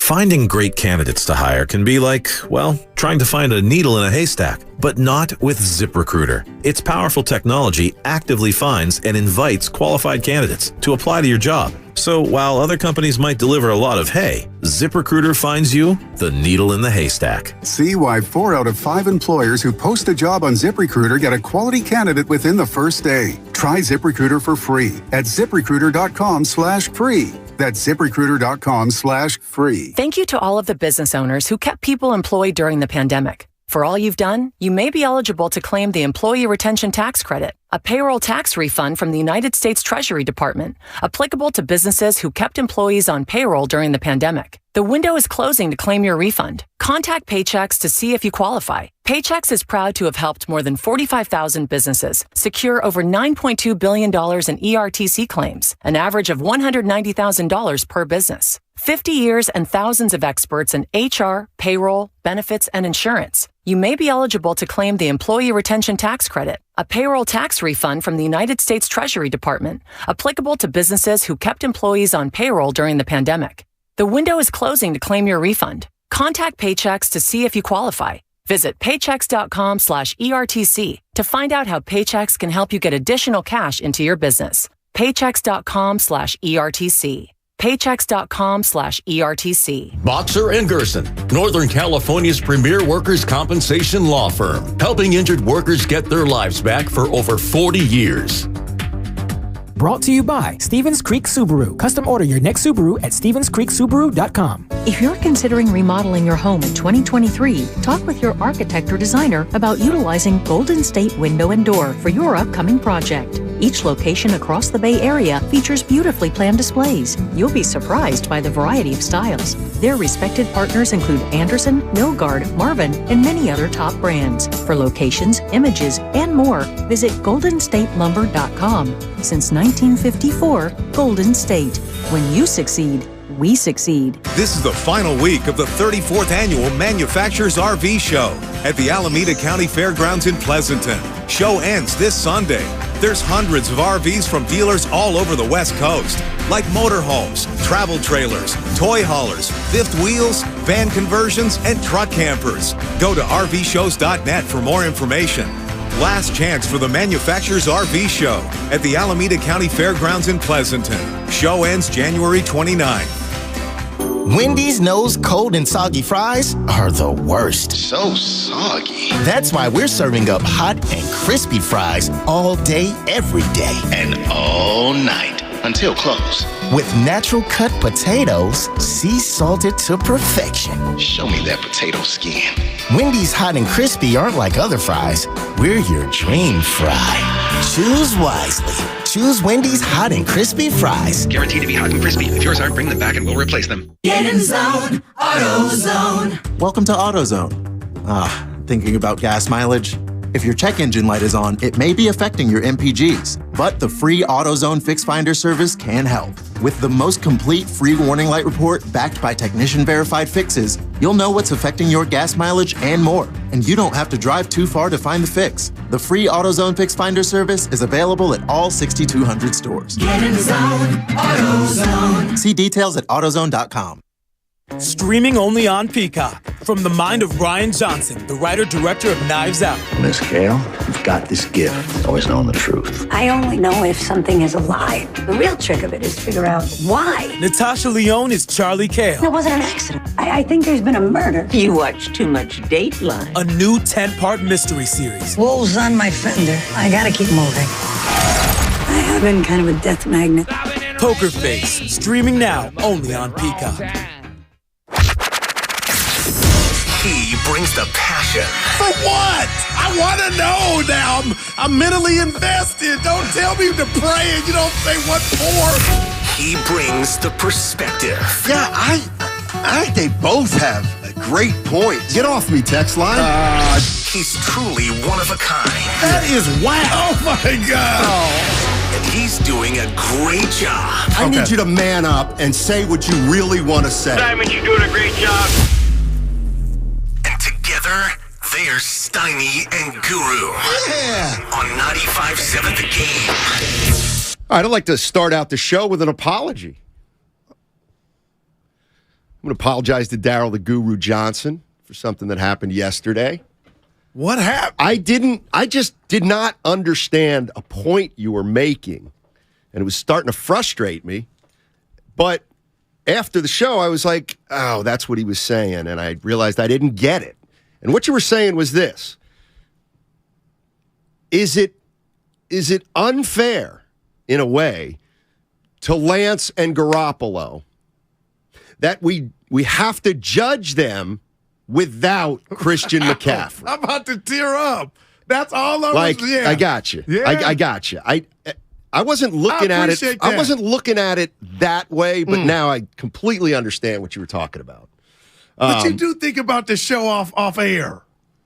It was actually at the end of the show. Okay, gotcha. That's all I was saying. So Sonny. I think it's an interesting point. It's an interesting point, and that it just gets me to, thinking about Brock Purdy and Jalen Hurts and where this team might be with or without a certain quarterback. But I think we got to agree at this point, right now, and obviously these other guys are hurt. It's hard to imagine that Trey Lance or Garoppolo would have given this team a better chance than what Brock Purdy's doing right now. Okay, I hear you. I feel you. But now I get what you're saying is, but they didn't have the chance to do it with McCaffrey. Right. So how much of it is McCaffrey? I think 90. And how much is Purdy, you think? Okay, I'm telling you this.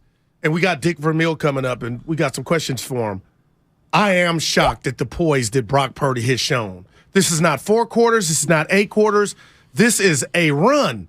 And he's done everything damn near perfect because one of his traits, Steiny, is when he's in trouble or when he looks to throw, I'm not going to go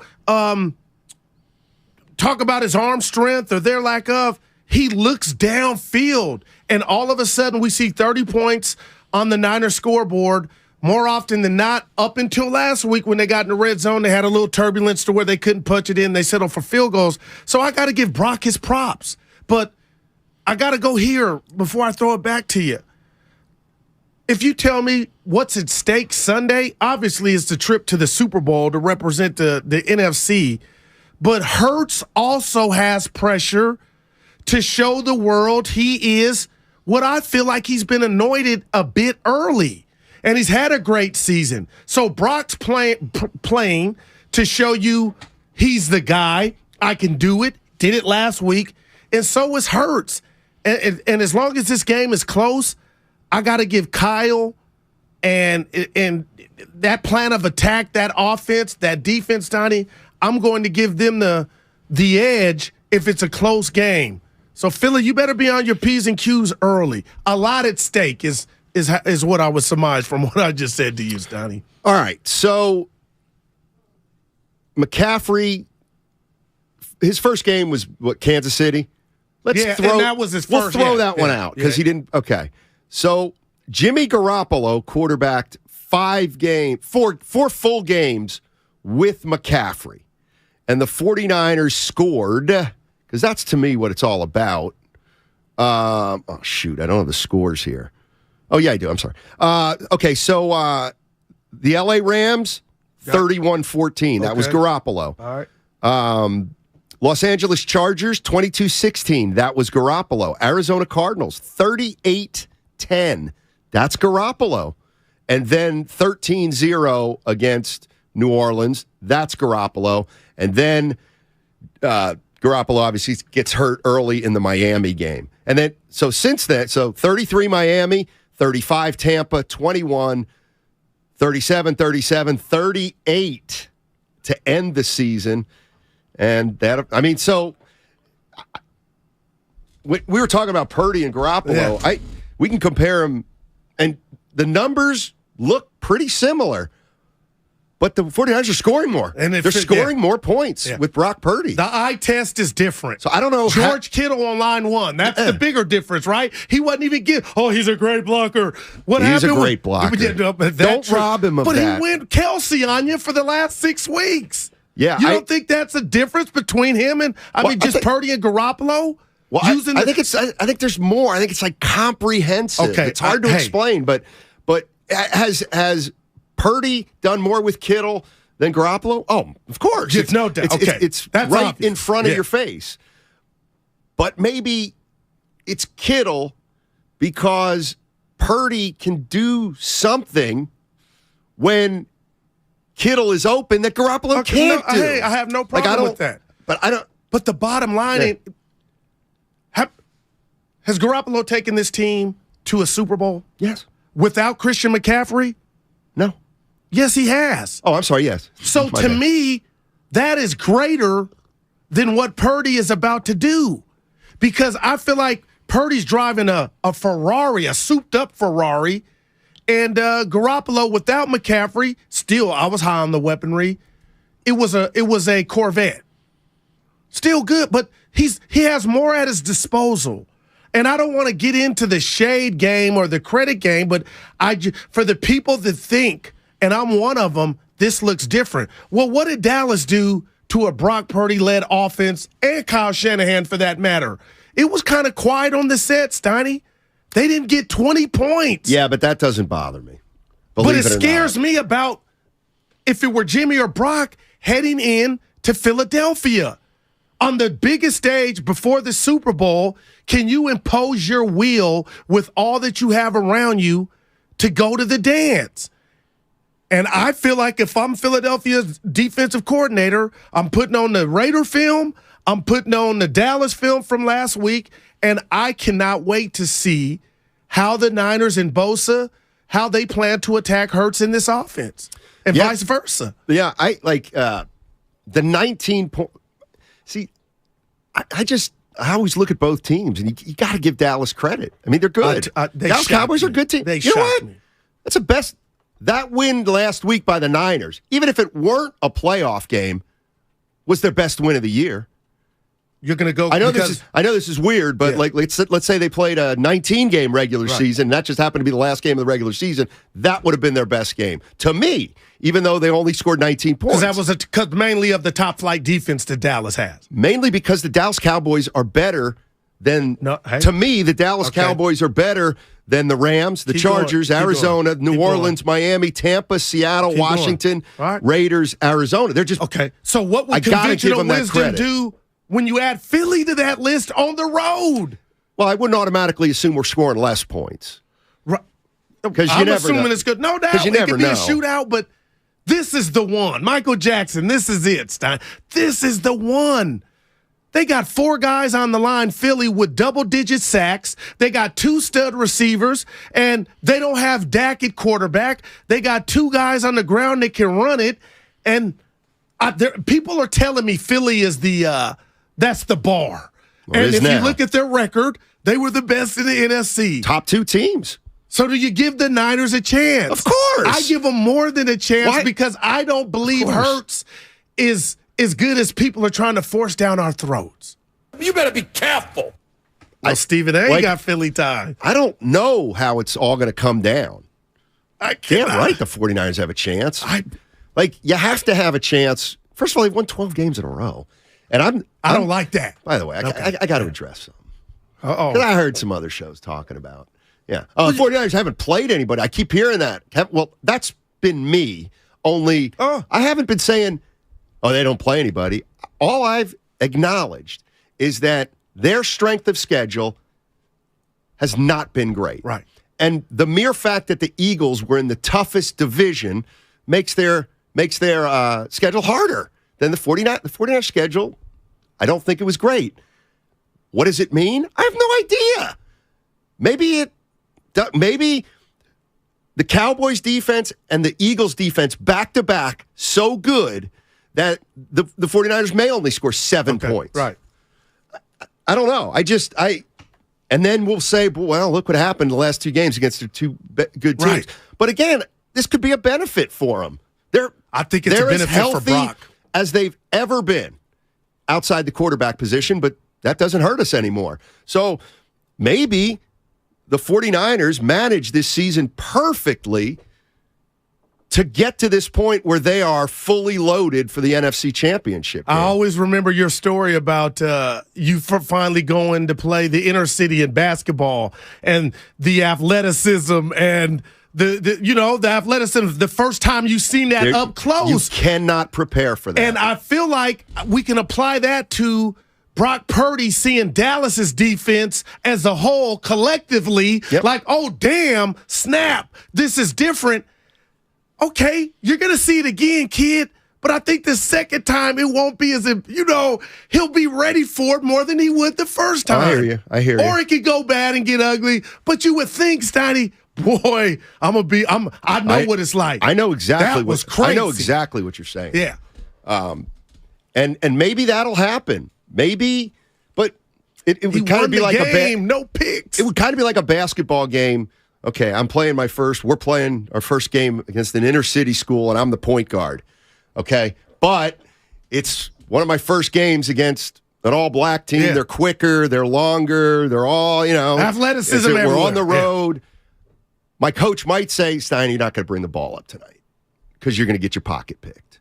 So we'll have Jimmy bring it up, and you can be safer but not with in Purdy. I got what you're saying, right? Well, they could just run the ball all the time. But what if they fall down 10-0? Yeah, well, I would hope that I just hate the teams that go away from the run game when they're 2 scores down, but it's still like late in the first quarter. But whose doorstep can you – see, this is funny. Yeah. It ain't the 11 dudes on the field who decide that. That's where we hone in on Kyle. And I watched that game again, Steiny. I can't stop watching it. I feel like there was some Roberto Duran, and I know what Kyle said at the presser about it was science in regard to letting that time tick. I wonder how much of it was he didn't trust Brock against Dallas's defense, who for much of that half showed you, dude, was that being more cautious? But it all falls at his doorstep, and that's why the great ones like the Vermeils, like the Belichicks, they know when to E40. They know when to go, when to hold them. Kenny Rogers fold them. Like, Kyle's out in field essentially too because he's going to be the conductor of the plan of attack. I mean, that's the one thing about the way. I don't know if it was by design or it's just kind of happened that way, or McCaffrey's the one who put him over the top. But Kyle Shanahan almost, like, his game plan marginalizes the quarterback more than any other team. Well, he threw 29 times, Brock Purdy. You think that's a lot? When you look at it, it's 29, yeah. How many but when times you watch run? the game, it didn't feel like that. I got to bring it up. The bottom line is, even running teams now what team ran it the most? I'll bet they still didn't reach 60% I would runs. say Tennessee. I'm guessing who ran it the most with Henry. I don't know. But it didn't feel like Brock threw it 20. And I got to be careful. 29 times 15 years ago is different than 29 times in this era. 66 times. And what happened? You went home. Right. Well, I never watched that game in real time and thought, this dude's throwing it 60 times. It didn't feel that way. Well, it's because he passes every single play. 60 times. I mean, that's not the recipe. That team was awful. And the Niners beat their ass. Yeah, they did. Yeah, I mean, how many 3-yard passes can you throw for 3 yards? I mean, seriously. Yeah. Okay, Falcons ran the ball more than any other team. No, that's a shocker. And they ran it 55% of the time. Is that correct? Yeah, that's so. And I feel like, okay, so what do they do when they didn't make it, but when they get down and say you got to ditch that or try to ditch that, that's a harder ask for Atlanta to come back, than any other team that's right. But I think they probably run the most because that's where their strengths are, obviously. But beat the Niners. Listen, I am getting excited about the game. I'll be honest with you. You know where you're watching? Oh, I know exactly I care where I'm about watching. that stuff. My boy Dane is. I'm gonna have my buddy's younger brother from Philadelphia is in town. He's doing work here, so I'm going to invite. That's not a drop. But it's good. I love that. Nobody knows Rod Fenlon. Joe is big brother I went to college with. So what brings him down here? Work. He's like an engineer working on a project like in Brooklyn Basin or something. So Dana's got the nice screen because I screen shame you. Like, what's your TV look like if I'm coming? Have you ever been to his backyard? No, I just saw you, Shasky. Shasky's been there twice. Yeah, you got to get there. So the sun don't hit the screen and you're like, I can't see. Like, I care about that. Logistics. Where's the screen at? He's got a bar in the back. So the four people can sit at the bar, and you got the big screen right in front of you. Yeah. And the grill over there somewhere? Yeah, he'll grill Sunday. Hell yeah! Now the one thing he doesn't do, but he'll do it on Sunday because I've already made sure, is early start. A lot of times, let's say there's a 1:00 start to a game, and I'll get there at 1. He won't have it set up, and so. By the time he gets around to putting the game on, we're 4 or 5 minutes in. Oh, no. I don't either. Yeah, I don't either. The maintenance should be over. So I told him, I said, look, we all want you to host, but if you're going to host, you got to do it right this time. And he said, all right, fine. I'll open at 11. Right. Okay. There you go. We're going to be all settled in. See, this is why I know everybody says stick to basketball, but this is why football's better. I haven't heard that. Please. I mean, I'm sorry, Elvis. The NFL is king. I mean, I'll give you 3.5 for that. I felt like a 4, but that was close. It's not even close, right? In baseball, my gosh, what hospital do we go see them on life support? Like, it's just why is it because it's once a week? Yes, there's a million reasons. Or is it the way the game's played? Oh, and also our propensity as a culture to love violence. We love violence. You might be onto something. Hey, is this true? From the 707, Dallas's defense is faster than the Eagles' defense. I think that's huge. Okay, that is true. Okay. But the better defense overall, see, that's just a component of one component of a defensive unit to me. Overall, Philly, the numbers don't lie. The sack total, the interceptions, they're the best. And that they are right. Maybe the speed or the less speed from Philadelphia, the Niners can do their thing. But the ground, people are saying on Spadoni, it's going to be, it ain't Daytona Beach. It ain't Florida. Yeah, it's not raining, but that ground is going to be cold. John and I were talking about pigskin might be hard to catch. It ain't going to be what it was last Sunday here in the Bay. Well, let's take a look at the weather. Well, but give me the cold, the wind. That, you know how you watch playoff games and the smoke? The smoke's coming through the face mask when you breathe? Yeah. Tom Matte and the Baltimore Colts, I think, is kind of what you're talking about. And now, of course, I'm not going to check the weather right now because it's the middle of the show.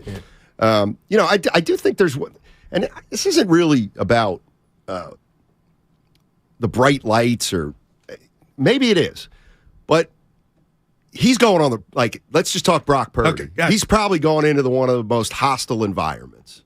There's no doubt. This is I think that's the part that maybe we haven't given enough attention to is he's been great. And if he doesn't play well Sunday and the 49ers lose, it's not the end of the world. In fact, you found yourself a quarterback most likely. But this is going to be a hard game to win. Man, a bear. So now he's got to go up. You know, they're probably going to have to go to a silent count. So keep going. Which may be an issue. It's hard to win on the road. Yeah. I mean, partly cloudy, 50 degrees. Oh, it's 50? I thought it was only going to be 30. So did I. 50. I thought it was 37 or something, but 50 is kind of. Maybe the meteorologist I went to earlier in the week is wrong. And low of 34 degrees, high of 50 degrees. Wow. But 34 is cold. It'll be 45-ish at kickoff. What about that? What? You know how I say a lot of people do. The internet's undefeated. Okay. The people that make these memes and you borrow from other stuff. What'd you see? I sent it to you and I can't stop watching it. What? This is the best meme outside the Jordan crying meme.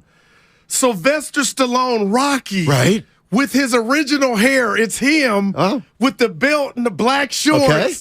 But they got the 18-year-old looking Brock Purdy's face, and above, because it's a real poster, it says Rocky. But this one says Brocky. Oh, it was perfect, and it got him in the boxing gloves. Tell me about the meme that's unique. It's him in Rocky's body with his face, and above it says Rocky. You never seen them do that with Trump? They do that with Trump all the time. I know, but the Rocky to Brocky. Oh, I got you. And then it got his face with the Rocky hair. Oh, dude. Hey, okay. He's going to Philly. Oh, man. Listen, somebody deserves a raise. Well, I'm a football guy. At the end of the segment here, I'm bringing up something. Maybe it's incriminating. Rocky. I don't get it. So last night, a person I follow on Twitter, we have a common friend. Right. And she tweeted out something like, "Be nice to me." Oh, my God. And I tweeted back at her, "Why not?"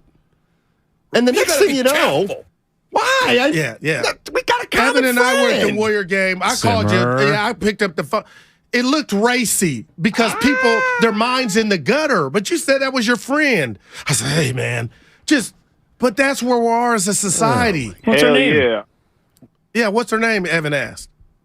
I don't want to do that. Oh, well, then. No, I don't want to do that. Well, then maybe they were right. No, I don't want to. Oh, yeah, okay, your government. Put somebody on blast. My boy Ron T, when I say his government, people really get mad. Carlos from San Jose was at the game with his kid. And that's right, you went to the Warriors game. Yeah, I got bad reception. I couldn't get to him. What does that have to do with anything? Who? I'm a father. Carlos from San Jose, our guy that came to the ship. The water guy that works for the water company. And botched his The real Splash Bros. That's right. That's right. I thought we were just with Orlando, the mailman. Yeah, gotcha. And that's who I thought you were referring to. And I was going to say, well, that's not Carlos. That's Orlando. Yeah. And Red. They look at you. Yeah. But you don't like Brocky, huh? That's right. It's all right. Brocky. Yeah, we could ask Dick Vermeil about Rocky. He was around in Philly when Rocky was made. Probably 76. That's right up his alley. What?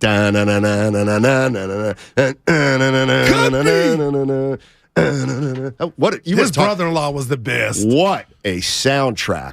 Rocky 1 Eye of the Tiger. That's not Rocky 1. Okay, that's not Rocky 1. Give me one on Rocky 1. I just did.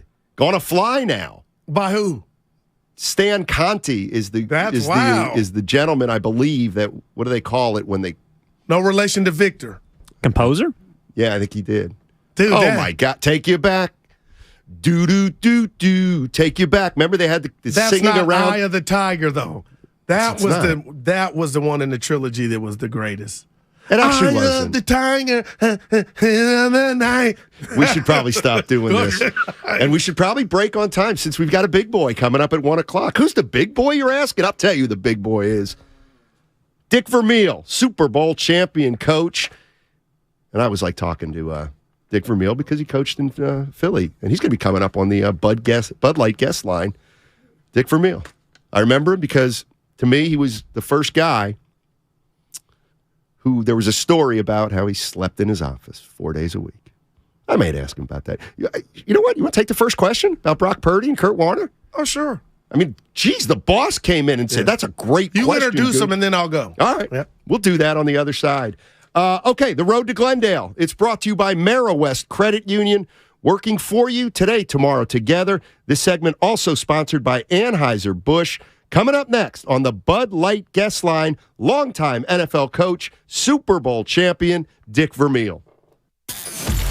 Eagles legend Brian Westbrook talks Eagles-Niners with Bonte and Shasky. Tomorrow morning at 7:30. And picked up by Westbrook. Westbrook on the return. Here comes Westbrook. He's got a lead. Here comes Westbrook. He gets by. Brian Westbrook going all the way. Touchdown, Eagles. No flags now. Brian Westbrook. Tomorrow morning at 7:30. Only on 95.7. The Game. Bud Light is brewed to be a delicious, easy-to-drink beer. Bud Light. Easy to drink, easy to enjoy. Pick up Bud Light at your local retailer today. Enjoy responsibly. Anheuser-Busch Bud Light Beer, St. Louis, Missouri. Every small business owner knows business happens everywhere. The office, the warehouse, or on the road. And no matter where it takes you, there's one solution to help your business thrive. Comcast Business Complete Connectivity. It's the largest, fastest, reliable network with advanced gig speed Wi-Fi and cyber threat protection in one solution. Get started for just $49.99 a month. Plus, add Comcast Business Mobile and you can save up to 60% a year on your wireless bill. And ask how to get up to a $750 prepaid card. Flight 291 is now boarding. Yep, you're going places. And when you get there, be ready to do business. The complete connectivity solution from the company that powers more small businesses than any other provider. Comcast Business, powering possibilities. Ends 2/21/2023. Restrictions apply. Requires EcoBill and AutoPay. New 50 megabits per second internet and Comcast Business Security Edge customers only. Equipment taxes and fees extra. After 12 months, regular rates apply. Gig internet required for gig Wi-Fi. Mobile Savings compares pricing of top 3 carriers.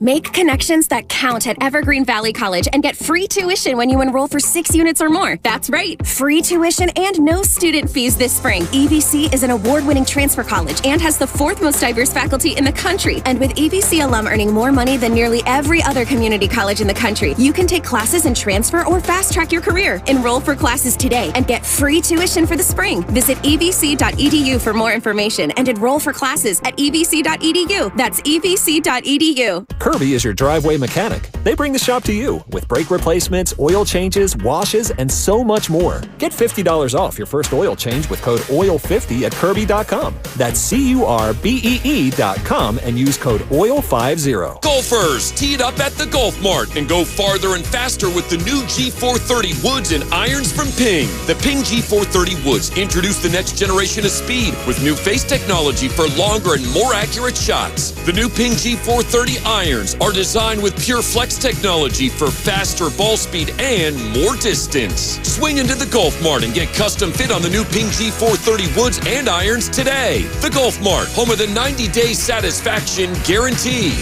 From carriage house to glass aluminum doors, R&S Doors has a full line of commercial and residential garage doors and gates to suit anyone's taste and budget. Visit rsdoors.com. R&S Doors. Look for the red truck. He's the best interview in the Bay Area. Steve Kerr, Warrior head coach here on 95.7 The Game.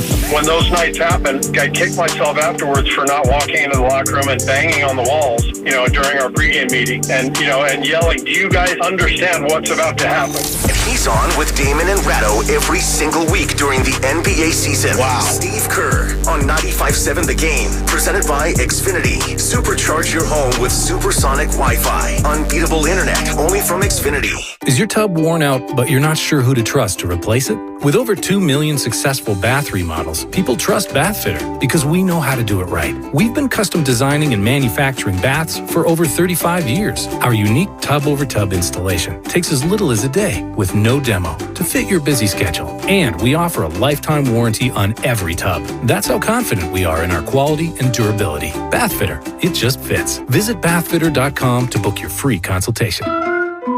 For everything your business needs to make this year your year, Staples has you covered. I need to organize all my papers and files from last year and the year before that. Staples has you covered. I need to clear clutter from my office and my home office and my home. Staples has you covered with everything you need to get organized this year at amazing savings. Right now at Staples, get up to 50% off select file folders, file cabinets, file boxes, and storage bins. Make this year your year at Staples, the working and learning store. Ends 1/28 in-store only.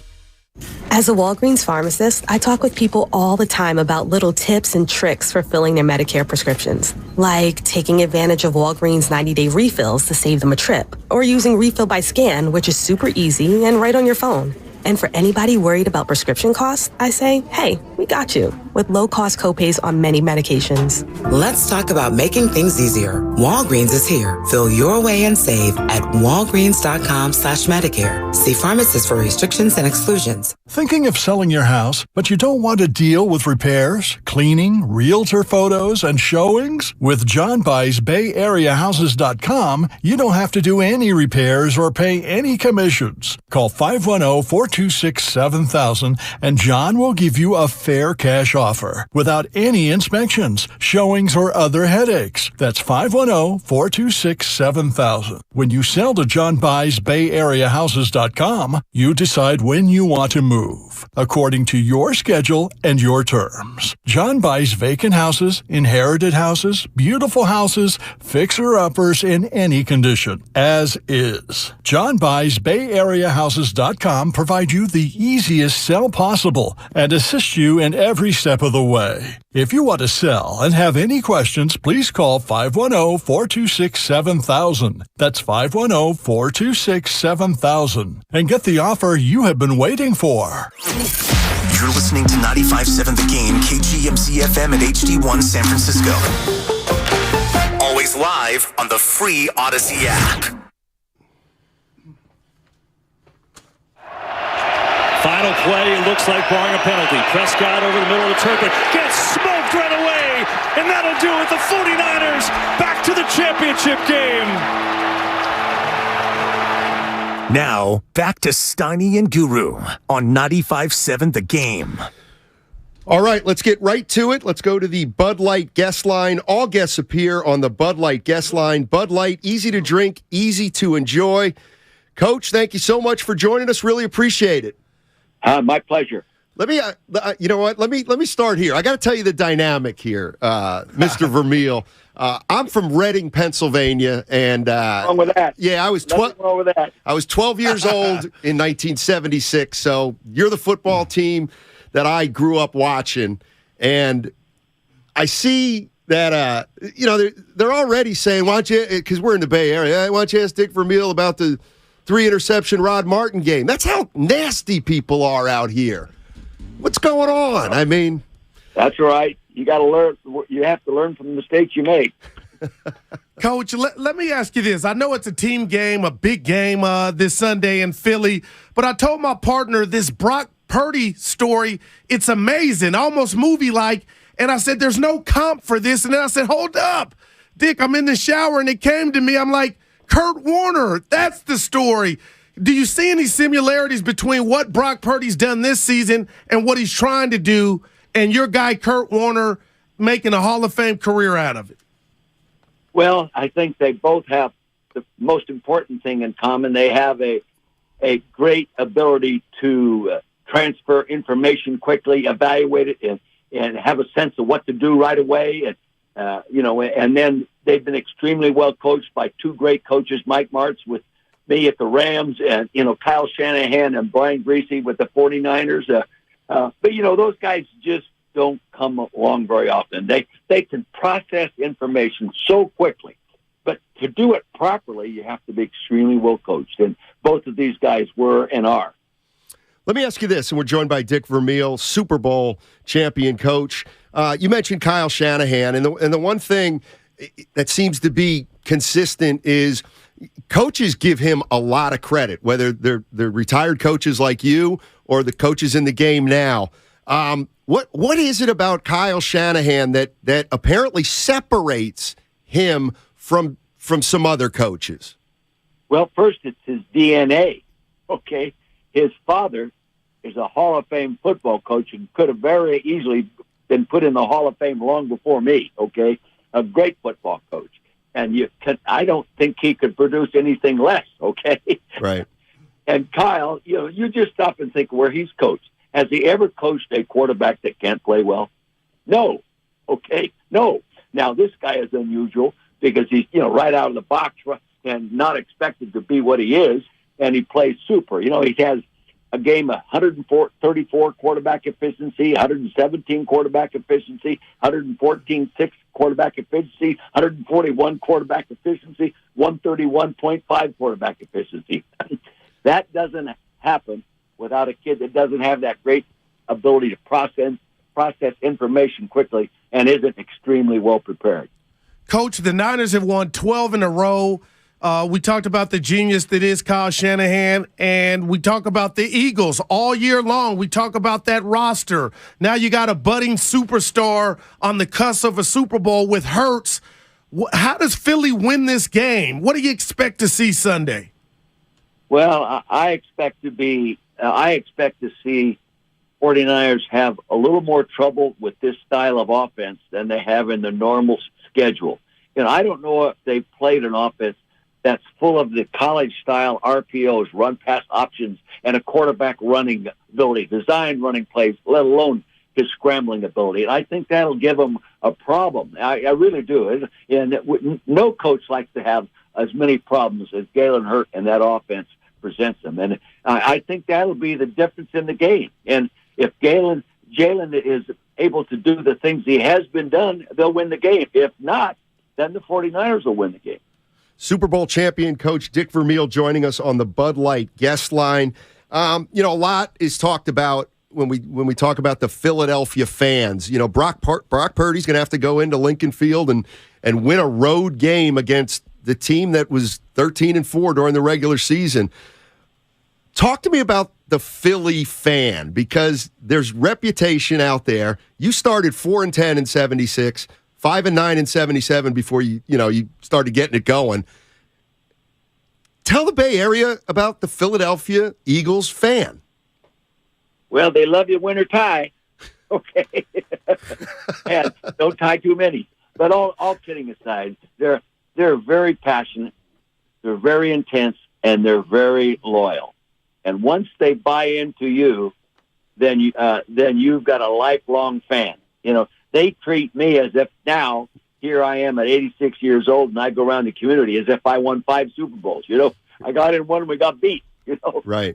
Very loyal that way. And it'll be a very intense environment for the 49ers to come into. I don't think they could go into a stadium that the environment will be more intense and more passionate than they'll find Sunday with the Eagles. Coach, let me ask you this, because I'm always a comp guy. You got to tell my partner, he reminds me of him. He reminds me of him. But McCaffrey, I forgot just how great he was, because Carolina wasn't playing many meaningful football games here of late. But his impact on the offense reminded me of Marshall Faulk with you guys. When you hear that, you say what to that? I would say it's close. I think it's very close. If he'd have been there all year, it might even be more dynamic today. But, no question, he's a great football player. He comes from a great football family, and he's, again, being very well coached. I think they'll have a hard time doing some of the things he's been able to do so successfully, but Kyle Shanahan and the offensive staff, they usually find a way to move the ball they hadn't used before, okay, and sort of surprise you and get you off balance. You know, the running game, I like the old-fashioned offensive line play with the shoulder pads being used rather than the chest, and coming off the ball and getting after you, running upfield, the old I formation toss, which nobody else runs, I think, but them. And, you know, they give you problems, but I kind of believe they will come up some different things that they haven't been using on a consistent basis. See, Dick, here's how you'll know I'm from Reading. A Guru, the Eagles had a pretty darn good running back in the mid-'70s, too. Wilbert Montgomery, who could do a little bit of everything. Yeah. 194 yards rushing himself. No, 186 yards rushing himself in the NFC Championship game. You're talking about the right guy. Coach, let me ask you this, because I'm going back to Kurt Warner. When it was the first run and he was playing his biggest game, did you feel the need because of his background and you know, people doubting him basically? Did you feel the need to pull him to the side to kind of give him that pep talk? And the reason I bring that up is I'm wondering if Kyle is going to treat this like another game, Brock being Mr. Irrelevant, or do you think, hey, son, let me talk to you about the enormity of what this game is going to mean? I think Kyle will take the approach with him that, you know, just be what you've been to get us here. Right. Don't go beyond that. The rest of us will help you win the football game, but just don't make the mistakes. Don't make the mistake. Just be what you have been that allowed us to be playing in a championship game. And I think he can handle that. He's already proved it. First off, you know, he has proved he can process information quickly. He has proved that he can get sacked and come back and throw a completion. He's proved he can throw the deep pass coming across the middle of the tight end. He can throw the fade. He can do this. And he can scramble a little bit as well. And, you know, the last time he played against Jalen Hurts, when Hurts was in Oklahoma and he was at Iowa State, they both made a lot of touchdowns and made a lot of yards. So it'll be a fun game. Dick Vermeil joining us on the Bud Light guest line. We always like to ask people this. Where are you watching the game, Dick? Where are you going to be Sunday at noon? I'm going to be in Key West. We leave tomorrow. Okay, so it'll be 3 o'clock your time. Kid. Yeah, 3 o'clock. I'm in the East as we speak. Yeah, it'll be 3 o'clock. Okay. Now, you watch it at your pad down there. Yeah, we're out here. Yeah, our daughter and son-in-law own a second home, and they allow us to use it in the winter for a few weeks, so that's where we're going. Oh, sweet. Let me ask you this. The conventional wisdom this year was that the AFC was better than the NFC, but regardless of whether it's Philly or San Francisco, do you give the NFC participant a legitimate shot at it? Oh, yeah, sure. You know, there isn't one team going to the Super Bowl this year that hasn't lost a game, okay? The last time that happened was Miami Dolphins many, many years ago. So each team knows they can be beaten if they don't play well, and especially when you get playing against a team that is equal to you and maybe has an edge or two in certain areas, and maybe you have an edge or two in certain areas over them. So the NFC can definitely win it if they get there. No question. You know, either one of the 49ers could win it. I think the Eagles could definitely win it. The Chiefs could win it, and so could Cincinnati. That's what makes this Super Bowl so outstanding. Coach, that's what I was going to ask you about, that AFC Championship game. I mean, both those quarterbacks are Ferraris, but I'm hearing that, you know, Joe Burrow is 3-0 against Patrick Mahomes. Those are facts. He won the playoffs last year. I get that, but Mahomes has the ring. And I'm going down the road of, do you think it's unfair for people to say, you know what, Coach, I think Burrow is better than Mahomes? Because I find that unfair just because Mahomes has the hardware and he's been in that big game twice. Well, I know this. If Mahomes is physically able to play a pretty healthy game, he's going to be very, very tough to beat. We all know that. Now, Burrow, there's nobody throwing the ball more accurately than him in football.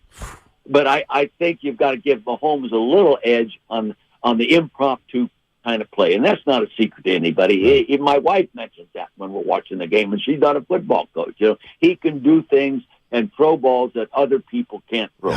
And more often than not, that helps him win a very, very tight football game. If he can't move and he's really locked into one spot on the field, then it may be a different story. Coach, thank you so much for joining us. You sound great. Enjoy the game on Sunday. Okay, guys, take care. All right, that's... Yeah, oh, he snuck it in there. He snuck it in there. That's his tease, Donnie. Woo! That's Dick Vermeil, courtesy of the Bud Light guest line. Do you know and I'm being real, the Fly Eagles Fly? Because all I know is that. Yeah. I mean, the words? Yeah. No. I don't know the words. Can you get past Fly Eagles Fly? No. That's as far as I go. No. Fly Eagles Fly. Okay. That's it. Well, but when the stadium does it, I got to admit, it's kind of cool. On the road to victory. I didn't know I mean, what part. you're missing is the best, is the E-A-G-L-E. Eagles. I love, Niners need one. All the teams in the Bay need one. I wanted to... Because the Warriors got Warriors. Dick Vermeil's a Bay Area guy. I forgot that. San Jose State. How about that? And he grew Calistoga. That's right. Yeah, South Bay. Huh. And he's rooting for... He coached the Eagles, but he's from the Bay.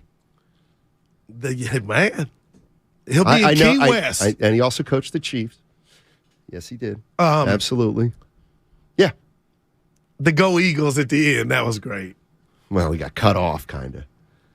So no special talk to Brock Purdy, like, hey, Brock. You wish. He said, Guru, I pulled Kurt aside. Just me and him, but he said, treat it like there might be a comment. Stuff we don't know about that gets out. Well, I mean, the funny thing is to me, you said, what do you do? If you're Kyle Shanahan, and now Brock Purdy's going into the Lincoln Field, it's going to be a tough environment. What do you say to it? Like, the answer could be anything. You know what I mean? Like, different coaches would do. Totally I guarantee you there's coaches out there that wouldn't do anything different than they've been doing up to this point. And if they haven't been saying, hey, there's a big – like, you don't have to tell Brock Purdy it's going to be a big game.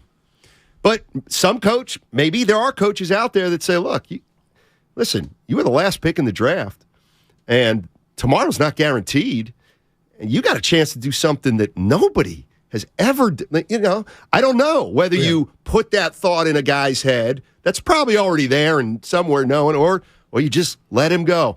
I tend to believe, and maybe I'm wrong, that football's the sport that the athlete is most in a routine. There's a game every Sunday, Monday you go in for something, Tuesday's the day off, Wednesday, Thursday's pads. It's all regimented. So that's why you love the Peyton Manning saying there were no adjustments. Yeah, we ate orange slices and So use the bathroom. I'm sure some coaches are like, we're doing everything exactly the same as we did week 1, 2, 3, 4, 5. You know what I mean? Yeah.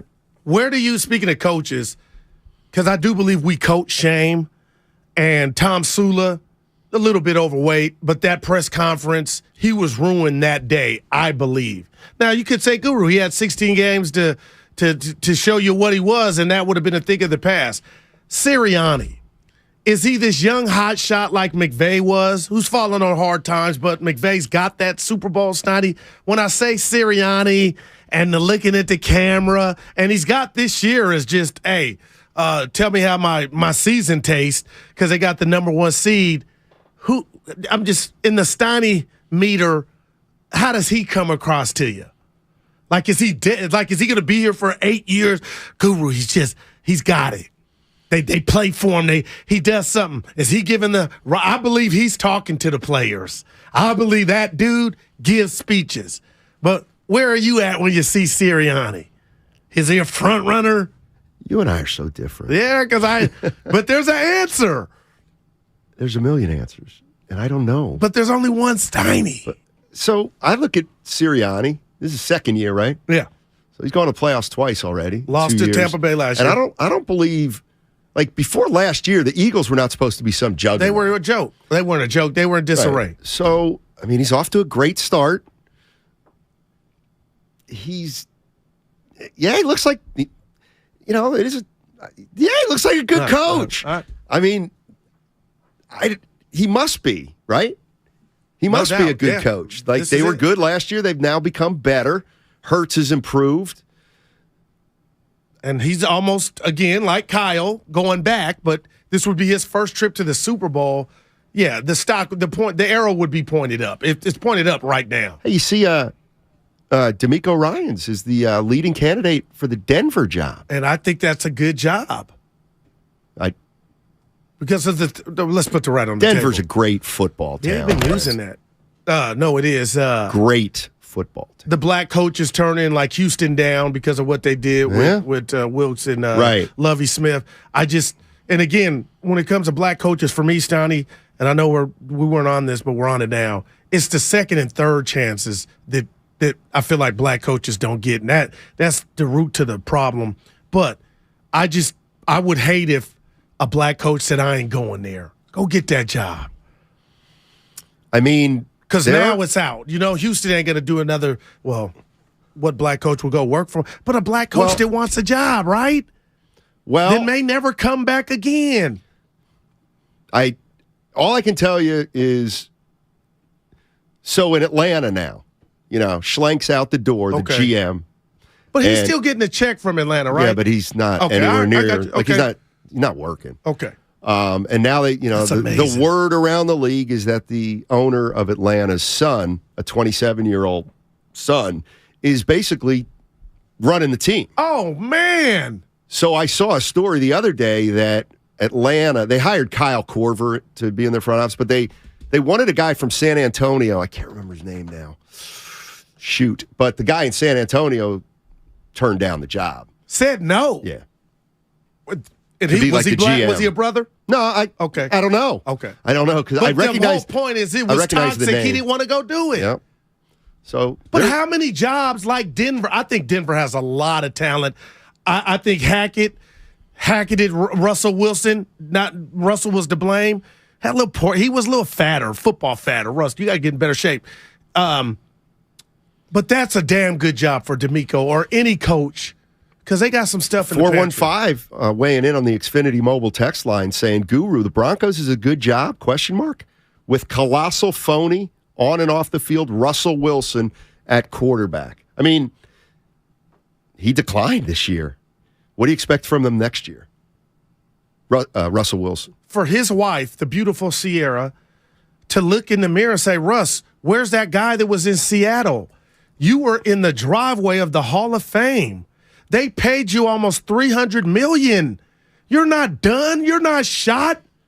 Sounds like you need to give him a pep talk. Yeah. So it's funny. You did it again. Dan Campbell is me.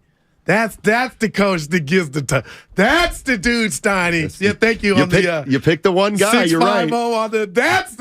But dude, there's more Dan Campbells out there. By any caps. I didn't like that. I'd rather have Kevin O'Connell. He does look like John back there. You O'Connell. think I'm talking about Sean O'Connell? No, who the hell is John? The Viking coach looks like him. I said I'm talking that. about. There's two O'Connells. And they both look the same? They got to, they favor each other, along with their long-lost son, John. So you had said, we talked about something the other day that you said, maybe, what came on the changeover, you said, Joy Taylor, the beautiful. Oh, yeah. Joy Taylor. You know who her brother is. I don't care right now. But, you really want to do that? Single somebody out for their looks. Is that where we're, is that taboo? Well, I think not. Taboo's too strong, but here's my point. Oh, wow. When I was thinking, I probably don't do that anymore. I'm married. But my mom today on Facebook. Okay, Mary. Drops a photo of Paul Newman or Steve McQueen. I liked it, yeah. It was Newman. And she said, gorgeous. And I'm like, well, she did it. She called the guy. Yeah. But what would the infraction be? The infraction would be... I'm married. I'm thirsty. Here's the infraction... I'm giving credit where credit is due. You're just asking me what I think. I think the infraction is that the first thing you're saying about somebody is about their physical exterior. Okay. But I don't. Yeah. Some people agree with me telling you stop being sensitive, but I think you're on to something. Well, hey, if I was doing a talk show in New York, Good Morning America, hey, everybody, we're joined by the beautiful Joy Taylor. Hey, Joy, how you doing? Yeah. That would work. Or would it be sexist? Well, here comes the fat Gerald the Guru Johnson. We should probably get then off it would be all hell would break loose, right? Yeah, get up. Yeah, let's break. Yeah, break. Saved by the bell. You want to go to break right now? He said still break. a minute and a half. It was a joke. Okay. Oh, wow. Gotcha. He said get off of 415, and I got to break something to the 415. 415 says Guru's going to be sleeping in the lab. No, my wife don't listen. They hate what I do. The thing is, we've discovered that the lab is actually his bedroom. Nothing disappointed you in Oh, my gosh. It was. I got it. I'm going to get a man cave. But my son's out the house. Let's take over his room. But then, yeah. Well, no, he comes back home. Then what I do? That's true. Say, am I glad you left? That's true. That's true. No, but I might be. Yeah. Hey, the road to Glendale. It's brought to you by the SF Sheriff's Office. Future begins here. Your future. Visit sfsheriff.com to apply today. Don't forget, we've got Cam Inman coming up at 2 o'clock. Let's open up the lines at 888-957-9570. Talk. What kind of game do you think Kyle Shanahan wants? What kind of game does he want? Of course, he wants a 40-0 win.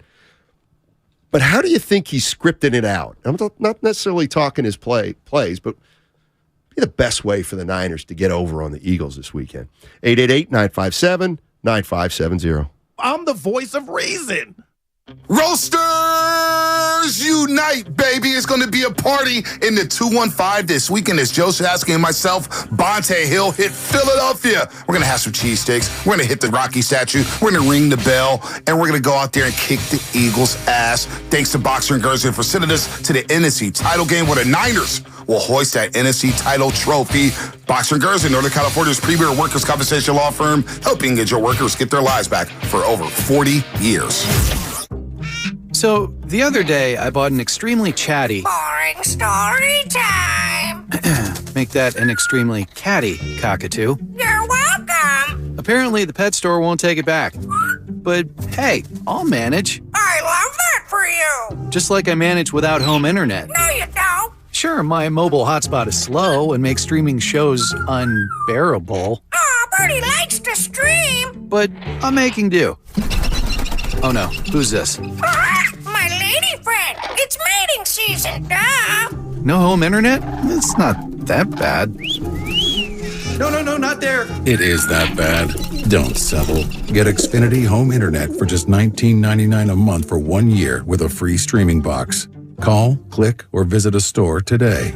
Restrictions apply. Not available in all areas. Requires paperless billing and auto pay with stored bank account. After 12 months, regular rates apply. Offer ends 2/21/23. The following is an attorney advertisement. If you get sidelined by a workplace injury, the workers' compensation attorneys at Boxer and Gerson can help get you back in the game. Our team of skilled attorneys will fight by your side for the treatment and compensation you deserve. We care about justice for injured workers. That's what makes us Northern California's premier workers' comp law firm. Call Boxer and Gerson at 510-345-2341 or visit boxerlaw.com for a free consultation. Boxer and Gerson, your life is worth the fight.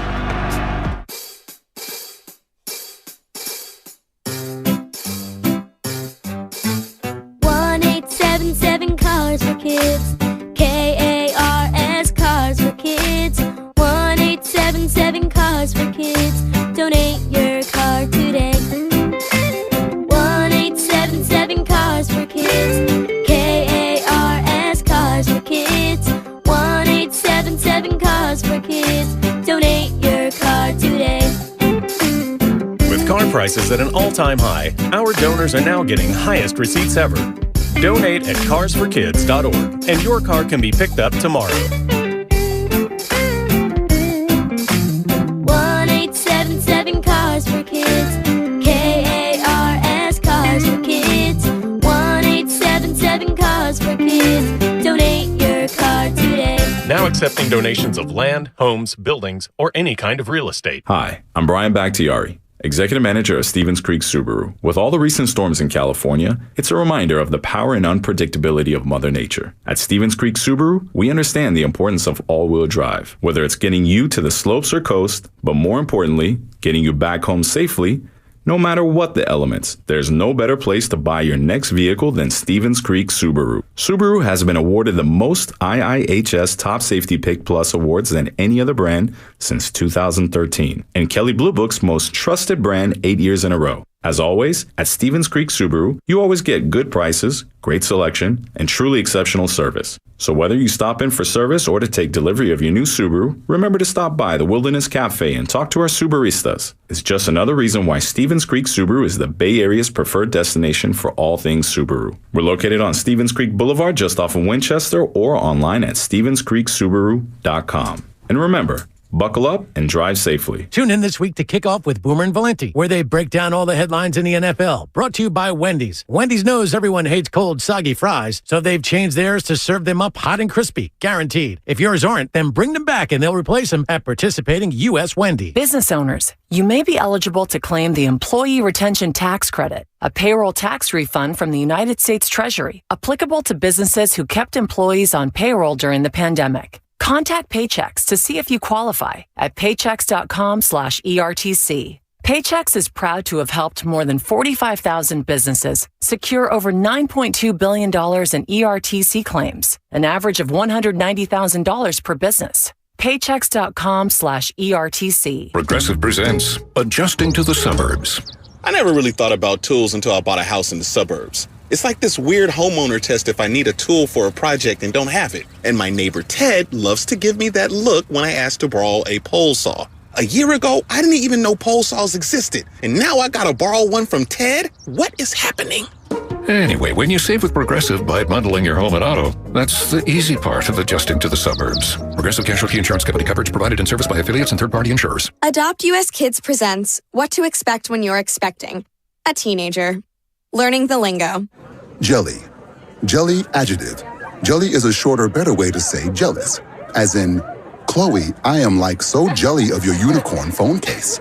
You don't have to speak teen to be a perfect parent. Thousands of teens in foster care will love you just the same. Visit adoptuskids.org, brought to you by the U.S. Department of Health and Human Services, Adopt U.S. Kids, and the Ad Council. Hey, I'm Andy. If you don't know me, it's probably because I'm not famous. But I did start a men's grooming company called Harry's. The idea for Harry's came out of a frustrating experience I had buying razor blades. Most brands were overpriced, overdesigned, and out of touch. At Harry's, our approach is simple. Here's our secret.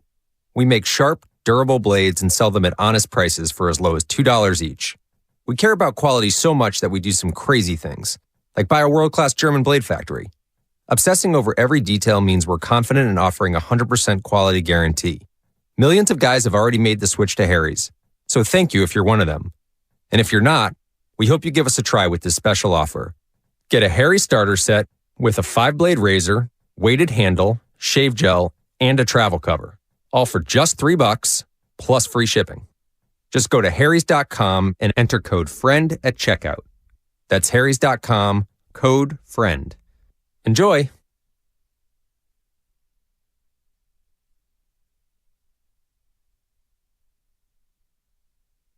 Stoney, I'm going to be numb. I'm going to be on my numb juice. Now, back to Steiny and Guru on 95.7 The Game. You know what, Goo? I've decided I'm not going to renew my prescription glasses. You going to get the Rutherfords? That's a dad joke. Yeah. That's a dad joke. Yeah. Well, I seen enough. Dad, wow. I'm going to give you a 1. Well, they're supposed to be they're supposed to be kind of groaners, if you know what I mean. But the joke made sense. That most dad jokes. Subscription. Yeah. Well, never mind. All right. You know what? I got off to a bad start with a Dick Vermeil interview. I gotta. Should I? You know what? Maybe I should start scripting like Kyle Shanahan. The first 15? Yeah, the first 15 minutes of an interview. Let's go to, all right, you know what? We got Gus, the from Los Gatos. Los Gatos. What are you laughing at? Anyway, what's going on, Gus? You're going to the game, huh? I am. I'm leaving. When are the Niners going to Philly, by the way? I asked that yesterday, Gus. What's Kyle doing? I think they got to be going Friday. Wow. But we can. You know what? Better get there. Well, I'll tell you what, Gus. Seriously, I'll ask. We'll ask Cam Inman 2:00. Who you going with, Gus? Yeah. Who you going with? So I got a call. I'm from Philly originally, and I got a call on Tuesday from my best buddy. He's like, dude, I got a ticket. I won't tell you how much it was, but he was like, I got a ticket. You just got to get a flight out here. And I'm going. Guys, nice. As a fan of football, I cannot wait. I literally cannot wait. But I'm kind of trying to figure you out, Goo, because yesterday you're like, the Niners are going to have to score more than 24, and now today you're kind of hating on Hurts. And it's like, well, if the Niners got to put up more than 24 to win this game, I'm thinking Hurts is going to play well.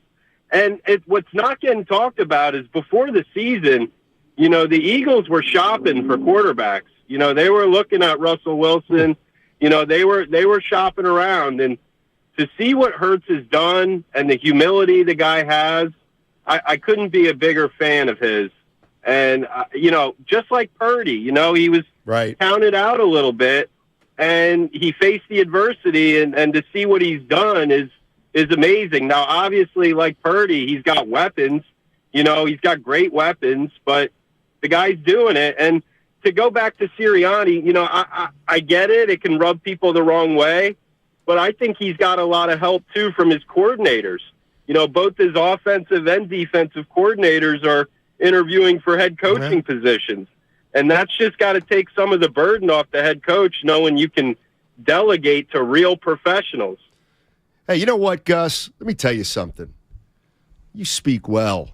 You speak for all Philly fans. Listen to this from DG on the YouTube chat. Is this guy a Niner or Eagle fan? That's right. He's an Eagle fan. Was he obnoxious? No. Did he know his football? Yes. That gentleman, Gus, that's a Philadelphia Eagles fan. Classy, composed, and knowledgeable. Throw batteries. He's a bum. By the way, they throw batteries. By the way, they booed Santa. Here's the question. And they booed Michael Irvin. Okay. Don't make them to be. Let me tell you what we're doing tomorrow. And Mother Teresa. I'm dead serious. We're going to have a gentleman on tomorrow. Why not today? He couldn't do it. Oh, that's right. You're not going to be here tomorrow. I'll honestly. Well, I'll need more content without you tomorrow. So I got to, because I got Evan. L.A. dog. You better be careful. And I got to tell you something. Coming on tomorrow, he's either going to call, we're going to get in touch with him either at noon for the changeover or 2:30. And he's a friend of mine. He better not flake. Tony. Because you'll cuss him out off air. I have his number. Hey, man, Tony DeMarco. Come on, man, you got looking bad. Tony DeMarco is that's a Philly name. 40-year season ticket holder. I went to he's a little older than me. I went to college with him. He's into theater. He's very talented. Very talented. And we're going to talk to him about the Philadelphia Eagles fan, and because he's going to tell you about he knows about Santa Claus. He was there when Michael Irvin got knocked out. And I think you said he hands could have came together. So, man, Evan will be hard on him. He'll cut the crap. I'll rip him. I kind of want to set him up with my guy Willard, because Willard was killing Philly fans. He didn't bring that up today. He'll bring it up tomorrow. Those are so much more fun when we all get along. Don't you think?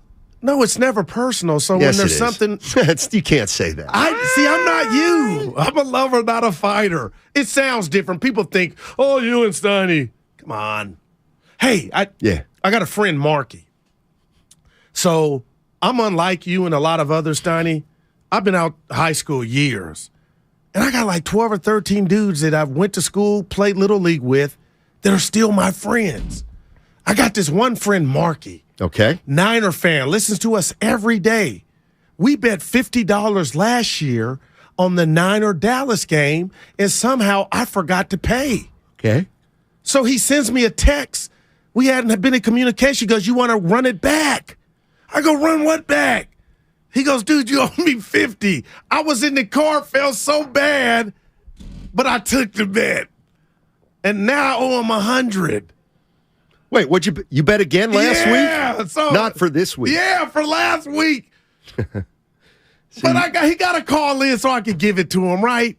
Because he's being we're boys. You're the guy who doesn't pay. Oh, no, I'm Your not fantasy league, so nobody expects you to pay on time anymore. I was the first one this year to pay Evan. He was.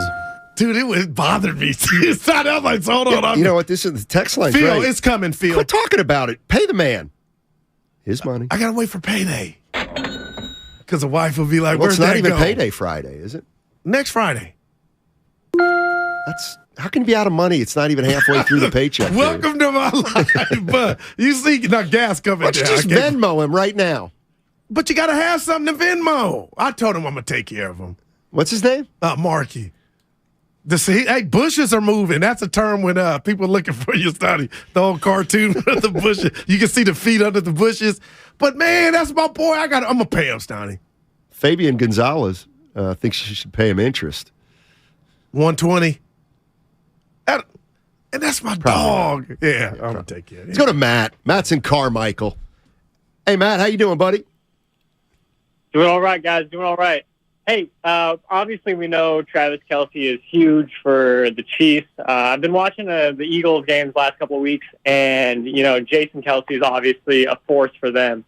Who do you think is more important for their respective teams? Is it Jason Kelce or Travis Kelce? Thanks, guys. Oh, it's Travis Kelce to me. He is what I thought Tyreek Hill was. And when you say a quarterback's best friend, you know who it is, Daddy, is a tight end, and there's no doubt. Travis Kelce, talk to me when Mahomes doesn't have that at his disposal. No shade at the other Kelce. It's Travis Kelce. I love the question. I'd agree. And why is somebody on the Xfinity mobile text line saying Gus was a Steeler fan? Because they don't know what they're talking about. And that's like, do you get off typing that? Well, I spelled Steelers wrong, too. Yeah, I saw that. Steal. Who do you guys think is more important to their team, George Kittle or Dallas Goedert? Wow. I'd have to say Kittle at this point. If it has nothing to do with the skill level, like, of course you take Kittle over Goddard. Man. But both these offenses are loaded. But who's the quarterback? Kittle's been unleashed. Who do I got at quarterback? You have the same guy you have now. Well, no. What if I got Brock? I think my answer would be different. Well, you have Brock, obviously, because he's quarterbacking Sunday. Kittle with that big catch Sunday. Great on hands. A ball. Yeah, that ball was. Are we all in agreement that was overthrown? Oh my God, no. No what? He put the ball on his fingertips. We're talking about End the of same story. Play where he had to go plastic man? Yes, a guy with great hands does not juggle that. God, boy, have we. Look at it, y'all. KC.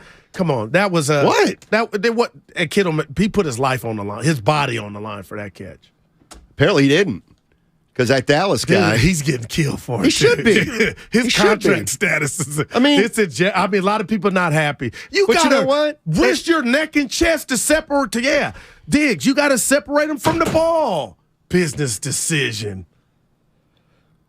I think I've watched football my whole life, and I don't think I've ever seen a better opportunity for a defensive back or a linebacker to absolutely, positively destroy somebody. But you know what? George Kittle, 6'5". Probably 35. Well, probably more than that. So, it's easy to say that if it's Tyreek Hill juggling. But you hit Kittle, you may get hurt. This is so bad, but I'm laughing from the 250. Yeah, he's probably more than that. From the Xfinity mobile text line. No, John just said he's 250. Guru, into my ear. Use your pickup basketball strategy. Tell Marky he owes you $100. Oh my God. I don't think I've ever seen you laugh like this. No, tell him he owes me $100. The Jedi mind trick. Because I'll say the scores that that's like your glasses joke. You didn't get it. Joseph on the YouTube text line. I'm surprised no one really talks about the coaching matchup. Does anyone really think that Philadelphia coach will outcoach Shanahan? A dude that ran Andrew Luck into retirement. Okay, relax. Yes, it's possible. And how about McCarthy? It's he absolutely had Dallas possible. right there to win the game. It's possible. It's possible. It's about the horses, man. The players on the field. Absolutely. Let's go to Anthony in San Jose. What's going on? Up, Bonte? What's up, man? Get him off. But oh no, Steiny, look, he works here. He is part of our family. Who? Bonte. But my name's not Bonte. Right. I told him he's not talking to Bonte. That is too great. But he really thought he was talking to him. That's great. They could have let the call go. It was like, do you ever see the TNT We thing? run a tight ship back here. Damn right. Right. So tight Right. the man got in. When Barkley goes, I don't care if somebody gets my name wrong or something like that, and then or it calls me something else, and then I think somebody called Shaq Shrek, and Shaq was like getting upset. If I remember it, if I remember sent it correctly, that to you. They were saying people say I look like somebody, Right. and Barkley interjected Shrek. That's right. And Shaq, dude, Right. that is classic. He was hot. He didn't like he that was one. mad. He was mad. No It's doubt like about when they it. say, "Who's the boy I don't like?" Because I got Denzel my whole life. Now it's Tracy. Tracy Morgan. Oh. Thank you, dude. I'll fight you. That dude is hideous. Go ahead. I like it. Barkley said to get his name right at the bank, though. That's all that matters. Wow. How's the There you game go. last night? We got Cam. Listen, we got gotta get Cam to Inman coming up in 15 minutes. We or ain't two. talk no Warriors. We're going to, we'll get back into the Niners. We can talk about them now. We got 10 minutes, 10, 15 minutes. Talk to me. It was a sloppy first half. And I'm going to tell you what I told producer E, Alan Stiles, and Lucas, and JD and Whitley. I'm worried about Wiggins. This is bigger than the game. He was just sick, so I thought.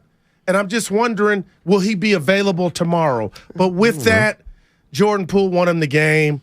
I thought Memphis had no chance of losing. Jordan Poole won him the game.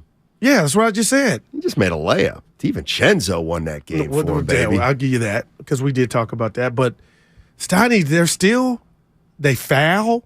I don't know if they foul because they leave a little something to be desired when it comes to athleticism. Why do you foul?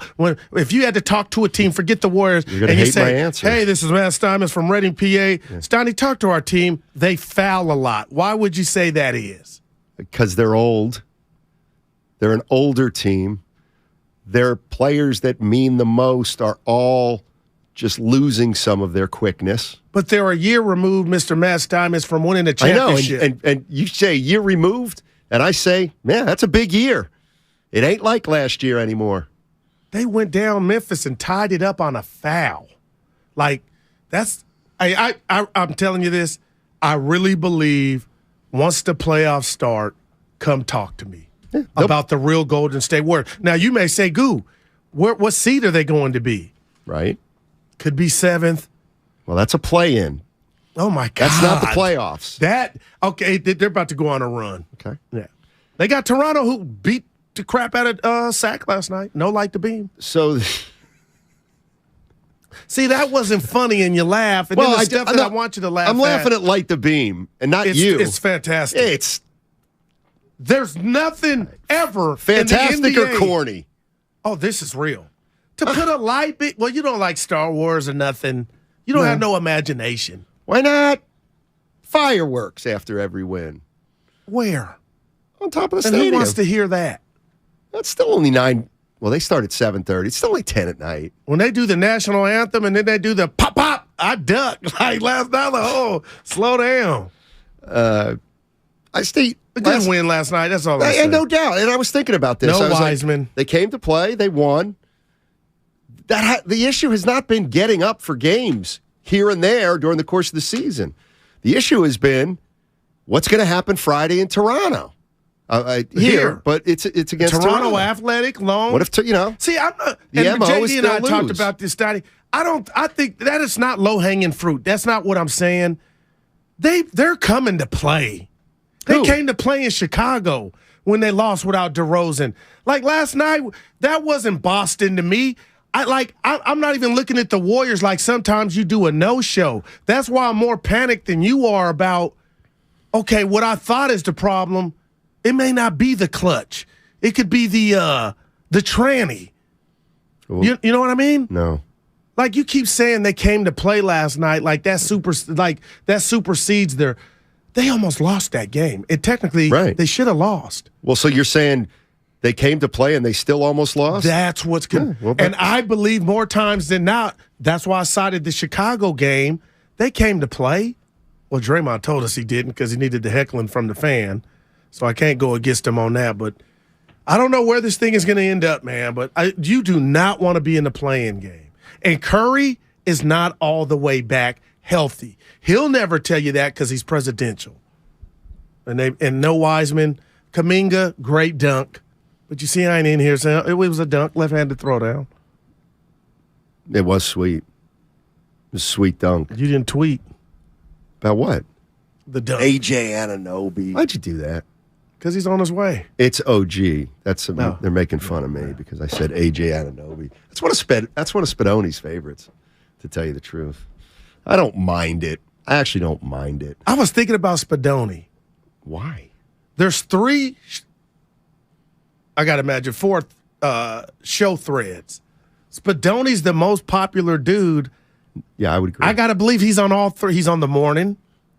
He's on the midday. Do you know he is? Yeah, and he's on the R's. Let's take Miles him off Turner. You do, and I guess that's where Spadoni. I love it. That's where I'm going. Although he's always got the best ideas. Dude, he's the best comments. But that's the dude here. The glue guy. Yes, Spadoni. Oh, 415. Steiny and Guru, I love the show. I'm going to say something nobody else is willing to say. The Warriors are done. And the way he wrote it, he meant it. He did. Now, what would that... Wiggins didn't play, Jay. Well...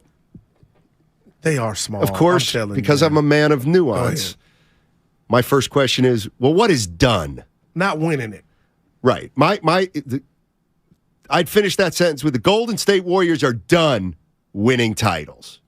I don't agree with that. Okay. That's fine. But like, if they get to if they lose in the Western Conference Finals, they're not done. Yeah, no doubt. Like, but they still, the person that said they'll never win another one or hoist up another O'Brien trophy is right until proven otherwise. I don't want to put this. Okay, so like the Celtics in the 80s, they won in 81, 84, 86. Gotcha. 87, they lost in the finals. They're not done. 88, they lost, I think, in the Eastern Conference Finals. Still not done to me. Right.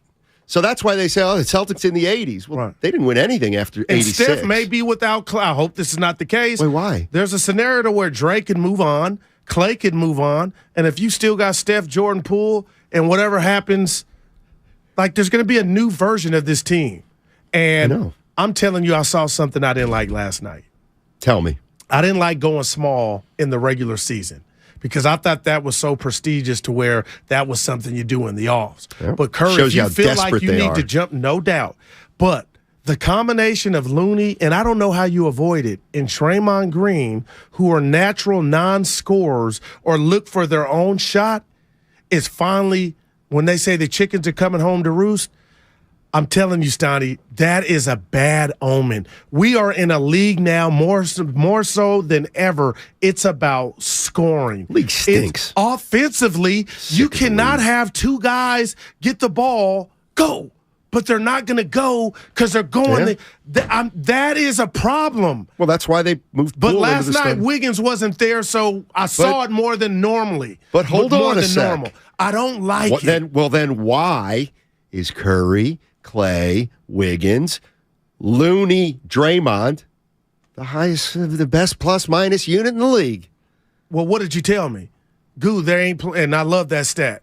That's not 48 minutes. That's not the whole game. That's the start, first quarter. That ain't the whole game. I know. So when you break that up is where I'm starting to see. We saw it. Dre at the top of the tee. Go! Oh, you don't go. Okay, no shit. Looney, go. It's the ball back out. Basketball is a game of rhythm. Our guy Jay is being more specific. He says, he loved this. Done as in competing for a title. I don't even know. What proof do you have? No. It's an opinion. But you read it. You're giving them too much run, I believe. Like, there's no proof yet. Well, that's pretty strong. Not that I don't even year. think. Now, see, I'll even year, allow for that. But call us if they don't win it this year. They're champs right now, Jay, and I get how you feel. But for you to give them 3 text reads. Keep texting in. I'll keep texting in. Are you related to this guy, Yeah, Stoney? right. Put your phone No, he's down. a 415. I'm a 510. We'll go to Pat in Foster City. Cam Inman coming up in 5 minutes. What's up, Pat? How you doing, buddy? Hey, thanks for taking the call. Mm-hmm. Yeah, I think the Warriors are, when they want to play a top team, they're awesome. I mean, they win these games when the top teams when they're reasonably healthy, and I just think they kind of laying low and doing the Popovich kind of just go through the motions till we get to the playoffs and turn it on. I think that's part of it. My question to you, Pat, is: do you think are they going to be able to play that way, game after game after game, either late in the regular season and into the playoffs?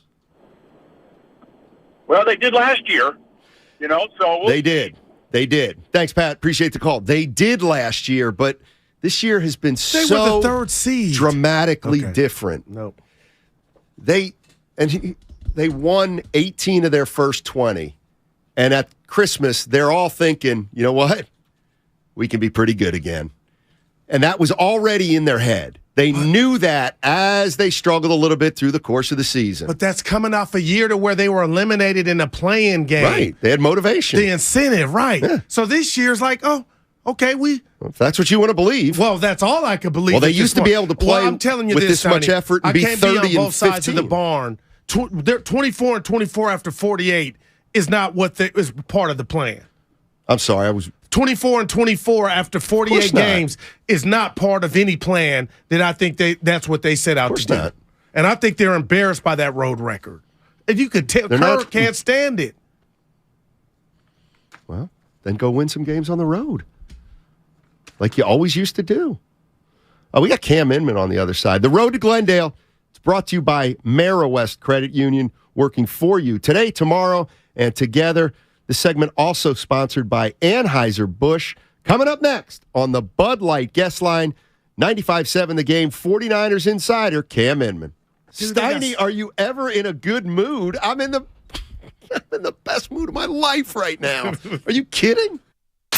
It's a huge day on Damon and Ratto. Holy mackerel. First up, Ron Jaws Jaworski at 3:30. Followed by our dear friend Joe Fortenbaugh at 4:15. Game, wait for it, changer.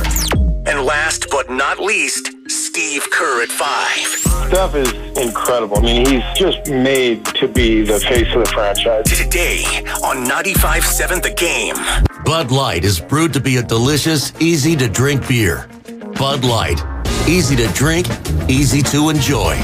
Pick up Bud Light at your local retailer today. Enjoy responsibly. Anheuser-Busch Bud Light Beer, St. Louis, Missouri. Visit Friedman's Appliance in Pleasant Hill to see Signature Kitchen Suite's full line of luxury built-in appliances, including the first pro range on the market with built-in sous vide, induction, and gas all on one cooktop. And now it's easier to build the kitchen of your dreams with the Dream Suite Savings Program with additional bonus rebates. You can see all of the Signature Kitchen Series appliances displayed beautifully in live working vignettes at Friedman's Appliance in Pleasant Hill or at friedmansappliance.com. Are you looking to make a difference in your community? Interested in learning more about a career in law enforcement? The Concord Police Department wants to hear from you. Explore a rewarding career path and be the change for your community. Look forward to competitive salary earnings up to $190,000 annually, full benefits, and annual incentives. To learn more about what it means to be a part of the Concord PD, take the first step and contact a recruiter today or go to joinconcordpd.com. Serve the community you love. Your career starts today. Every small business owner knows business happens everywhere. The office, the warehouse, or on the road. And no matter where it takes you, there's one solution to help your business thrive. Comcast Business Complete Connectivity. It's the largest, fastest, reliable network with advanced gig speed Wi-Fi and cyber threat protection in one solution. Get started for just $49.99 a month. Plus, add Comcast Business Mobile and you can save up to 60% a year on your wireless bill. And ask how to get up to a $750 prepaid card. Flight 291 is now boarding. Yep, you're going places. And when you get there, be ready to do business. The complete connectivity solution from the company that powers more small businesses than any other provider. Comcast Business, powering possibilities. Ends 2/21/2023. Restrictions apply. Requires EcoBill and AutoPay. New 50 megabits per second internet and Comcast Business Security Edge customers only. Equipment taxes and fees extra. After 12 months, regular rates apply. Gig internet required for gig Wi-Fi. Mobile Savings compares pricing of top 3 carriers. Golfers, tee it up at the Golf Mart and go farther and faster with the new G430 woods and irons from Ping. The Ping G430 woods introduce the next generation of speed with new face technology for longer and more accurate shots. The new Ping G430 irons are designed with pure flex technology for faster ball speed and more distance. Swing into the Golf Mart and get custom fit on the new Ping G430 woods and irons today. The Golf Mart, home of the 90-day satisfaction guarantee. Investing is confusing. Dawn raids, triple witching hour, candlesticks, crown jewels, bears, bulls, bear hugs, blue chips. It's one big word salad of uncertainty. Fortunately, Fremont Bank now has incredible rates on their savings accounts and CDs. And while savings accounts and CDs may not be known for their great rates at your current bank, at Fremont Bank, you can get great rates from a great local bank. To learn more, stop in or visit us online. We'll explain it all in plain language. Fremont Bank, serving the Bay Area since 1964. Member FDIC. From Carriage House to glass aluminum doors, RNS Doors has a full line of commercial and residential garage doors and gates to suit anyone's taste and budget. Visit rsdoors.com. RNS Doors. Look for the red truck. Everyone knows time is money. So don't wait weeks for the IRS to send out your tax refund. Go to Jackson Hewitt instead for up to $3,500 with a no interest, no fee tax refund advance loan. With up to $3,500, you could bring home the bacon and bring it home today. Money now instead of later? That's worth its weight in gold. Don't wait weeks for your refund. Go to Jackson Hewitt today. For eligible clients, loans by Republic Bank and Trust Company. Details at jacksonhewitt.com. Get in zone, AutoZone. Welcome to AutoZone. What are you working on today? Starting trouble. No one likes that. We'll get you set up for some stronger starts. You might just need a fresh charge, and we'll take care of that free of charge. But if it is time for a new battery, we've got replacement batteries that'll fit your needs, starting at just $79.99. You can learn more about our battery selection at AutoZone.com. That's what makes us America's #1 battery destination. Get in the zone, AutoZone. Claim based on data from the NPD Group 2021. I had a nighttime routine for my frequent heartburn. I would drink milk, I would sleep upright with more pillows, but that painful burning stayed. So I made Prilosec OTC part of my morning routine. With just one pill each morning, Prilosec OTC prevents excess acid production, blocking heartburn day and night. Now I have a new nighttime routine. I call it sleeping. One pill a day, 24 hours, zero heartburn. With Prilosec OTC. It's possible while taking Prilosec OTC. Use as directed for 14 days to treat frequent heartburn, not for immediate relief. The other day, I bought a cockatoo. Hello! He's a handful, but I'll manage. Just like I manage without home internet. Sure, my mobile hotspot is slow and makes streaming shows unbearable, but I'm making do. Oh no, who's this? It's mating season. No home internet? It's not that bad. Don't settle. Get Xfinity Home Internet for just $19.99 a month for 1 year with a free streaming box. Call, click, or visit a store today. Restrictions apply. Not available in all areas. Requires paperless billing and auto pay with stored bank account. After 12 months, regular rates apply. Offer ends 2/21/23. Hey Niner fans, George Kittle here with a pro tip for making the best play on your eyewear. Visit Zenni.com, the official eyewear of the 49ers. Zenni has changed the game for you, finally making prescription glasses affordable for everyone. At Zenni, you can find over 3,000 frames with unbelievable prices. Look for the Kittles collection so you can rock our styles every day too. So visit ZENNI.com, start shopping from home using their virtual try-on, and change your eyewear game forever. You're listening to 95.7 The Game, KGMC FM at HD1 San Francisco. Always live on the free Odyssey app.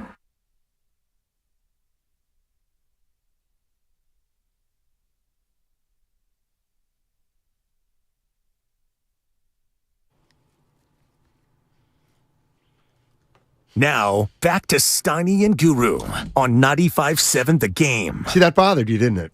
Oh, it totally. We'll get to it. Yeah, we'll get to it. All right. Yeah. Let me make it clear, though, the person who is not bothering us is Cam Inman. He comes here courtesy of the Bud Light guest line. All guests appear on the Bud Light guest line. Bud Light, easy to drink, easy to enjoy. Cam, how you doing, man?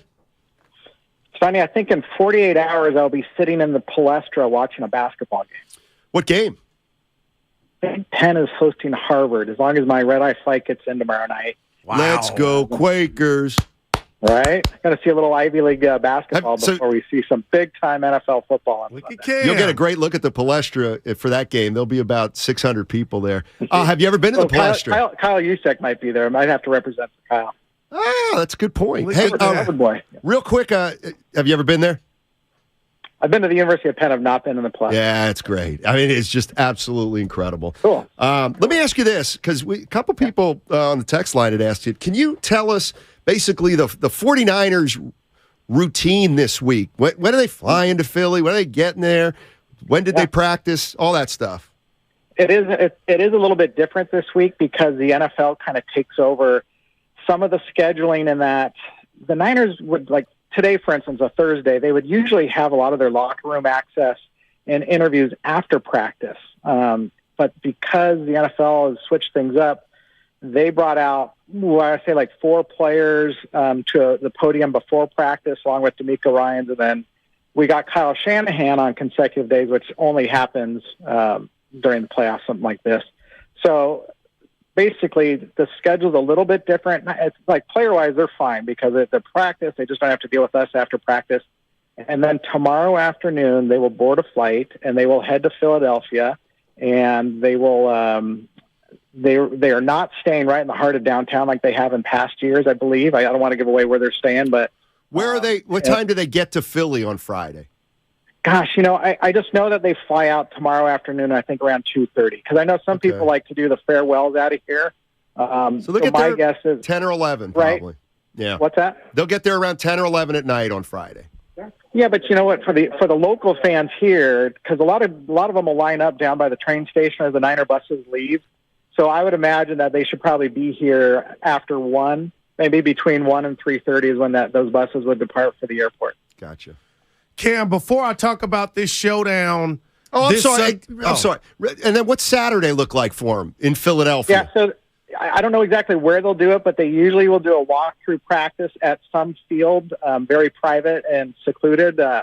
They have not allowed media to attend such walkthrough practices for about 20 years. It used to be a cool thing to do. But sometimes they'll do it on a high school field or a college field that's not being used, and obviously this time of year there should be plenty, and the weather should be all right. I think it's a high of 50 and clouds expected Sunday. So, hey Cam, speaking of which, since Stoney asked you that, I got a question now, and the only dumb question is the one you don't ask. But okay, you're an NFL football player in another city the night or day before a big game. These guys are human. I got to ask you, Cam, a trip to the mall, like what a movie? What's frowned upon, or from your experience, what can these guys do to where, oh, you're not focused, or are you in your room all day and night watching movies after you're done with your walkthroughs or whatnot? Yeah, by them getting in, like we're saying, probably late Friday night or Saturday morning, I can't imagine that they're going to go out and hit the town, right? Even if they have, I'm pretty sure they'll have a curfew at some point. Maybe, sometimes they don't. Sometimes they let those guys go. And, in my experience on the road, I may bump into these guys at a mall or something like that. They don't go out like individually to bars or restaurants. Sometimes they'll go do a group dinner at places rather than eat at whatever the team's offering, a buffet style. In a big game like this, I don't know if they're going to be on lockdown or not. I know obviously the hotel is very secure. Families often will meet the guys in the lobbies. It's a very controlled environment. Let me put it that way. But there's also, they have to have some freedom to go out if they want to. I remember at the Super Bowl 10 years ago, I think it was the night before the game, and it was probably about 11 o'clock at night. I ran into like 1 or 2 players coming out of the French Quarter, and I was thinking to myself, well, that person really should not be out. Yeah. He wasn't lit up or anything like that, but it was like, you got to go out and get a walk, but it was not probably the right time to be out. Now, we know we got you on to talk about this showdown this Sunday, but Cam, I can't stop watching last Sunday's game against Dallas. And I got to be honest, I didn't think that Cowboy defense that has some special players could stop this Niner locomotive. Can you share with me and Stoney and the listeners, when you were in that press box watching that game, were you at all shocked at the success that Dallas had containing the Niner offense and all their weaponry? I wouldn't say shocked, but what did surprise me was how athletic and hot pursuit Micah Parsons was on almost every play.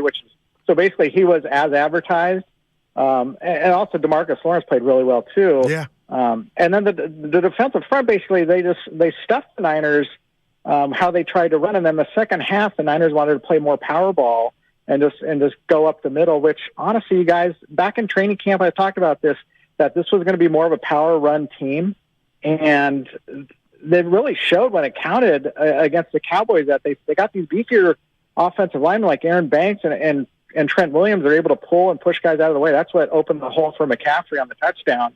And it's kind of like they say they grinded them down, and that's probably partly true. But also remember, this was the Cowboys' fourth playoff game in a row. They were on a short week's rest. So I guess I was kind of surprised that they were able to get to it. And then one more thing I'd say about this, Trent Williams talked to us today, and he said, in the playoffs, you're not going to come out and run for 100 yards out the gate. A lot of it is you're feeling things out, and you want to see how the defense is playing you in certain aspects, and then you adjust, which I thought were pretty insightful. And then at the same time, you're going to be going into Philly, and you got to make sure you get points on that board fast because you do not want to play from behind there. Yeah, you're right about that for sure, man. It's going to be fun.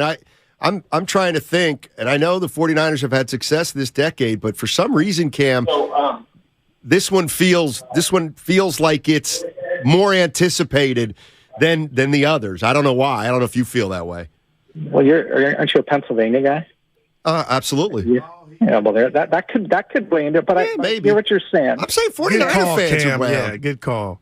All right. No, but I mean, it does have that sense of this is a big game, right? Yeah. This isn't like the next step game. This seems like it's going to be a heavyweight bout because each side has all Pro Bowl, all pro caliber players, great defensive line. It's like the battle of the trenches game that's set up so often that they talk about. But there's also these superstars at the quarterback, receiver, and running back positions that fuel the NFL popularity.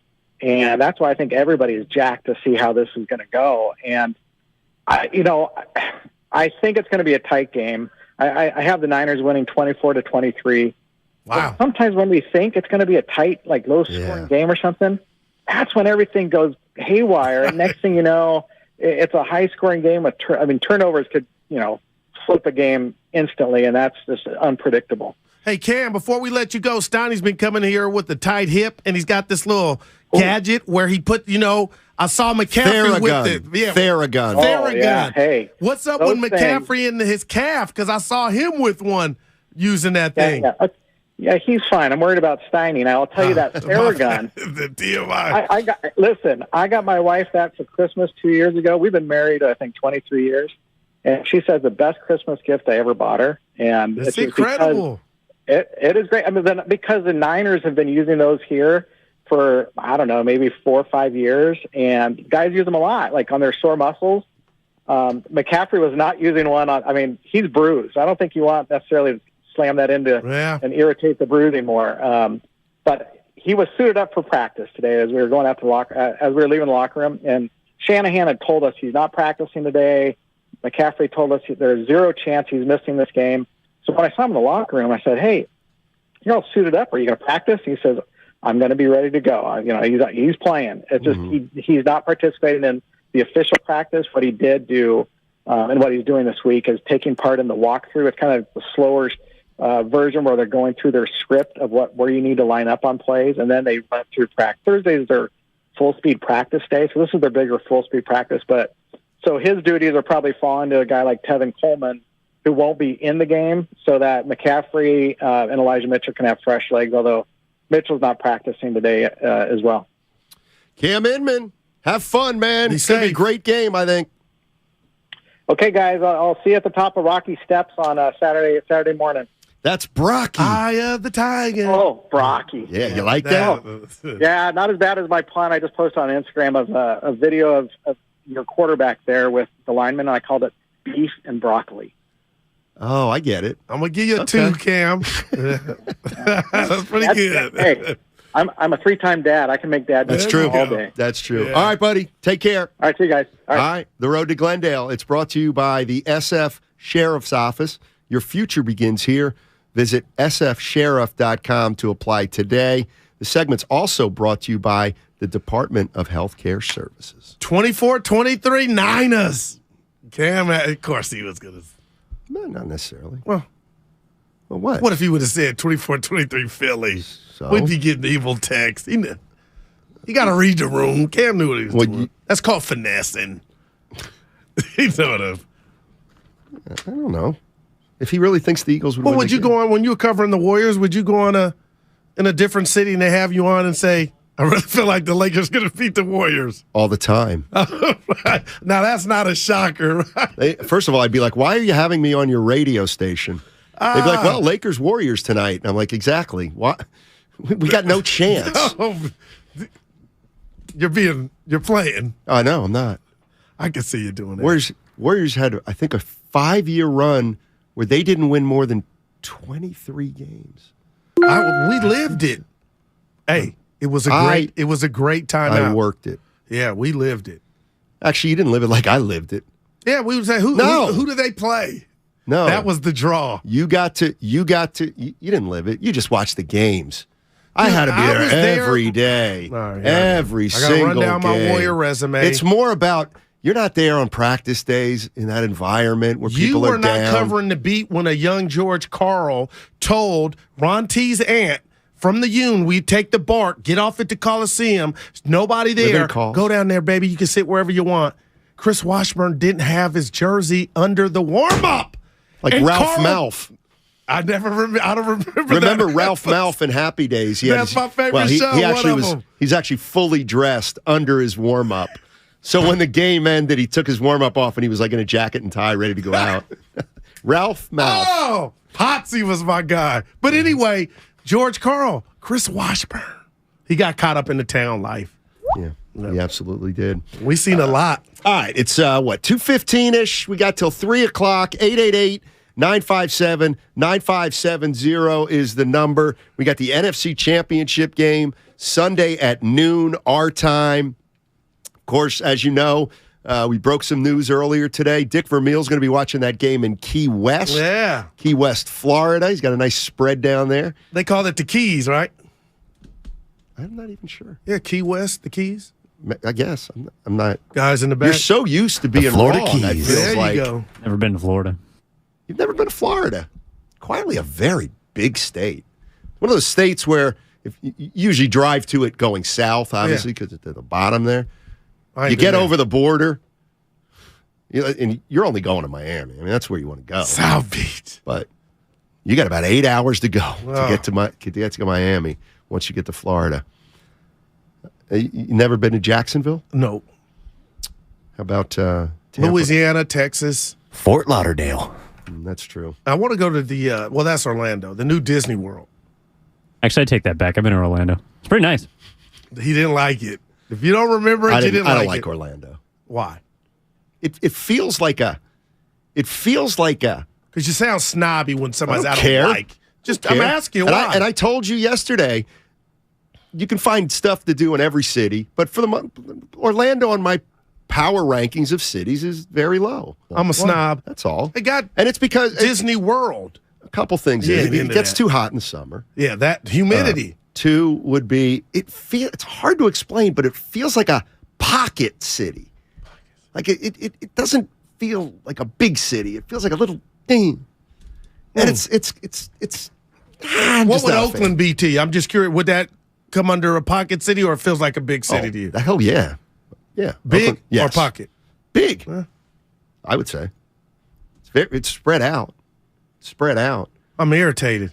Why? Because I'm looking at gridiron football uniforms, the database, and it has what everybody's wearing except the Eagles pants. TBA. Niners in their white with the tan. Eagles wearing green jersey, green helmet. We don't know what color pants. Chiefs are in the red top, white pants. My God. Cincinnati in their all whites with the black zebra stripes. That's the stuff and you know they're going to have NFC championship and paid on the field. It's like a mini Super Bowl. And that's what I wanted to ask you. You're going to Dana's for the first game. Do you guys stay for the second? What time's that start? 3:30. 3:30. Well, first of all, you're going to miss the first quarter of that because 49ers game's going to go till 4:30. You think so? Warrior game last night was 3 hours. 100 fouls. Yeah. Dude, that was That's because the Warriors are... They won the game. They did. They foul like crazy.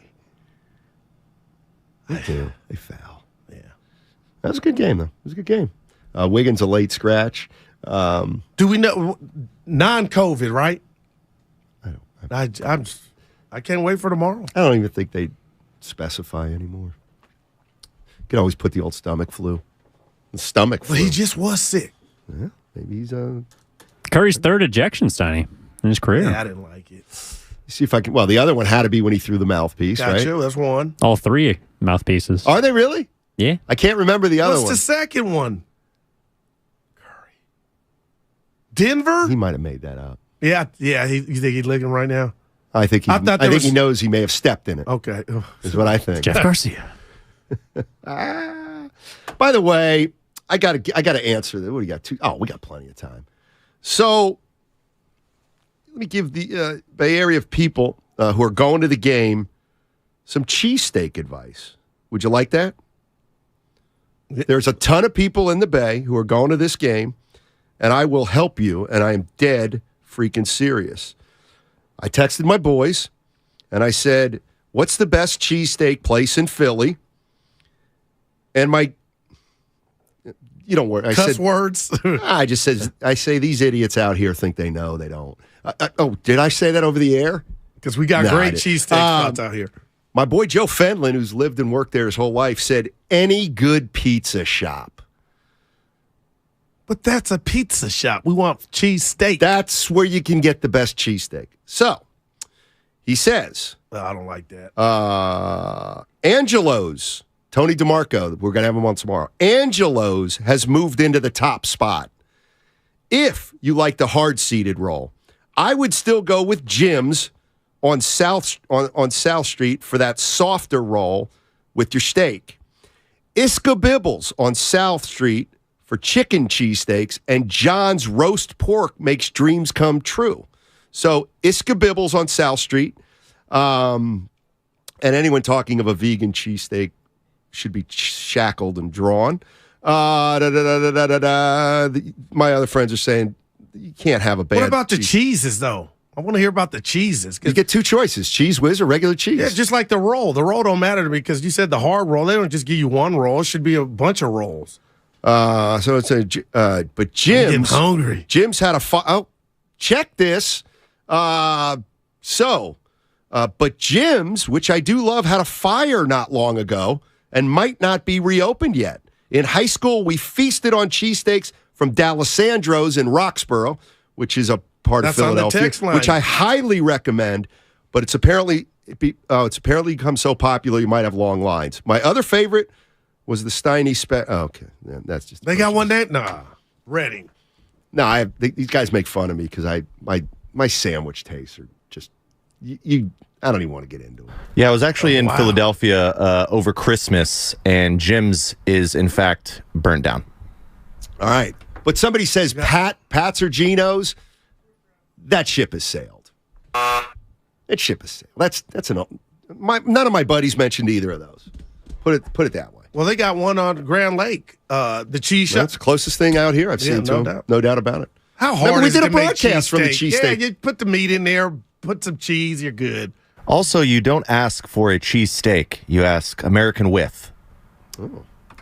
Wow. He's been coming up with some East Coast stuff. He's been there more recently than I have. Yeah. That's John, by the way.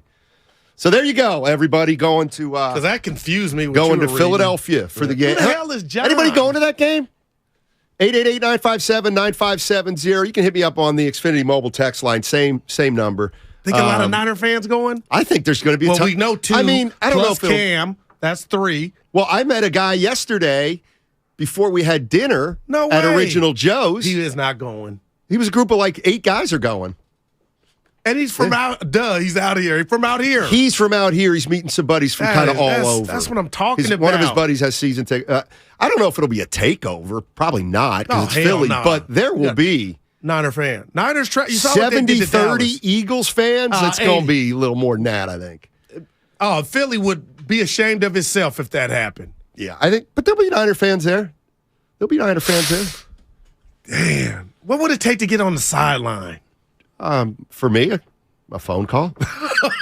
For you, because I thought about that with Dallas. Like, what? Damon could have reached out to Michael Irvin. Oh my have God. my jacket on. Have you ever seen Michael Irvin in person? Yeah. Like at the Jeffries, back when he was playing. All right. He had a Super Bowl. Tell me about it. Tell me your embarrassing story about how you fawned over him. No, he just let me try on his Super Bowl ring. We took a picture. Oh my God. Johnny. Yeah, that's it. When you're real and I'm good looking and Why do you do that? It's a respect thing. What up? What up? You know, the brother nod.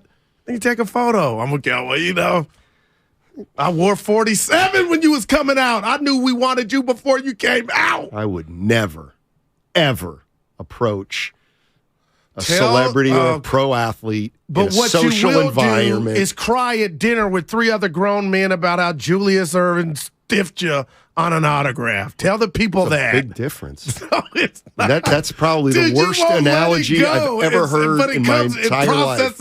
Evan's laughing. You can't hear him. Not laughing. Like, oh, not this story again. We've heard that, Michael. Doc, call us, man. Is that why you don't do it anymore, Steiny? Because you were just absolutely grief-stricken as a child from turquoise? He hurt you. He didn't do it on purpose. No. I just have respect for people like that who are in a social environment. Just stop. I just don't want to be the goon approaching the celebrity. I mean, did you walk up on your knees? No. Or did you walk on your own 2 feet? No, I was standing 6'3". I just don't like supplication. I didn't tackle him. Hey, what up? I had my drink in the hand. Probably a couple, you know what, with me. Yeah. He probably like, who is our boy? All right. But retired the Dr. J story for all of us. I just wrote about it, so it's officially out there and done. MatthewSteinmetz.com. Get there. It's popping. Okay, when we come back, it's 2:30. And you know what? Guru is not going to be here tomorrow. He's got a personal issue. And so we're going to start talking predictions maybe. 888-957-9570 is the number. Here's the question, 49er fans. Either what's going to win this game for the 49ers against the Eagles, or if you think the Eagles are going to win, what's going to get the 49ers beat on Sunday? What's going to get them beat, but what are they going to need to do to win? That's what we're going to talk about on the other side. The road to Glendale, it's brought to you by the SF Sheriff's Office. Your future begins here. Visit sfsheriff.com to apply. This segment also brought to you by the Department of Healthcare Services. You're doing a great job. I feel like I'm doing a great job. Bay Area, it's your boy Shasky, and me and Bonte, we are flying out to Philadelphia, and you better get ready, because I'm about to ring that Liberty Bell like the 49ers are this Sunday, and it's all because of our friends at Boxer & Gerson. Without them, we ain't flying, Eagles flying to Philadelphia. Boxer & Gerson, Northern California's premier workers' compensation law firm, helping injured workers get their lives back for over 40 years. So, the other day, I bought an extremely chatty... Boring story time. Make that an extremely catty cockatoo. You're welcome. Apparently, the pet store won't take it back. But, hey, I'll manage. I love that for you. Just like I manage without home internet. No, you don't. Sure, my mobile hotspot is slow and makes streaming shows unbearable. Oh, Bertie likes to stream. But I'm making do. Oh no, who's this? My lady friend. It's mating season, duh. No home internet? It's not that bad. No, not there. It is that bad. Don't settle. Get Xfinity Home Internet for just $19.99 a month for 1 year with a free streaming box. Call, click, or visit a store today.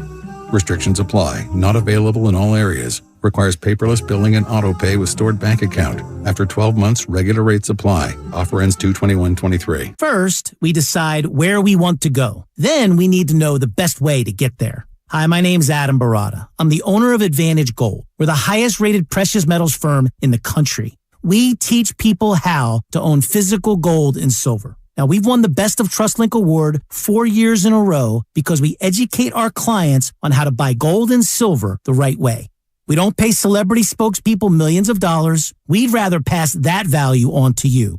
Call 800-900-8000 and speak with one of our experts. We'll send you a free gold kit along with my latest #1 national best-selling book, The Great Devaluation. Call 800-900-8000. That's 800-900-8000. Get the best information, the best process, the best service, the best value. Call Advantage Gold at 800-900-8000. Call 800-900-8000. Advantage Gold is not an investment advisor or a tax advisor. Consult with your financial advisor before investing. Thank you to all of the business owners who kept people employed during the pandemic. For all you've done, you may be eligible to claim the Employee Retention Tax Credit, a payroll tax refund from the United States Treasury Department, applicable to businesses who kept employees on payroll during the pandemic. The window is closing to claim your refund. Contact Paychex to see if you qualify. Paychex is proud to have helped more than 45,000 businesses secure over $9.2 billion in ERTC claims, an average of $190,000 per business. 50 years and thousands of experts in HR, payroll, benefits, and insurance. You may be eligible to claim the Employee Retention Tax Credit, a payroll tax refund from the United States Treasury Department, applicable to businesses who kept employees on payroll during the pandemic. The window is closing to claim your refund. Contact Paychex to see if you qualify. Visit paychex.com/ERTC to find out how Paychex can help you get additional cash into your business. Paychex.com/ERTC. Paychex.com/ERTC. Boxer and Gerson, Northern California's premier workers' compensation law firm, helping injured workers get their lives back for over 40 years. Kirby is your driveway mechanic. They bring the shop to you with brake replacements, oil changes, washes, and so much more. Get $50 off your first oil change with code OIL50 at Kirby.com. That's CURBEE.com and use code OIL50. Is your tub worn out, but you're not sure who to trust to replace it? With over 2 million successful bath remodels, people trust Bathfitter because we know how to do it right. We've been custom designing and manufacturing baths for over 35 years. Our unique tub-over-tub installation takes as little as a day with no demo to fit your busy schedule. And we offer a lifetime warranty on every tub. That's how confident we are in our quality and durability. Bathfitter, it just fits. Visit bathfitter.com to book your free consultation. If you own a business, this has been a bumpy ride. From pandemic to inflation, I'm sure you could use a break. If your business has 5 or more employees and survived COVID, you might be eligible to receive a payroll tax refund of up to $26,000 per employee. The challenge is getting your hands on it. Hi, I'm Howard Mackler, and that's why I founded GetRefunds.com to cut through the red tape and get you the money. The team of tax attorneys we have put together are highly trained in this little-known payroll tax refund program. We do all the work, charge not a dime up front, and simply share a percentage of the cash that we get for you. Businesses of all types can qualify, including those that took PPP, nonprofits, and even those that had increases in sales. We have helped return over $1 billion to businesses, and we can help you too. Just go to getrefunds.com/sports, click on Qualify Me, and answer a few questions. This payroll tax refund is only available for a limited period of time. Don't lose out on up to $26,000 per employee. Go to getrefunds.com/sports. That's getrefunds.com/sports. Nachos! Hey, I'll take some. And some Frank's Red Hot. Nah. You're just gonna eat these boring nachos with no flavor. Frank it up!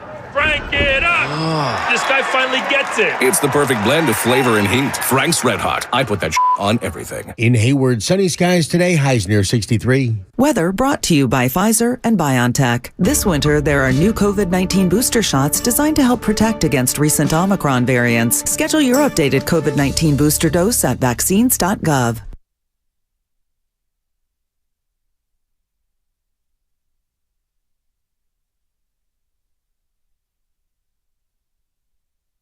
I'm not going to be delusional like you guys.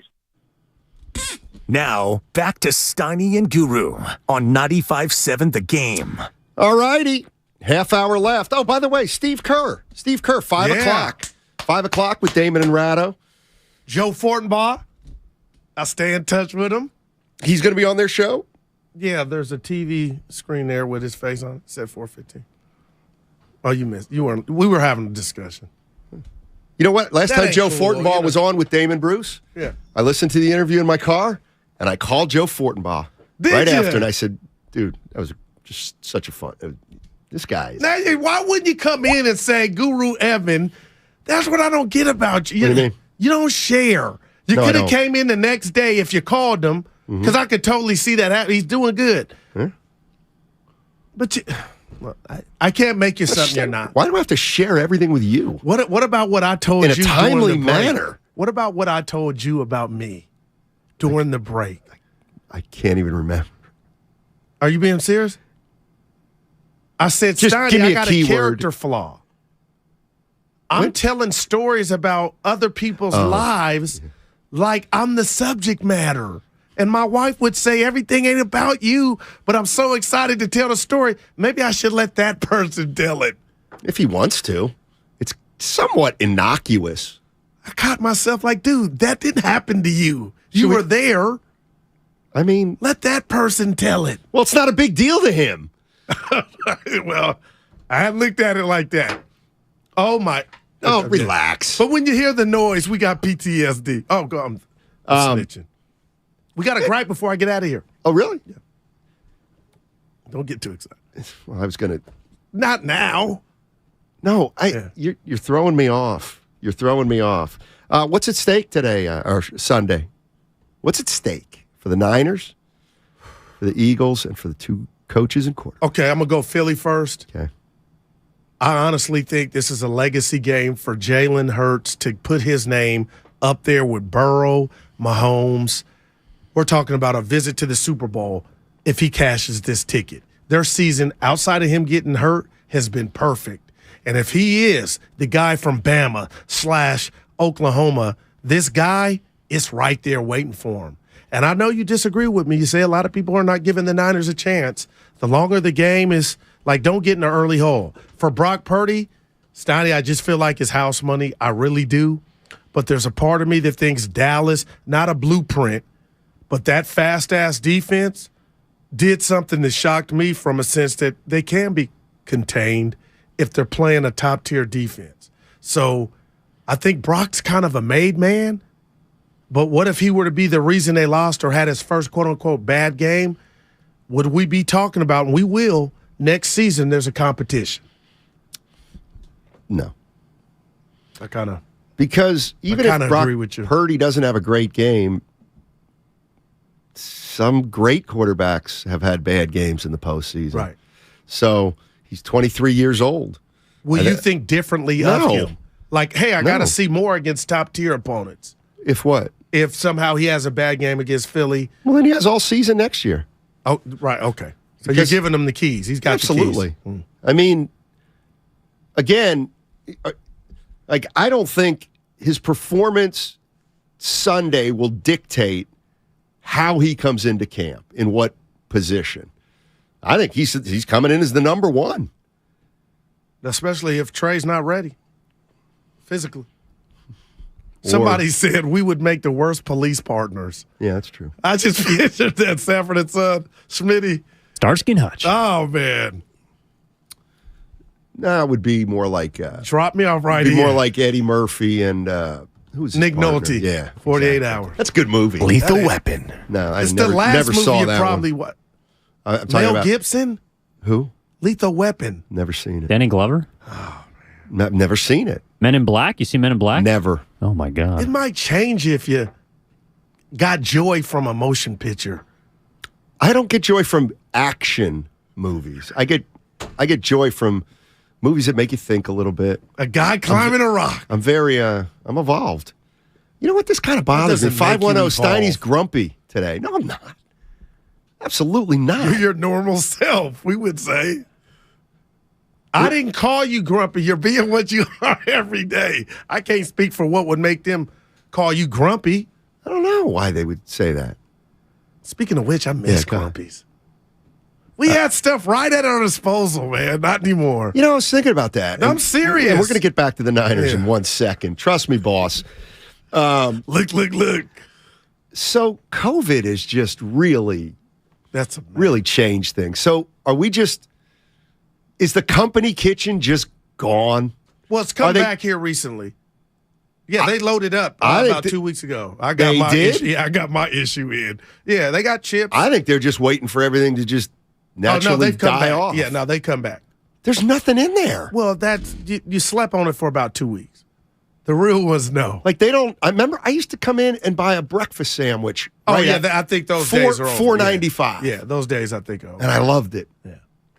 And you open up your smelly ass eggs, put your ketchup on it like nobody else is in the room. The stuff we deal with, man. It's a lot of nerve for a guy who comes in 20 minutes before a show. I do that so the show is better. You get tired of each other. Now, hey, you know what? Back up. I come in an hour before. That's true. For the people thinking Yeah. that. I mean, hell yeah. I mean, you want to play that game? No, Who gets in nobody gets in earlier for his or her show than Ray Ratto. Ray Ratto gets here at like 11 o'clock. Okay, I got something for to trump a 3 o'clock show. I got something to trump that. Hey, Ray, you're up there. Shasky comes and does the changeover with Spadoni, and the reason that's greater is it's earlier in the morning. No doubt about it. No chance. Makes up for that nice little stroll, Ray, and Ray's a big one. Come on. No. To come in the bottom line early, is the morning. The bottom line is the morning show is the hardest one, right? And that's why they don't get there that early. Like if their show starts at what time's their show start? I don't even know. If he gets there early enough to go on with Spadoni, damn. Yeah, he goes on. So for a 6 o'clock shift, he'll get there at 5:40. Oh my goodness, I'd be fired. Yeah. Let's go to San Jose. Let's get off this. We need to go to San Jose, and I'm dead serious. We've been talking about it too long. People think we're joking about it. Carlos in San Jose was in the house last night. The game. JJ's in San Jose. What's up, JJ? How you doing, man? Hey, what's up, man? Hey, y'all need to come down. Y'all need to come down here for real. Y'all be playing too much. You're right. Got a lot of love down here. So y'all gotta make. Give us a venue. Anyway. Santana Row somewhere. Well, yeah, Santana Row. You got El Jardín. You got the bar. You got Rosie's. You got a couple spots in there. Right. But downtown. We coming, baby. And let me tell. Hey, Guru, you like this? How much value do you give the Niners having a us against the world mentality, going up into Philly with the dogs they got?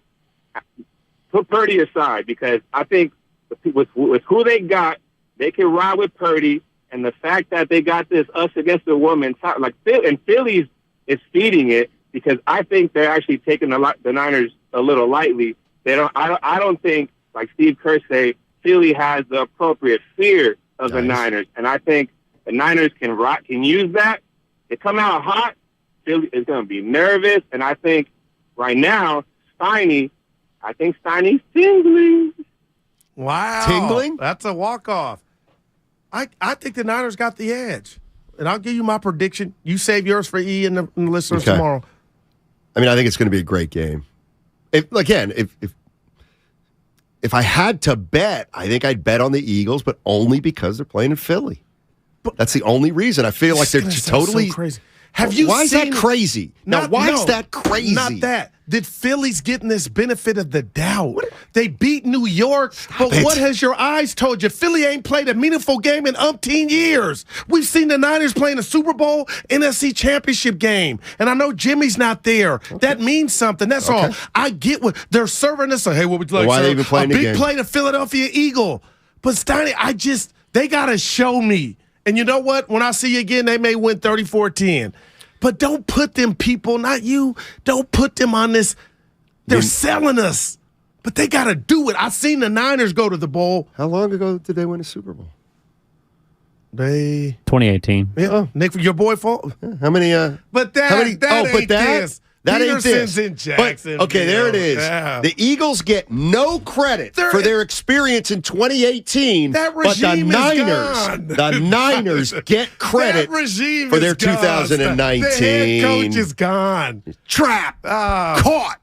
Get that leg out of that trap. This 1 year before the 19 one. But come on. Sirianni. No. You know what? That was Peterson. Let me tell you. You're so transparent. We're going to San Pedro Square, I think. We're San Pedro Square.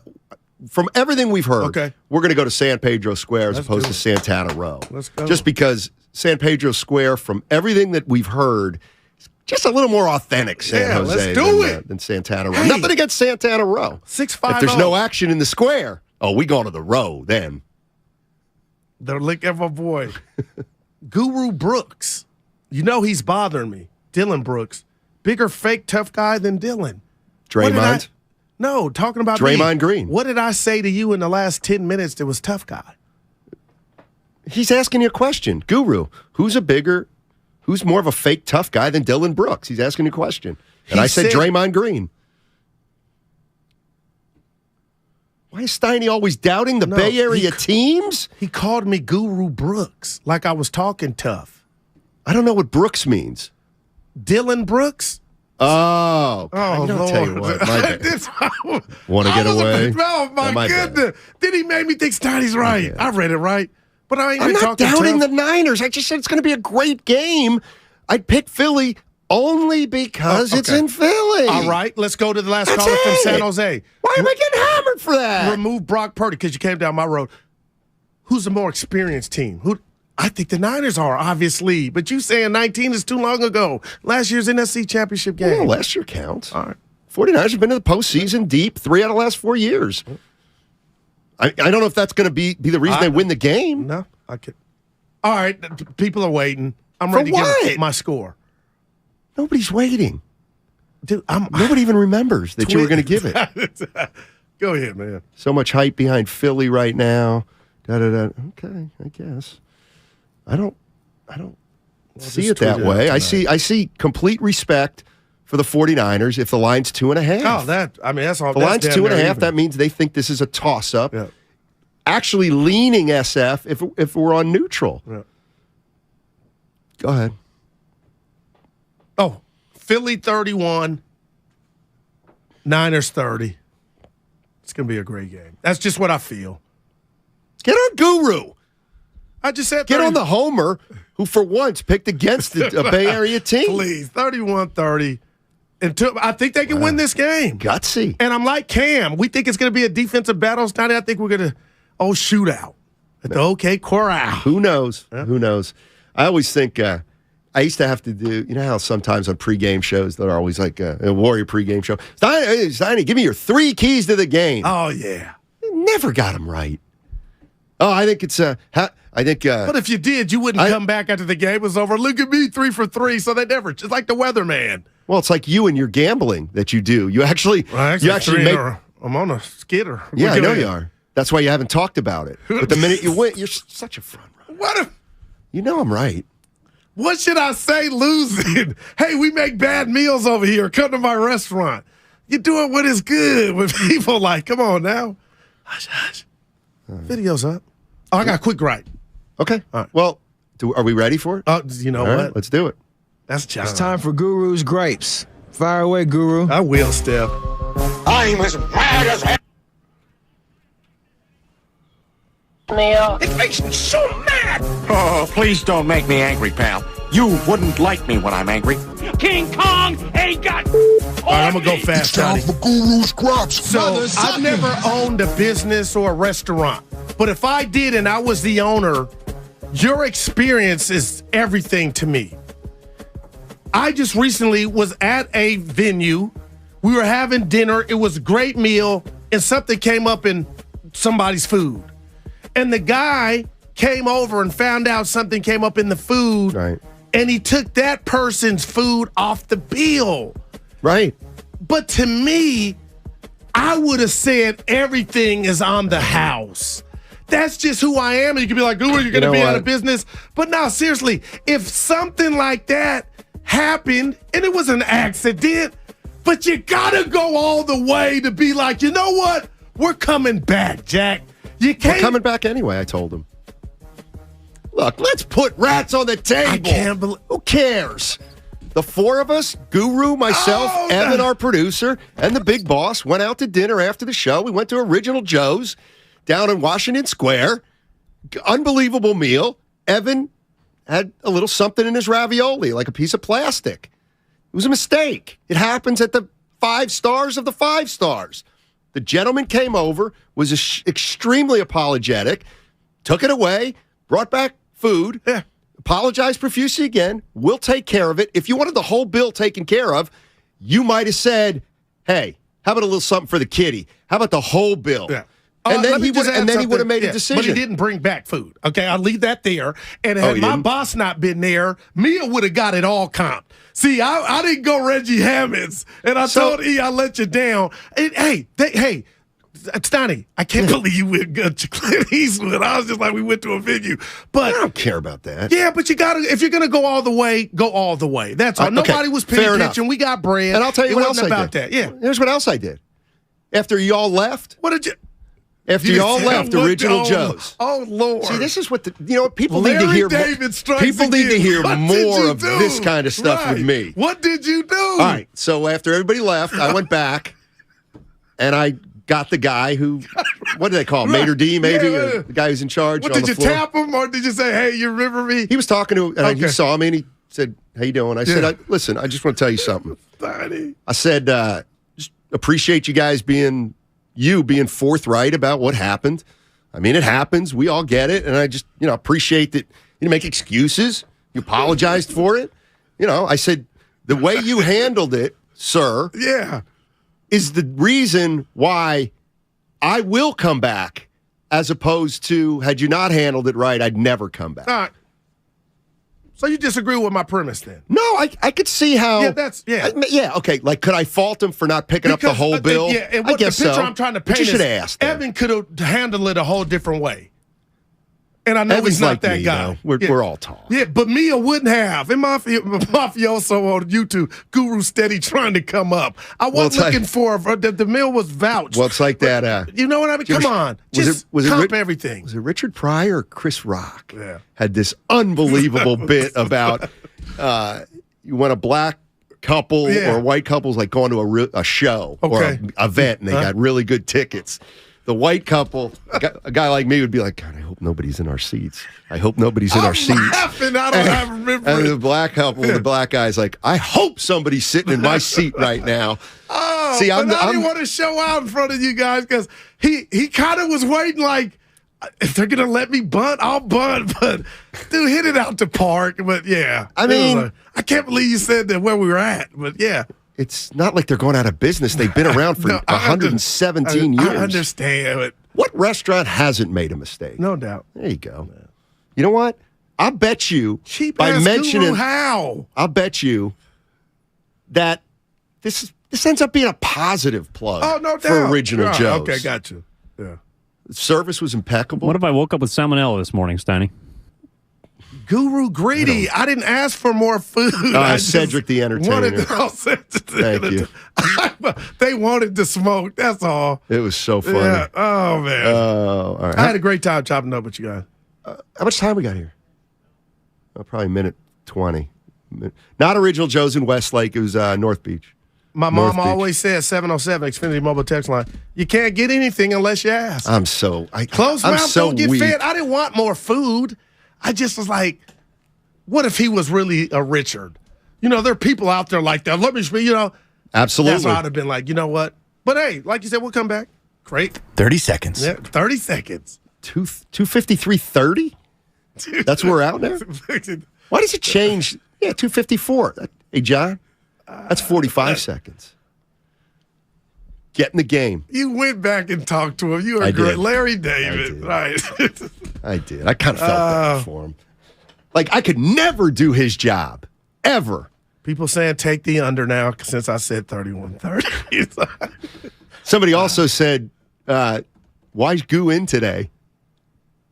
No, I don't find that funny. It's a Thursday. Yeah, it's 2023.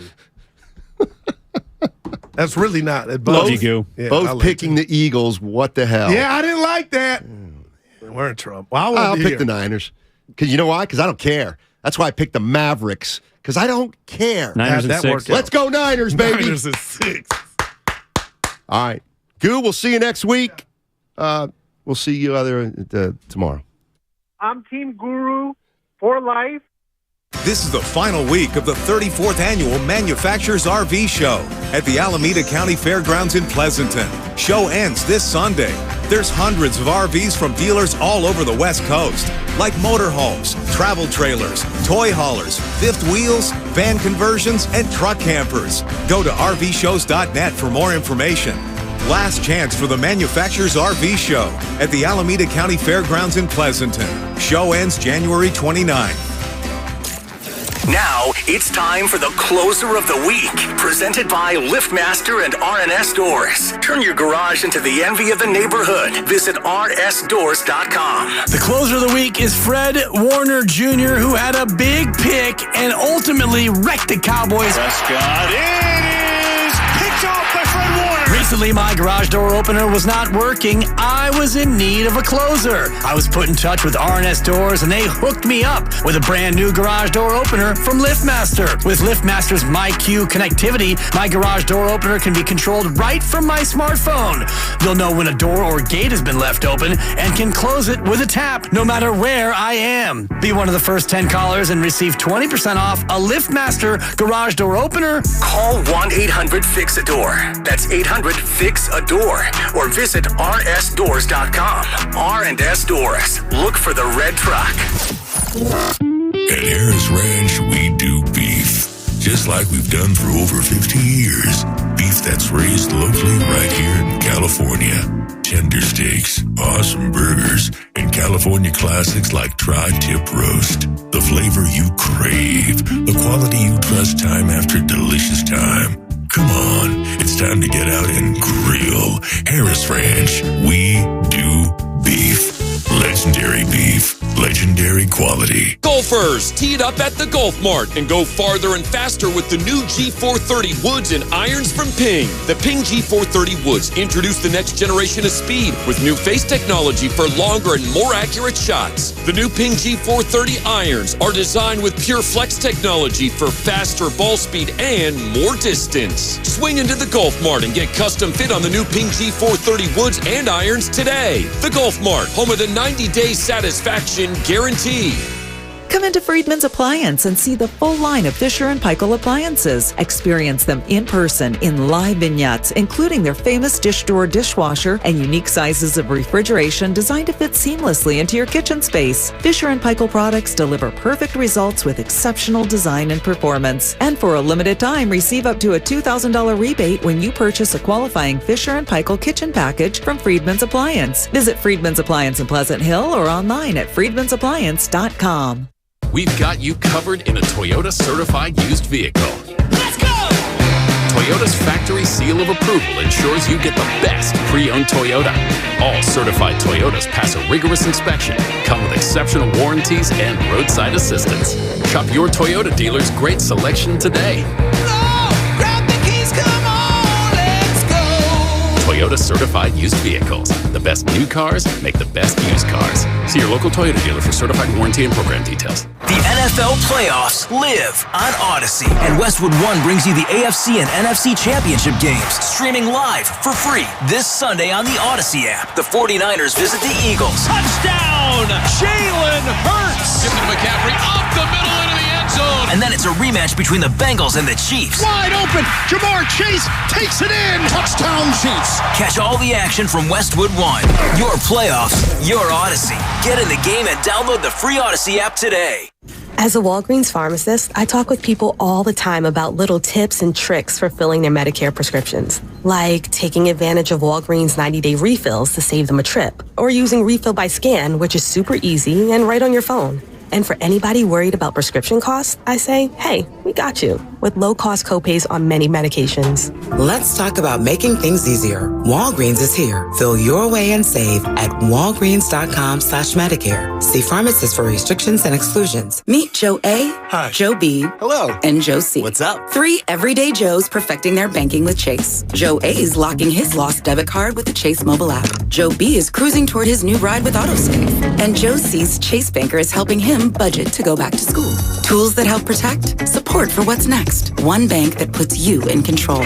Visit chase.com/checking. Chase, make more of what's yours. Chase mobile app is available for select mobile devices. Messaging and data rates may apply. JP Morgan Chase Bank, N.A. member FDIC. Thinking of selling your house, but you don't want to deal with repairs, cleaning, realtor photos, and showings? With John Buy's BayAreaHouses.com, you don't have to do any repairs or pay any commissions. Call 510-426-7000 and John will give you a fair cash offer without any inspections, showings, or other headaches. That's 510-426-7000. When you sell to John Buy's BayAreaHouses.com, you decide when you want to move, according to your schedule and your terms. John Buy's vacant houses, inherited houses, beautiful houses, fixer-uppers in any condition, as is. John Buy's BayAreaHouses.com provide you the easiest sell possible and assist you in every step of the way. If you want to sell and have any questions, please call 510-426-7000. That's 510-426-7000. And get the offer you have been waiting for. You're listening to 95.7 The Game, KGMZ FM at HD1 San Francisco. Always live on the free Odyssey app.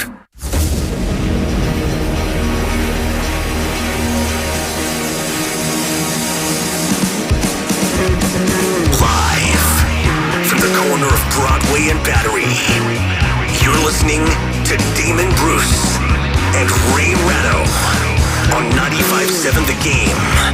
I mean, we got an outstanding show today.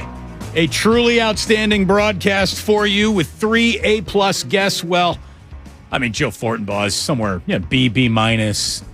Can't expect A-plus broadcasting out of Joey Fortin-Nuts, but he will be joining us at 4:15 today. 3:30, Ron Jaworski stops on by a little bit later on this hour. Ray, at 5 o'clock, we go live at 5 with Steve Kerr. Keep your mouthpiece in. Don't go throwing it anywhere unless you want to get ejected from that interview. That's all it takes? Lucas, get me a mouthpiece. Get me one now. Get Ray some equipment to throw into the crowd. The Warriors survived themselves in a win over the Grizzlies last night. They also survived the Grizzlies. They also survived an ejection that, when it looked like the ejection was based on Steph yelled at a teammate more than he yelled at an official, I was ready to go to Twitter to burn the whole thing down. And then I saw the replay where Steph once again throws his mouthpiece into the crowd, frustrated. If you throw anything into the crowd, if you throw a ball into the crowd with purpose, it's automatic, because they don't want you to hit a lawyer in row 5 and have him sue the club for $3 million. Is there anyone who's a big enough Steph Curry fan who still wouldn't think that it would be pretty gross to get hit with his mouthpiece? Gross? No. Potentially lucrative? Yes. I mean, I don't think you can sue for cooties. You can't sue for cooties, but you could sue for assault. Again, it'd be a tough court case. I bet you they settle that. Maybe they do, but it's going to be more money than you had point. when you went into the arena.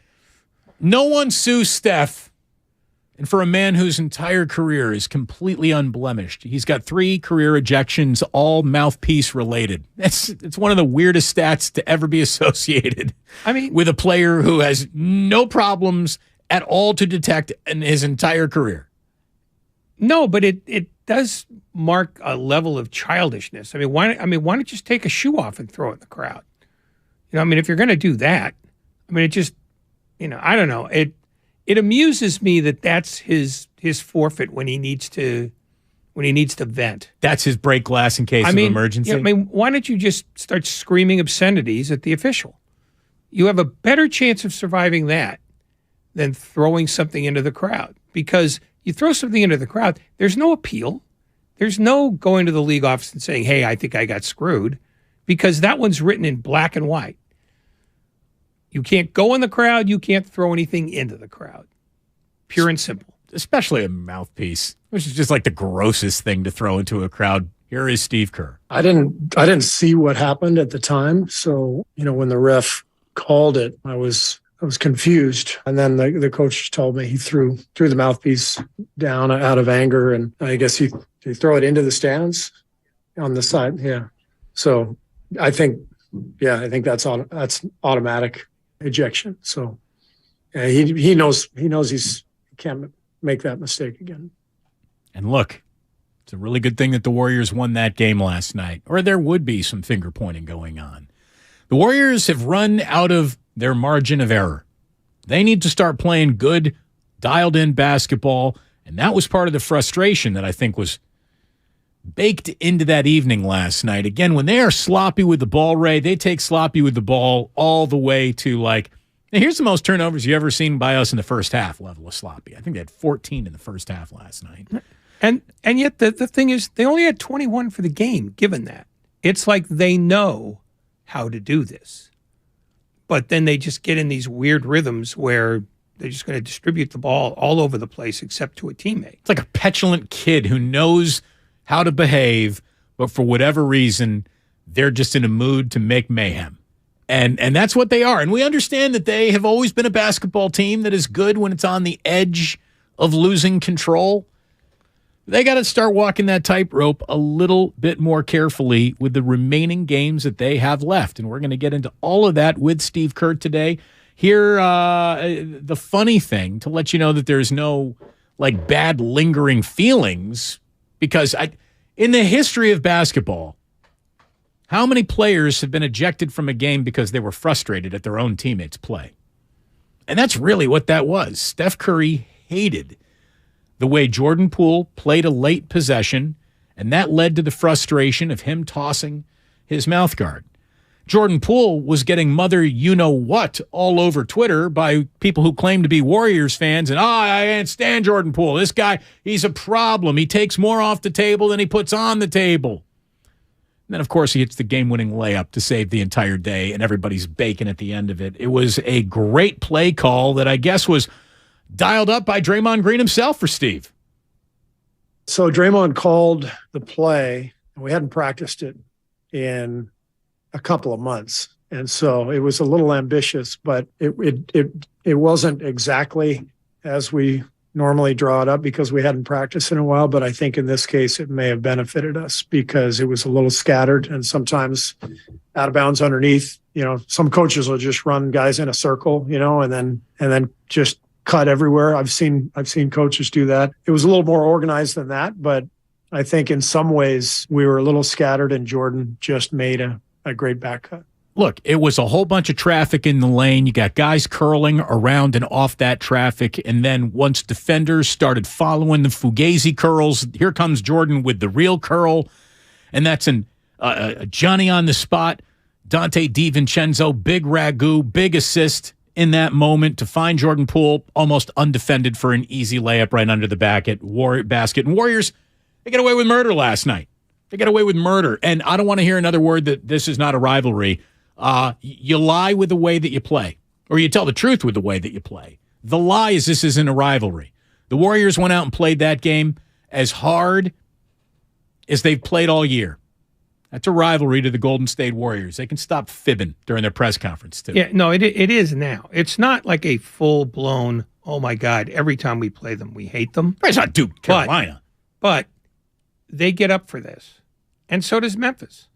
The difference is that Memphis gets up for a number of teams because they still have stuff to prove. The fact is the Warriors did last night, they explained what their entire season's been about, which is we can be really awful and really indisciplined and really stupid. And then they can also be elegant and bright and clever. Like the last play, I mean, Poole gets full credit for recognizing that the guy who was guarding him the wrong way. He was on the side of him, trying to be between the ball and the inbounder, or between Poole and the ball. And Poole said, well, here's a free trip to the lane, when he should have been between Poole and the basket. Because if Poole's going to get the ball, you'd rather have him take an 18-footer than a 1-footer. I mean, even Jordan Poole's percentages aren't so twisted that a layup is a worse shot than an 18-foot jumper. So credit to Jordan Poole for seeing that, feeling that, and acting on it.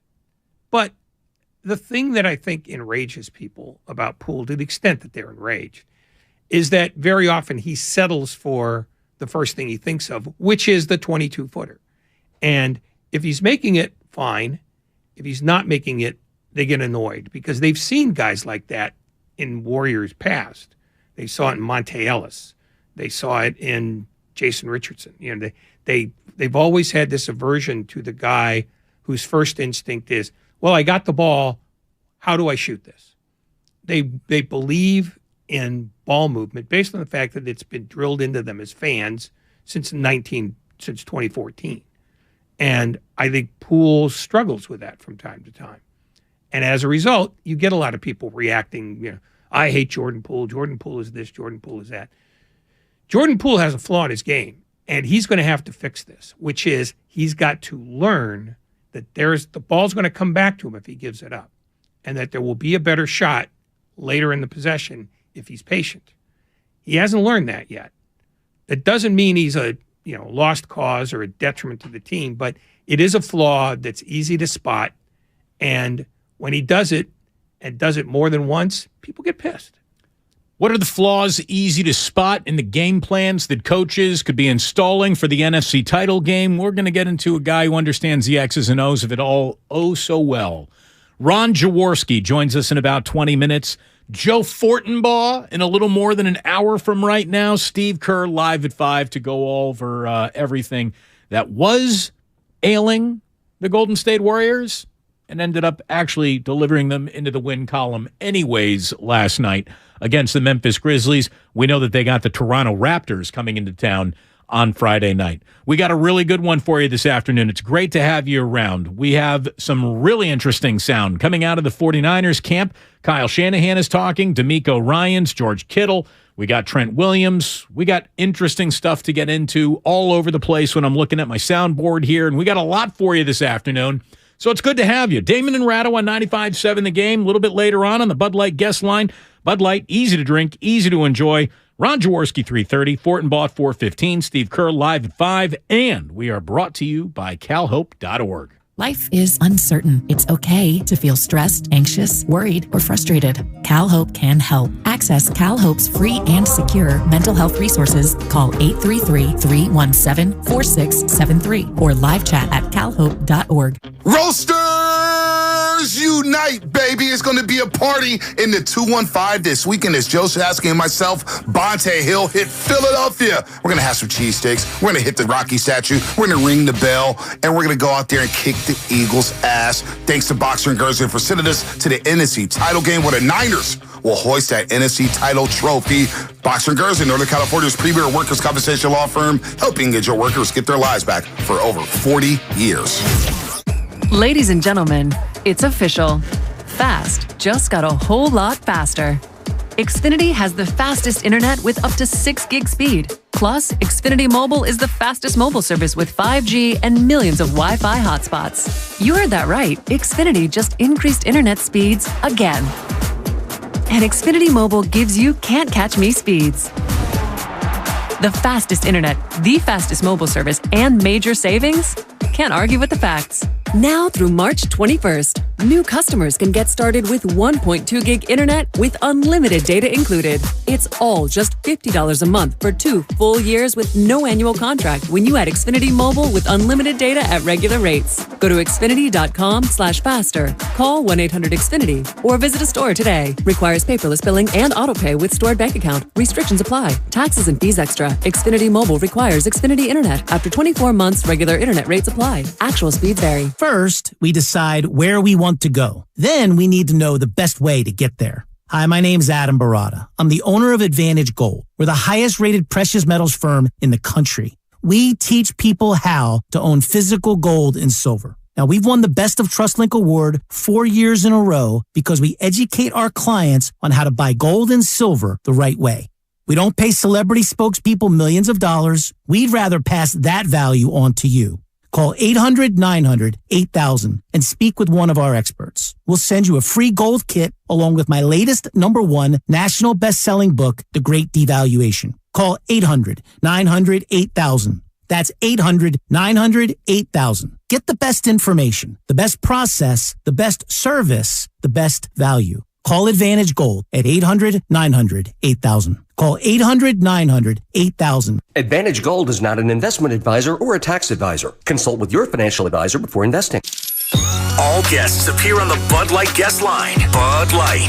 Easy to drink, easy to enjoy. 21 and over. Please enjoy responsibly. Are you interested in new career opportunities in the Bay Area and want to make a difference in your community? The San Francisco Sheriff's Office is looking for people considering a job in law enforcement right now. If you're at least 20 years or older with a high school diploma or equivalent, the San Francisco Sheriff's Office wants to hear from you. Enjoy full benefits, flexible schedules, and opportunities for growth and promotion. For employment announcements and more information, visit sfsheriff.com. That's sfsheriff.com to apply today. Tune in to 95.7 The Game for Warriors Live, 60 minutes before tip-off of every Warriors game. Brought to you by Xfinity. Supercharge your home with supersonic Wi-Fi. Unbeatable internet, only from Xfinity. For all contest rules, go to 957thegame.com/rules. Boxer and Gerson, Northern California's premier workers' compensation law firm, helping injured workers get their lives back for over 40 years. There's a reason Golden State has become the trusted partner for professional builders and contractors. The breadth of what they offer is remarkable. Their product knowledge can save you time. They're the largest distributor in NorCal of many of the brands they carry. Golden State's newly refreshed app offers installation guides, building codes, and much more. And the GSTV link on their homepage is a useful resource. Family owned for 3 generations. Golden State. When you succeed, we succeed. Guys, fellas, men, are you Roman ready for Valentine's Day? Right now, generic Viagra, aka Sildenafil, is just $4 per dose at Roman. Just complete a free online visit with a U.S. licensed healthcare professional. If medication is appropriate, Roman sends everything right to your door with free shipping and in discreet packaging. Go to ro.co/Viagra to get generic Viagra for just $4 per dose. Do it by February 8th for 20% off and guaranteed shipping by Valentine's Day. That's ro.co/Viagra. If you own a business, this has been a bumpy ride. From pandemic to inflation, I'm sure you could use a break. If your business has 5 or more employees and survived COVID,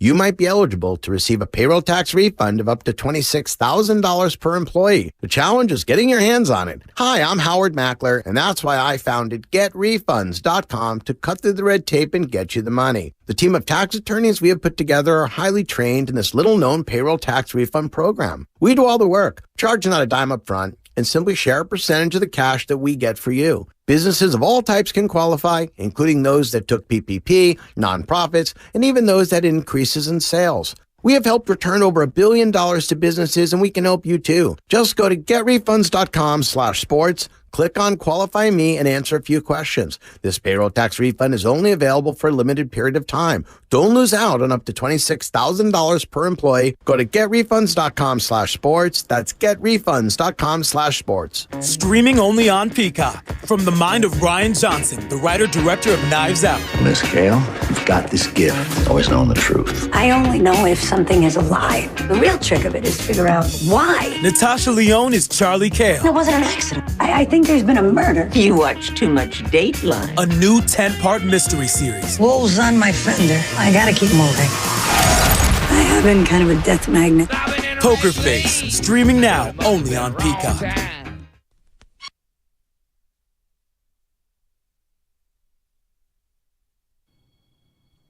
Now back to Damon and Ratto on 95.7 The Game.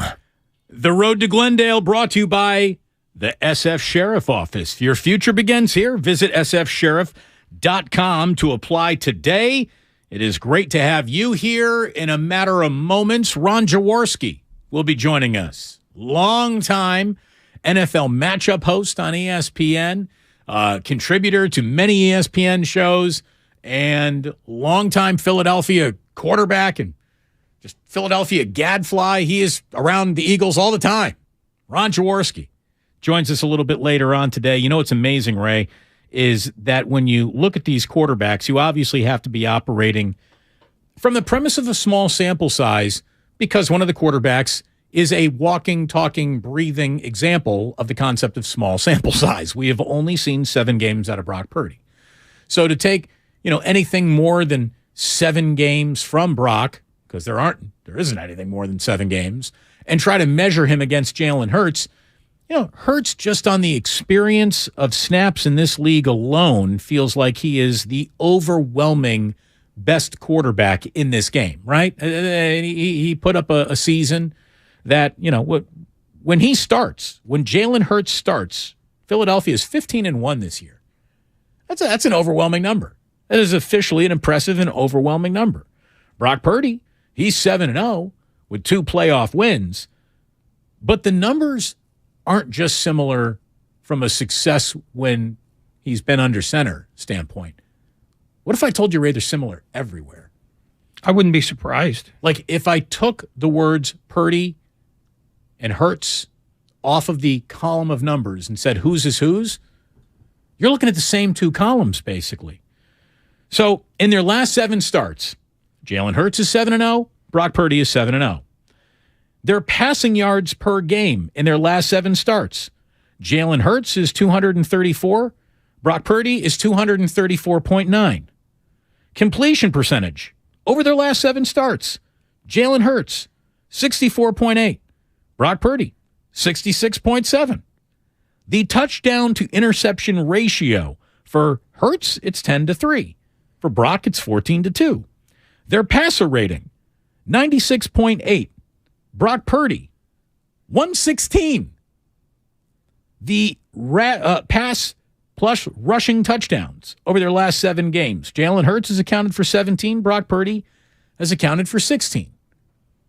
Not only are their numbers comparable, you want to get into the nitty-gritty of who's got the better numbers. Brock Purdy has the better numbers than Jalen Hurts going into this game, just looking at their last 7 starts and comparing them one to the other.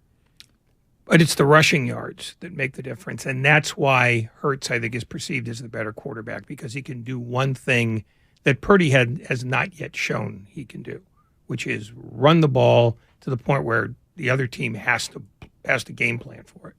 So, yeah, the passing numbers are what you said they are.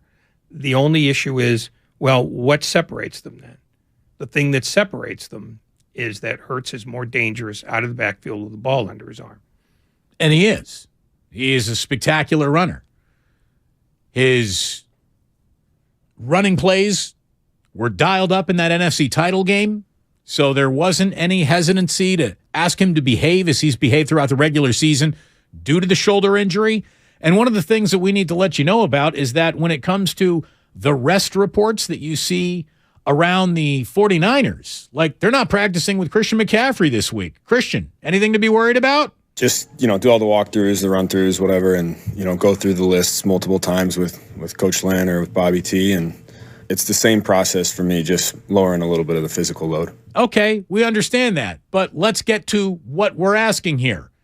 Might you not play this weekend? Is there any chance in your mind that you won't play on Sunday? 0. There you go.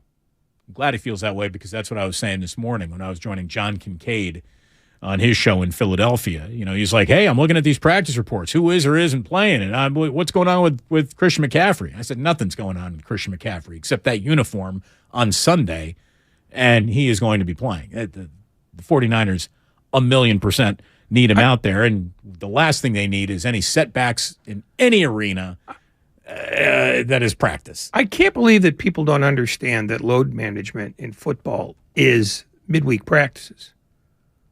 Because that's what this is. It's just, why are we going to grind you on a Wednesday when we need you as fresh as possible on a Sunday?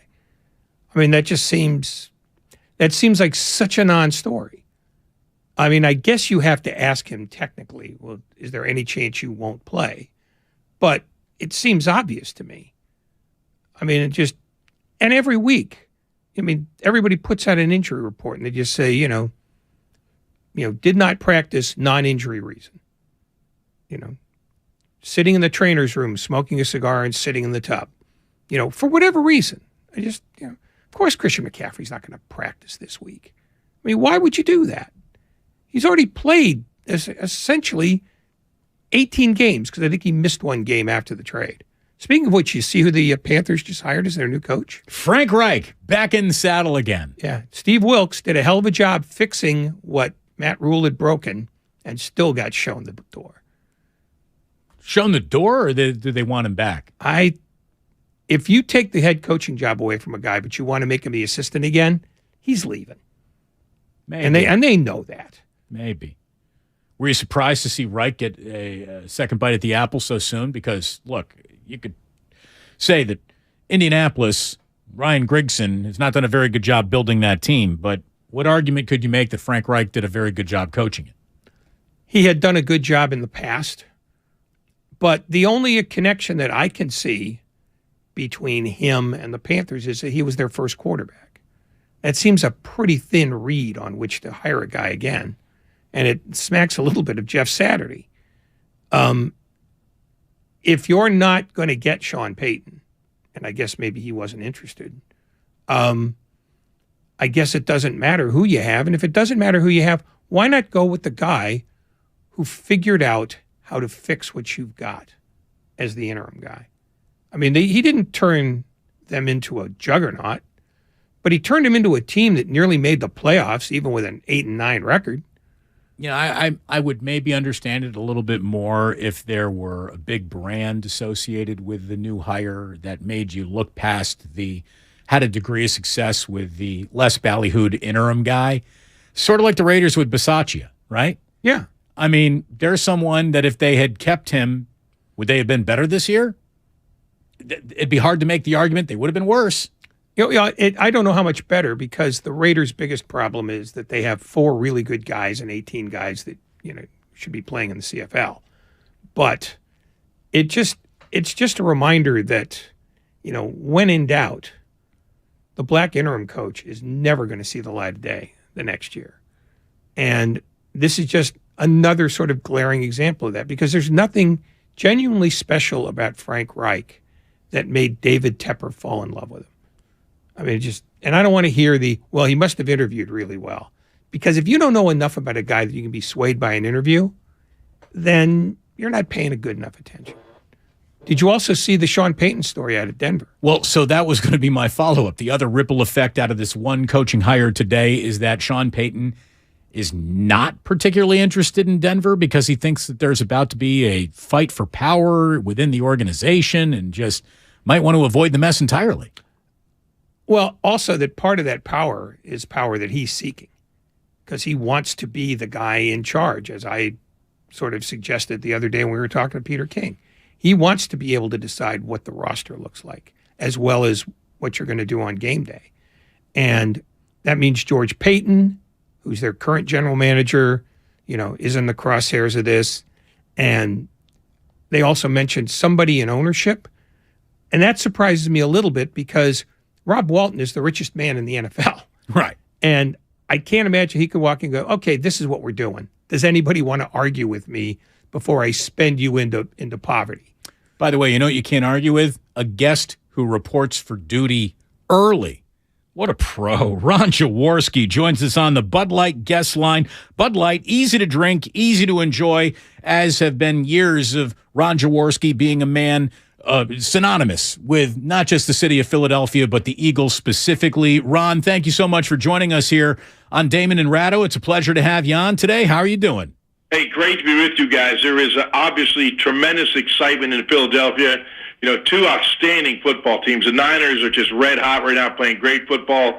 The Eagles have been a dominant team all season long. So great excitement about this game. It's going to be an awesome showdown. It should be a fascinating matchup. Just the X's and O's of the whole thing, as the Eagles present the running quarterback conundrum, which is we've seen the 49ers trip over that several times, but they have a defense that is probably more prepared with linebacker speed and just guys who stay, disciplined and in their lanes. Then, the only other defense that you could say is as disciplined might be Philadelphia's. So it feels like a fair fight, which always makes for the most interesting fights on a football field. Yeah, Jalen Hurts makes the offense work. The RPOs, the zone reads, he's a magician at doing them. And, we talk about him. I've studied the zone reads, the RPOs a lot this year. And, to the casual fan, everyone thinks it's pretty easy. It is not. You're reading defensive linemen, you're reading linebackers, and then you got an RPO, you got a pass tagged on the back of it. And all this happens within a millisecond. it happens so quickly, and Jalen Hurts has done a great job with that. And hey, we all know what a great defense the 49ers have. They have tremendous talent, but I'll go back to the Dallas game earlier this year with Micah Parsons, who's a tremendous football player. The Eagles use his strength against him. He wants to make every play, and they ran RPOs and zone read right at him and really negated his ability. So it's not only one player. Your defense must play with tremendous discipline and read their keys, or you could get embarrassed because Jalen Hurts is really good at running the offense. Can we then extrapolate from that the Eagles would probably try to do the same thing with Nick Bosa? Absolutely. I think they will run those at. Nick is he's probably going to be the league MVP defensively. He's had a phenomenal year. And sometimes you could take a guy's strength, which is speed and quickness, even for a defensive lineman, and try to play that against him. Ron Jaworski here on 95.7 The Game.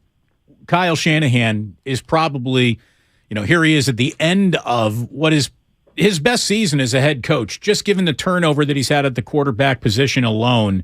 Knowing all you do about the position, how extraordinary is what you've seen from Brock Purdy? I mean, I don't know if extraordinary is the proper word. I don't know if there is a word. And I've always admired Kyle Shanahan.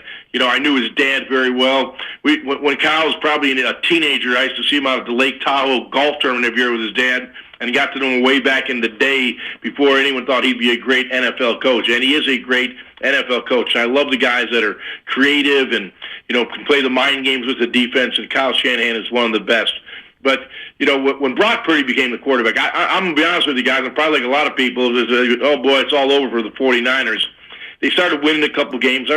I'm watching Brock on, the red zone, watch all these games. I really didn't zero in on him until about the third or fourth game that I start watching tape on him, the coaching tape, because that's a true term. You got to look at the tape. And, and I made the comment when I first broke him down, I said, he's Joe Montana-like. And boy, I don't want to be disrespectful to Joe Montana because I love the guy. But that's what Brock Purdy reminded me of. His ability to read coverage quickly, understand what the defense is doing, and know where his people are is just uncanny. And Joe Montana didn't have the gun on his shoulder, didn't have the speed to get beat you with his legs. He just won. He knew how to run an offense.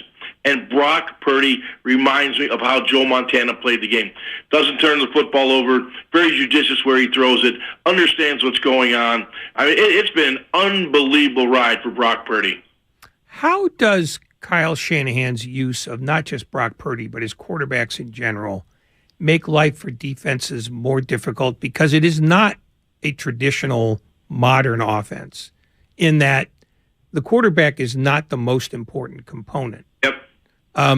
Does that create material difficulties for the Eagles defense as they prepare? I'll get to something else first. I'll talk about the Eagles defense in a second. But as I was talking about Brock Purdy on a show maybe a week ago, and I started, at my age, I remember a lot of stuff. Maybe I forget some too. But I remember doing Monday Night Football with Peyton Manning. We were talking about shifts, motions, all those things that, play mind games with the defense. And Peyton says, I hate motion. You will never see me run motion across the formation. I said, Peyton, why do you hate it so much? He goes, because the defense changes when you run motion shifts. They change. And so he didn't like it. He liked a steady, constant defense that when the ball was snapped, they were stable, and you knew what they were doing. And then you watch his 49er offense under Kyle Shanahan. It shifts, motion, personnel. Now that is trying to confuse the defense, and he do a great job of it.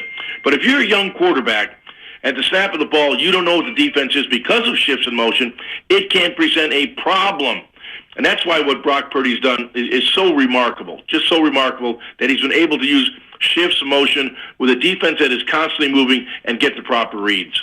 The man known as Jaws, Ron Jaworski, here on 95.7 The Game. So we were talking to Sal Palantonio just yesterday, and he didn't label it as something rotten in Denmark, but apparently A.J. Brown isn't happy with his involvement in the game plan. And it's a weird time to be talking about what you're not happy about when you're winning playoff games. Is there any ripple effect of that Sirianni maybe got blindsided by this week? Well, there's zero to it. I mean, A.J. Brown is a phenomenal football player. He's been a team player all season long. He had 3 catches for 20-some yards last week. And, he's a Debo wide receiver. We know how these guys operate. I don't think there's anything to it. I've talked to some guys on the team, some coaches I'm familiar with. They don't see anything to it whatsoever. Throw him the ball, he'll be fine. So to follow up on the concept of diva wide receivers and how much attention they like paid to them, how much attention gets paid to them, any wide receiver conversation around the 49ers begins with Deebo Samuel, but you're kind of off topic because this team's number 1 receiver this year was Brandon Ayuk, a guy who was doghoused early after a very good rookie season. What did you think of him really stepping into his profession this season? Because Brandon Ayuk, I think, caught a lot of people off guard, and he continues to catch defenses off guard every weekend. Well, it's kind of amazing. When you have a Deebo Samuel, you obviously have one of the premier wideouts / running backs. Just call him Slash if you like. He can do everything. And sometimes when you're the second fiddle like Brandon Ayuk was, and all of a sudden the first fiddle goes out, all of a sudden you got to wear the hat of responsibility. You got to show up. You got to pick it up. And I think he kind of realized, hey, if the 49ers are going to, continue to grow as a team, with Deebo Samuel out, he was going to have to be the guy that, was the guy the quarterbacks were looking to. And he has responded in a fantastic way. And, I think he's going to need a big game against the Eagles. This Eagle team is not a big blitzing team. They're a coverage-based team, much like the 49ers. The difference in this game, I believe, will be the team that gets more explosive plays. Those plays 20 yards or more, and even the double explosive plays that hit for a touchdown, the 40, 50-yard gainers. So I think with Ayuk and Deebo Samuel, they both have that ability. And my goodness, don't forget George Kittle. Don't forget Christian McCaffrey. There's a lot of playmakers on that San Francisco offense. But, the Eagles have playmakers as well. And I think it's the team that has the explosive plays will win the game.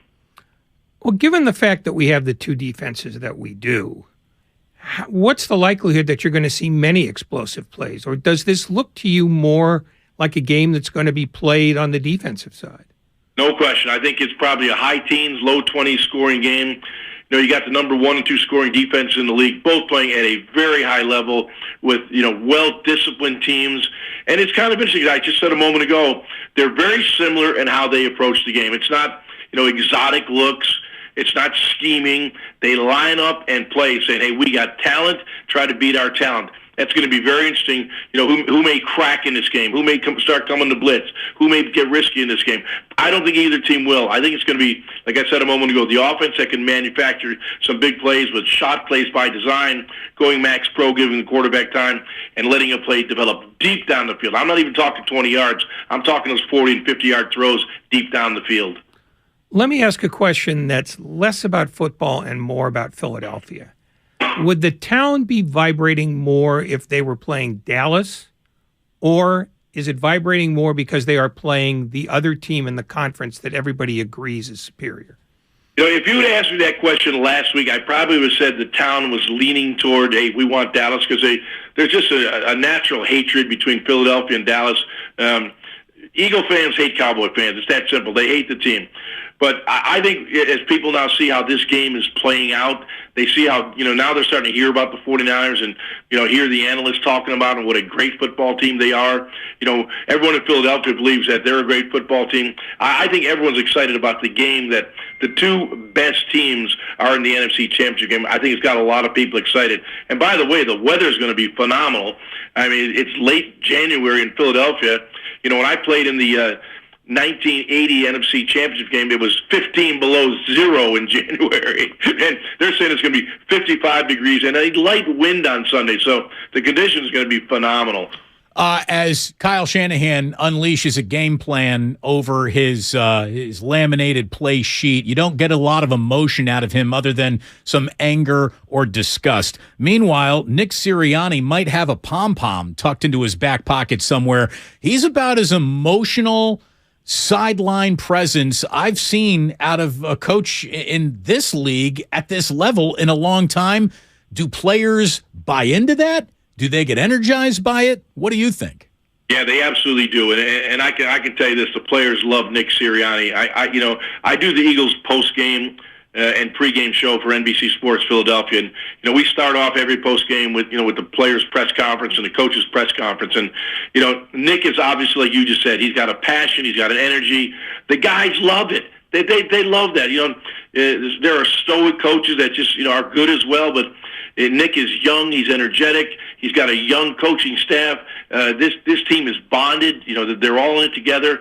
When you have an energetic coach, it sometimes ticks off your opponent, the team you play and all that. I'm sure the Giant fans weren't happy last week with Nick's histrionics on the sideline, and he sometimes gets a little bit overexcited, but hey, I'd rather have that than the stoic guy. I like the guy that brings the passion, the energy, and he's got this team playing their best football.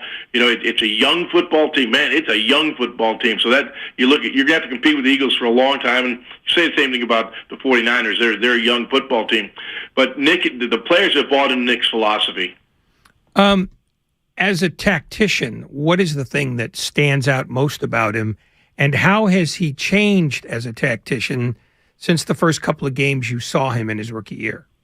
Well, he had a horrible start. I think the 49ers beat the Eagles 17-11, second game of the Sirianni regime. It was a 17-3 game to late. The Eagles scored touchdown on a 2-point conversion, and the Eagles weren't very good at that time. I think they started out 2-5, and teams were cutting them up pretty good. And I think Nick learned from that experience. When you get your butt handed to you a little bit, you tweak, you make changes, and he did.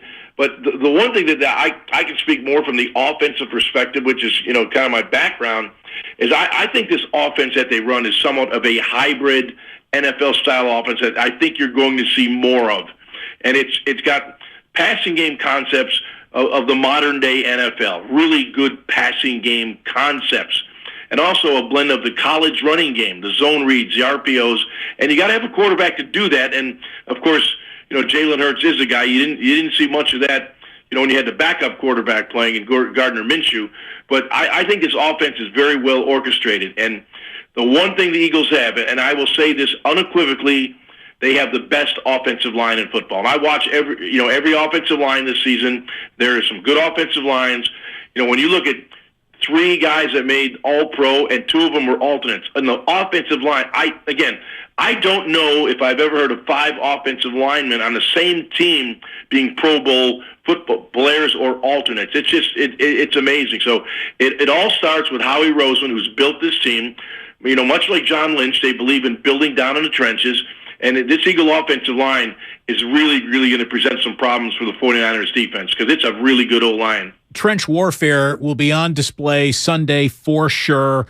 Jaws, do you still do that Super Bowl party with Brian Urlacher? And if so, what's the bar bill going to be this year? Did you say cigar party? Yes. I love doing that. It's a fundraising event for Gridiron Greats, which is Coach Ditka's favorite charity, raising money for former players. And we split the proceeds, and we raise hundreds of thousands of dollars every year. And mine goes to the Jaws Youth Playbook, which helps underserved kids in our community, and we get incredible support. It's the who's who of guests that you'd want to be at a Super Bowl party. This morning I'm talking to Kurt Warner. He's saying, can I ask him if he could come? Of course you can come, Kurt. But we raise money. It's a great time. Cigars with the Stars. Coach Ditka and I started doing this 13, 14 years ago. Brian Urlacher's jumped in. So we're just going to have a blast, raise some money, and celebrate a great football season. It sounds fantastic. And I really mean this. In my watching sports on TV days, no one taught me more about Major League pitching than Steve Stone when he was doing Cubs games on WGN. Yep. And I don't think there's anybody who has talked me through more X's and O's understanding in those old Gillette edge matchup shows that you would do back in the day. You taught me an awful lot about this game, and if I'm a decent broadcaster, it's because I picked up some along the way of what you taught, Jaws. Thank you so much. You bet. You guys are awesome. Let's do it again. Thank you. Ron Jaworski here on 95.7 The Game, officially one of the good guys out there in the world of broadcasting, no doubt about it. Damon and Ratto, we got much more. Not a good guy in the world of broadcasting, but he used to be one of our guys. Joe Fortenbaugh is going to join us at 4:15 today on the Bud Light guest line. Meanwhile, we're brought to you by Fremont Bank. Full-service banking, no compromises. Every small business owner knows business happens everywhere. The office, the warehouse, or on the road. And no matter where it takes you, there's one solution to help your business thrive. Comcast Business Complete Connectivity. It's the largest, fastest, reliable network with advanced gig speed Wi-Fi and cyber threat protection in one solution. Get started for just $49.99 a month. Plus, add Comcast Business Mobile and you can save up to 60% a year on your wireless bill. And ask how to get up to a $750 prepaid card. Flight 291 is now aboard. Yep, you're going places. And when you get there, be ready to do business. The complete connectivity solution from the company that powers more small businesses than any other provider. Comcast Business, powering possibilities. Ends 2/21/2023. Restrictions apply. Requires EcoBill and AutoPay. New 50 megabits per second internet and Comcast Business Security Edge customers only. Equipment taxes and fees extra. After 12 months, regular rates apply. Gig internet required for gig Wi-Fi. Mobile savings compares pricing of top 3 carriers.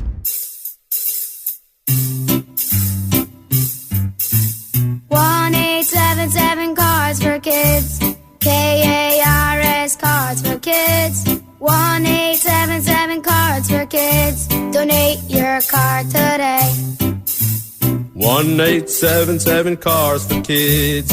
KARS Cars for Kids. 1-877 Cars for Kids.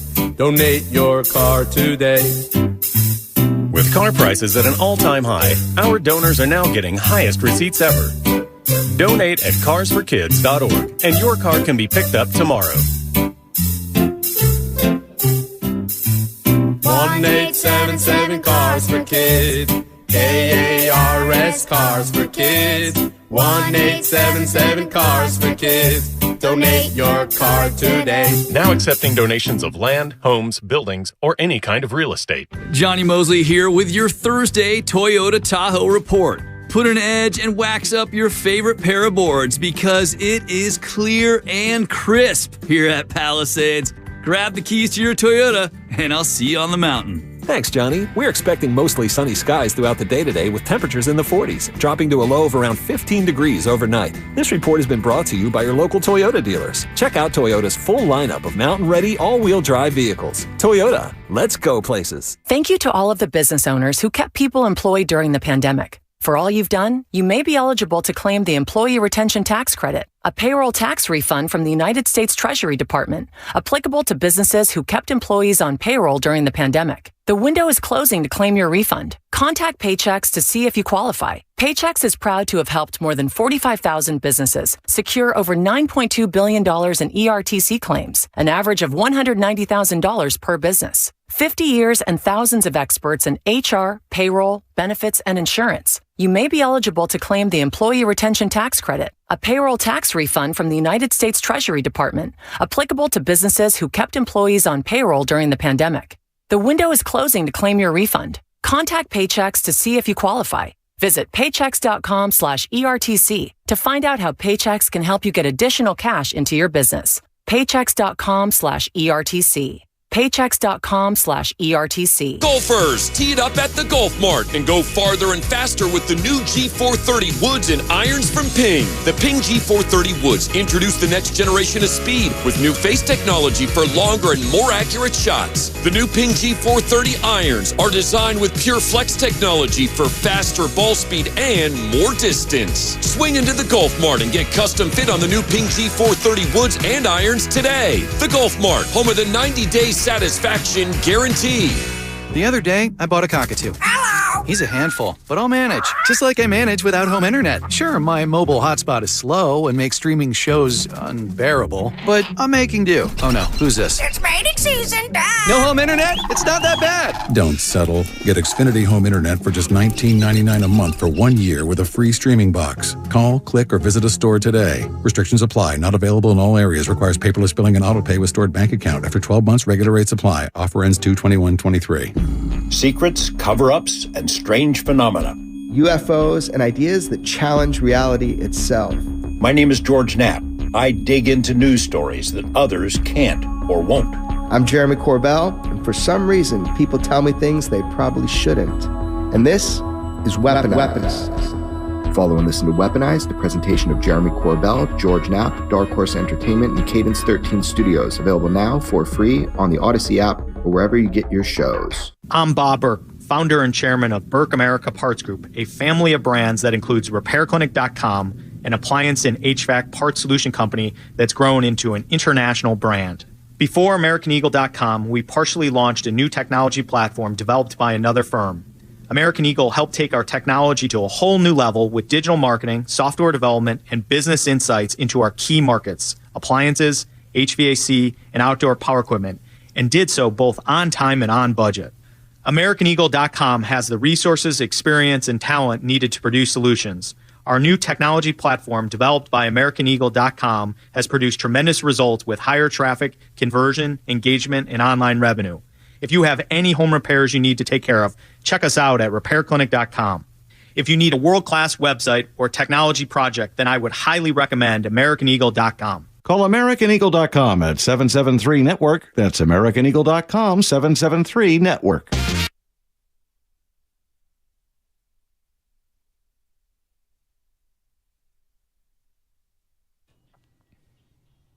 Now back to Damon and Ratto on 95.7 The Game. The road to Glendale is brought to you by Marist Credit Union, working for you today, tomorrow, together. We want to remind you that Joe Fortenbaugh is going to be joining us on the Bud Light guest line at 4:15. Oh, the Billions. Should be very, very excited to hear from Joe coming up. We've also got Steve Kerr live at 5 talking about a Warriors game last night where they survived themselves, the Grizzlies, and an ejection of Steph Curry, because he had to throw his mouthpiece. He was so frustrated with the play of Jordan Poole that it's just really good that the Warriors were able to win that game. Their margin for just peeing games away basically doesn't even exist anymore this year. There are 35 games left. Well, 34 now that they played Memphis. 34 games left in this season. And those are going to go by quickly. Those are going to go by very, very quickly. So the time to turn the corner towards the team that they want to be more like is right now, which maybe is part of that frustration, no doubt about it.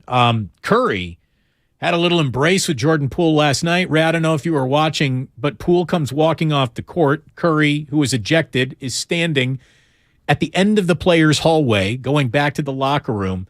Jordan Poole looks up. He sees Curry's waiting there for him.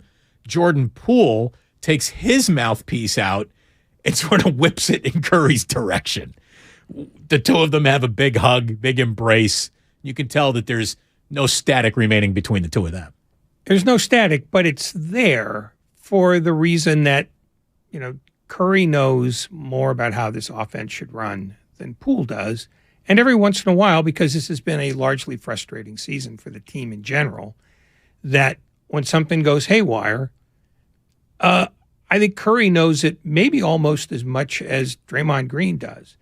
And I think if it wouldn't have mattered who took the shot that frustrated Curry, Curry would have thrown the mouthpiece there. So it wasn't aimed at Poole per se. It was aimed at the guy who screwed up the possession.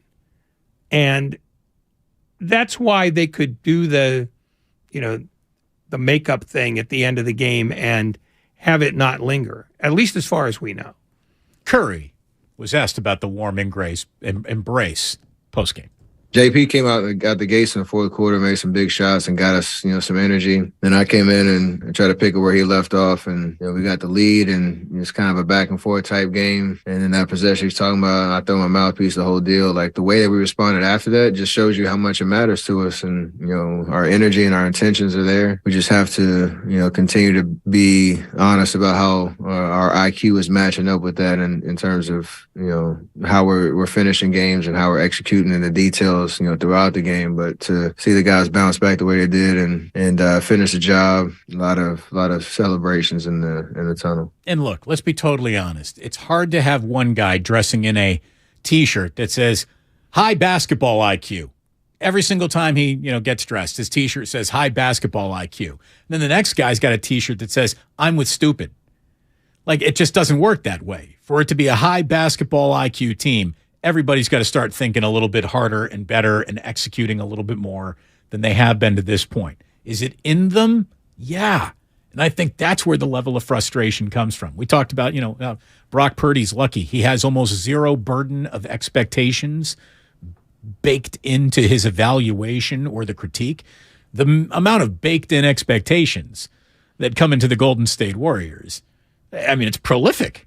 It's really, really prolific. And there are expectations that aren't false. We've watched them meet them. No, Draymond Green said this early on in the year. it's different if you're a rookie going to any team than it is to be a rookie coming into this team, because it's not just expectations. It's expectations not just of your performance, but of your performance within the greater context. And I think that has been the frustration the entire year, which is the young guys in general haven't fully grasped what they're asked to do. They think it's about, hey, if I get a bunch of rebounds and score a bunch of points, I'm helping the team. And it's not necessarily just that. And so you see, Jonathan Kuminga struggle early, then sort of figure it out, then get hurt, then struggle again to try to refigure it out. It's because it's not natural basketball if you were an AAU kid and you're coming into the NBA at age 18. It's basketball that has to be learned. So it's not just about go out and show us your talent. They know you're talented. That's why they drafted you. Now, how do you harness it to make everybody else around you better? And it doesn't always work, which is why they're a 500 team right now. Damon and Ratto here on 95.7 The Game. Couple of things to share from the text line. One sort of scary, Ray. The other, a legitimate question posed to the both of us. We'll start with the scary thing that comes from Skills in Vallejo. He says, Damon and Ray, you may not chuckle at what just happened, but my kid caught me listening to news traffic and asked, what is that, Damon Ratto? His kid thinks Damon Ratto's one guy. Oh, God. I don't know if I'll be able to sleep tonight. I mean, it should be an honor for you to be associated with me. The scary thing is that the other direction. I think it's safe to say that in either way, that poor guy on the text line is going to be spending thousands in therapy to keep his kid from going nuts. Maybe I need to enunciate the end, the ampersand, a little bit harder when I say Damon and Ratto. Or just say Damon. I get paid either way. Damon and that guy. We have quite a, we got like a 49er Eagles thing going on today with the way we're dressed. If you're looking at us on the YouTube, which if you are, we apologize profusely. Like, click, subscribe. But Ray, you're resplendent in your Hartford Whaler hoodie jersey, which is it's not a jersey, it's a hoodie. It's a hoodie. But that's one of my favorite emblems in sports history. The whale tail is phenomenal. I am, of course, as I am normally 4 days of the week, wearing an Indiana shirt. In Indiana, a big win over the Minnesota Golden Gophers last night. Trace Jackson Davis is playing his rear end off, Ray. Yeah, it must have been a huge win over Minnesota. Big win over a last-place team down its two best players. But we found it at Williams Arena, which is heroic. It's normally a den of horrors for us, but no one cares out here. I care. So I want to just work it in. Hi, Damon and Ray. In short, how do you define a sports fan? The reason I'm asking is for a sports, as a sports journalist, was on YouTube with his son as a local sports guest, I guess, and I got professional boundaries. What do you think it means when a sports journalist repeat that they're not the fan of the local team? I've heard, different journalists say several times that, the two of you say you're not fans. Why do you insist? Why do they insist on telling us? And why do you guys, does being a fan create a conflict of interest, I guess is what Andrew is asking. Well, it's an interesting topic. It's an interesting topic, and it brings me back to a bumper sticker that should be handed to every single sports journalist student because the bumper sticker is right. It says no cheering in the press box. Now, of course, you walk into that press box with your childhood behind you, with the fandoms that made you want to work in sports to begin with. But once you get into that press box, if you're in there wearing a team's jacket or jersey or logo, you look like amateur hour. You are amateur hour. You are amateur hour. And I'm not saying that you have to take it as far as Ray has brought it to the point where he is, a sports nihilist, where he goes out of his way to not enjoy sporting events or fans or any aspect of this. But you do have to park some of your fandom at the door if you want any credibility attached to the work that you do. Otherwise, you're a fanboy screaming about the team you root for the hardest. The truth is, I'm not a nihilist. I don't have an outcome I ever want. I want the game. Show me the game. I don't have any rooting interest unless I'm betting the game. But in general, I'm not paid to root for the team because I don't work for the team. I work for the company that's paying me, or in this case, these yahoos. And it's a very simple line for me to draw. I didn't get into this because I had a favorite team or a favorite player. I got into this because it beats covering a 5-car fatal on the 280, and it's actual journalism. And that's how I've always approached it. So that's why I'm not a fan. I'm not a nihilist. I don't root against teams, but I don't root for any either because they're all the same to me in the end. They're going to produce a story one way or the other. It's up to me to find it. To sort of take the element of journalistic integrity out of it, and you just say, Damon, how do you define a sports fan? I've always said there's 3 different distinct levels of fandom. In the first level of fandom, what you're interested in is your team. The team that you like the most, that's the team that interests you, so you're into them, their games, their news. The second level of fandom is when you start getting interested in how the sausage is actually made, where you want to know more about not just the game that was played, but how the team that played that game was constructed, where you're now interested in the general manager and the agents and all the things around the sports world that your team affects and affects your team as well. And you're not just interested in your one team, your one entity. You get interested in all the orbiting things around your team, the division, the conference. Your interest really grows. The third level of fandom, well, I'll tell you as we reach our 4 o'clock hour. You're listening to 95.7 The Game, KGMZ FM and HD1 San Francisco. Always live on Twitch, YouTube, and the free Odyssey app. Damn well better be free. That third level of fandom, Ray, is, to me, the league begins to matter to you.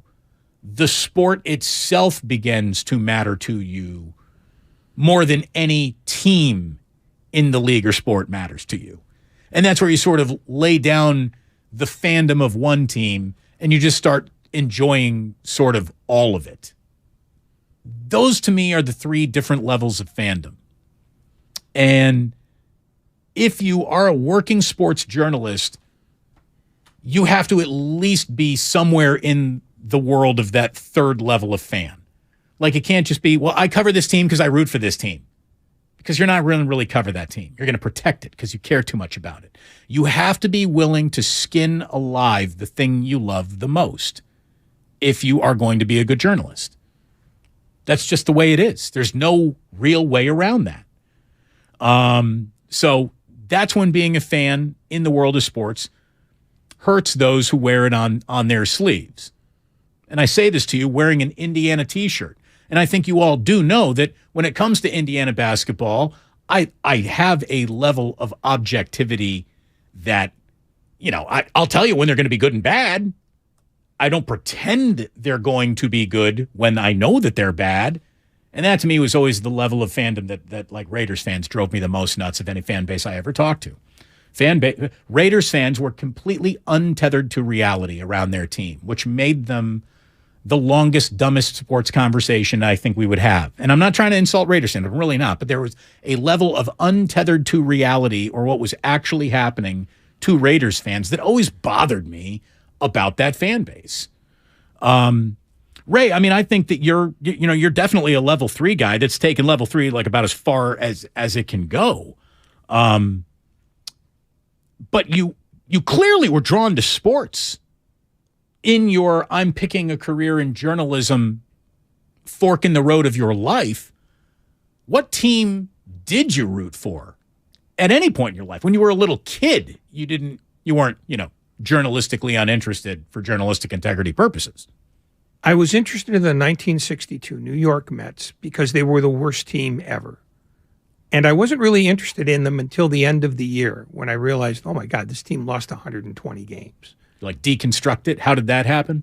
Not deconstructed it because I was only 8 years old, but I just found that fascinating that you could be professional athletes and be that poor at your job or be so much worse than everybody else. But it didn't take long for me to go, you know what? It's not that interesting unless you can look at all the other teams in the league. And then you start looking at all the other teams in the other league.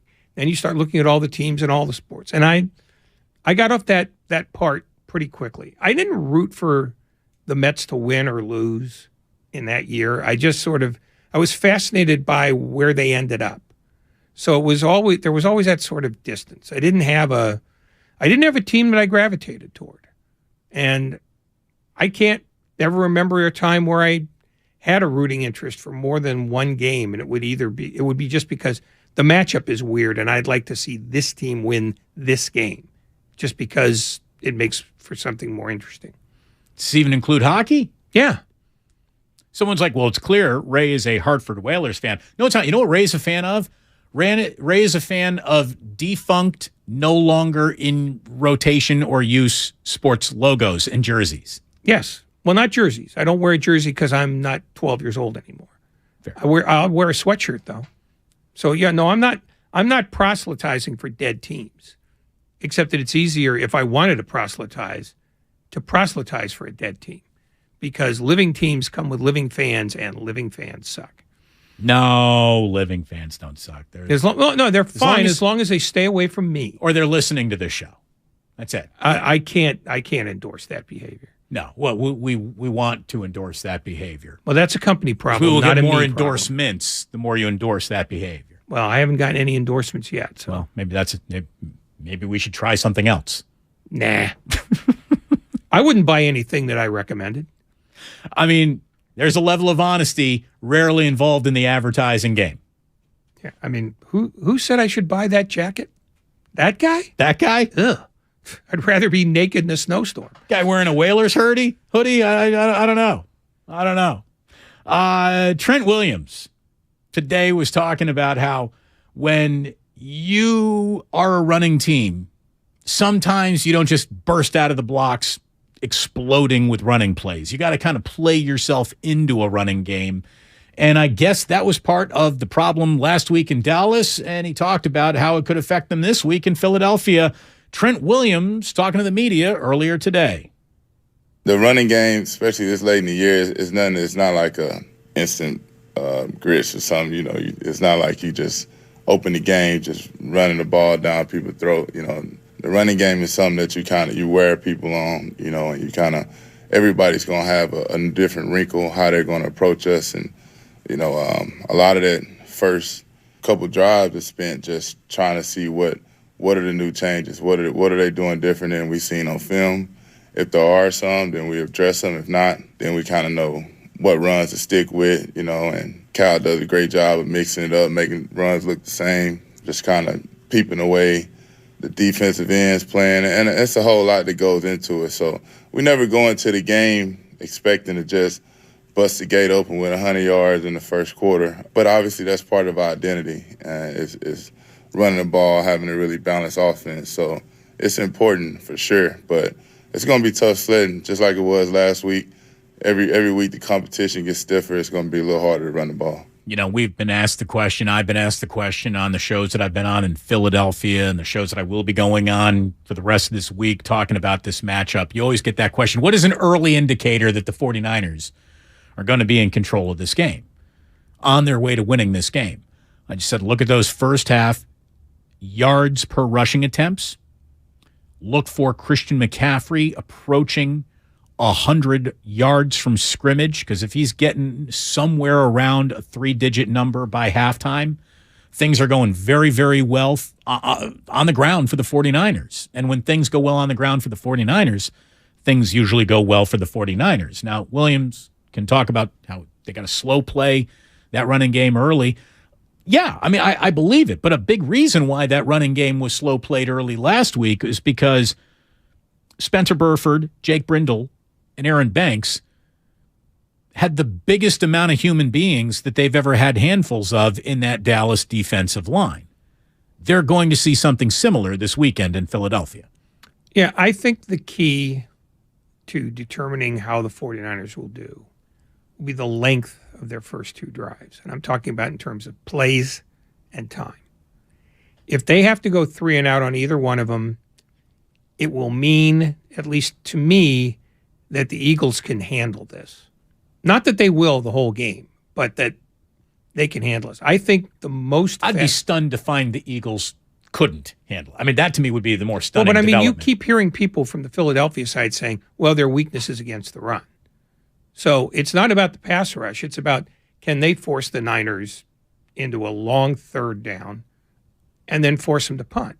That to me would be that's the tip-off for me, because one of two things are going to define this game. That's one of them. The other one is, what does the 49er defensive line do against the Eagles offensive line? And that's not glamorous, and you won't be able to see it in the box score. But this game is very much about those guys, because it's generally agreed that the Eagles have the best offensive line in football by a fair margin. I mean, Ron Jaworski just reiterated that. And the 49ers are considered to have an excellent defensive line, basically centered on Nick Bosa. So who wins that? Because if you figure out who wins that early enough, you know who wins the game. Regardless of everything else, you'll know that. Blocking and tackling. If one side dominates the other, if it's about an even fight, then this could be decided by a late interception, either caught or dropped. But if one team gets an advantage there early, there's no reason to think they won't maintain it for the rest of the game.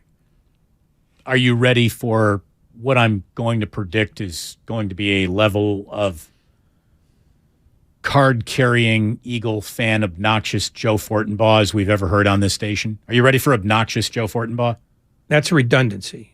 All you had to do was say "J," and I would have known. J is going to be joining us in a matter of moments here on 95.7 The Game. So billions gather around. I'm guessing there will be an uptick just for those who care about such a thing, and plenty of conversation about what the 49ers are walking to in Philadelphia by a man who will tell you, that's where I'm from. Which, is sort of a technicality. He spent more time living next to the ballpark, I think, than he even did living in Philly. But we'll worry about all that a little later. Our good friend Joe Fortenbaugh is joining us next year on 95.7 The Game. The Road to Glendale is brought to you by the SF Sheriff Office. Remember, your future begins here. Visit sfsheriff.com to apply today. And remember, Joe Fortenbaugh, that Bud Light guest line. Oh, our favorite call to make. Oh, boy. Here we go. It's coming up next. Bay Area, it's your boy Shasky, and me and Bonte, we are flying out to Philadelphia, and you better get ready, because I'm about to ring that Liberty Bell like the 49ers are this Sunday, and it's all because of our friends at Boxer & Gerson. Without them, we ain't flying, Eagles flying to Philadelphia. Boxer & Gerson, Northern California's premier workers' compensation law firm, helping injured workers get their lives back for over 40 years. The following is an attorney advertisement. If you get sidelined by a workplace injury, the workers' compensation attorneys at Boxer & Gerson can help get you back in the game. Our team of skilled attorneys will fight by your side for the treatment and compensation you deserve. We care about justice for injured workers. That's what makes us Northern California's premier workers' comp law firm. Call Boxer & Gerson at 510-345-2341 or visit boxerlaw.com for a free consultation. Boxer & Gerson, your life is worth the fight. Visit Friedman's Appliance in Pleasant Hill to see Signature Kitchen Suite's full line of luxury built-in appliances, including the first Pro range on the market with built-in sous vide, induction, and gas all on one cooktop. And now it's easier to build the kitchen of your dreams with the Dream Suite Savings Program with additional bonus rebates. You can see all of the Signature Kitchen Series appliances displayed beautifully in live working vignettes at Friedman's Appliance in Pleasant Hill or at friedmansappliance.com. Thinking of selling your house, but you don't want to deal with repairs, cleaning, realtor photos, and showings? With John Buy's BayAreaHouses.com, you don't have to do any repairs or pay any commissions. Call 510-426-7000 and John will give you a fair cash offer without any inspections, showings, or other headaches. That's 510-426-7000. When you sell to John Buy's BayAreaHouses.com, you decide when you want to move, according to your schedule and your terms. John John buys vacant houses, inherited houses, beautiful houses, fixer-uppers in any condition, as is. John buys BayAreaHouses.com provide you the easiest sell possible and assist you in every step of the way. If you want to sell and have any questions, please call 510-426-7000. That's 510-426-7000 and get the offer you have been waiting for. Make connections that count at Evergreen Valley College and get free tuition when you enroll for 6 units or more. That's right, free tuition and no student fees this spring. EVC is an award-winning transfer college and has the 4th most diverse faculty in the country. And with EVC alum earning more money than nearly every other community college in the country, you can take classes and transfer or fast-track your career. Enroll for classes today and get free tuition for the spring. Visit evc.edu for more information and enroll for classes at evc.edu. That's evc.edu. So, the other day, I bought an extremely chatty... Boring story time. Make that an extremely catty cockatoo. You're welcome. Apparently, the pet store won't take it back. But, hey, I'll manage. I love that for you. Just like I manage without home internet. No, you don't. Sure, my mobile hotspot is slow and makes streaming shows unbearable. Aw, Birdie likes to stream. But I'm making do. Oh no, who's this? My lady friend. It's mating season, duh. No home internet? It's not that bad. No, not there. It is that bad. Don't settle. Get Xfinity Home Internet for just $19.99 a month for 1 year with a free streaming box. Call, click, or visit a store today. Restrictions apply. Not available in all areas. Requires paperless billing and auto pay with stored bank account. After 12 months, regular rates apply. Offer ends 2/21/23. Don't waste time trying to get rid of your old or broken car. Cars for Kids is the easiest and fastest way to donate your car and get a tax deduction. Go to carsforkids.org today. That's cars with a K. With Progressive's Name Your Price tool, you can find options that fit your budget, because giving you options is the right thing to do. Oh yeah, like when I hold the door for someone. Sure, it may be weird if I don't time it right, and they're a little too far away, and now they're running. And we're both asking ourselves, is it worth it to run instead of just, letting them open their own door? But still, it's the right thing to do. So get options based on your needs with Progressive's Name Your Price tool. Progressive Casualty Insurance Company affiliates and third-party insurers. Comparison rates not available in all states or situations. Prices vary based on how you buy. You've got advanced prostate cancer, but you're not waiting around. You want straight talk, the facts about Orgovix. Orgovix Relagolix 120 milligram prescription tablets is a treatment for adults with advanced prostate cancer. Fact: Orgovix is a different kind of androgen deprivation therapy treatment, a pill, not an injection. Orgovix may cause serious side effects, including a heart condition called QT prolongation. Tell your doctor right away if you feel dizzy, faint, have a racing or pounding heart, or chest pain. Orgovix can cause harm to an unborn baby or miscarriage. Use birth control during treatment and for 2 weeks after Orgovix treatment. The most common side effects include hot flushes, increased blood sugar and blood fat levels, muscle and joint pain, decreased blood hemoglobin levels, increased liver enzymes, tiredness, constipation, and diarrhea. Other side effects include weight gain, decreased sex drive, and erectile function problems. Orgovix may cause infertility. Talk to your doctor if infertility is a concern for you. Go with Orgovix. Ask your doctor. For more facts, visit gowiththefacts.com. San Francisco weather tonight, clear skies at a low of 47. Weather brought to you by Pfizer and BioNTech. This winter, there are new COVID-19 booster shots designed to help protect against recent Omicron variants. Schedule your updated COVID-19 booster dose at vaccines.gov.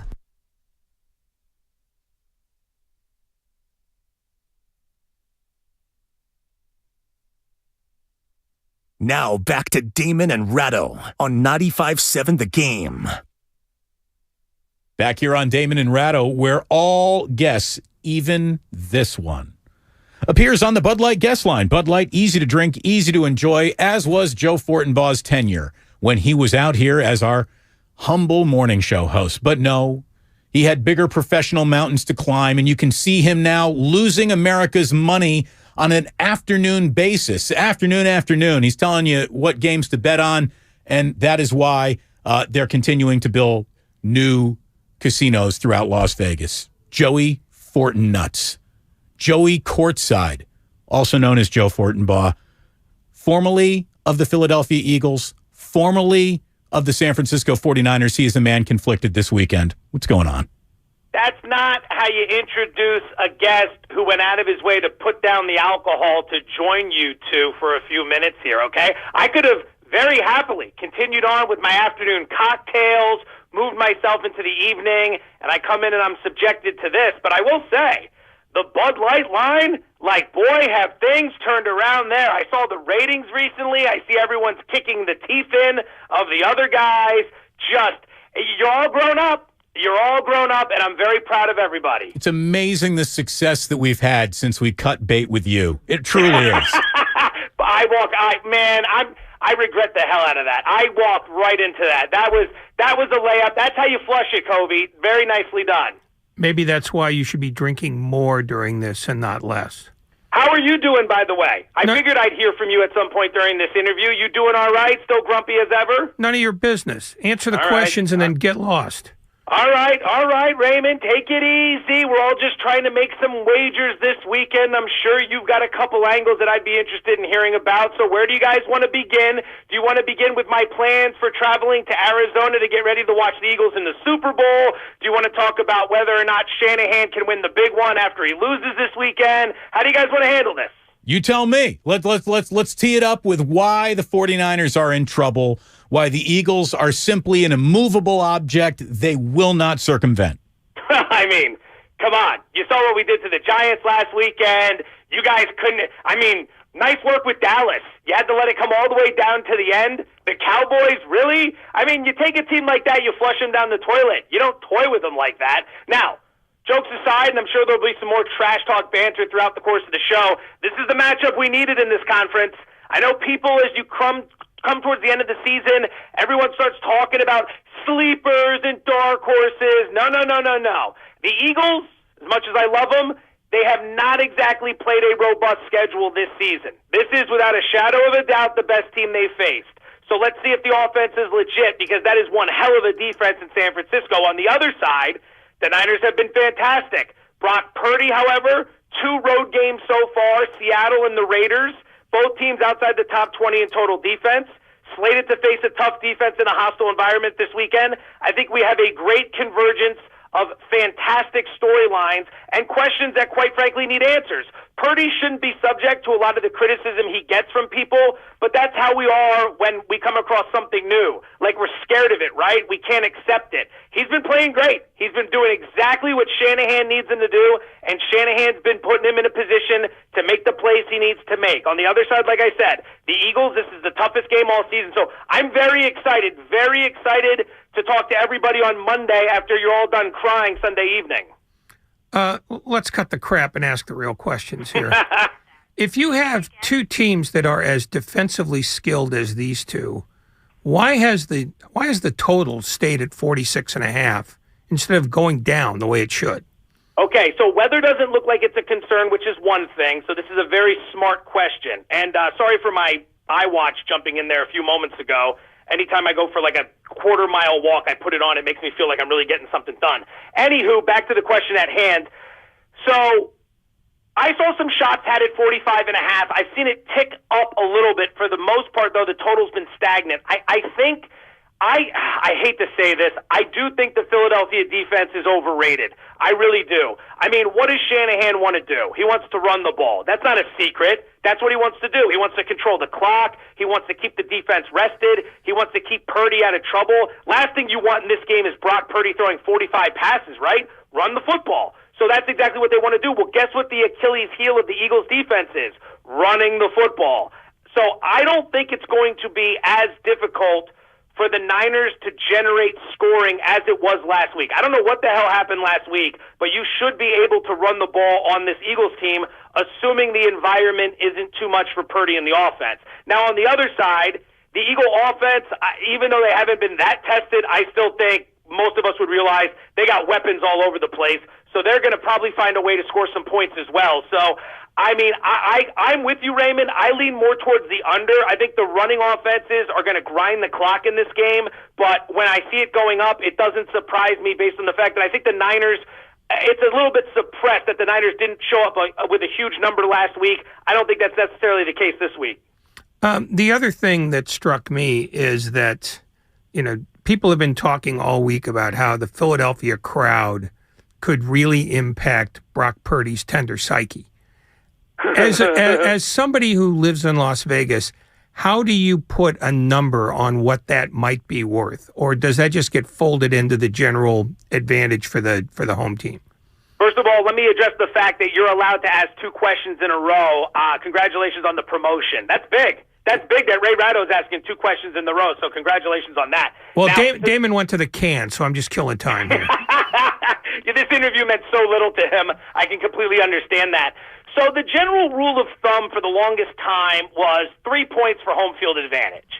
Now, that was back in the old days when we really didn't quantify things the way we do now, the defensive shift, pace and offensive efficiency in basketball, all these things.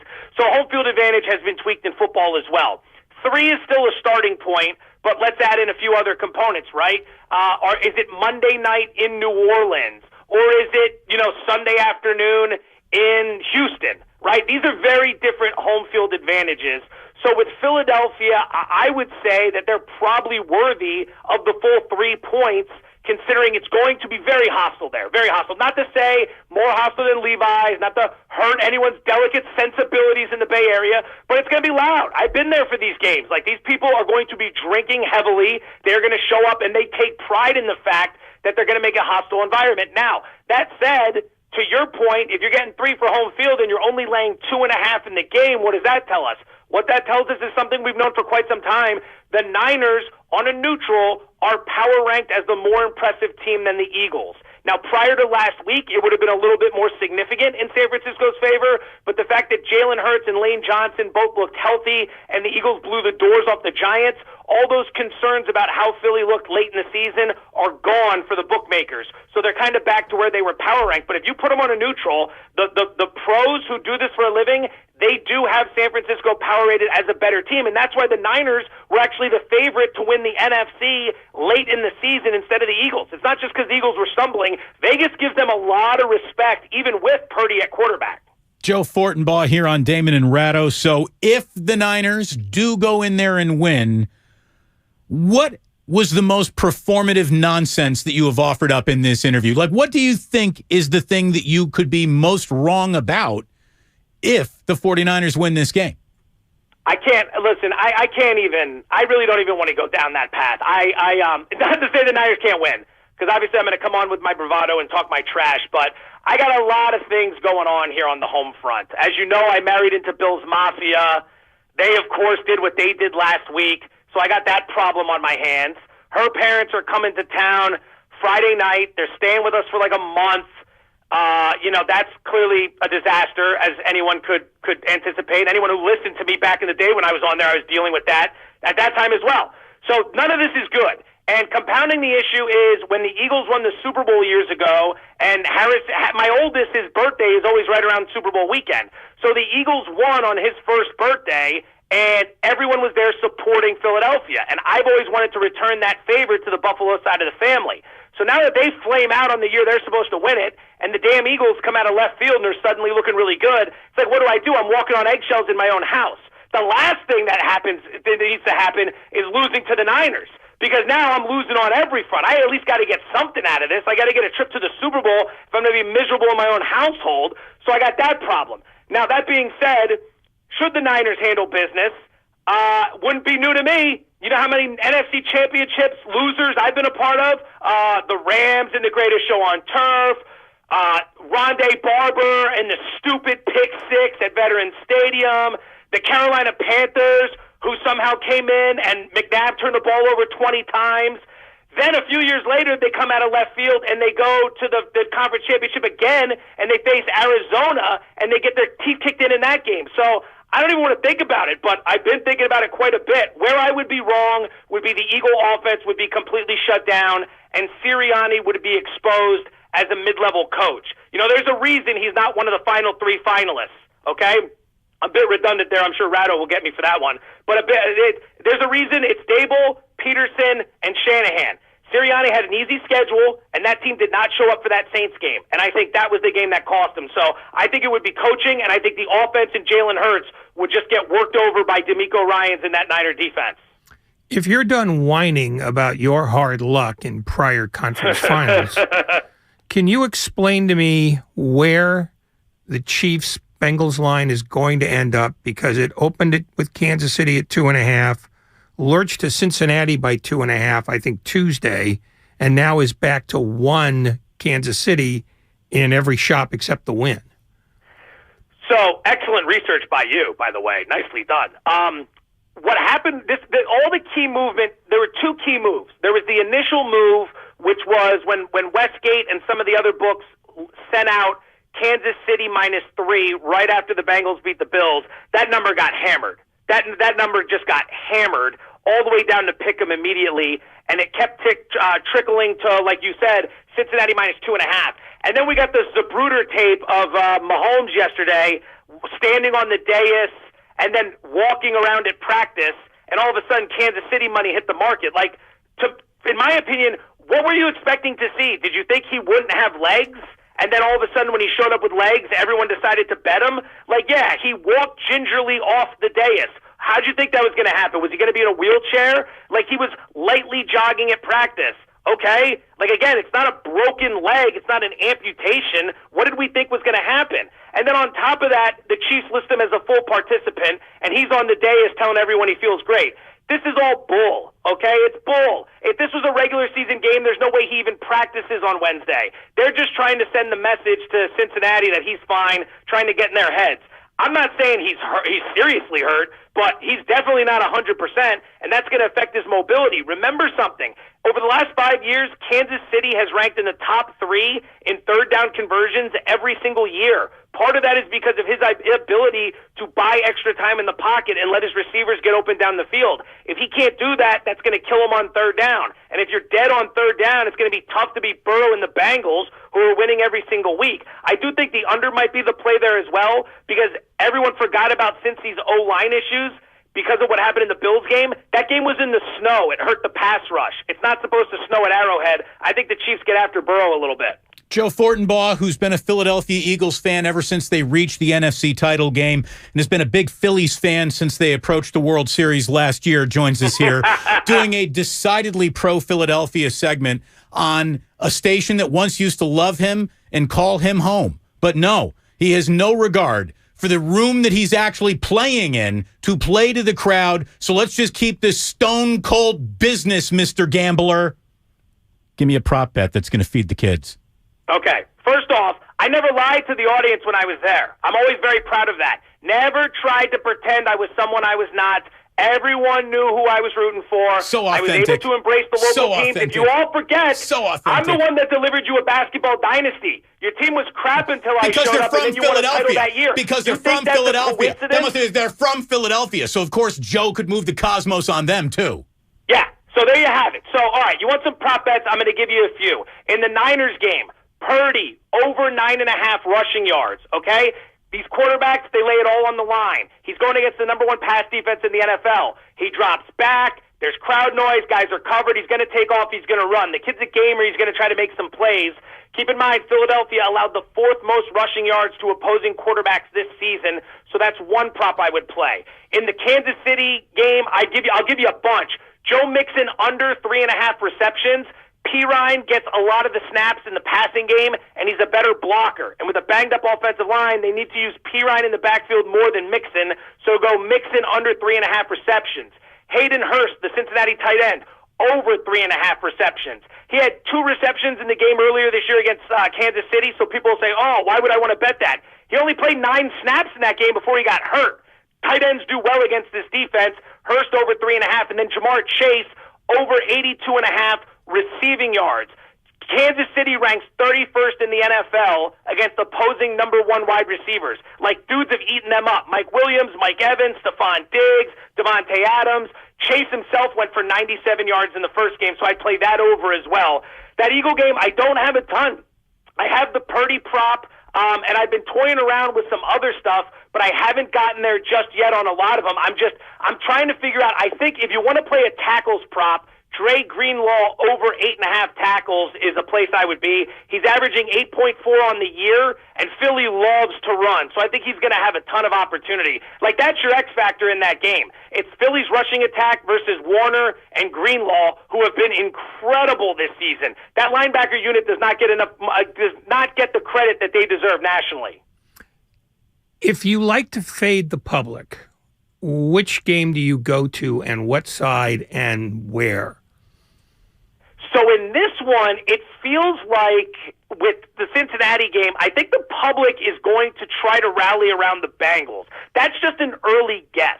And now if Mahomes is somehow declared, completely healed, Kansas City takes a lot of money, but the Bengals have been great to people. And the public tends to focus more intently on what just happened. Recency bias, right? So you watch them go into Buffalo, they hammer the Bills. Kansas City struggles with Jacksonville. I think the public's going to like Cincinnati in that game. For the Niner game, it's probably going to be Philadelphia. They're at home. They blew out the Giants. Everybody watched the Niner game last week, and they were struggling a little bit against Dallas.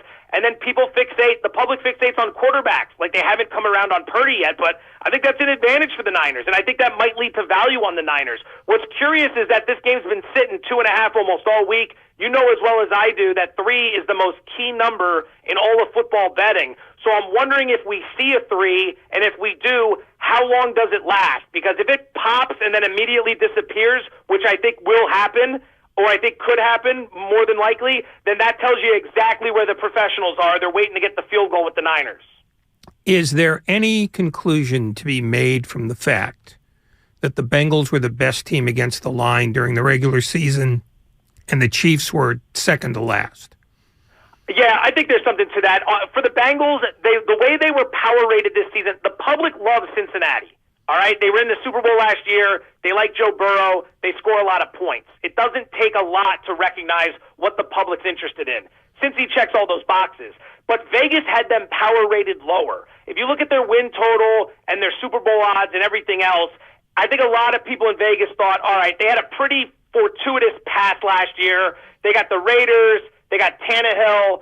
The Chiefs lost that game in the second half rather than the Bengals won it, and then they lost the Super Bowl. So they were power rated lower. As a result, you had really favorable prices, and they turned out to be a good team. Like the Tampa Bay game is the one that always sticks out to me on Cincinnati, because they went down there on a Sunday, and the Bengals were, I think, getting points, or it was a really cheap spread, like 2.5. And I kept thinking, this Tampa team sucks. How is this spread like this? And then Tampa completely imploded in the third quarter, and Cincy hammered them. But a lot of bookmakers looked at that and blamed it on Tampa rather than Cincy. In the other side of the equation, when you're talking about Kansas City, everybody loves Mahomes and the Chiefs. I mean, they were double-digit favorites in like 6 games. They were favorites of 9 or more in 7 or 8 games this season. It's tough to cover those numbers in the NFL week in and week out. Like, they blew out Denver in the first half, but then Denver came back to cover the number. They did that in a bunch of games this year. So they're just overvalued because of how good they've been. Kind of a victim of their own success sort of thing. Call the Super Bowl. What do you think we're watching on February 12th? I mean, is it the Eagles by 4 touchdowns or 5? I mean, that's up to you. You call. I'll set it right up in that slate and let you know. I have bet Philadelphia this weekend. It's even if I take my emotion out of it, I do like their situation more. Like I said, Purdy only 2 road games. I think this is going to be a tough spot. San Francisco's playing their 12th consecutive weekend of football. Philly had the bye 2 weeks ago. I think all that stuff adds up. Not trying to troll anyone, that's where I'm at, but I'll be completely honest. It's not going to surprise me at all if the Niners win. The Niners are damn good. Damn good. Like, I can talk all the trash I want, but they're fantastic. So it's a tough bet. It's not a big bet for me. I unloaded on Philly against the Giants last week. Like, I knew that one was a lock. That was as obvious as could be. This one is not like that at all. On the other side of the equation, I am on Cincinnati, but again, very tough. It's not a large wager. I'd be betting more on the props that I talked about earlier than I will on these games. Is it true whatever movie wins Best Picture at the Oscars this year will instantly become your favorite movie of all time? I haven't seen most of those. I'm sure this is some sort of attempt at you to be funny and highbrow because that's what you like to do, the fake, sophisticated savant that you carry yourself to be. But I saw you in Vegas not too long ago, drinking cheap whiskey, watching your college basketball team from the Midwest get their face kicked in behind two guys that, did you notice that one dude's pants, his ass was hanging out the entire game? Like that was the worst. Not only were they fans of the other team, that dude was just slob city. I never even got a chance to address that with you, probably because neither one of us wants to talk about another guy's ass, so I'll just let that go for now. The audience can go ahead and weigh in on the text line with that one. Joey Bandwagon here on 95.7 The Game. Have you ever seen a crowd take over an arena, though, more than those Indiana Hoosiers? Be honest. They did great. They did great. Not just the arena, the entire casino. That floor of the MGM Grand is huge. They were everywhere. Once again, reaffirming that there's nothing to do in Indiana in the middle of the winter, so why not come out here and hang out with us in Vegas? We love it. Come on in. But that was a good time. Unfortunately, it didn't work out so well, but it's only one game, so we'll see how you guys play it the rest of the way out. I don't even know what your question was. I was too busy ranting on the last one, so apologies, I guess. I don't know. This is what you bring me on for, though. Very witty, very insightful stuff. I like the fact that you continue to not pay attention to anything but your own bloviation. That's impressive. That's true. I came onto this show with an agenda, and I'm hitting every single mark. I got to tell you, let me ask you two a question. How confident are you guys? What's the pulse of the fan base? Congratulations beating Dallas and the Geno Smith and the Seahawks, but now you're stepping up in class. It's like getting a chance to fight Mayweather. How do you feel? I mean, like any time you can beat a team that put 40 on the Eagles, that's got to be good, right? That was Gardner Minshew. That's a different story, Sonny. Okay. Yeah. Do you want to talk about a third-string quarterback or your backup quarterback? Hey, look, we got our starter in, okay? You guys want to get handsome Jimmy out there? If Trey wants to start walking around again, I will. I can't believe the content that you guys get to discuss on a daily basis in that city. Like, it never ends. I know you always talk about when you're on vacation, a big story breaks. It's every day with you guys. You got a quarterback controversy every year. You got the Warriors winning titles every single year. The George Springer thing was just incredible to be a part of, to watch that from a distance as everything was playing out. It is just amazing to me how at every turn there's content. This Purdy story, I mean, you guys are talking about it like crazy. I don't think it's getting enough attention. The guy is a 7th-round rookie. He hasn't lost yet. Everyone keeps crediting the coach and all the players, which, yeah, you should, but he's also making a hell of a lot of plays. When he beats your Eagles, it's just going to be glorious. Will we get that Monday interview too, Joe? I will come on Monday. Win or lose. But let me tell you something. Win or lose. So if they beat the Niners, you better clear some space for your boy. You better be ready.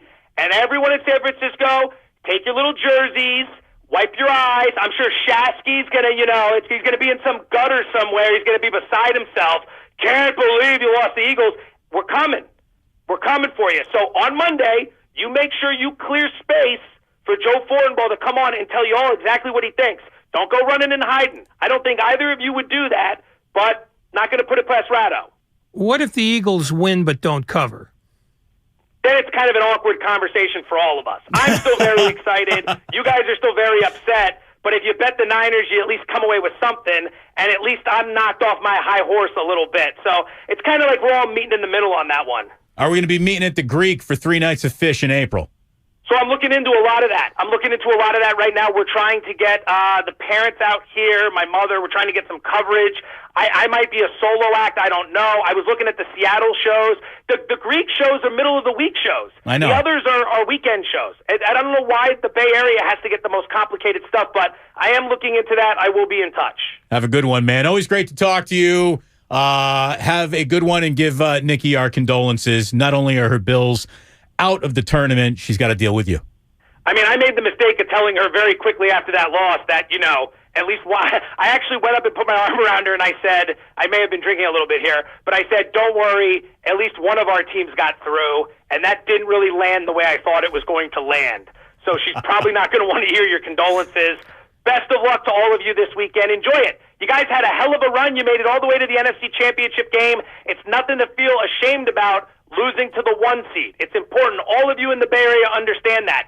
Sure, the Warriors might not win another title. Sure, the Giants are a mess. Sure, the Sharks haven't been relevant forever, but at least you guys made it to the NFC Championship game, and that's a huge win for the little engine that could, San Francisco 49ers. I just got a note from your wife telling you to sleep with one eye open. Look, that has nothing to do with anything other than being around me for 10 years now. She's had enough. So me sleeping with one eye open is not football related. But I'm sorry, gentlemen. I'm just all out of time. I hate to do it to you. Joey Charcuterie Board has a lot to do tonight. So you guys enjoy yourselves. And a break for Monday. I'll tell you, there's a lot of people in that office that are not going to want to hear from me come Monday. So you better be ready for it. Well, I'm one of them, and I don't have a rooting interest. Well, good for you. You're going to hear from me regardless. And you know what? You're going to rate well because of it, and you're never going to thank me, but we'll both know this segment was the winning segment of the week. Our ratings have never been better since Joe Fortenbaugh left 95.7 The Game. Thank you so much for joining us, Joe. Love you guys. Take care. I'll talk to you soon. There's the uptick. We knew we were going to get an uptick. We got an uptick. I love how he was trying to pile on, and he talked about the George Springer story. I think he meant Carlos Correa. But I didn't want to stop him because, I mean, the pure Colombian was flowing through Joe Fortenbaugh throughout that entire segment. You could feel it. Well, the truth is, I don't think he knows the difference between Carlos Correa and George Springer. He's great. Look, we love Joe.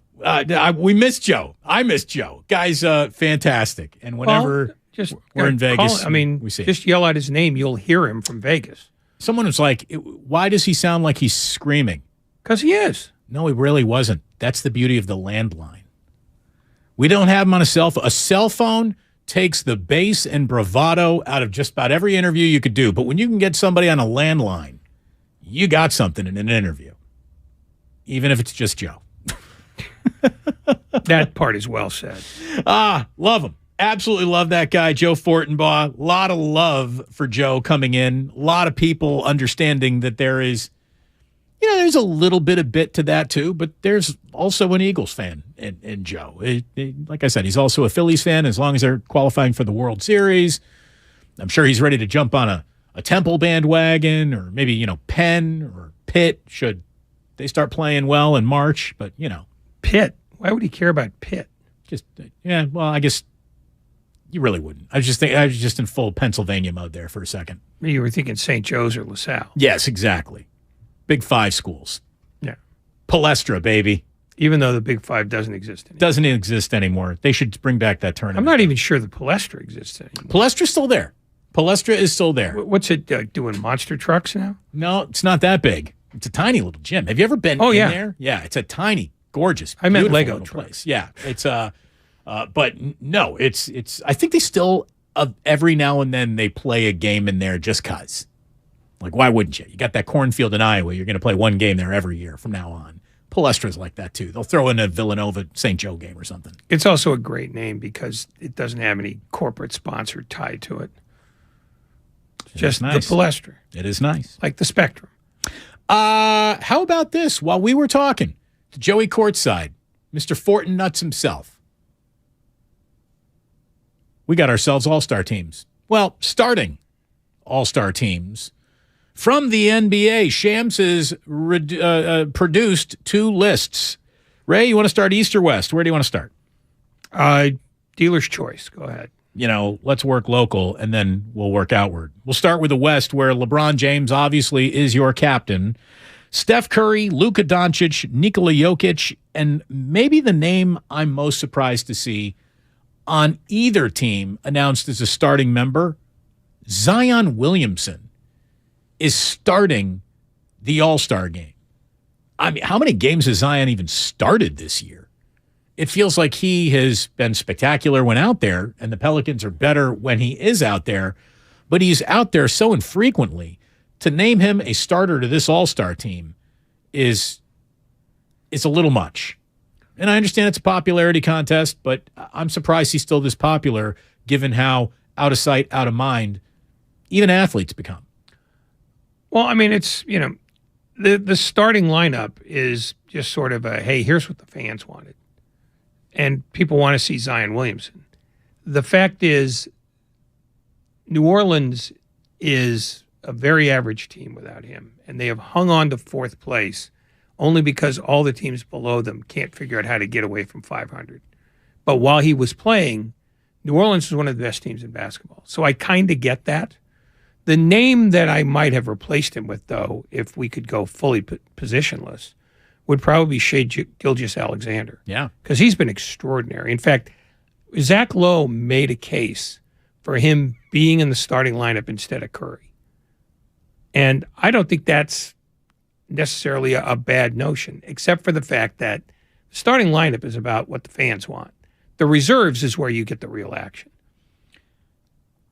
Look, Steph Curry belongs in any All-Star starting lineup. We know that. But Shai Gilgeous-Alexander has had a tremendous first half. Well, but that's what I'm saying. It's just, Steph Curry's going to be that guy. But Gilgeous-Alexander has slightly better numbers and has played 400 more minutes. And he's doing it on his own. And he's doing, not on his own, but you know what I mean. Yeah, I know. It's on a ninth place team. But I mean, Zach Lowe made the case, not me, so I can't take credit for it. But it seemed compelling to me that if you were just doing this on merit, that maybe he belongs there instead of Curry. But this is not about merit. The merit comes when you have to pick the other 7 guys. LeBron, Curry, Luka, Jokic, and Zion Williamson, who has started 29 of the Pelicans' 49 games played so far this year. For the East, it's Giannis, Tatum, KD, Kyrie Irving, and Donovan Mitchell makes the Eastern Conference All-Star team after one half of his career being played in the Eastern Conference. He really is the engine making the surprise Cavaliers go, and how much of a factor they become into the postseason, I don't know. But he's been better than he was in Utah. A lot better. Guy's having a monster year. Giannis is your captain. Tatum, again, is putting up an MVP-level season. KD, we know what he does. Kyrie Irving, got 2 Brooklyn Nets in the starting 5 for the Eastern Conference, and Donovan Mitchell. So there you go. We will know who the reserves are a little bit later on. And then what? The captains get to pick then from the reserves in their own conference? Is that how it goes? It does, yes. I believe that's the format again this year. I don't mind the format. I just mind how they go about it. What they should do is all assemble. Where's the All-Star game this year? Where's it going to be? Salt Lake City. Utah. Oh, that's right. It's in Utah. Donovan Mitchell starting that game. That's nice. But they should get out there a half an hour before tip-off and pick teams. That, to me, would make the All-Star game and the format of captains picking players better. That would be the way to do it. And then you could eliminate no one wants to be picked last by giving whoever gets picked last a car or something. Some sort of, there's no reason for you to be embarrassed. Being the last All-Star is still better than any other person's day at work. When the NHL did the car thing 15 years ago, it was a cute little thing. Now, given the salaries that these guys get paid, you'd have to give them a home. You buy them a house. You don't give them a car. Car is nothing. They buy cars out of petty cash. Well, maybe something, but something to, alleviate the fact that you got picked last and the internet's going to try to shame you. And there's no shame in being the last All-Star. Yeah, and I remember one year when Logan Couture was the last guy picked for an NHL All-Star game. And he was pissed about it. He said he didn't even want the car. So I think you got to spice up your offer here. And the other thing that I was surprised about when you were talking about the East team, no Joel Embiid in the starting lineup. And he's been extraordinary this year. I didn't. He's been better than Giannis, and I love watching Giannis play, but Joel Embiid, if we're going to basically just do this on stardom, sure, I get Giannis. But if you're going to do it on deeds, Embiid's been better.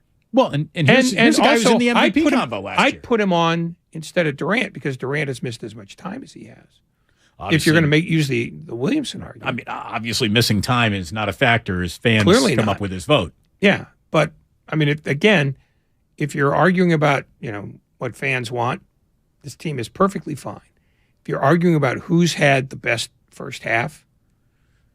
There are two noteworthy, not omissions, because they'll both be on the teams anyway, but two guys you can make a more compelling case for. I'm not a fan of eliminating the fans from the process of selecting an all-star game. Fans should choose their stars in a way, but I hate that it's turned into the stuff the ballot box as much as you want.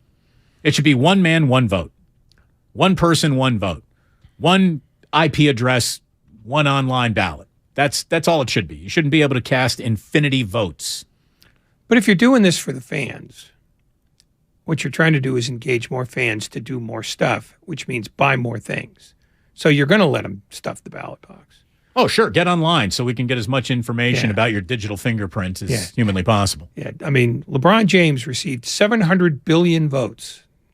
And I don't know that we're far away from that. And here was an interesting stat in the Lowe story that I saw. When LeBron James is on the floor for the Lakers, they're plus 48. When he's not on the floor, they're minus 110. Ooh. I mean, if he's not the MVP this time, and I'm not even talking about reputation, he has done more with less than maybe any other player since Will Chamberlain. And you're hardly some LeBron fanboy, so. No, but I mean, the facts are clearly the facts, and you can't argue those. I mean, you can argue them, but you'd look like an idiot. He's having an extraordinary year, and we all know that because of just the way, MVP voting works, he won't even get a sniff of it. Let's be totally honest. But is he worthy? I'm not convinced he of might that. be. Well, maybe he does. Hold on. Lucas says he's got something for us before we get to Steve Kerr live at 5. What do you got, Lucas? I do. The reserves, the rosters, the players named to the All-Star reserves will be named a week from tonight. However, the draft will not be a week from tonight. They're actually, it was announced 2 nights ago that they're going to do a live schoolyard pick an hour before tip-off in Salt Lake City. So the captains are going to choose. They are going to do that. Right before the game in Salt Lake City. That game is February 19th, by the way. That's All-Star game. All right. Well, then that just got a scotch more interesting, if you don't mind me saying. Because the All-Star game is pretty much unwatchable these days. No, the only thing that's interesting about any All-Star game is who's on the team. It stops being interesting at that moment. Steve Kerr starts being interesting at the moment he hops on with us. He does it next here on 95.7 The Game. The Road to Glendale, brought to you by Merowest Credit Union, working for you today, tomorrow, together. We're also brought to you by Fremont Bank, full-service banking, no compromises. Every small business owner knows business happens everywhere. The office, the warehouse, or on the road. And no matter where it takes you, there's one solution to help your business thrive.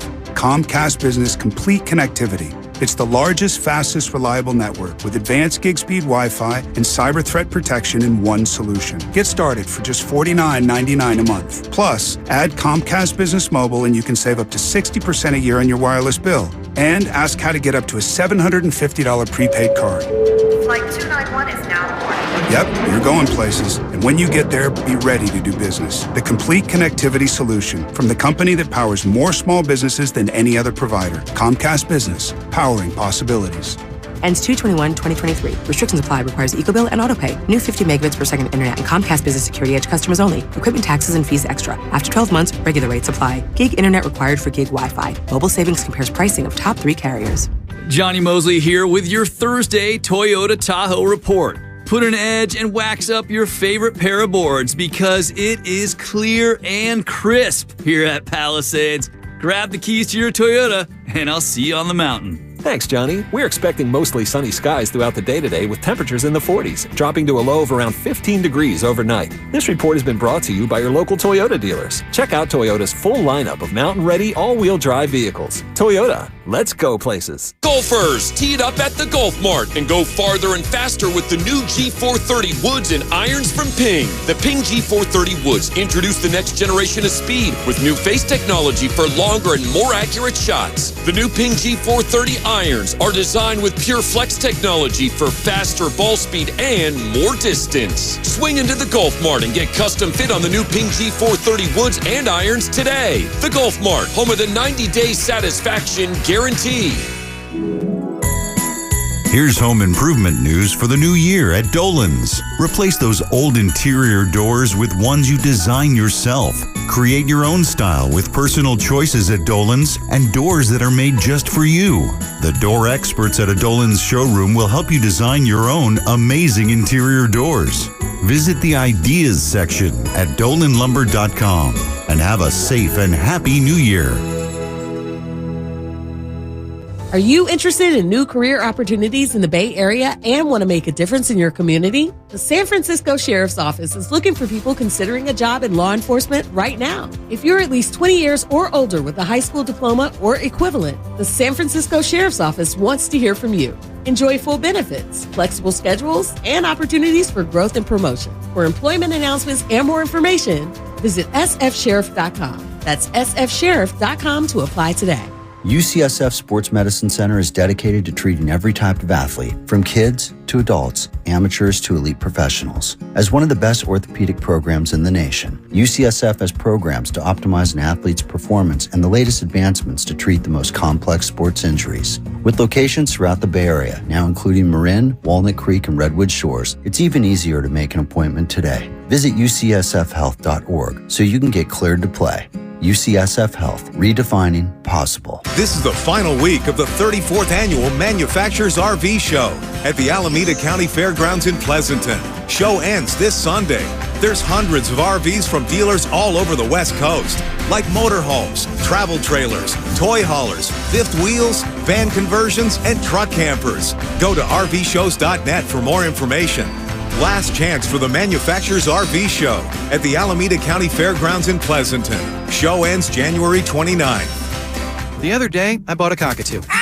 He's a handful, but I'll manage. Just like I manage without home internet. Sure, my mobile hotspot is slow and makes streaming shows unbearable, but I'm making do. Oh no, who's this? It's mating season, Dad. No home internet? It's not that bad. Don't settle. Get Xfinity Home Internet for just $19.99 a month for 1 year with a free streaming box. Call, click, or visit a store today. Restrictions apply. Not available in all areas. Requires paperless billing and auto pay with stored bank account. After 12 months, regular rates apply. Offer ends 2/21/23. Wendy's knows cold and soggy fries are the worst. So soggy. That's why we're serving up hot and crispy fries all day, every day. And all night until close. With natural cut potatoes, sea salted to perfection. Show me that potato skin. Wendy's hot and crispy aren't like other fries.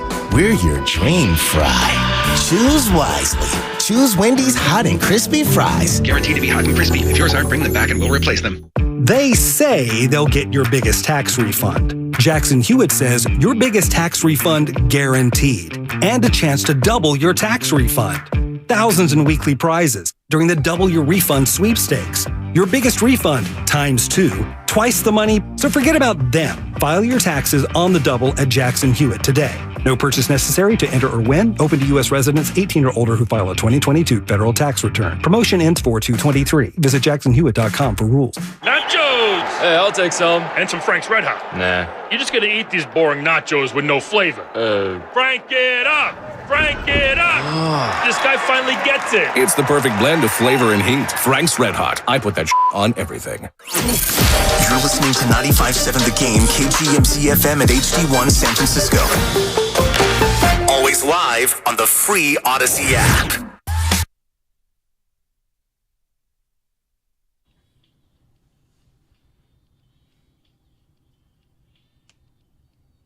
Now back to Damon and Ratto on 95.7 The Game. It is always a pleasure to say hello to Warriors head coach Steve Kerr. Brought to you by Xfinity. Supercharge your home with supersonic Wi-Fi. Unbeatable internet only from Xfinity. And Coach joins us on the Bud Light guest line. All guests appear on the Bud Light guest line. Bud Light, easy to drink, easy to enjoy. Steve, thank you very much for joining us. I would say that game last night was easy to enjoy, but that's officially the outcome you're looking for. Glad you found it. How are you?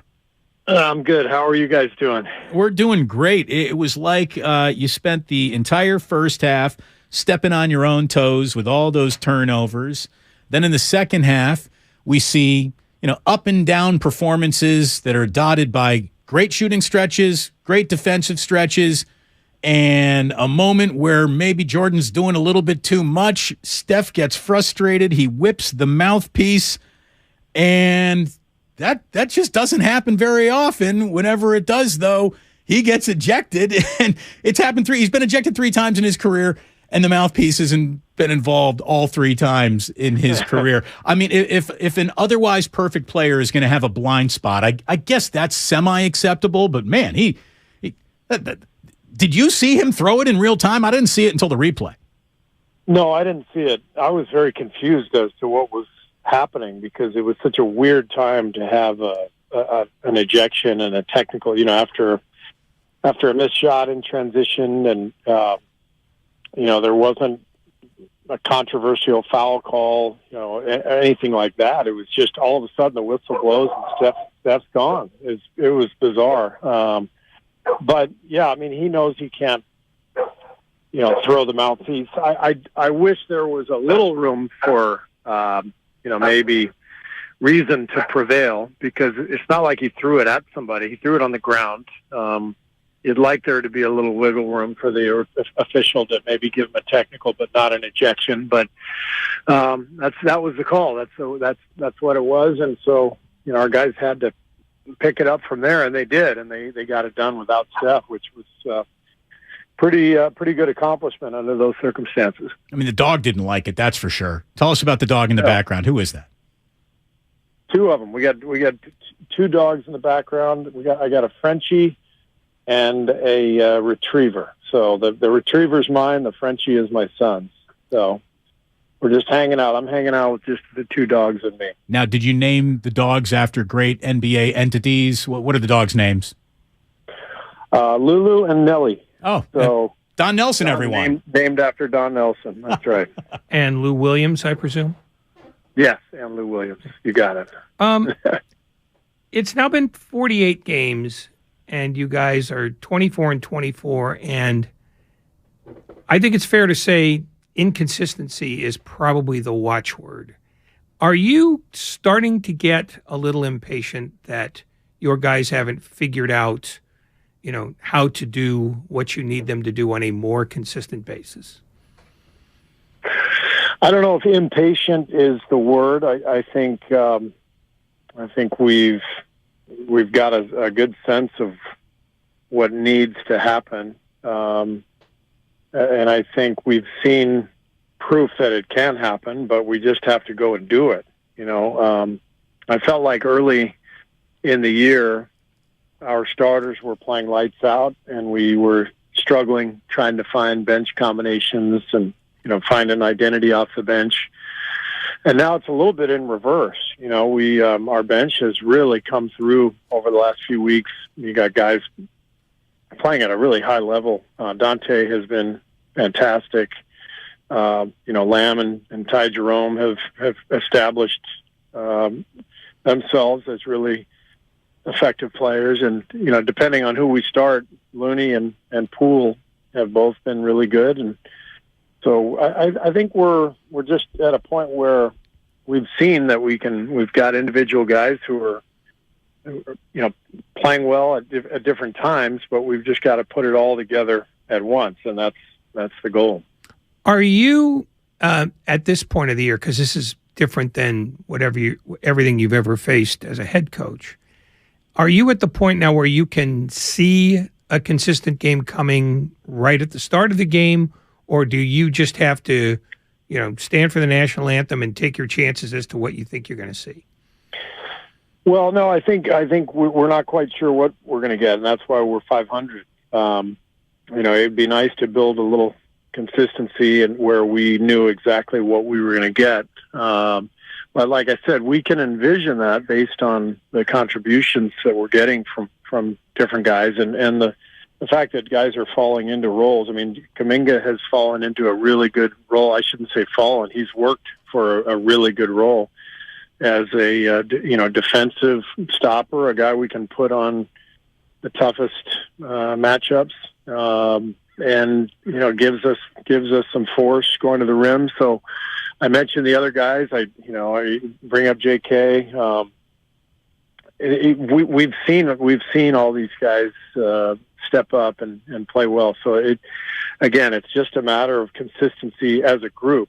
not individual players playing well. It's the team's got to play well. We've got to take better care of the ball. We've got to stop fouling. But these are all the same messages that we've been preaching for a long time. So at some point, we're either going to do it or we're not, and that's going to determine what kind of season we have. Steve Kerr here on 95.7 The Game. Is Steph's in the moment anger a little bit of a bellwether, for the team realizing that, the time for less than the best has officially come and gone? And here you are, it's February, you're looking to get above 500.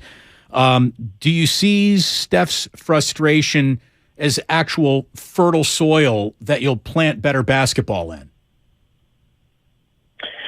I don't know. I mean, I think that's one of the things that has been consistent this year is that we don't know. You'd like to think, hey, now's the time. We're ready to take off now. And we've had several of those moments, and then it hasn't happened. So I'd like to think that moment becomes a galvanizing moment for all of us, and we put it together and we get on a nice run here. But we'll see. We got to go do it. Have you ever seen a player get tossed from a game because he was so upset with a choice his teammate made? I mean, obviously there was a hug in the hallway where Poole even threw, I believe, his mouthpiece in Curry's direction. They kind of laughed it all off. And I know you guys, you all get along pretty darn well, but I've never seen an ejection quite like that, where there was a boiling level of frustration by something that a teammate did. And you played with, let's face it, the most competitive guy like ever in Michael Jordan. Michael Jordan ever get ejected because he was upset with a teammate? I don't remember, ever seeing anything like this. And remember these are just sort of rules that the league has. You throw anything towards the stands, it's an automatic ejection, pretty much. So it's the fact that it came out of frustration. I don't know that it was just frustration over Jordan's shot. I think it's frustration over a lot of things, so it's the frustration of being 24 and 24 and not being able to find the traction that we're looking for this season. So it's all wrapped up in there somewhere, but the idea now is to take the next step, but the only way to do that is to actually execute on the floor. And, a big part of our work today, our film session, was reminding guys that that's across the board. I was frustrated with Steph for picking up 2 fouls in the first minute of the game, and Draymond was frustrated with, someone for not making a rotation. And then, someone else is frustrated with Draymond for turning the ball over. And this is how it works when a team is not performing at a level that that we know the team can. Well, there's frustration, and it sets in. And guys love each other. They play for each other. They play hard. But there's got to be a collective commitment to addressing the things that are bothering us and doing something about them. So this is indeed the real NBA that you said was coming all those years ago. Here it is again. This is the place where most teams reside, in this space where you can get better, but you're stuck around 500 and you're in the playoff hunt, and but you're left wanting more. This is definitely where most teams reside. Is drawing up the dead ball plays, the after timeout plays, like one of the best parts of your day? If I were a coach, that's one of the things I would geek out on. I think every napkin in my house would probably, have something drawn on it. And tell us about last night, after it looked like he might, wear the dunce cap. Jordan Poole ends up making the perfect play. You send all those fake curls off the traffic underneath the basket, and he's just right there. DiVincenzo makes the perfect pass. Boom, good night, Memphis. You mentioned Draymond sort of tapped you on the shoulder to remember that set. Just talk us through it. Well, you try to plan for every scenario, and not having a timeout left and having just a few seconds on the clock, either balls, underneath or side out of bounds. You always have built-in plays for that kind of stuff. And so we've had one for the last few years. And as I said to the media last night, we hadn't practiced that play in a while. And so Draymond immediately called for it because it was kind of our automatic, late, game underneath play for the last few years. And I knew Dante and Lamb might be, scratching their head a little bit because they're new. The other guys I knew would know it because we've been running it for a long time. But when Draymond immediately called it out, I was like, yeah, that's a perfect call. And I was just hoping that, we'd get in the right positions, and immediately lamenting, why didn't we practice this more over the last couple of weeks? I need to throw this in once in a while, and just like the other situational stuff that comes to you once in a while. So it all worked out great because the players executed, and Jordan made a great read on the back cut. Dante made a great pass, and as with any play that you draw up, it's only as good as the players' execution and skill. And luckily, we had guys who made plays out there. Given the fact that you've never really dealt with a team that hovers around 500, is there somebody outside the company that you can talk to from time to time about the stresses and strains of coaching a team that can be more consistent but hasn't done it yet? Or is that just something you discuss with your assistants all the time? No, I mean, Bob Myers that's my guy. We talk pretty much every day about the team and what's happening. And he and I manage the group together. It's obviously different relationships, player coach, player GM, but it's really, I think, helpful for me to be able to lean on Bob so that he can, at key times step in and talk to guys. But Bob and I discuss things every day. We talk strategy, we talk, combinations and rotations and all that stuff. And he's, I would say, my biggest confidant. And it's, as far as outside the organization, I really don't, talk details with anybody outside. Pop has been a great mentor for me, and occasionally I'll check in with him, but never about, sort of details, more just coaching philosophy or communication with the player, that type of stuff. But for all the Warrior stuff, it's, Bob and I, we hash stuff out every day. No, I was thinking less about the detail stuff, which I presume you would keep in-house, and more about, just sort of not philosophy as much as how do I get this to stop being the way it is, just as a coach. And, is Pop that guy, or because he's still in the league, you can't really burden him with that because he's got his own set of problems? Yeah, occasionally I'll call Pop with something like that. But Ron Adams has become, one of my main go-to people to help with this stuff because of the role he's in now.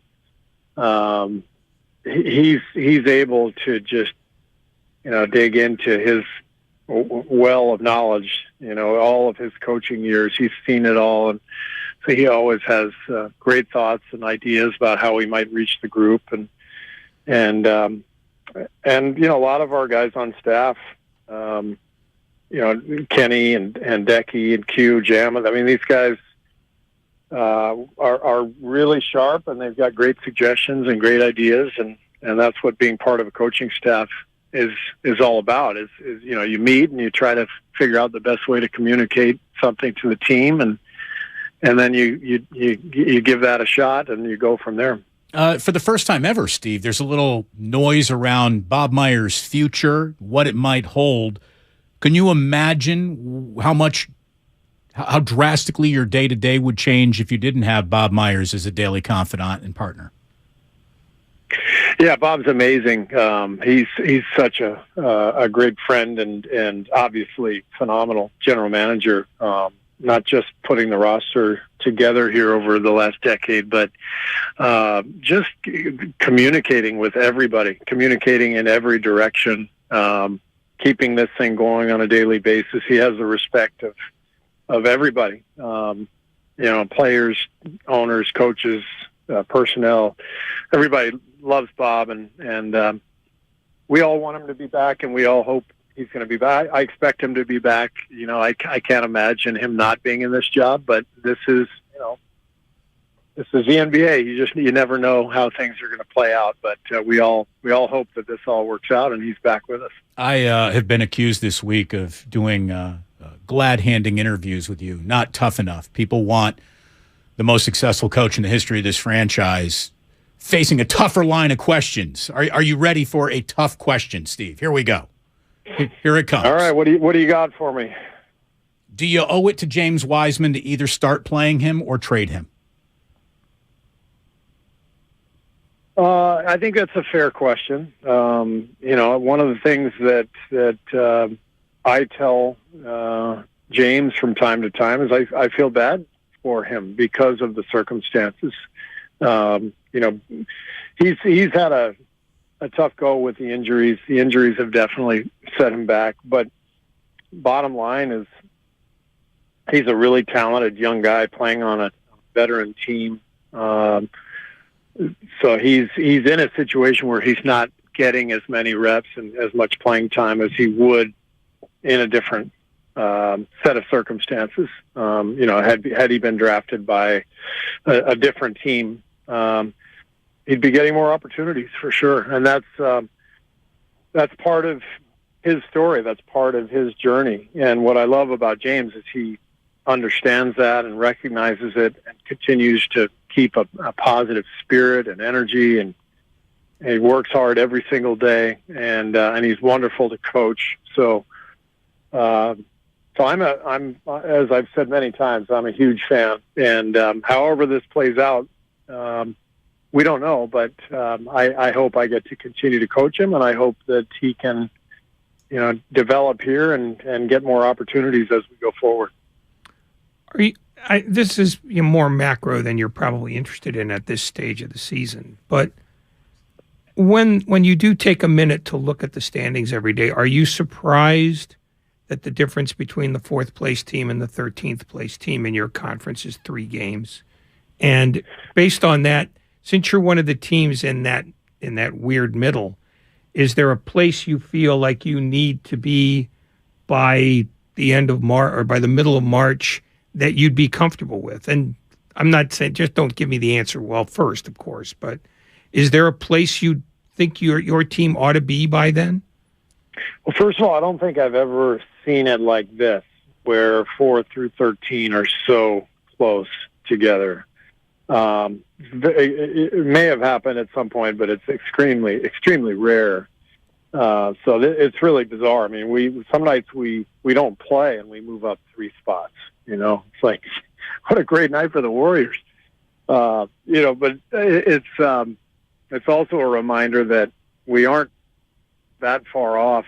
If we can get on a nice little run here and play to our potential, then we could find ourselves in 3rd or 4th pretty quickly. And that's exciting. That we know that's out there for us if we can put it together.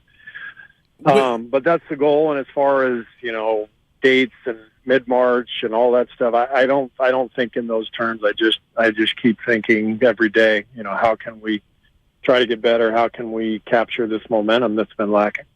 For a team that's not your rival, boy, Memphis brings out an awful lot of scrap in the Golden State Warriors, and that was good to see. That was the first of your final 35 games of the year. So you're 1-0 in your final 35. Have you thought about what your record needs to be to make you either happy with where you would be in your own seeding, or a record that would just make you happy because that record means this team is starting to pick up what I'm putting down in game plans? It's first of all, the first part, Memphis it's always a really fun game when we play them. There's just a lot of competition. There's a lot of trash talking. They got a couple of Michigan State Spartans on their team on the other side that, Draymond likes to chirp at. And as far as the competition, we know that, Memphis is on the rise. They're, second in the West, maybe third. I haven't looked at the standings today, but, they're having a hell of a year.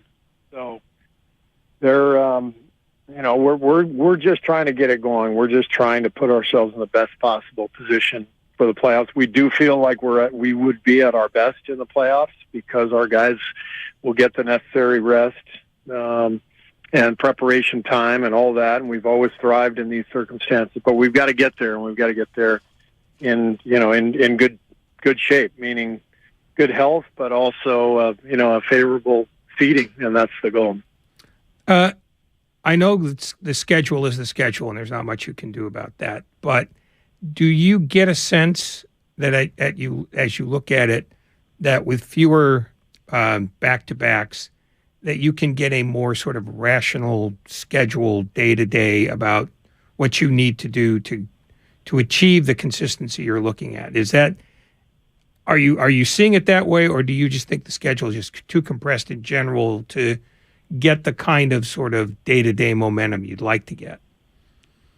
No, I don't think we can blame the schedule for the lack of momentum. I'm not saying blame the schedule, but do you think it can, now that it looks like it's more normal, is it actually that normal, or are we misreading it?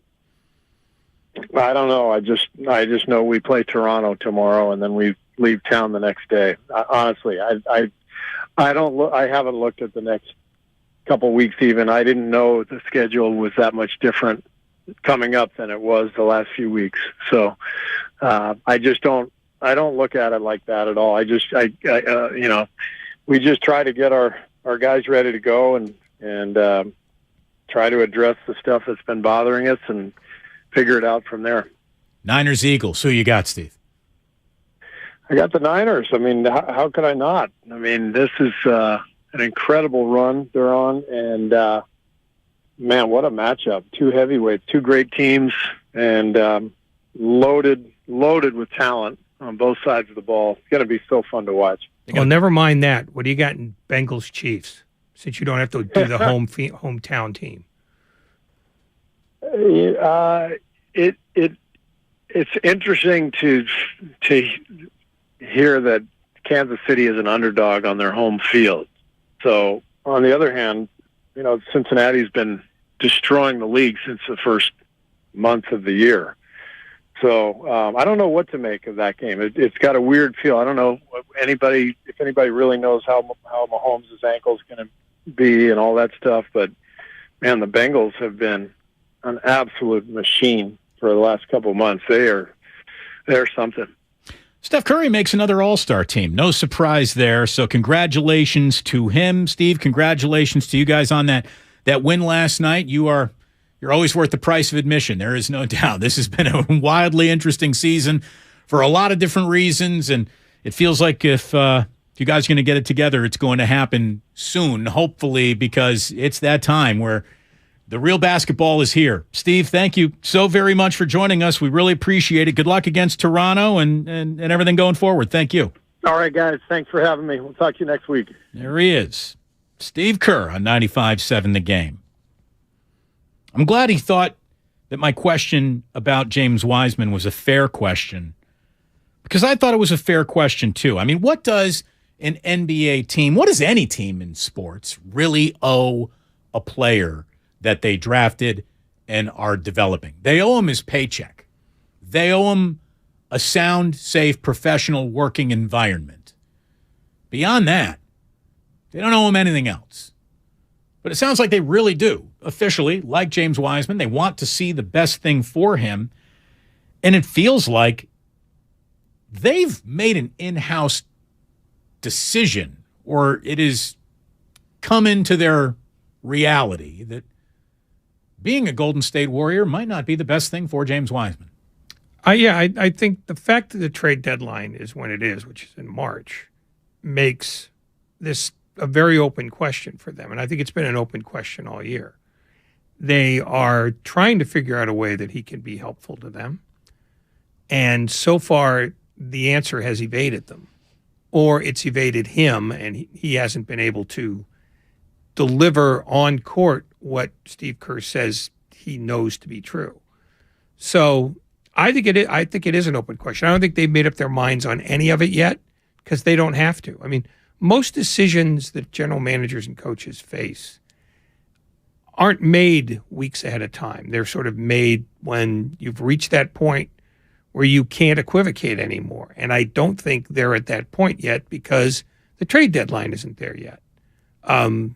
You never see trades much before the deadline. It's people are basically waiting to see how their team is going to sort out.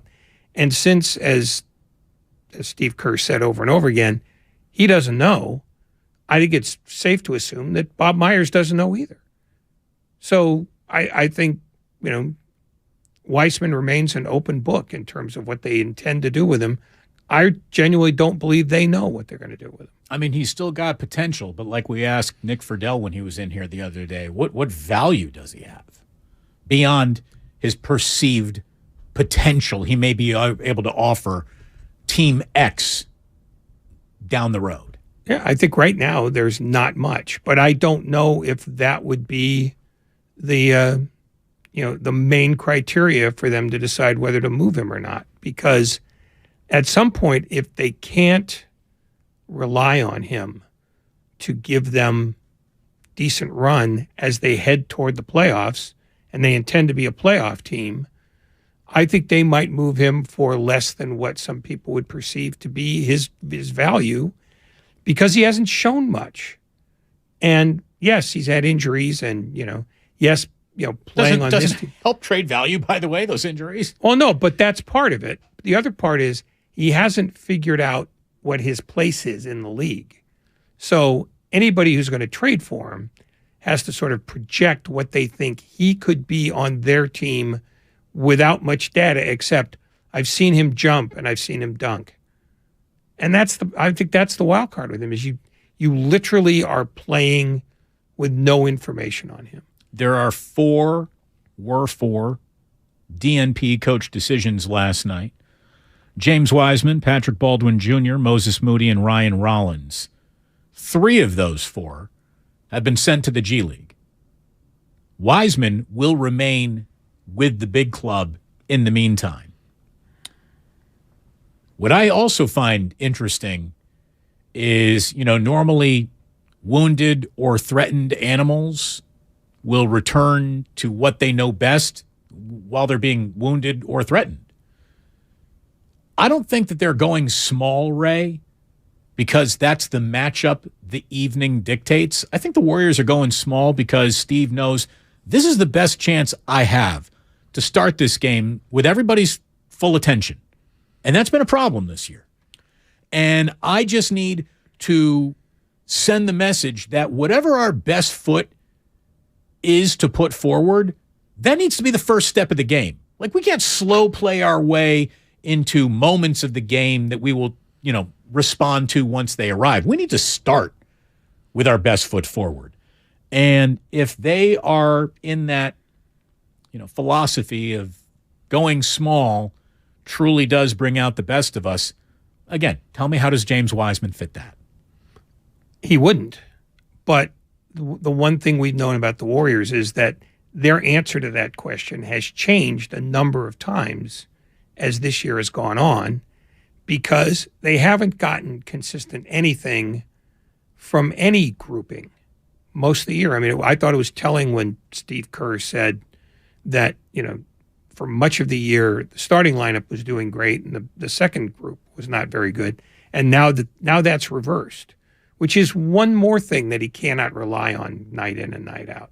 So if for right now, going small makes the most sense, yeah, it doesn't seem to suggest that Weissman is going to get much run.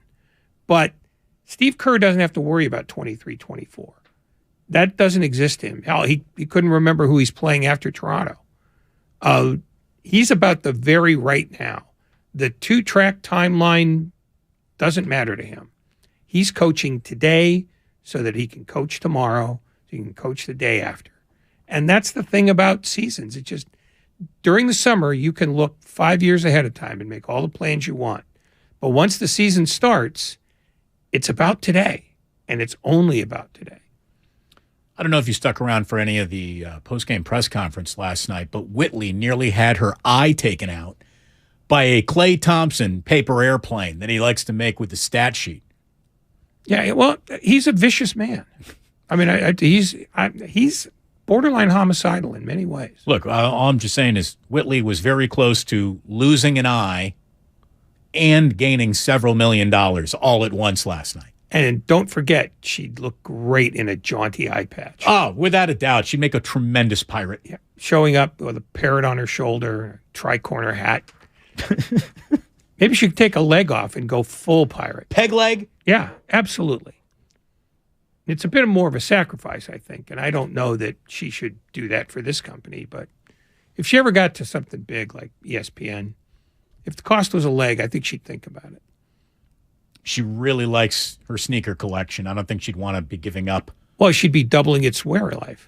Yeah, I guess if you're comfortable putting the left shoe on the right foot, you got to double up. Anyways, we're glad Whitley survived the moment, and it was pretty funny when it was all said and done. He was mortified. He was genuinely horrified that he nearly killed somebody with a paper airplane. He didn't want to do it. Steve's got. He's got the 49ers in Philadelphia. We talked to Joe Fortenbaugh earlier today. He is totally on the side of the Eagles, not just from a trolling the radio station standpoint, but all the gambling positions that he's been taking. We had Ron Jaworski on earlier today, a great conversation with him. And if you missed any of it, you can find it all on the Odyssey app. You can just click on the YouTube page. You can rewind. You can look at all the shows that were on the air today. A lot of good stuff, including the fact that Trent Williams gave us an awful lot of good sound earlier today, talked about how the running game is going to need to pop for the 49ers in order to go ahead and win this game in Philadelphia. And if it ain't popping early, like it wasn't against Dallas, it's not necessarily a bad sign, but you got to play yourself in to moving good defenders around and kind of get a feel for the game. And what happened against Dallas last week needs to happen against the Eagles this week. If in the first quarter they're looking at, average yards per rush 2.1, which is what it looked like after the first half last week. Here's Trent Williams on getting the running game going. The running game, especially this late in the year, is nothing. It's not like a instant grits or something. It's not like you just open the game, just running the ball down people's throat. The running game is something that you wear people on, and you everybody's going to have a different wrinkle, how they're going to approach us. And, a lot of that first couple drives is spent just trying to see what are the new changes, what are they doing different than we've seen on film. If there are some, then we address them. If not, then we kind of know what runs to stick with, and Cal does a great job of mixing it up, making runs look the same, just kind of peeping away the defensive ends playing, and it's a whole lot that goes into it. So we never go into the game expecting to just bust the gate open with 100 yards in the first quarter. But obviously that's part of our identity, is running the ball, having a really balanced offense. So it's important for sure, but it's going to be tough sledding, just like it was last week. Every week the competition gets stiffer. It's going to be a little harder to run the ball. And look, it's going to be tough sledding for the 49ers offense if they're not staying on schedule. I mean, you want to talk, what's the most important down? It might be second down this week because third and short is a world of opportunity where third and long could become a world of hurt. Yeah, and I think, he raises an interesting point where he talks about, well, you just don't hit the ground running on the running game. The running game thrives for them once they get a lead. And for the most part this year, they played with a lead fairly early and can defend it by running the ball more and eating up clock and, turning it into a more physical battle where you can wear down the other team. When they're behind is when they start jacking it up. And that's not their strength. It's not a weakness, but it's clearly not their strength. Kyle Shanahan has built this team to lead early and grind late. And it's exactly what Trent Williams was talking about a little bit later on in the press conference. And he began by saying, we're good front runners. And by the way, so are the Eagles. So we can't let that happen. They play with a lead and think at like 13 or 14 of their games. You know, obviously they got a high-power offense, and that offense gets you behind and makes it a one-dimensional game. And those guys are just too talented to contain them, especially when, you know, it's they know what's coming. They get to pin their ears back, especially when they're at home going on the silent cadence. I think that does a lot for them, and they really get it going. So I think for us, it's not how do we really block them. It's more so what kind of game we get into. And, you know, if we make it a one-dimensional drop-back game, then it's going to be pretty tough to keep them off the quarterback. And Trent went on to say when it comes to working with a silent cadence, Brock Purdy, he's going to be ready to handle that when they get to Philadelphia. He talked about the noise at the Link. I've been to Philly almost every year of my career, so it's a little bit more than just the noise that comes with that place. But I think if you can operate in Seattle's noise, I think the noise, you can pretty much operate anywhere. But, you know, Philly is just one of those places where, you know, those fans, they make a difference. They get under your skin, you know, they yell at you, they don't stop. So I think that'll be an added factor to it. But I think he operated good in the noise. Yeah, I don't think it's noise that makes the Philadelphia experience so troublesome. It's the menace in the noise, because they'll make you listen to them by saying the most heinous stuff. And a lot of places know how to say heinous stuff, but there's something it's about an art form. Yeah, there's something about sort of the Philly ethos that just puts a little extra bite on it. And if you're not able to drone that out, it can bother you. I'm sure it bothered Trent Williams a lot more early in his career than it did later. I mean, eventually you get callous to it, but you know, if you haven't been through it before, and I'm not sure that how many 49ers have played in Philadelphia under any circumstances before. Well, last year. Oh, that's true. I forgot. Sorry. Shame. Then all of them, they're all used to it. Trent Williams, talk about regrets or whatever. We got two healthy football teams facing off against each other on Sunday. Last year in the NFC title game, the Niners weren't particularly healthy, particularly Trent Williams himself. And he says he's glad he's not dealing with that this time around.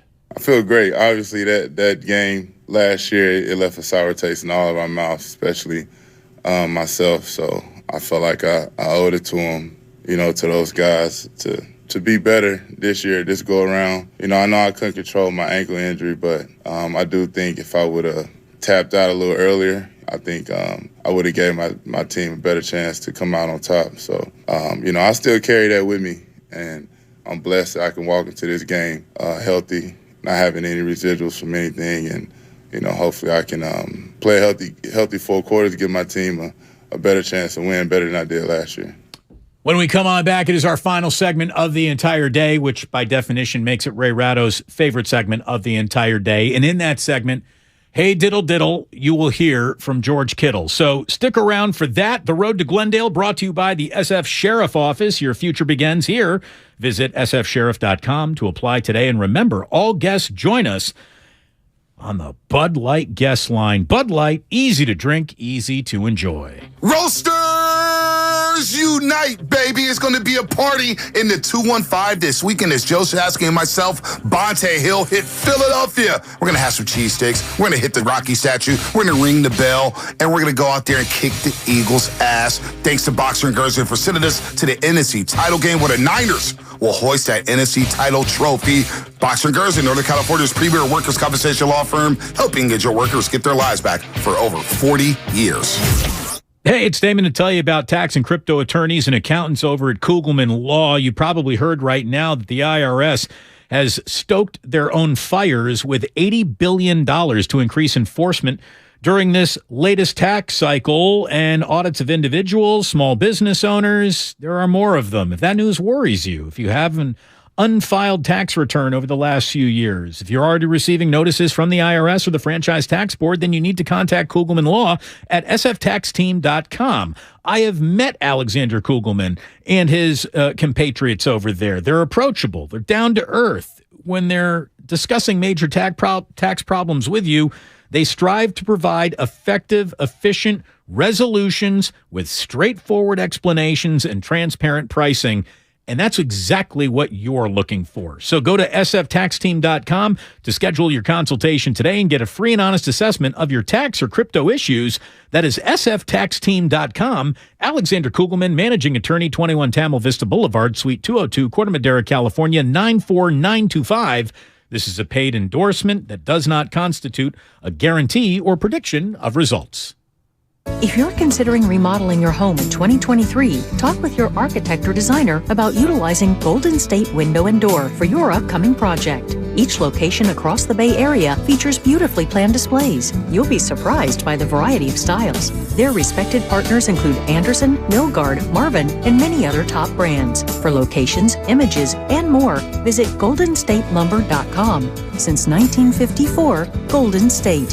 When you succeed, we succeed. Thank you to all of the business owners who kept people employed during the pandemic. For all you've done, you may be eligible to claim the Employee Retention Tax Credit, a payroll tax refund from the United States Treasury Department, applicable to businesses who kept employees on payroll during the pandemic. The window is closing to claim your refund. Contact Paychex to see if you qualify. Paychex is proud to have helped more than 45,000 businesses secure over $9.2 billion in ERTC claims, an average of $190,000 per business. 50 years and thousands of experts in HR, payroll, benefits, and insurance. You may be eligible to claim the Employee Retention Tax Credit, a payroll tax refund from the United States Treasury Department, applicable to businesses who kept employees on payroll during the pandemic. The window is closing to claim your refund. Contact Paychex to see if you qualify. Visit paychex.com/ERTC to find out how Paychex can help you get additional cash into your business. Paychex.com/ERTC. Paychex.com/ERTC. The Prophetic Matrix. Unlock the secret code to your destiny. A new revolutionary book by Michael John Toste. The first ebook to make history by being filmed in space. Discover your unlimited future. Get the Prophetic Matrix now on Amazon.com and BarnesandNoble.com. Golfers, tee it up at the Golf Mart and go farther and faster with the new G430 woods and irons from Ping. The Ping G430 woods introduce the next generation of speed with new face technology for longer and more accurate shots. The new Ping G430 irons are designed with pure flex technology for faster ball speed and more distance. Swing into the Golf Mart and get custom fit on the new Ping G430 woods and irons today. The Golf Mart, home of the 90-day satisfaction guarantee. The following is an attorney advertisement. If you get sidelined by a workplace injury, the workers' compensation attorneys at Boxer & Gerson can help get you back in the game. Our team of skilled attorneys will fight by your side for the treatment and compensation you deserve. We care about justice for injured workers. That's what makes us Northern California's premier workers' comp law firm. Call Boxer & Gerson at 510-345-2341 or visit boxerlaw.com for a free consultation. Boxer & Gerson, your life is worth the fight. Prescription products require an online consultation with a healthcare provider who will determine if a prescription is appropriate. Restrictions apply. See website for full details and important safety information. Subscription required. Hey guys, did you know there's a generic form of Viagra that works just the same but is 90% cheaper? And you can get it online? Go to 4hims.com/joy. At Hims, you'll get a free medical consultation and discreet shipping if prescribed. You'll love your results. To start your free online visit, go to 4hims.com/joy. That's FORHIMS.com/JOY. Get in zone, AutoZone. Welcome to AutoZone. Thinking about gas mileage? If your check engine light is on, it may be affecting your MPGs, but the free AutoZone Fix Finder service can help. With the most complete free warning light report backed by technician-verified fixes, you'll know what's affecting your gas mileage and more, and you don't have to drive too far to find the fix. The free AutoZone Fix Finder service is available at all 6,200 stores. Get in the zone, AutoZone. See details at AutoZone.com. As part of its goal to make homes and hometowns better for all, Lowe's has committed $100 million to make a positive impact in local communities through its Lowe's Hometowns program. Each year through 2026, people across the country can nominate their hometown projects in need. Lowe's Hometowns will help restore and revitalize community spaces from gardens, parks, and food pantries to neighborhood housing, community centers, and much more. Visit Lowe's.com/hometowns for details on how you can nominate a project in your community starting January 23rd. Streaming only on Peacock. From the mind of Rian Johnson, the writer-director of Knives Out. Miss Gale, you've got this gift. Always known the truth. I only know if something is a lie. The real trick of it is to figure out why. Natasha Lyonne is Charlie Cale. It wasn't an accident. I think there's been a murder. You watch too much Dateline. A new 10-part mystery series. Wolves on my fender. I gotta keep moving. I have been kind of a death magnet. Poker Face, streaming now only on Peacock.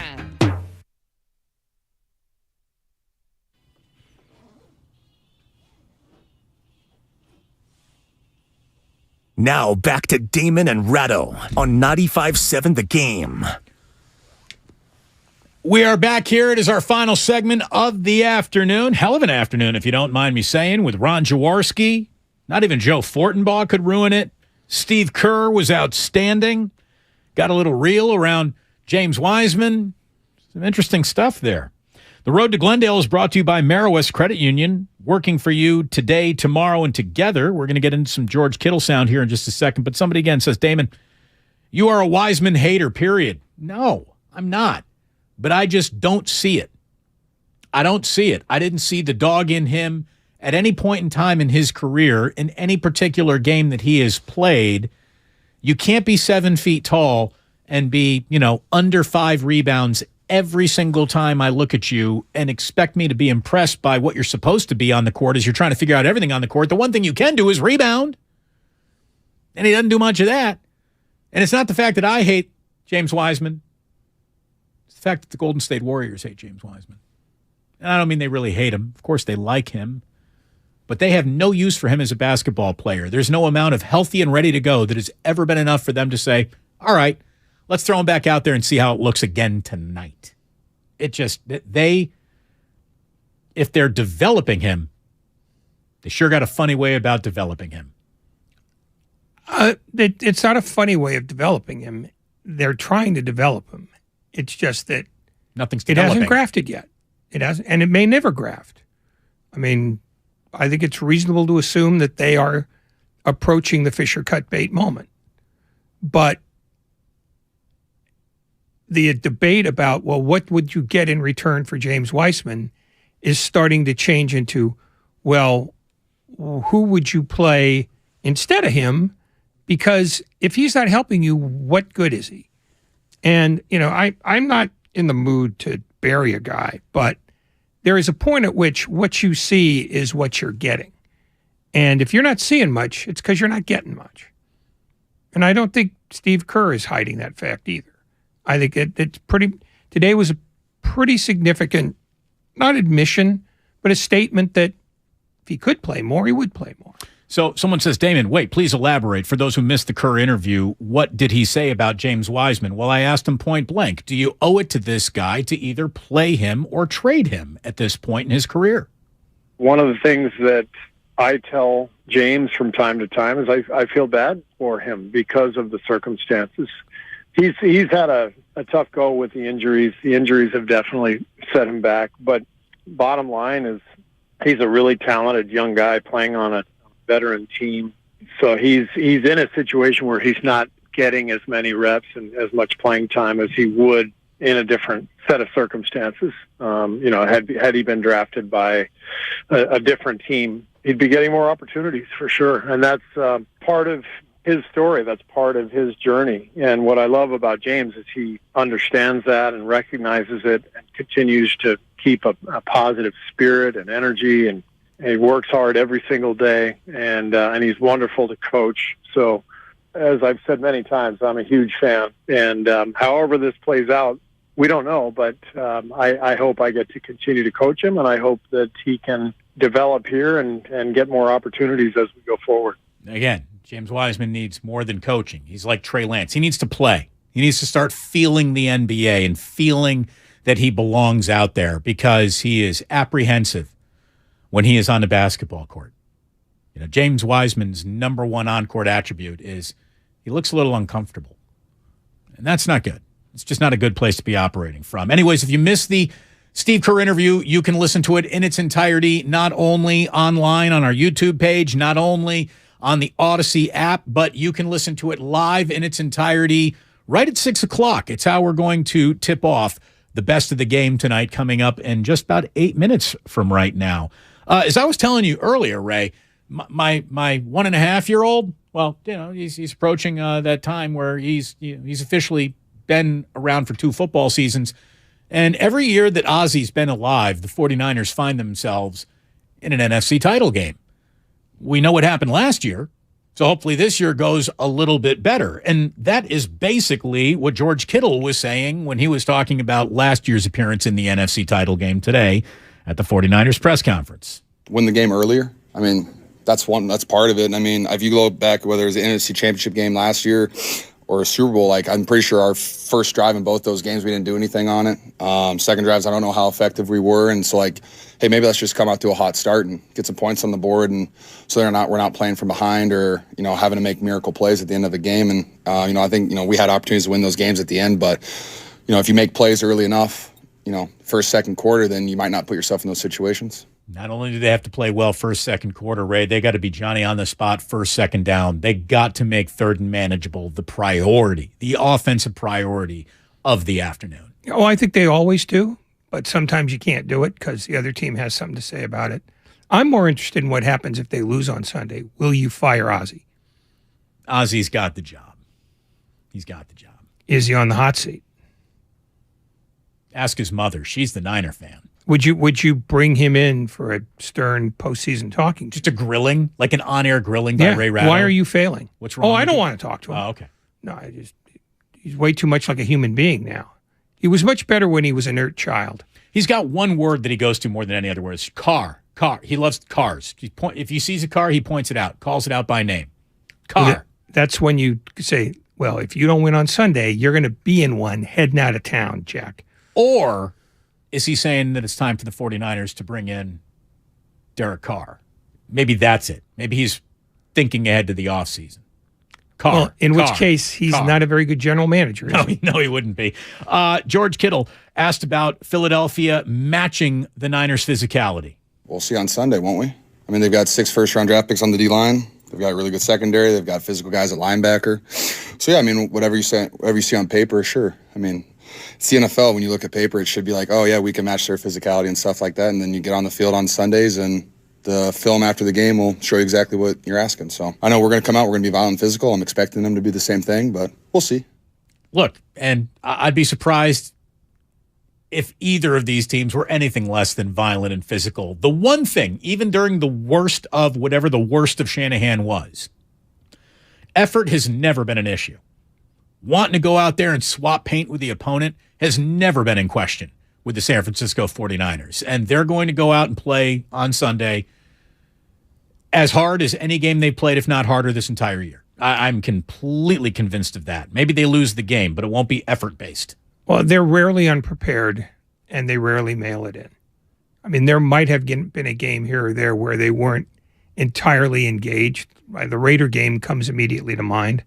But for the most part, you get your money's worth with them in terms of the minimum standard that you're looking for in sports entertainment, which is they're trying hard and they're doing the things they're supposed to do as well as they can.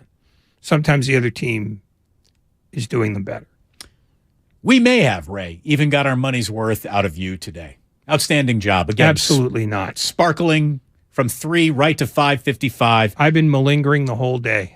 Thanks so much again to Ron Jaworski, Joe Fortenbaugh, Steve Kerr for joining us here.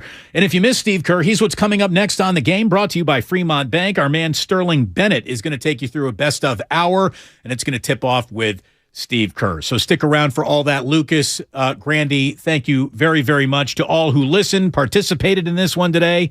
Thank you as well. We'll be back tomorrow, one more day to get you ready for 49ers and Eagles. And please do remember that sports don't build character. They reveal it. And like that, he's gone.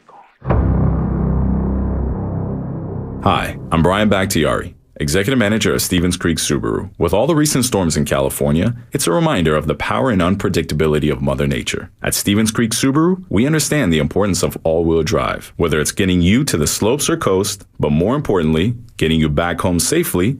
No matter what the elements, there's no better place to buy your next vehicle than Stevens Creek Subaru. Subaru has been awarded the most IIHS Top Safety Pick Plus awards than any other brand since 2013, and Kelley Blue Book's most trusted brand 8 years in a row. As always, at Stevens Creek Subaru, you always get good prices, great selection, and truly exceptional service. So whether you stop in for service or to take delivery of your new Subaru, remember to stop by the Wilderness Cafe and talk to our Subaristas.